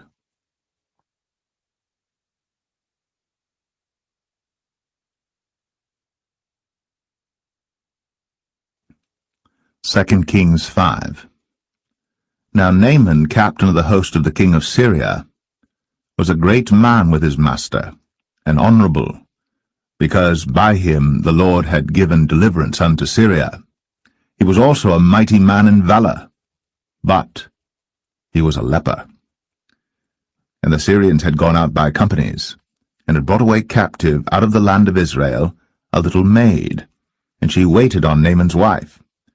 And she said unto her mistress, Would God my Lord were with the prophet that is in Samaria, for he would recover him of his leprosy. And one went in and told his lord, saying, Thus and thus said the maid that is of the land of Israel. And the king of Syria said, Go to, go, and I will send a letter unto the king of Israel. And he departed, and took with him 10 talents of silver, and 6,000 pieces of gold, and 10 changes of raiment. And he brought the letter to the king of Israel, saying, Now when this letter is come unto thee, behold, I have therewith sent Naaman my servant to thee, that thou mayest recover him of his leprosy. And it came to pass, when the king of Israel had read the letter, that he rent his clothes, and said, Am I God to kill and to make alive, that this man doth send unto me to recover a man of his leprosy? Wherefore consider, I pray you, and see how he seeketh a quarrel against me. And it was so, when Elisha the man of God had heard that the king of Israel had rent his clothes, that he sent to the king, saying, Wherefore hast thou rent thy clothes? Let him come now to me, and he shall know that there is a prophet in Israel. So Naaman came with his horses and with his chariot, and stood at the door of the house of Elisha. And Elisha sent a messenger unto him, saying, Go, and wash in Jordan 7 times, and thy flesh shall come again to thee, and thou shalt be clean. But Naaman was wroth, and went away, and said, Behold, I thought, he will surely come out to me, and stand, and call on the name of the Lord his God, and strike his hand over the place, and recover the leper. Are not Abana and Pharpar, rivers of Damascus, better than all the waters of Israel? May I not wash in them and be clean? So he turned, and went away in a rage. And his servants came near, and spake unto him, and said, My father, if the prophet had bid thee do some great thing, wouldst thou not have done it? How much rather then, when he saith to thee, Wash and be clean? Then went he down, and dipped himself 7 times in Jordan, according to the saying of the man of God, and his flesh came again like unto the flesh of a little child, and he was clean. And he returned to the man of God, he and all his company, and came and stood before him. And he said, Behold, now I know that there is no God in all the earth, but in Israel. Now therefore I pray thee, take a blessing of thy servant. But he said, As the Lord liveth, before whom I stand, I will receive none. And he urged him to take it, but he refused. And Naaman said, Shall there not then, I pray thee, be given to thy servant 2 mules, burden of earth? For thy servant will henceforth offer neither burnt offering nor sacrifice unto other gods, but unto the Lord. In this thing the Lord pardon thy servant, that when my master goeth into the house of Rimmon to worship there, and he leaneth on my hand, and I bow myself in the house of Rimmon, when I bow down myself in the house of Rimmon, the Lord pardon thy servant in this thing. And he said unto him, Go in peace. So he departed from him a little way. But Gehazi, the servant of Elisha, the man of God, said, Behold, my master hath spared Naaman this Syrian in not receiving at his hands that which he brought. But as the Lord liveth, I will run after him, and take somewhat of him. So Gehazi followed after Naaman. And when Naaman saw him running after him, he lighted down from the chariot to meet him, and said, Is all well? And he said, All is well. My master hath sent me, saying, Behold, even now there be come to me from Mount Ephraim 2 young men of the sons of the prophets. Give them, I pray thee, a talent of silver, and 2 changes of garments. And Naaman said, Be content, take 2 talents. And he urged him, and bound 2 talents of silver in 2 bags, with 2 changes of garments, and laid them upon 2 of his servants, and they bare them before him. And when he came to the tower, he took them from their hand, and bestowed them in the house. And he let the men go, and they departed. But he went in, and stood before his master. And Elisha said unto him, Whence comest thou, Gehazi? And he said, Thy servant went no whither. And he said unto him, Went not mine heart with thee, when the man turned again from his chariot to meet thee? Is it a time to receive money, and to receive garments, and oliveyards, and vineyards, and sheep, and oxen, and men servants, and maid servants? The leprosy therefore of Naaman shall cleave unto thee, and unto thy seed forever. And he went out from his presence, a leper as white as snow.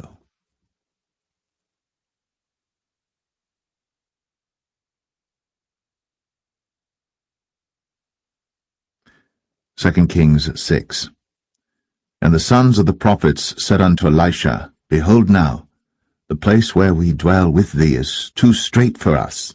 Let us go, we pray thee, unto Jordan, and take thence every man a beam, and let us make a place there where we may dwell.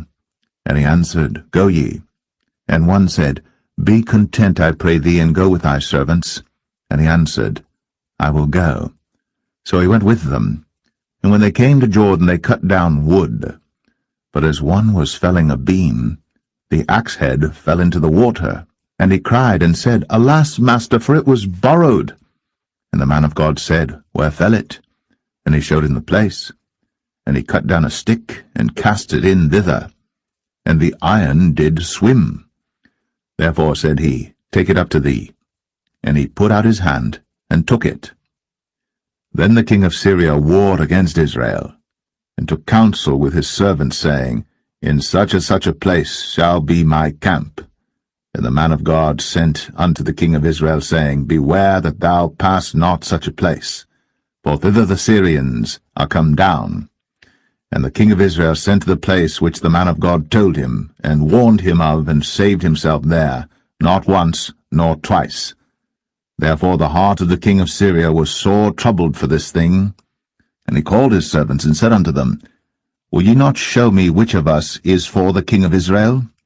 And one of his servants said, None, my lord, O king.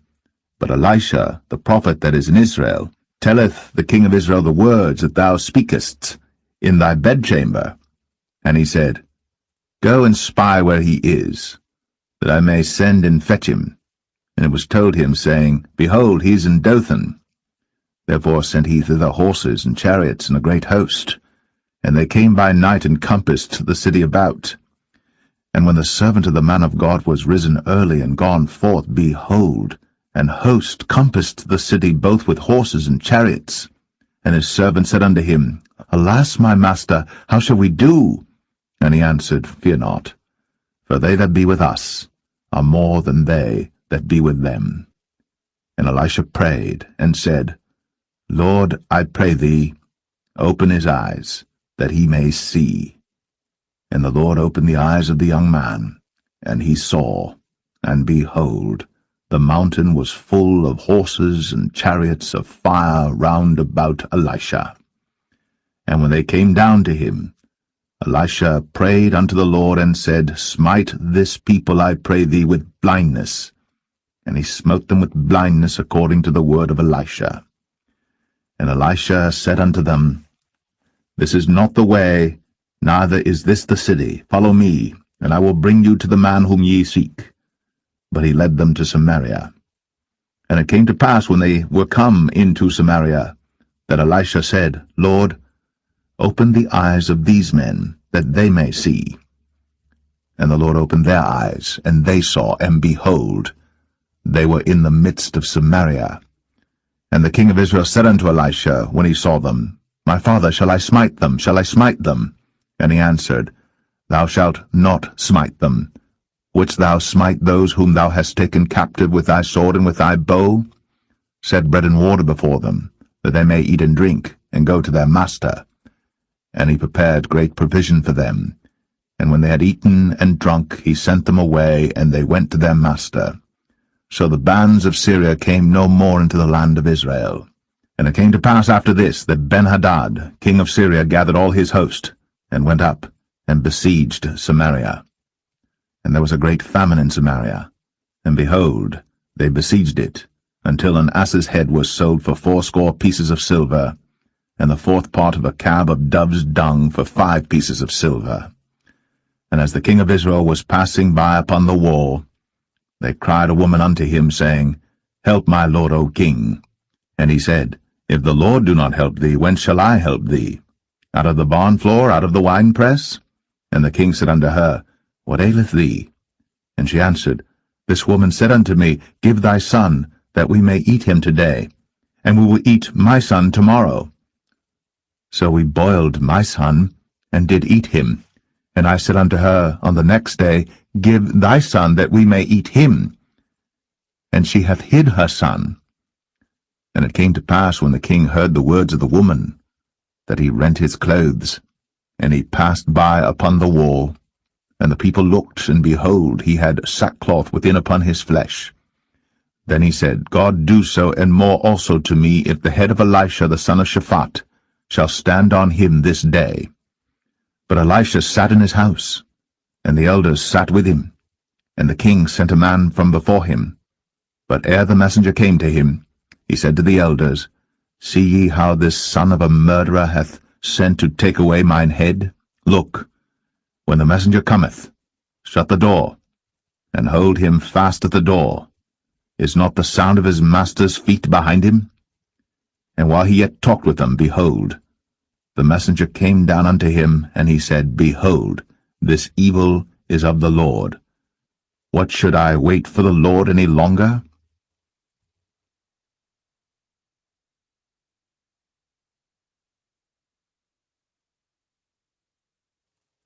Second Kings 7. Then Elisha said, Hear ye the word of the Lord. Thus saith the Lord, Tomorrow about this time shall a measure of fine flour be sold for a shekel, and 2 measures of barley for a shekel, in the gate of Samaria. Then a lord, on whose hand the king leaned, answered the man of God, and said, Behold, if the Lord would make windows in heaven, might this thing be? And he said, Behold, thou shalt see it with thine eyes, but shalt not eat thereof. And there were 4 leprous men at the entering in of the gate, and they said one to another, Why sit we here until we die? If we say we will enter into the city, then the famine is in the city, and we shall die there. And if we sit still here, we die also. Now therefore come, and let us fall unto the host of the Syrians. If they save us alive, we shall live, and if they kill us, we shall but die. And they rose up in the twilight, to go unto the camp of the Syrians. And when they were come to the uttermost part of the camp of Syria, behold, there was no man there. For the Lord had made the host of the Syrians to hear a noise of chariots, and a noise of horses, even the noise of a great host. And they said one to another, Lo, the king of Israel hath hired against us the kings of the Hittites, and the kings of the Egyptians, to come upon us. Wherefore they arose and fled in the twilight, and left their tents and their horses and their asses, even the camp as it was, and fled for their life. And when these lepers came to the uttermost part of the camp, they went into one tent, and did eat and drink, and carried thence silver and gold and raiment, and went and hid it, and came again, and entered into another tent, and carried thence also, and went and hid it. Then they said one to another, We do not well, This day is a day of good tidings, and we hold our peace. If we tarry till the morning light, some mischief will come upon us. Now therefore come, that we may go and tell the king's household. So they came and called unto the port of the city. And they told them, saying, We came to the camp of the Syrians, and behold, there was no man there, neither voice of man, but horses tied and asses tied, and the tents as they were. And he called the porters, and they told it to the king's house within. And the king arose in the night, and said unto his servants, I will now show you what the Syrians have done to us. They know that we be hungry, therefore are they gone out of the camp to hide themselves in the field, saying, When they come out of the city we shall catch them alive, and get into the city. And one of his servants answered and said, Let some take, I pray thee, 5 of the horses that remain, which are left in the city. Behold, they are as all the multitude of Israel that are left in it. Behold, I say, they are even as all the multitude of the Israelites that are consumed. And let us send and see. They took therefore 2 chariot horses, and the king sent after the host of the Syrians, saying, Go and see. And they went after them unto Jordan, and lo, all the way was full of garments and vessels, which the Syrians had cast away in their haste. And the messengers returned, and told the king. And the people went out and spoiled the tents of the Syrians. So a measure of fine flour was sold for a shekel, and 2 measures of barley for a shekel, according to the word of the Lord. And the king appointed the Lord on whose hand he leaned to have the charge of the gate. And the people trod upon him in the gate, and he died, as the man of God had said, who spake when the king came down to him. And it came to pass, as the man of God had spoken to the king, saying, 2 measures of barley for a shekel, and a measure of fine flour for a shekel, shall be tomorrow about this time in the gate of Samaria. And that Lord answered the man of God, and said, Now behold, if the Lord should make windows in heaven, might such a thing be? And he said, Behold, thou shalt see it with thine eyes, but shalt not eat thereof. And so it fell out unto him, for the people trod upon him in the gate, and he died.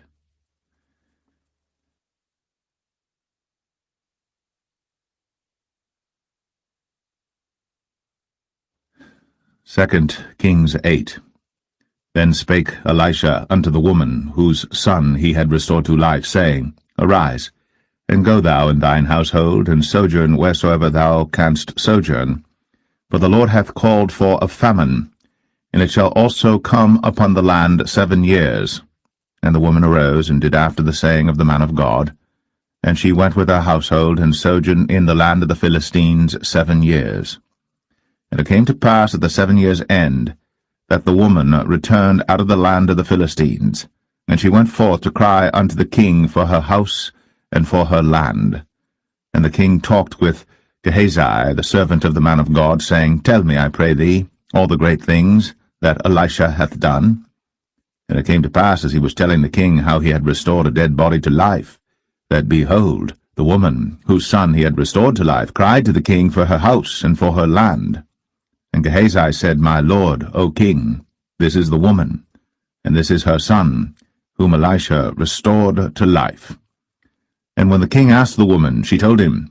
So the king appointed unto her a certain officer, saying, Restore all that was hers, and all the fruits of the field, since the day that she left the land, even until now. And Elisha came to Damascus, and Benhadad the king of Syria was sick. And it was told him, saying, The man of God is come hither.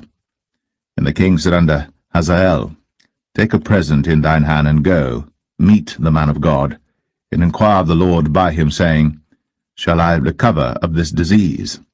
So Hazael went to meet him, and took a present with him, even of every good thing of Damascus, 40 camels' burden, and came and stood before him, and said, Thy son Ben-Hadad, king of Syria, hath sent me to thee, saying, Shall I recover of this disease?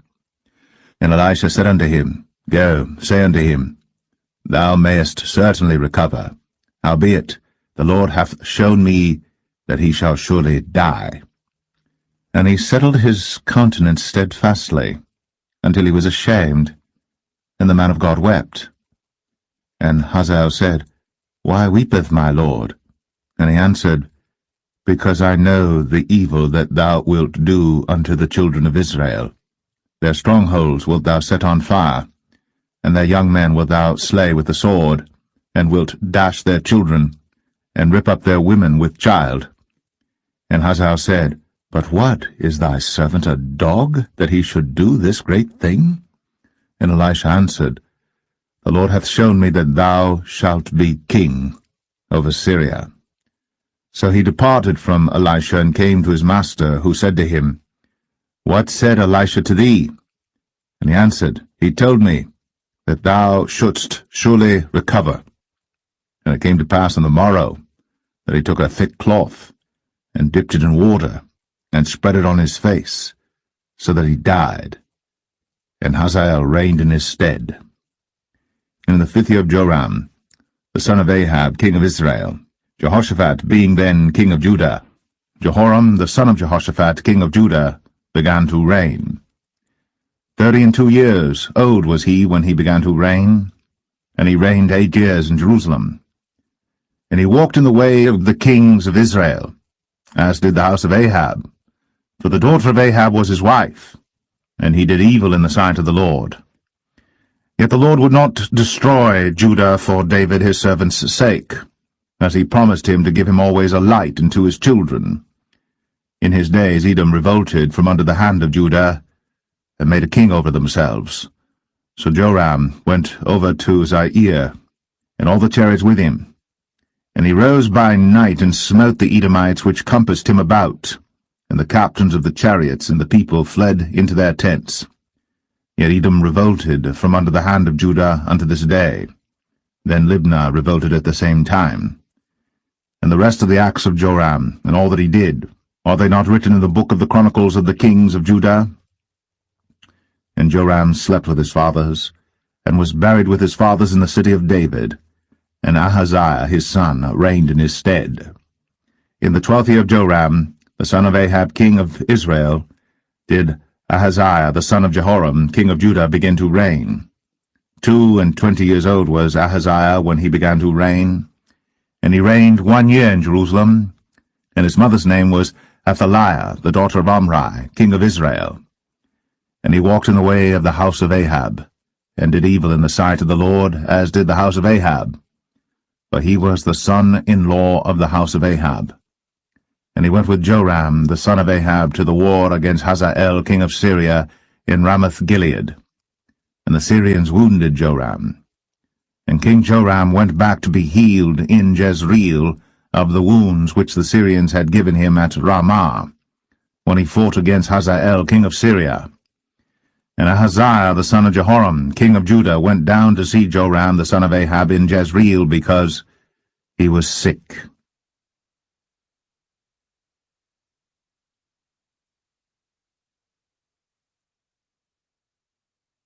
Second Kings 9. And Elisha the prophet called one of the children of the prophets, and said unto him, Gird up thy loins, and take this box of oil in thine hand, and go to Ramoth-Gilead. And when thou comest thither, look out there Jehu the son of Jehoshaphat the son of Nimshi, and go in, and make him arise up from among his brethren, and carry him to an inner chamber. Then take the box of oil, and pour it on his head, and say, Thus saith the Lord, I have anointed thee king over Israel. Then open the door, and flee, and tarry not. So the young man, even the young man the prophet, went to Ramoth-Gilead. And when he came, behold, the captains of the host were sitting, and he said, I have an errand to thee, O captain. And Jehu said, Unto which of all us? And he said, To thee, O captain. And he arose and went into the house.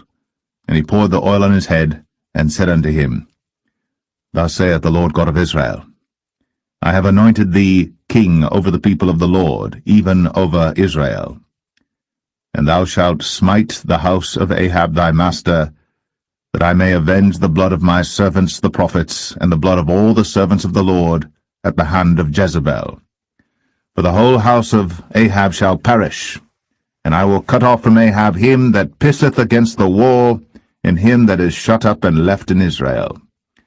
And I will make the house of Ahab like the house of Jeroboam the son of Nebat, and like the house of Baasha the son of Ahijah. And the dogs shall eat Jezebel in the portion of Jezreel, and there shall be none to bury her. And he opened the door and fled. Then Jehu came forth to the servants of his lord, and one said unto him, Is all well? Wherefore came this mad fellow to thee? And he said unto them, Ye know the man, and his communication. And they said, It is false, tell us now.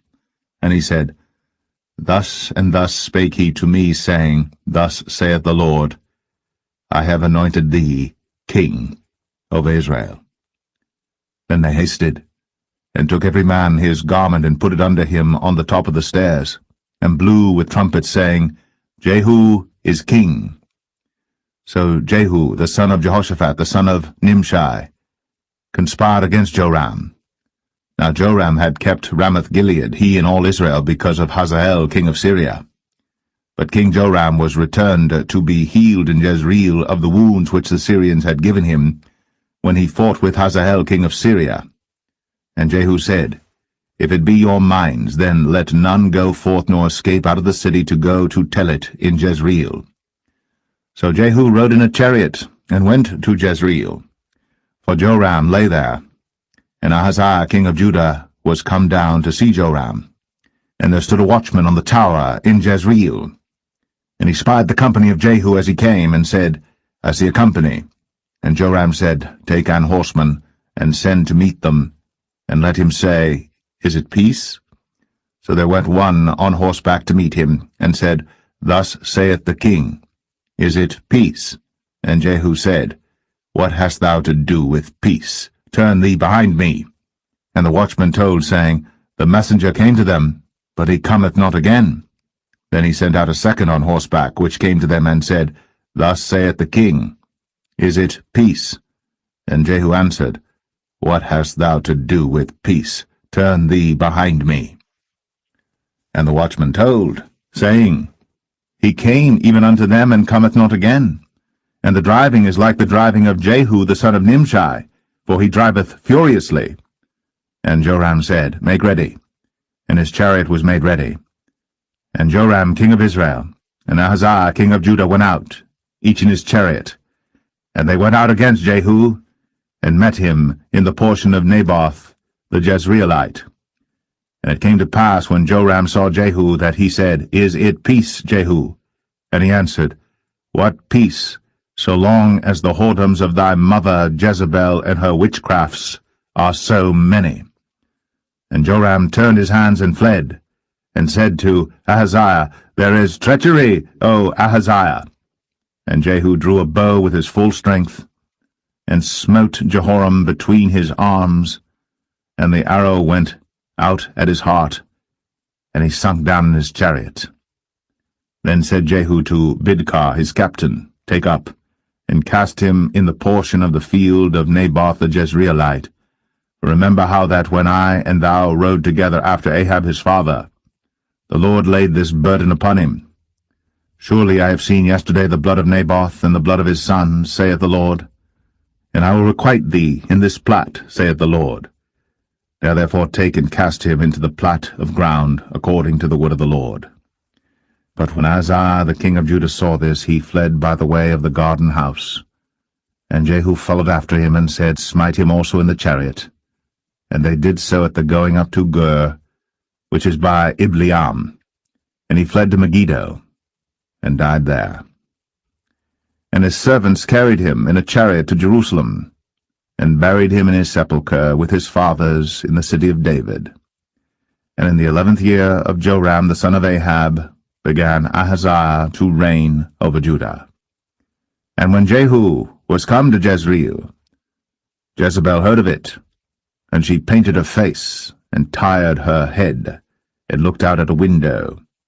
And as Jehu entered in at the gate, she said, Had Zimri peace, who slew his master? And he lifted up his face to the window, and said, Who is on my side? Who? And there looked out to him 2 or 3 eunuchs. And he said, Throw her down. So they threw her down, and some of her blood was sprinkled on the wall, and on the horses, and he trode her under foot. And when he was come in, he did eat and drink, and said, Go, see now this cursed woman, and bury her, for she is a king's daughter. And they went to bury her. But they found no more of her than the skull, and the feet, and the palms of her hands. Wherefore they came again and told him, and he said, This is the word of the Lord, which he spake by his servant Elijah the Tishbite, saying, In the portion of Jezreel shall dogs eat the flesh of Jezebel, and the carcass of Jezebel shall be as dung upon the face of the field in the portion of Jezreel, so that they shall not say, This is Jezebel.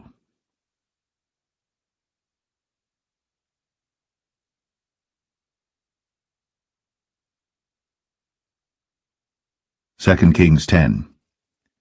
And Ahab had 70 sons in Samaria, and Jehu wrote letters and sent to Samaria unto the rulers of Jezreel, to the elders, and to them that brought up Ahab's children, saying, Now as soon as this letter cometh to you, seeing your master's sons are with you, and there are with you chariots and horses, a fenced city also in armor, look even out the best and meetest of your master's sons, and set him on his father's throne, and fight for your master's house.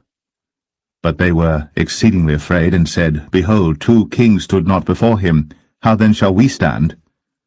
And he that was over the house, and he that was over the city, the elders also, and the bringers up of the children, sent to Jehu, saying, We are thy servants, and will do all that thou shalt bid us.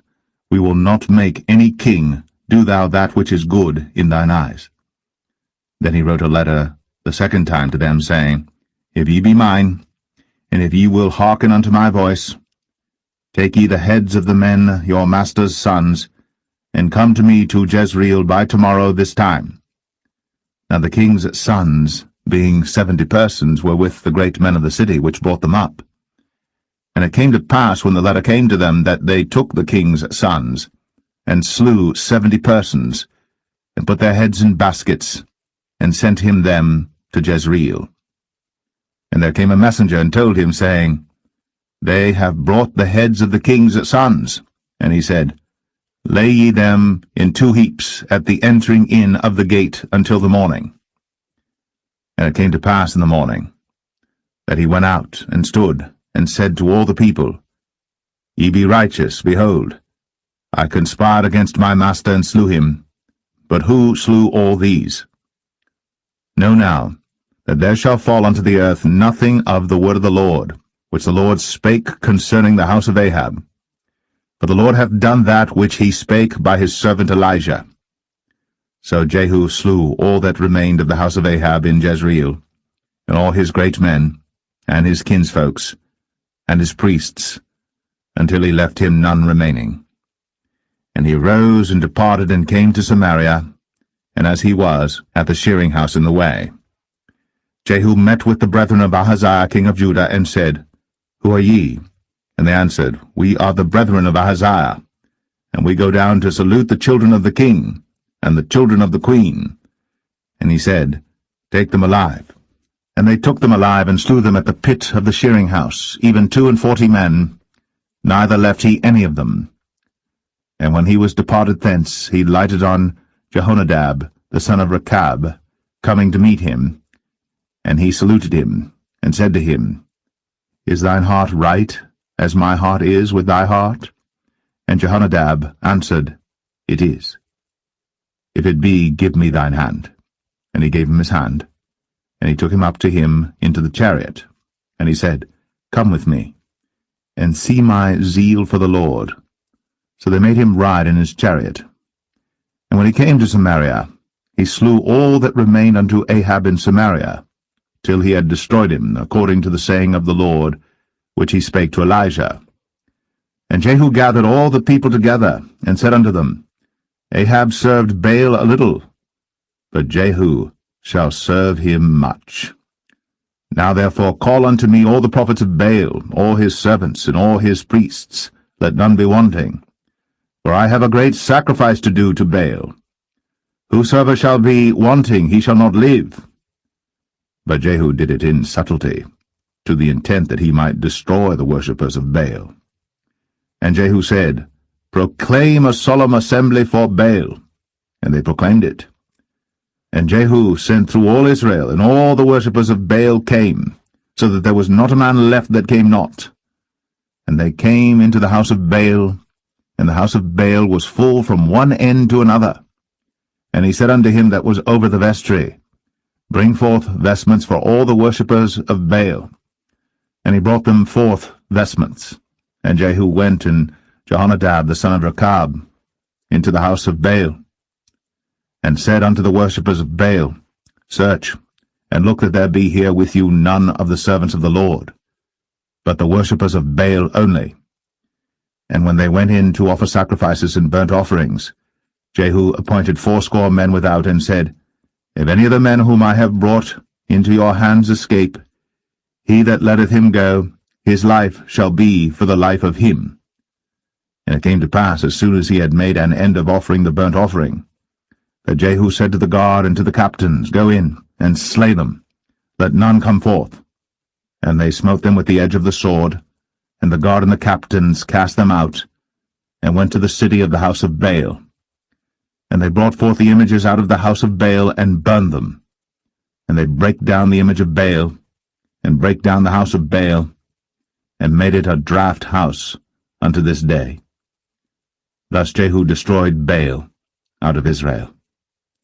Howbeit, from the sins of Jeroboam the son of Nebat, who made Israel to sin, Jehu departed not from after them, to wit, the golden calves that were in Bethel, and that were in Dan. And the Lord said unto Jehu, Because thou hast done well in executing that which is right in mine eyes, and hast done unto the house of Ahab according to all that was in mine heart, thy children of the 4th generation shall sit on the throne of Israel. But Jehu took no heed to walk in the law of the Lord God of Israel with all his heart, for he departed not from the sins of Jeroboam, which made Israel to sin. In those days the Lord began to cut Israel short. And Hazael smote them in all the coasts of Israel, from Jordan eastward, all the land of Gilead, the Gadites, and the Reubenites, and the Manassites, from Aroer, which is by the river Arnon, even Gilead and Bashan. Now the rest of the acts of Jehu, and all that he did, and all his might, are they not written in the book of the Chronicles of the kings of Israel? And Jehu slept with his fathers, and they buried him in Samaria, and Jehoahaz, his son, reigned in his stead. And the time that Jehu reigned over Israel in Samaria was 28 years.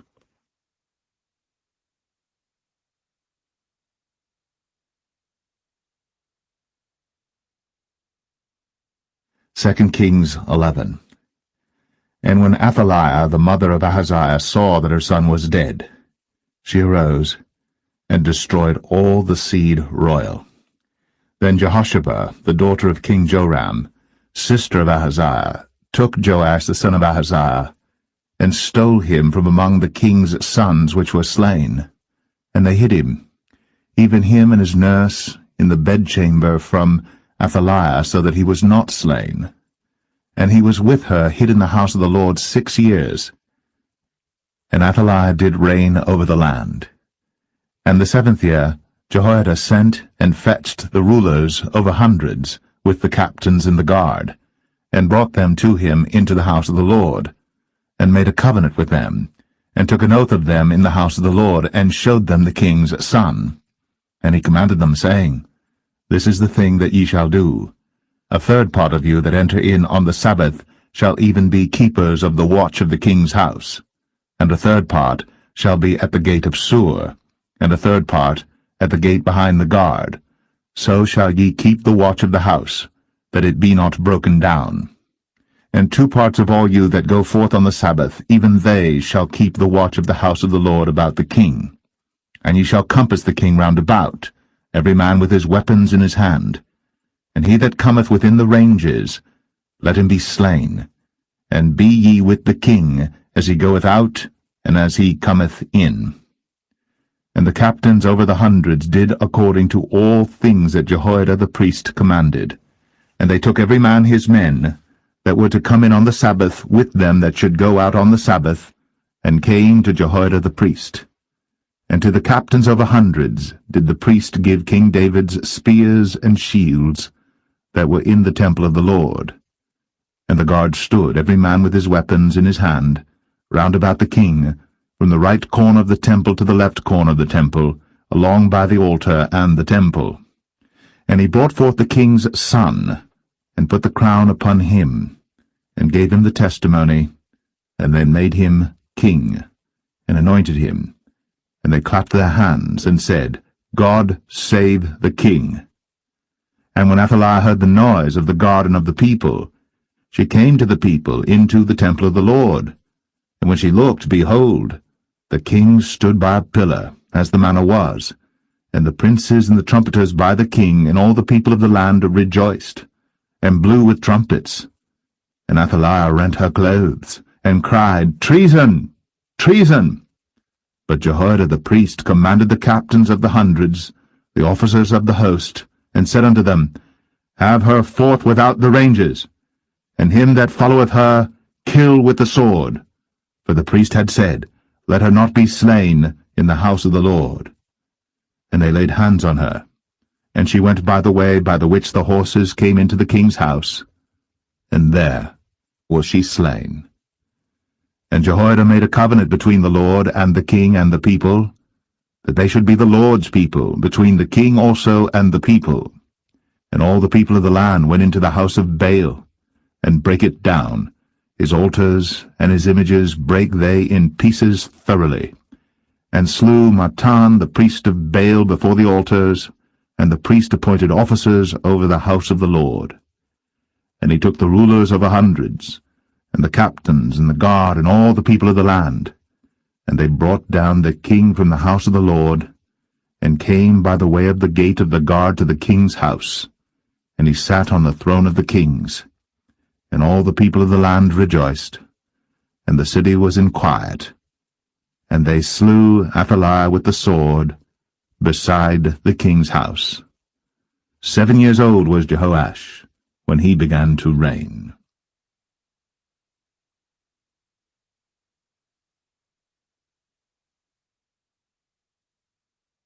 2 Kings 12.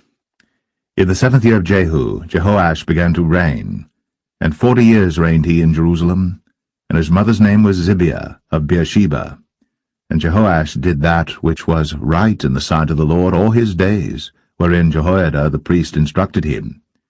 But the high places were not taken away. The people still sacrificed, and burnt incense in the high places.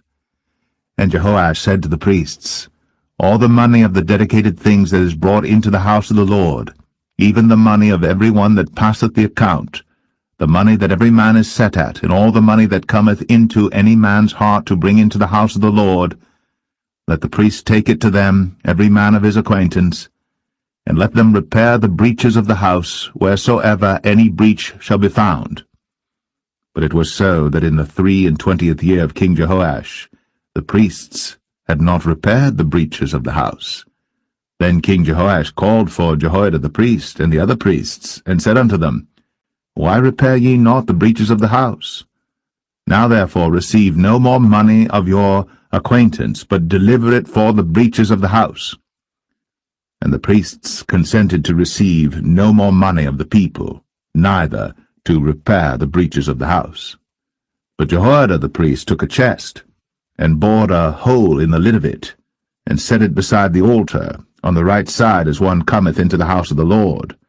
And the priest that kept the door put therein all the money that was brought into the house of the Lord. And it was so, when they saw that there was much money in the chest, that the king's scribe and the high priest came up, and they put up in bags, and towed the money that was found in the house of the Lord. And they gave the money, being towed, into the hands of them that did the work, that had the oversight of the house of the Lord. And they laid it out to the carpenters and builders that wrought upon the house of the Lord, and to masons and hewers of stone, and to buy timber and hewed stone to repair the breaches of the house of the Lord, and for all that was laid out for the house to repair it. Howbeit, there were not made for the house of the Lord bowls of silver, snuffers, basins, trumpets, any vessels of gold, or vessels of silver, of the money that was brought into the house of the Lord. But they gave that to the workmen, and repaired therewith the house of the Lord. Moreover, they reckoned not with the men, into whose hand they delivered the money to be bestowed on workmen, for they dealt faithfully. The trespass money and the sin money was not brought into the house of the Lord. It was the priests. Then Hazael, king of Syria, went up and fought against Gath and took it. And Hazael set his face to go up to Jerusalem. And Jehoash, king of Judah, took all the hallowed things that Jehoshaphat and Jehoram and Ahaziah his fathers, kings of Judah, had dedicated, and his own hallowed things, and all the gold that was found in the treasures of the house of the Lord and in the king's house, and sent it to Hazael, king of Syria. And he went away from Jerusalem. And the rest of the acts of Joash, and all that he did, are they not written in the book of the Chronicles of the kings of Judah? And his servants arose and made a conspiracy, and slew Joash in the house of Millo, which goeth down to Silla. For Josachar the son of Shemaeth, and Jehozabad the son of Shomer, his servants, smote him, and he died. And they buried him with his fathers in the city of David. And Amaziah his son reigned in his stead.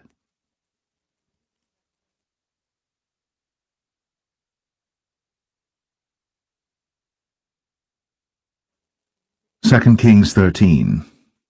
In the 23 year of Joash, the son of Ahaziah, king of Judah, Jehoahaz, the son of Jehu, began to reign over Israel in Samaria, and reigned 17 years.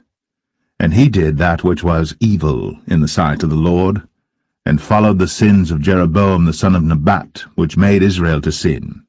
He departed not therefrom. And the anger of the Lord was kindled against Israel, and he delivered them into the hand of Hazael king of Syria, and into the hand of Benhadad the son of Hazael all their days.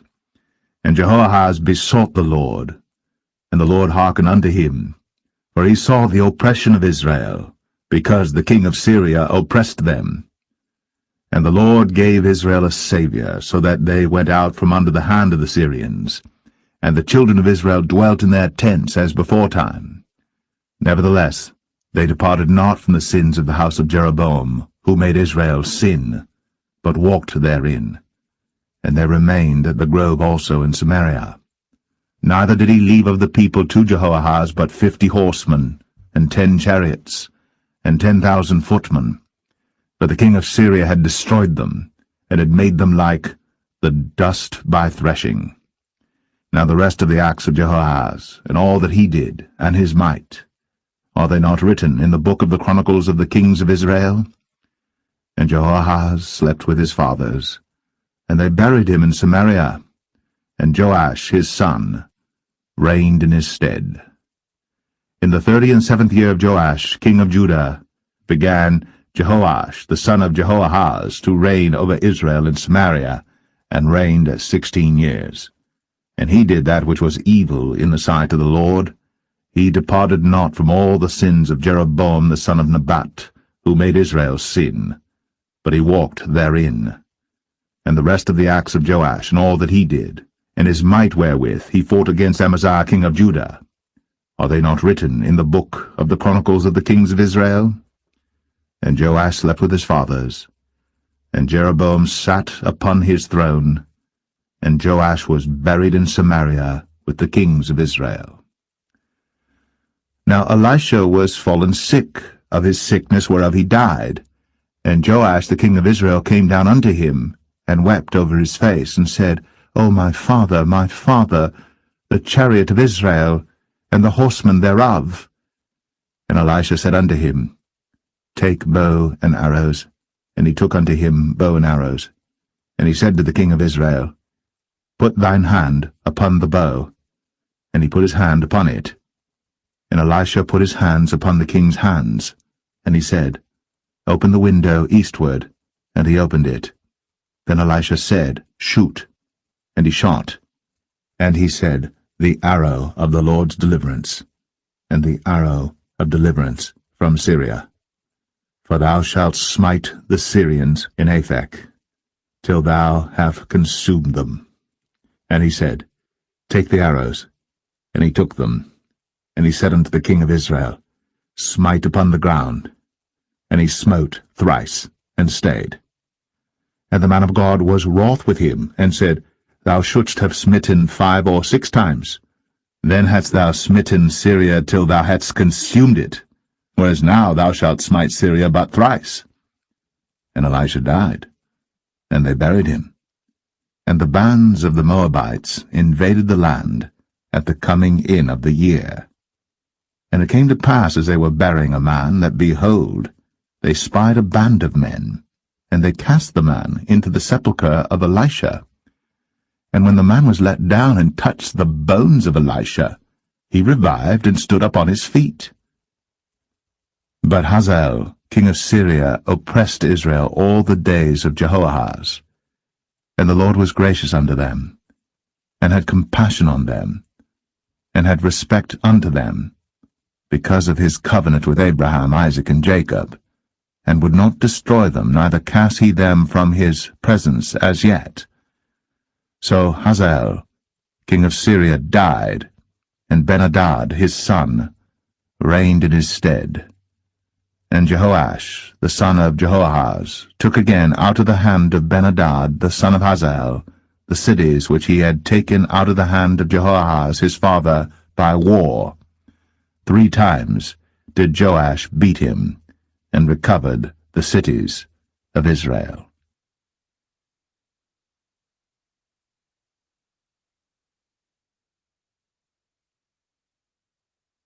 Second Kings 14. In the 2nd year of Joash, son of Jehoahaz, king of Israel, reigned Amaziah the son of Joash, king of Judah.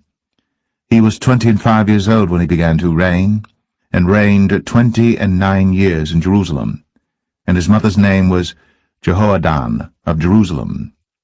And he did that which was right in the sight of the Lord, yet not like David his father. He did according to all things as Joash his father did. Howbeit, the high places were not taken away. As yet the people did sacrifice, and burnt incense on the high places. And it came to pass, as soon as the kingdom was confirmed in his hand, that he slew his servants which had slain the king his father. But the children of the murderers he slew not, according unto that which is written in the book of the law of Moses, wherein the Lord commanded, saying, The fathers shall not be put to death for the children, nor the children be put to death for the fathers, but every man shall be put to death for his own sin. He slew of Edom in the valley of Salt 10,000, and took Selah by war, and called the name of it Joktheel unto this day. Then Amaziah sent messengers to Jehoash the son of Jehoahaz, son of Jehu, king of Israel, saying, Come, let us look one another in the face. And Jehoash the king of Israel sent to Amaziah king of Judah, saying, The thistle that was in Lebanon sent to the cedar that was in Lebanon, saying, Give thy daughter to my son to wife. And there passed by a wild beast that was in Lebanon, and trod down the thistle. Thou hast indeed smitten Edom, and thine heart hath lifted thee up. Glory of this, and tarry at home. For why shouldst thou meddle to thy hurt, that thou shouldst fall, even thou, and Judah with thee? But Amaziah would not hear. Therefore Jehoash, king of Israel, went up, and he and Amaziah, king of Judah, looked one another in the face at Beth-shemesh, which belongeth to Judah. And Judah was put to the worse before Israel, and they fled every man to their tents. And Jehoash, king of Israel, took Amaziah, king of Judah, the son of Jehoash, the son of Ahaziah, at Beth-shemesh, and came to Jerusalem, and brake down the wall of Jerusalem from the gate of Ephraim unto the corner gate, 400 cubits. And he took all the gold and silver, and all the vessels that were found in the house of the Lord, and in the treasures of the king's house, and hostages, and returned to Samaria. Now the rest of the acts of Jehoash, which he did, and his might, and how he fought with Amaziah king of Judah, are they not written in the book of the Chronicles of the kings of Israel? And Jehoash slept with his fathers, and was buried in Samaria with the kings of Israel. And Jeroboam his son reigned in his stead. And Amaziah the son of Joash, king of Judah, lived after the death of Jehoash son of Jehoahaz, king of Israel, 15 years. And the rest of the acts of Amaziah, Are they not written in the book of the Chronicles of the kings of Judah? Now they made a conspiracy against him in Jerusalem, and he fled to Lachish. But they sent after him to Lachish, and slew him there. And they brought him on horses, and he was buried at Jerusalem with his fathers in the city of David. And all the people of Judah took Azariah, which was 16 years old, and made him king, instead of his father Amaziah. He built Elath, and restored it to Judah. After that the king slept with his fathers. In the 15th year of Amaziah, the son of Joash, king of Judah, Jeroboam the son of Joash, king of Israel, began to reign in Samaria, and reigned 41 years. And he did that which was evil in the sight of the Lord. He departed not from all the sins of Jeroboam the son of Nebat, who made Israel to sin. He restored the coast of Israel, from the entering of Hamath unto the sea of the plain, according to the word of the Lord God of Israel, which he spake by the hand of his servant Jonah the son of Amittai the prophet, which was of Gath-hepher. For the Lord saw the affliction of Israel, that it was very bitter, for there was not any shut up, nor any left, nor any helper for Israel. And the Lord said not that he would blot out the name of Israel from under heaven, but he saved them by the hand of Jeroboam the son of Joash. Now the rest of the acts of Jeroboam, and all that he did in his might, how he warred, and how he recovered Damascus and Hamath, which belonged to Judah, for Israel, are they not written in the book of the Chronicles of the kings of Israel? And Jeroboam slept with his fathers, even with the kings of Israel, and Zechariah his son reigned in his stead.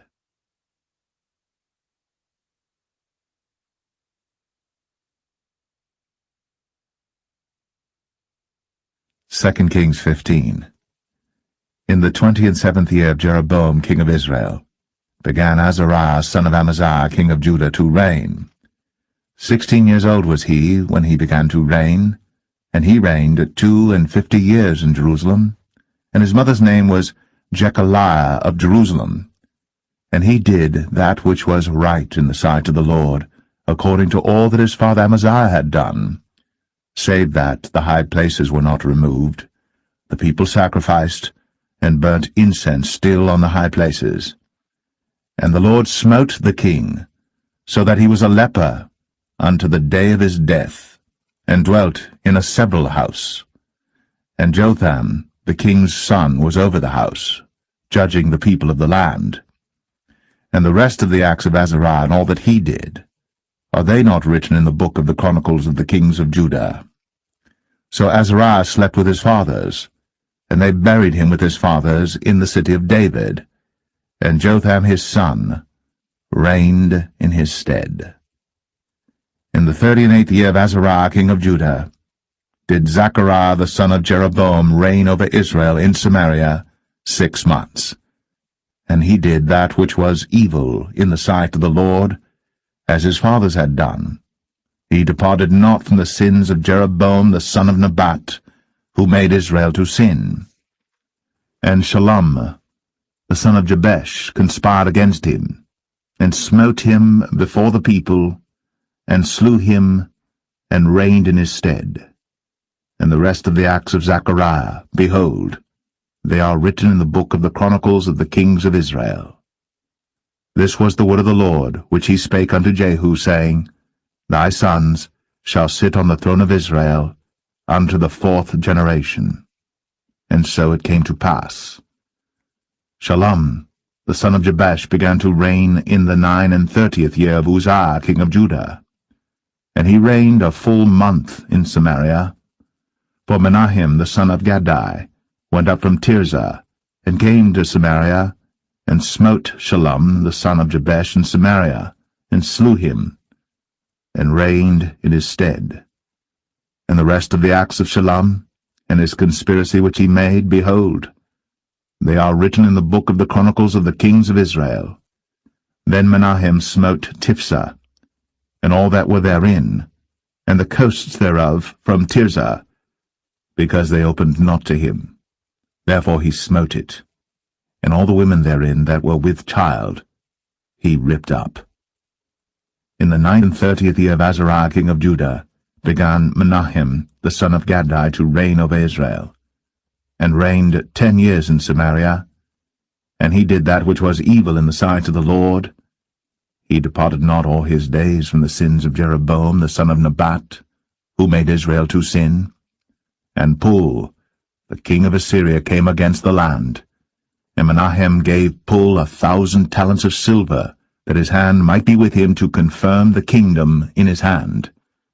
And Menahem exacted the money of Israel, even of all the mighty men of wealth, of each man 50 shekels of silver, to give to the king of Assyria. So the king of Assyria turned back, and stayed not there in the land. And the rest of the acts of Menahem, and all that he did, are they not written in the book of the chronicles of the kings of Israel? And Menahem slept with his fathers, and Pekahiah his son reigned in his stead. In the 50th year of Azariah king of Judah, Pekahiah the son of Menahem began to reign over Israel in Samaria, and reigned 2 years. And he did that which was evil in the sight of the Lord.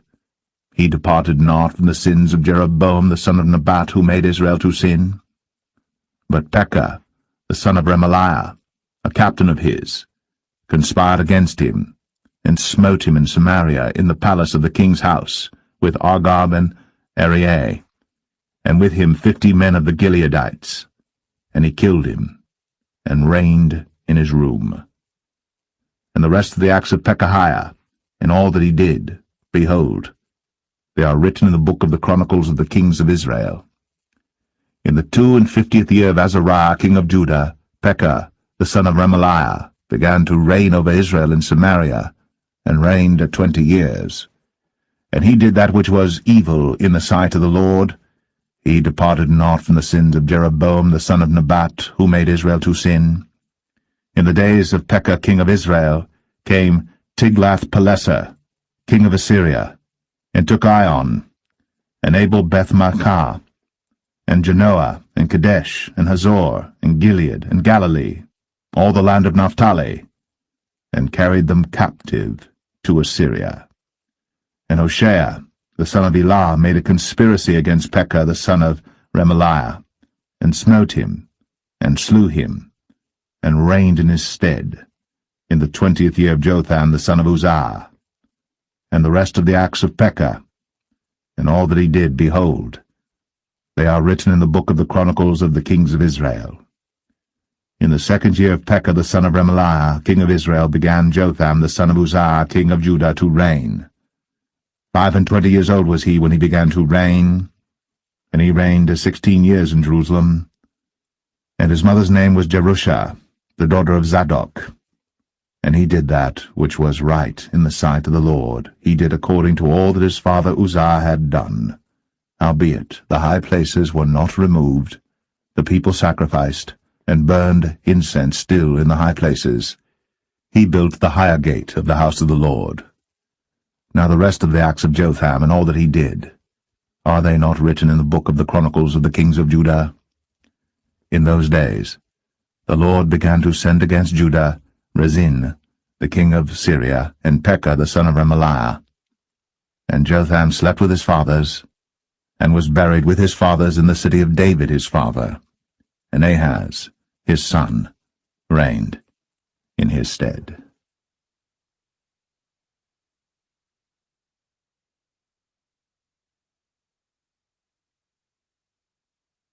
2 Kings 16.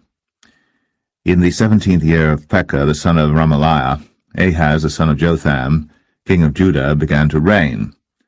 20 years old was Ahaz when he began to reign, and reigned 16 years in Jerusalem, and did not that which was right in the sight of the Lord his God, like David his father. But he walked in the way of the kings of Israel, yea, and made his son to pass through the fire according to the abominations of the heathen, whom the Lord cast out from before the children of Israel. And he sacrificed and burnt incense in the high places, and on the hills, and under every green tree. Then Rezin, king of Syria, and Pekah, son of Remaliah, king of Israel, came up to Jerusalem to war. And they besieged Ahaz, but could not overcome him. At that time Rezin, king of Syria, recovered Elath to Syria, and drave the Jews from Elath. And the Syrians came to Elath, and dwelt there unto this day. So Ahaz sent messengers to Tiglath-Pileser, king of Assyria, saying, I am thy servant and thy son. Come up and save me out of the hand of the king of Syria, and out of the hand of the king of Israel, which rise up against me. And Ahaz took the silver and gold that was found in the house of the Lord, and in the treasures of the king's house, and sent it for a present to the king of Assyria. And the king of Assyria hearkened unto him, for the king of Assyria went up against Damascus, and took it, and carried the people of it captive to Kir, and slew Rezin. And King Ahaz went to Damascus to meet Tiglath-Pileser, king of Assyria, and saw an altar that was at Damascus, and King Ahaz sent to Urijah the priest the fashion of the altar, and the pattern of it, according to all the workmanship thereof. And Urijah the priest built an altar according to all that King Ahaz had sent from Damascus. So Urijah the priest made it, against King Ahaz came from Damascus. And when the king was come from Damascus, the king saw the altar, and the king approached to the altar and offered thereon. And he burnt his burnt offering and his meat offering, and poured his drink offering, and sprinkled the blood of his peace offerings upon the altar. And he brought also the brazen altar, which was before the Lord, from the forefront of the house, from between the altar and the house of the Lord, and put it on the north side of the altar. And King Ahaz commanded Urijah the priest, saying, Upon the great altar burn the morning burnt offering, and the evening meat offering, and the king's burnt sacrifice, and his meat offering, with the burnt offering of all the people of the land, and their meat offering, and their drink offerings, and sprinkle upon it all the blood of the burnt offering, and all the blood of the sacrifice, and the brazen altar shall be for me to inquire by. Thus did Urijah the priest, according to all that King Ahaz commanded. And King Ahaz cut off the borders of the bases, and removed the laver from off them, and took down the sea from off the brazen oxen that were under it, and put it upon a pavement of stones. And the covert for the Sabbath that they had built in the house, and the king's entry without, turned he from the house of the Lord for the king of Assyria. Now the rest of the acts of Ahaz which he did, are they not written in the book of the Chronicles of the kings of Judah? And Ahaz slept with his fathers, and was buried with his fathers in the city of David, and Hezekiah his son reigned in his stead.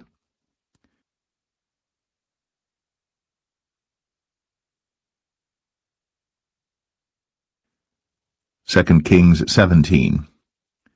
In the 12th year of Ahaz, king of Judah, began Hoshea the son of Elah to reign in Samaria over Israel 9 years.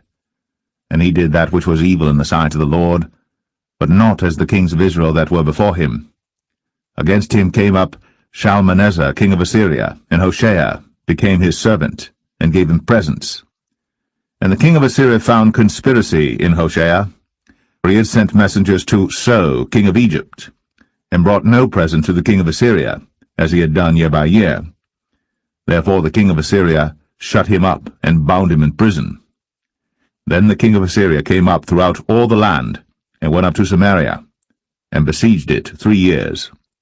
In the 9th year of Hoshea the king of Assyria took Samaria, and carried Israel away into Assyria, and placed them in Halah and in Habor, by the river of Gozan, and in the cities of the Medes.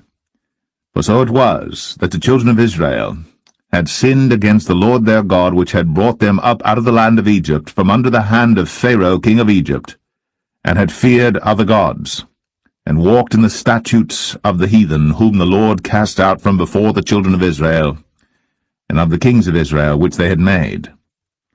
And the children of Israel did secretly those things that were not right against the Lord their God, and they built them high places in all their cities, from the tower of the watchman to the fenced city.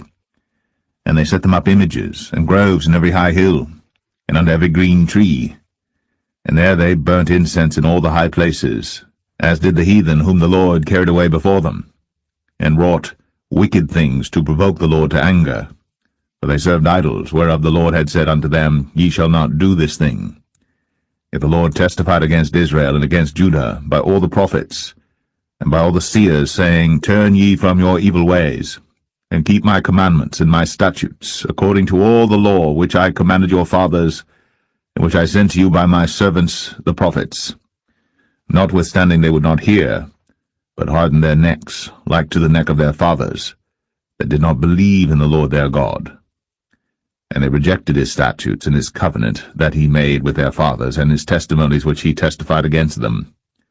And they followed vanity, and became vain, and went after the heathen that were round about them, concerning whom the Lord had charged them that they should not do like them. And they left all the commandments of the Lord their God, and made them molten images, even 2 calves, and made a grove, and worshipped all the host of heaven, and served Baal. And they caused their sons and their daughters to pass through the fire, and used divination and enchantments, and sold themselves to do evil in the sight of the Lord, to provoke him to anger. Therefore the Lord was very angry with Israel, and removed them out of his sight. There was none left but the tribe of Judah only. Also Judah kept not the commandments of the Lord their God, but walked in the statutes of Israel which they made. And the Lord rejected all the seed of Israel, and afflicted them, and delivered them into the hand of spoilers, until he had cast them out of his sight. For he rent Israel from the house of David, and they made Jeroboam the son of Nebat king. And Jeroboam drave Israel from following the Lord, and made them sin a great sin. For the children of Israel walked in all the sins of Jeroboam which he did. They departed not from them, until the Lord removed Israel out of his sight, as he had said by all his servants the prophets. So was Israel carried away out of their own land to Assyria unto this day. And the king of Assyria brought men from Babylon, and from Cathar, and from Avah, and from Hamath, and from Sepharvaim, and placed them in the cities of Samaria instead of the children of Israel. And they possessed Samaria, and dwelt in the cities thereof. And so it was at the beginning of their dwelling there, that they feared not the Lord. Therefore the Lord sent lions among them, which slew some of them.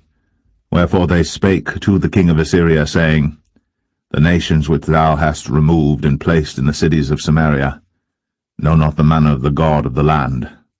Therefore he hath sent lions among them, and behold, they slay them, because they know not the manner of the God of the land. Then the king of Assyria commanded, saying, Carry thither one of the priests whom ye brought from thence, and let them go and dwell there, and let him teach them the manner of the God of the land. Then one of the priests whom they had carried away from Samaria came and dwelt in Bethel, and taught them how they should fear the Lord. Howbeit every nation made gods of their own, and put them in the houses of the high places which the Samaritans had made, every nation in their cities wherein they dwelt. And the men of Babylon made Succoth-Benoth, and the men of Cuth made Nergal, and the men of Hamath made Ashima, and the Avites made Nibhaz and Tartak, and the Sepharvites burnt their children in fire to Adramelech and Anamelech, the gods of Sepharvaim. So they feared the Lord, and made unto themselves of the lowest of them priests of the high places, which sacrificed for them in the houses of the high places. They feared the Lord, and served their own gods, after the manner of the nations whom they carried away from thence.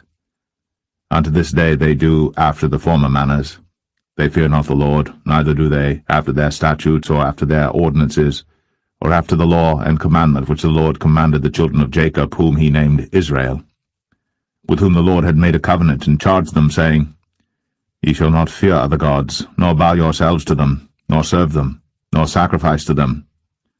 But the Lord who brought you up out of the land of Egypt with great power and a stretched out arm, him shall ye fear, and him shall ye worship, and to him shall ye do sacrifice.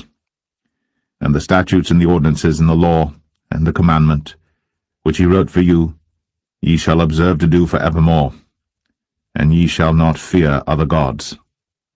And the covenant that I have made with you ye shall not forget, neither shall ye fear other gods. But the Lord your God ye shall fear, and he shall deliver you out of the hand of all your enemies. Howbeit they did not hearken, but they did after their former manner. So these nations feared the Lord and served their graven images, both their children and their children's children, as did their fathers, so do they unto this day.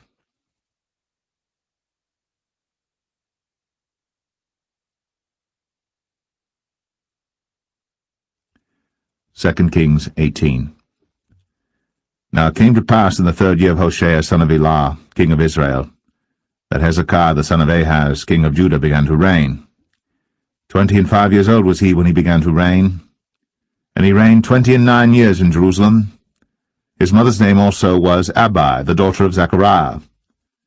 And he did that which was right in the sight of the Lord, according to all that David his father did. He removed the high places, and brake the images, and cut down the groves, and brake in pieces the brazen serpent that Moses had made. For unto those days the children of Israel did burn incense to it. And he called it Nehushtan. He trusted in the Lord God of Israel, so that after him was none like him among all the kings of Judah, nor any that were before him. For he clave to the Lord, and departed not from following him, but kept his commandments which the Lord commanded Moses. And the Lord was with him, and he prospered whithersoever he went forth. And he rebelled against the king of Assyria, and served him not. He smote the Philistines even unto Gaza, and the borders thereof, from the tower of the watchman to the fenced city. And it came to pass in the 4th year of King Hezekiah, which was the 7th year of Hoshea, son of Elah, king of Israel, that Shalmaneser, king of Assyria, came up against Samaria, and besieged it. And at the end of 3 years they took it. Even in the 6th year of Hezekiah, that is the 9th year of Hoshea, king of Israel, Samaria was taken. And the king of Assyria did carry away Israel unto Assyria, and put them in Halah, and in Habor by the river of Gozan, and in the cities of the Medes, because they obeyed not the voice of the Lord their God, but transgressed his covenant, and all that Moses the servant of the Lord commanded, and would not hear them, nor do them. Now in the 14th year of King Hezekiah did Sennacherib king of Assyria come up against all the fenced cities of Judah, and took them. And Hezekiah king of Judah sent to the king of Assyria to Lachish, saying, I have offended, return from me, that which thou puttest on me will I bear. And the king of Assyria appointed unto Hezekiah king of Judah 300 talents of silver, and 30 talents of gold. And Hezekiah gave him all the silver that was found in the house of the Lord, and in the treasures of the king's house. At that time did Hezekiah cut off the gold from the doors of the temple of the Lord, and from the pillars which Hezekiah king of Judah had overlaid, and gave it to the king of Assyria. And the king of Assyria sent Tartan, and Rabsaris, and Rabshakeh from Lachish to King Hezekiah with a great host against Jerusalem. And they went up and came to Jerusalem. And when they were come up, they came and stood by the conduit of the upper pool, which is in the highway of the fuller's field. And when they had called to the king, there came out to them Eliakim the son of Hilkiah, which was over the household, and Shebna the scribe, and Joah the son of Asaph the recorder. And Rabshakeh said unto them, Speak ye now to Hezekiah. Thus saith the great king, the king of Assyria, What confidence is this wherein thou trustest? Thou sayest, But they are but vain words. I have counsel and strength for the war. Now on whom dost thou trust, that thou rebellest against me? Now behold, thou trustest upon the staff of this bruised reed, even upon Egypt, on which if a man lean, it will go into his hand, and pierce it. So is Pharaoh king of Egypt unto all that trust on him. But if ye say unto me, We trust in the Lord our God, is not that he whose high places and whose altars Hezekiah hath taken away, and hath said to Judah and Jerusalem, Ye shall worship before this altar in Jerusalem? Now therefore I pray thee, give pledges to my lord the king of Assyria, and I will deliver thee 2,000 horses, if thou be able on thy part to set riders upon them.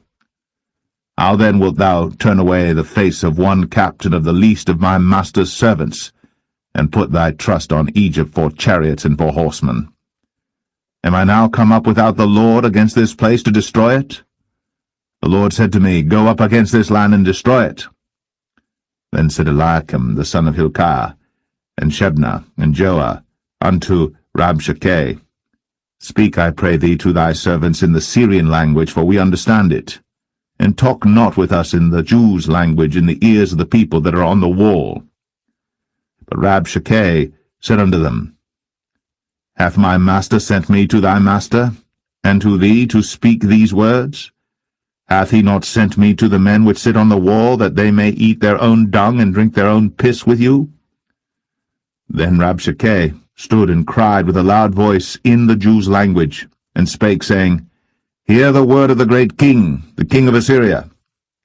Thus saith the king, Let not Hezekiah deceive you, for he shall not be able to deliver you out of his hand. Neither let Hezekiah make you trust in the Lord, saying, The Lord will surely deliver us, and the city shall not be delivered into the hand of the king of Assyria. Hearken not to Hezekiah, for thus saith the king of Assyria, Make an agreement with me by a present, and come out to me. And then eat ye every man of his own vine, and every one of his fig tree, and drink ye every one the waters of his cistern, until I come and take you away to a land like your own land, a land of corn and wine, a land of bread and vineyards, a land of oil olive and of honey, that ye may live and not die. And hearken not unto Hezekiah, when he persuadeth you, saying, The Lord will deliver us. Hath any of the gods of the nations delivered at all his land out of the hand of the king of Assyria? Where are the gods of Hamath and of Arpad? Where are the gods of Sepharvaim, Hena, and Eva? Have they delivered Samaria out of mine hand? Who are they among all the gods of the countries that have delivered their country out of mine hand, that the Lord should deliver Jerusalem out of mine hand? But the people held their peace, and answered him not a word, for the king's commandment was, saying, Answer him not. Then came Eliakim the son of Hilkiah, which was over the household, and Shebna the scribe, and Joah the son of Asaph the recorder, to Hezekiah with their clothes rent, and told him the words of Rabshakeh.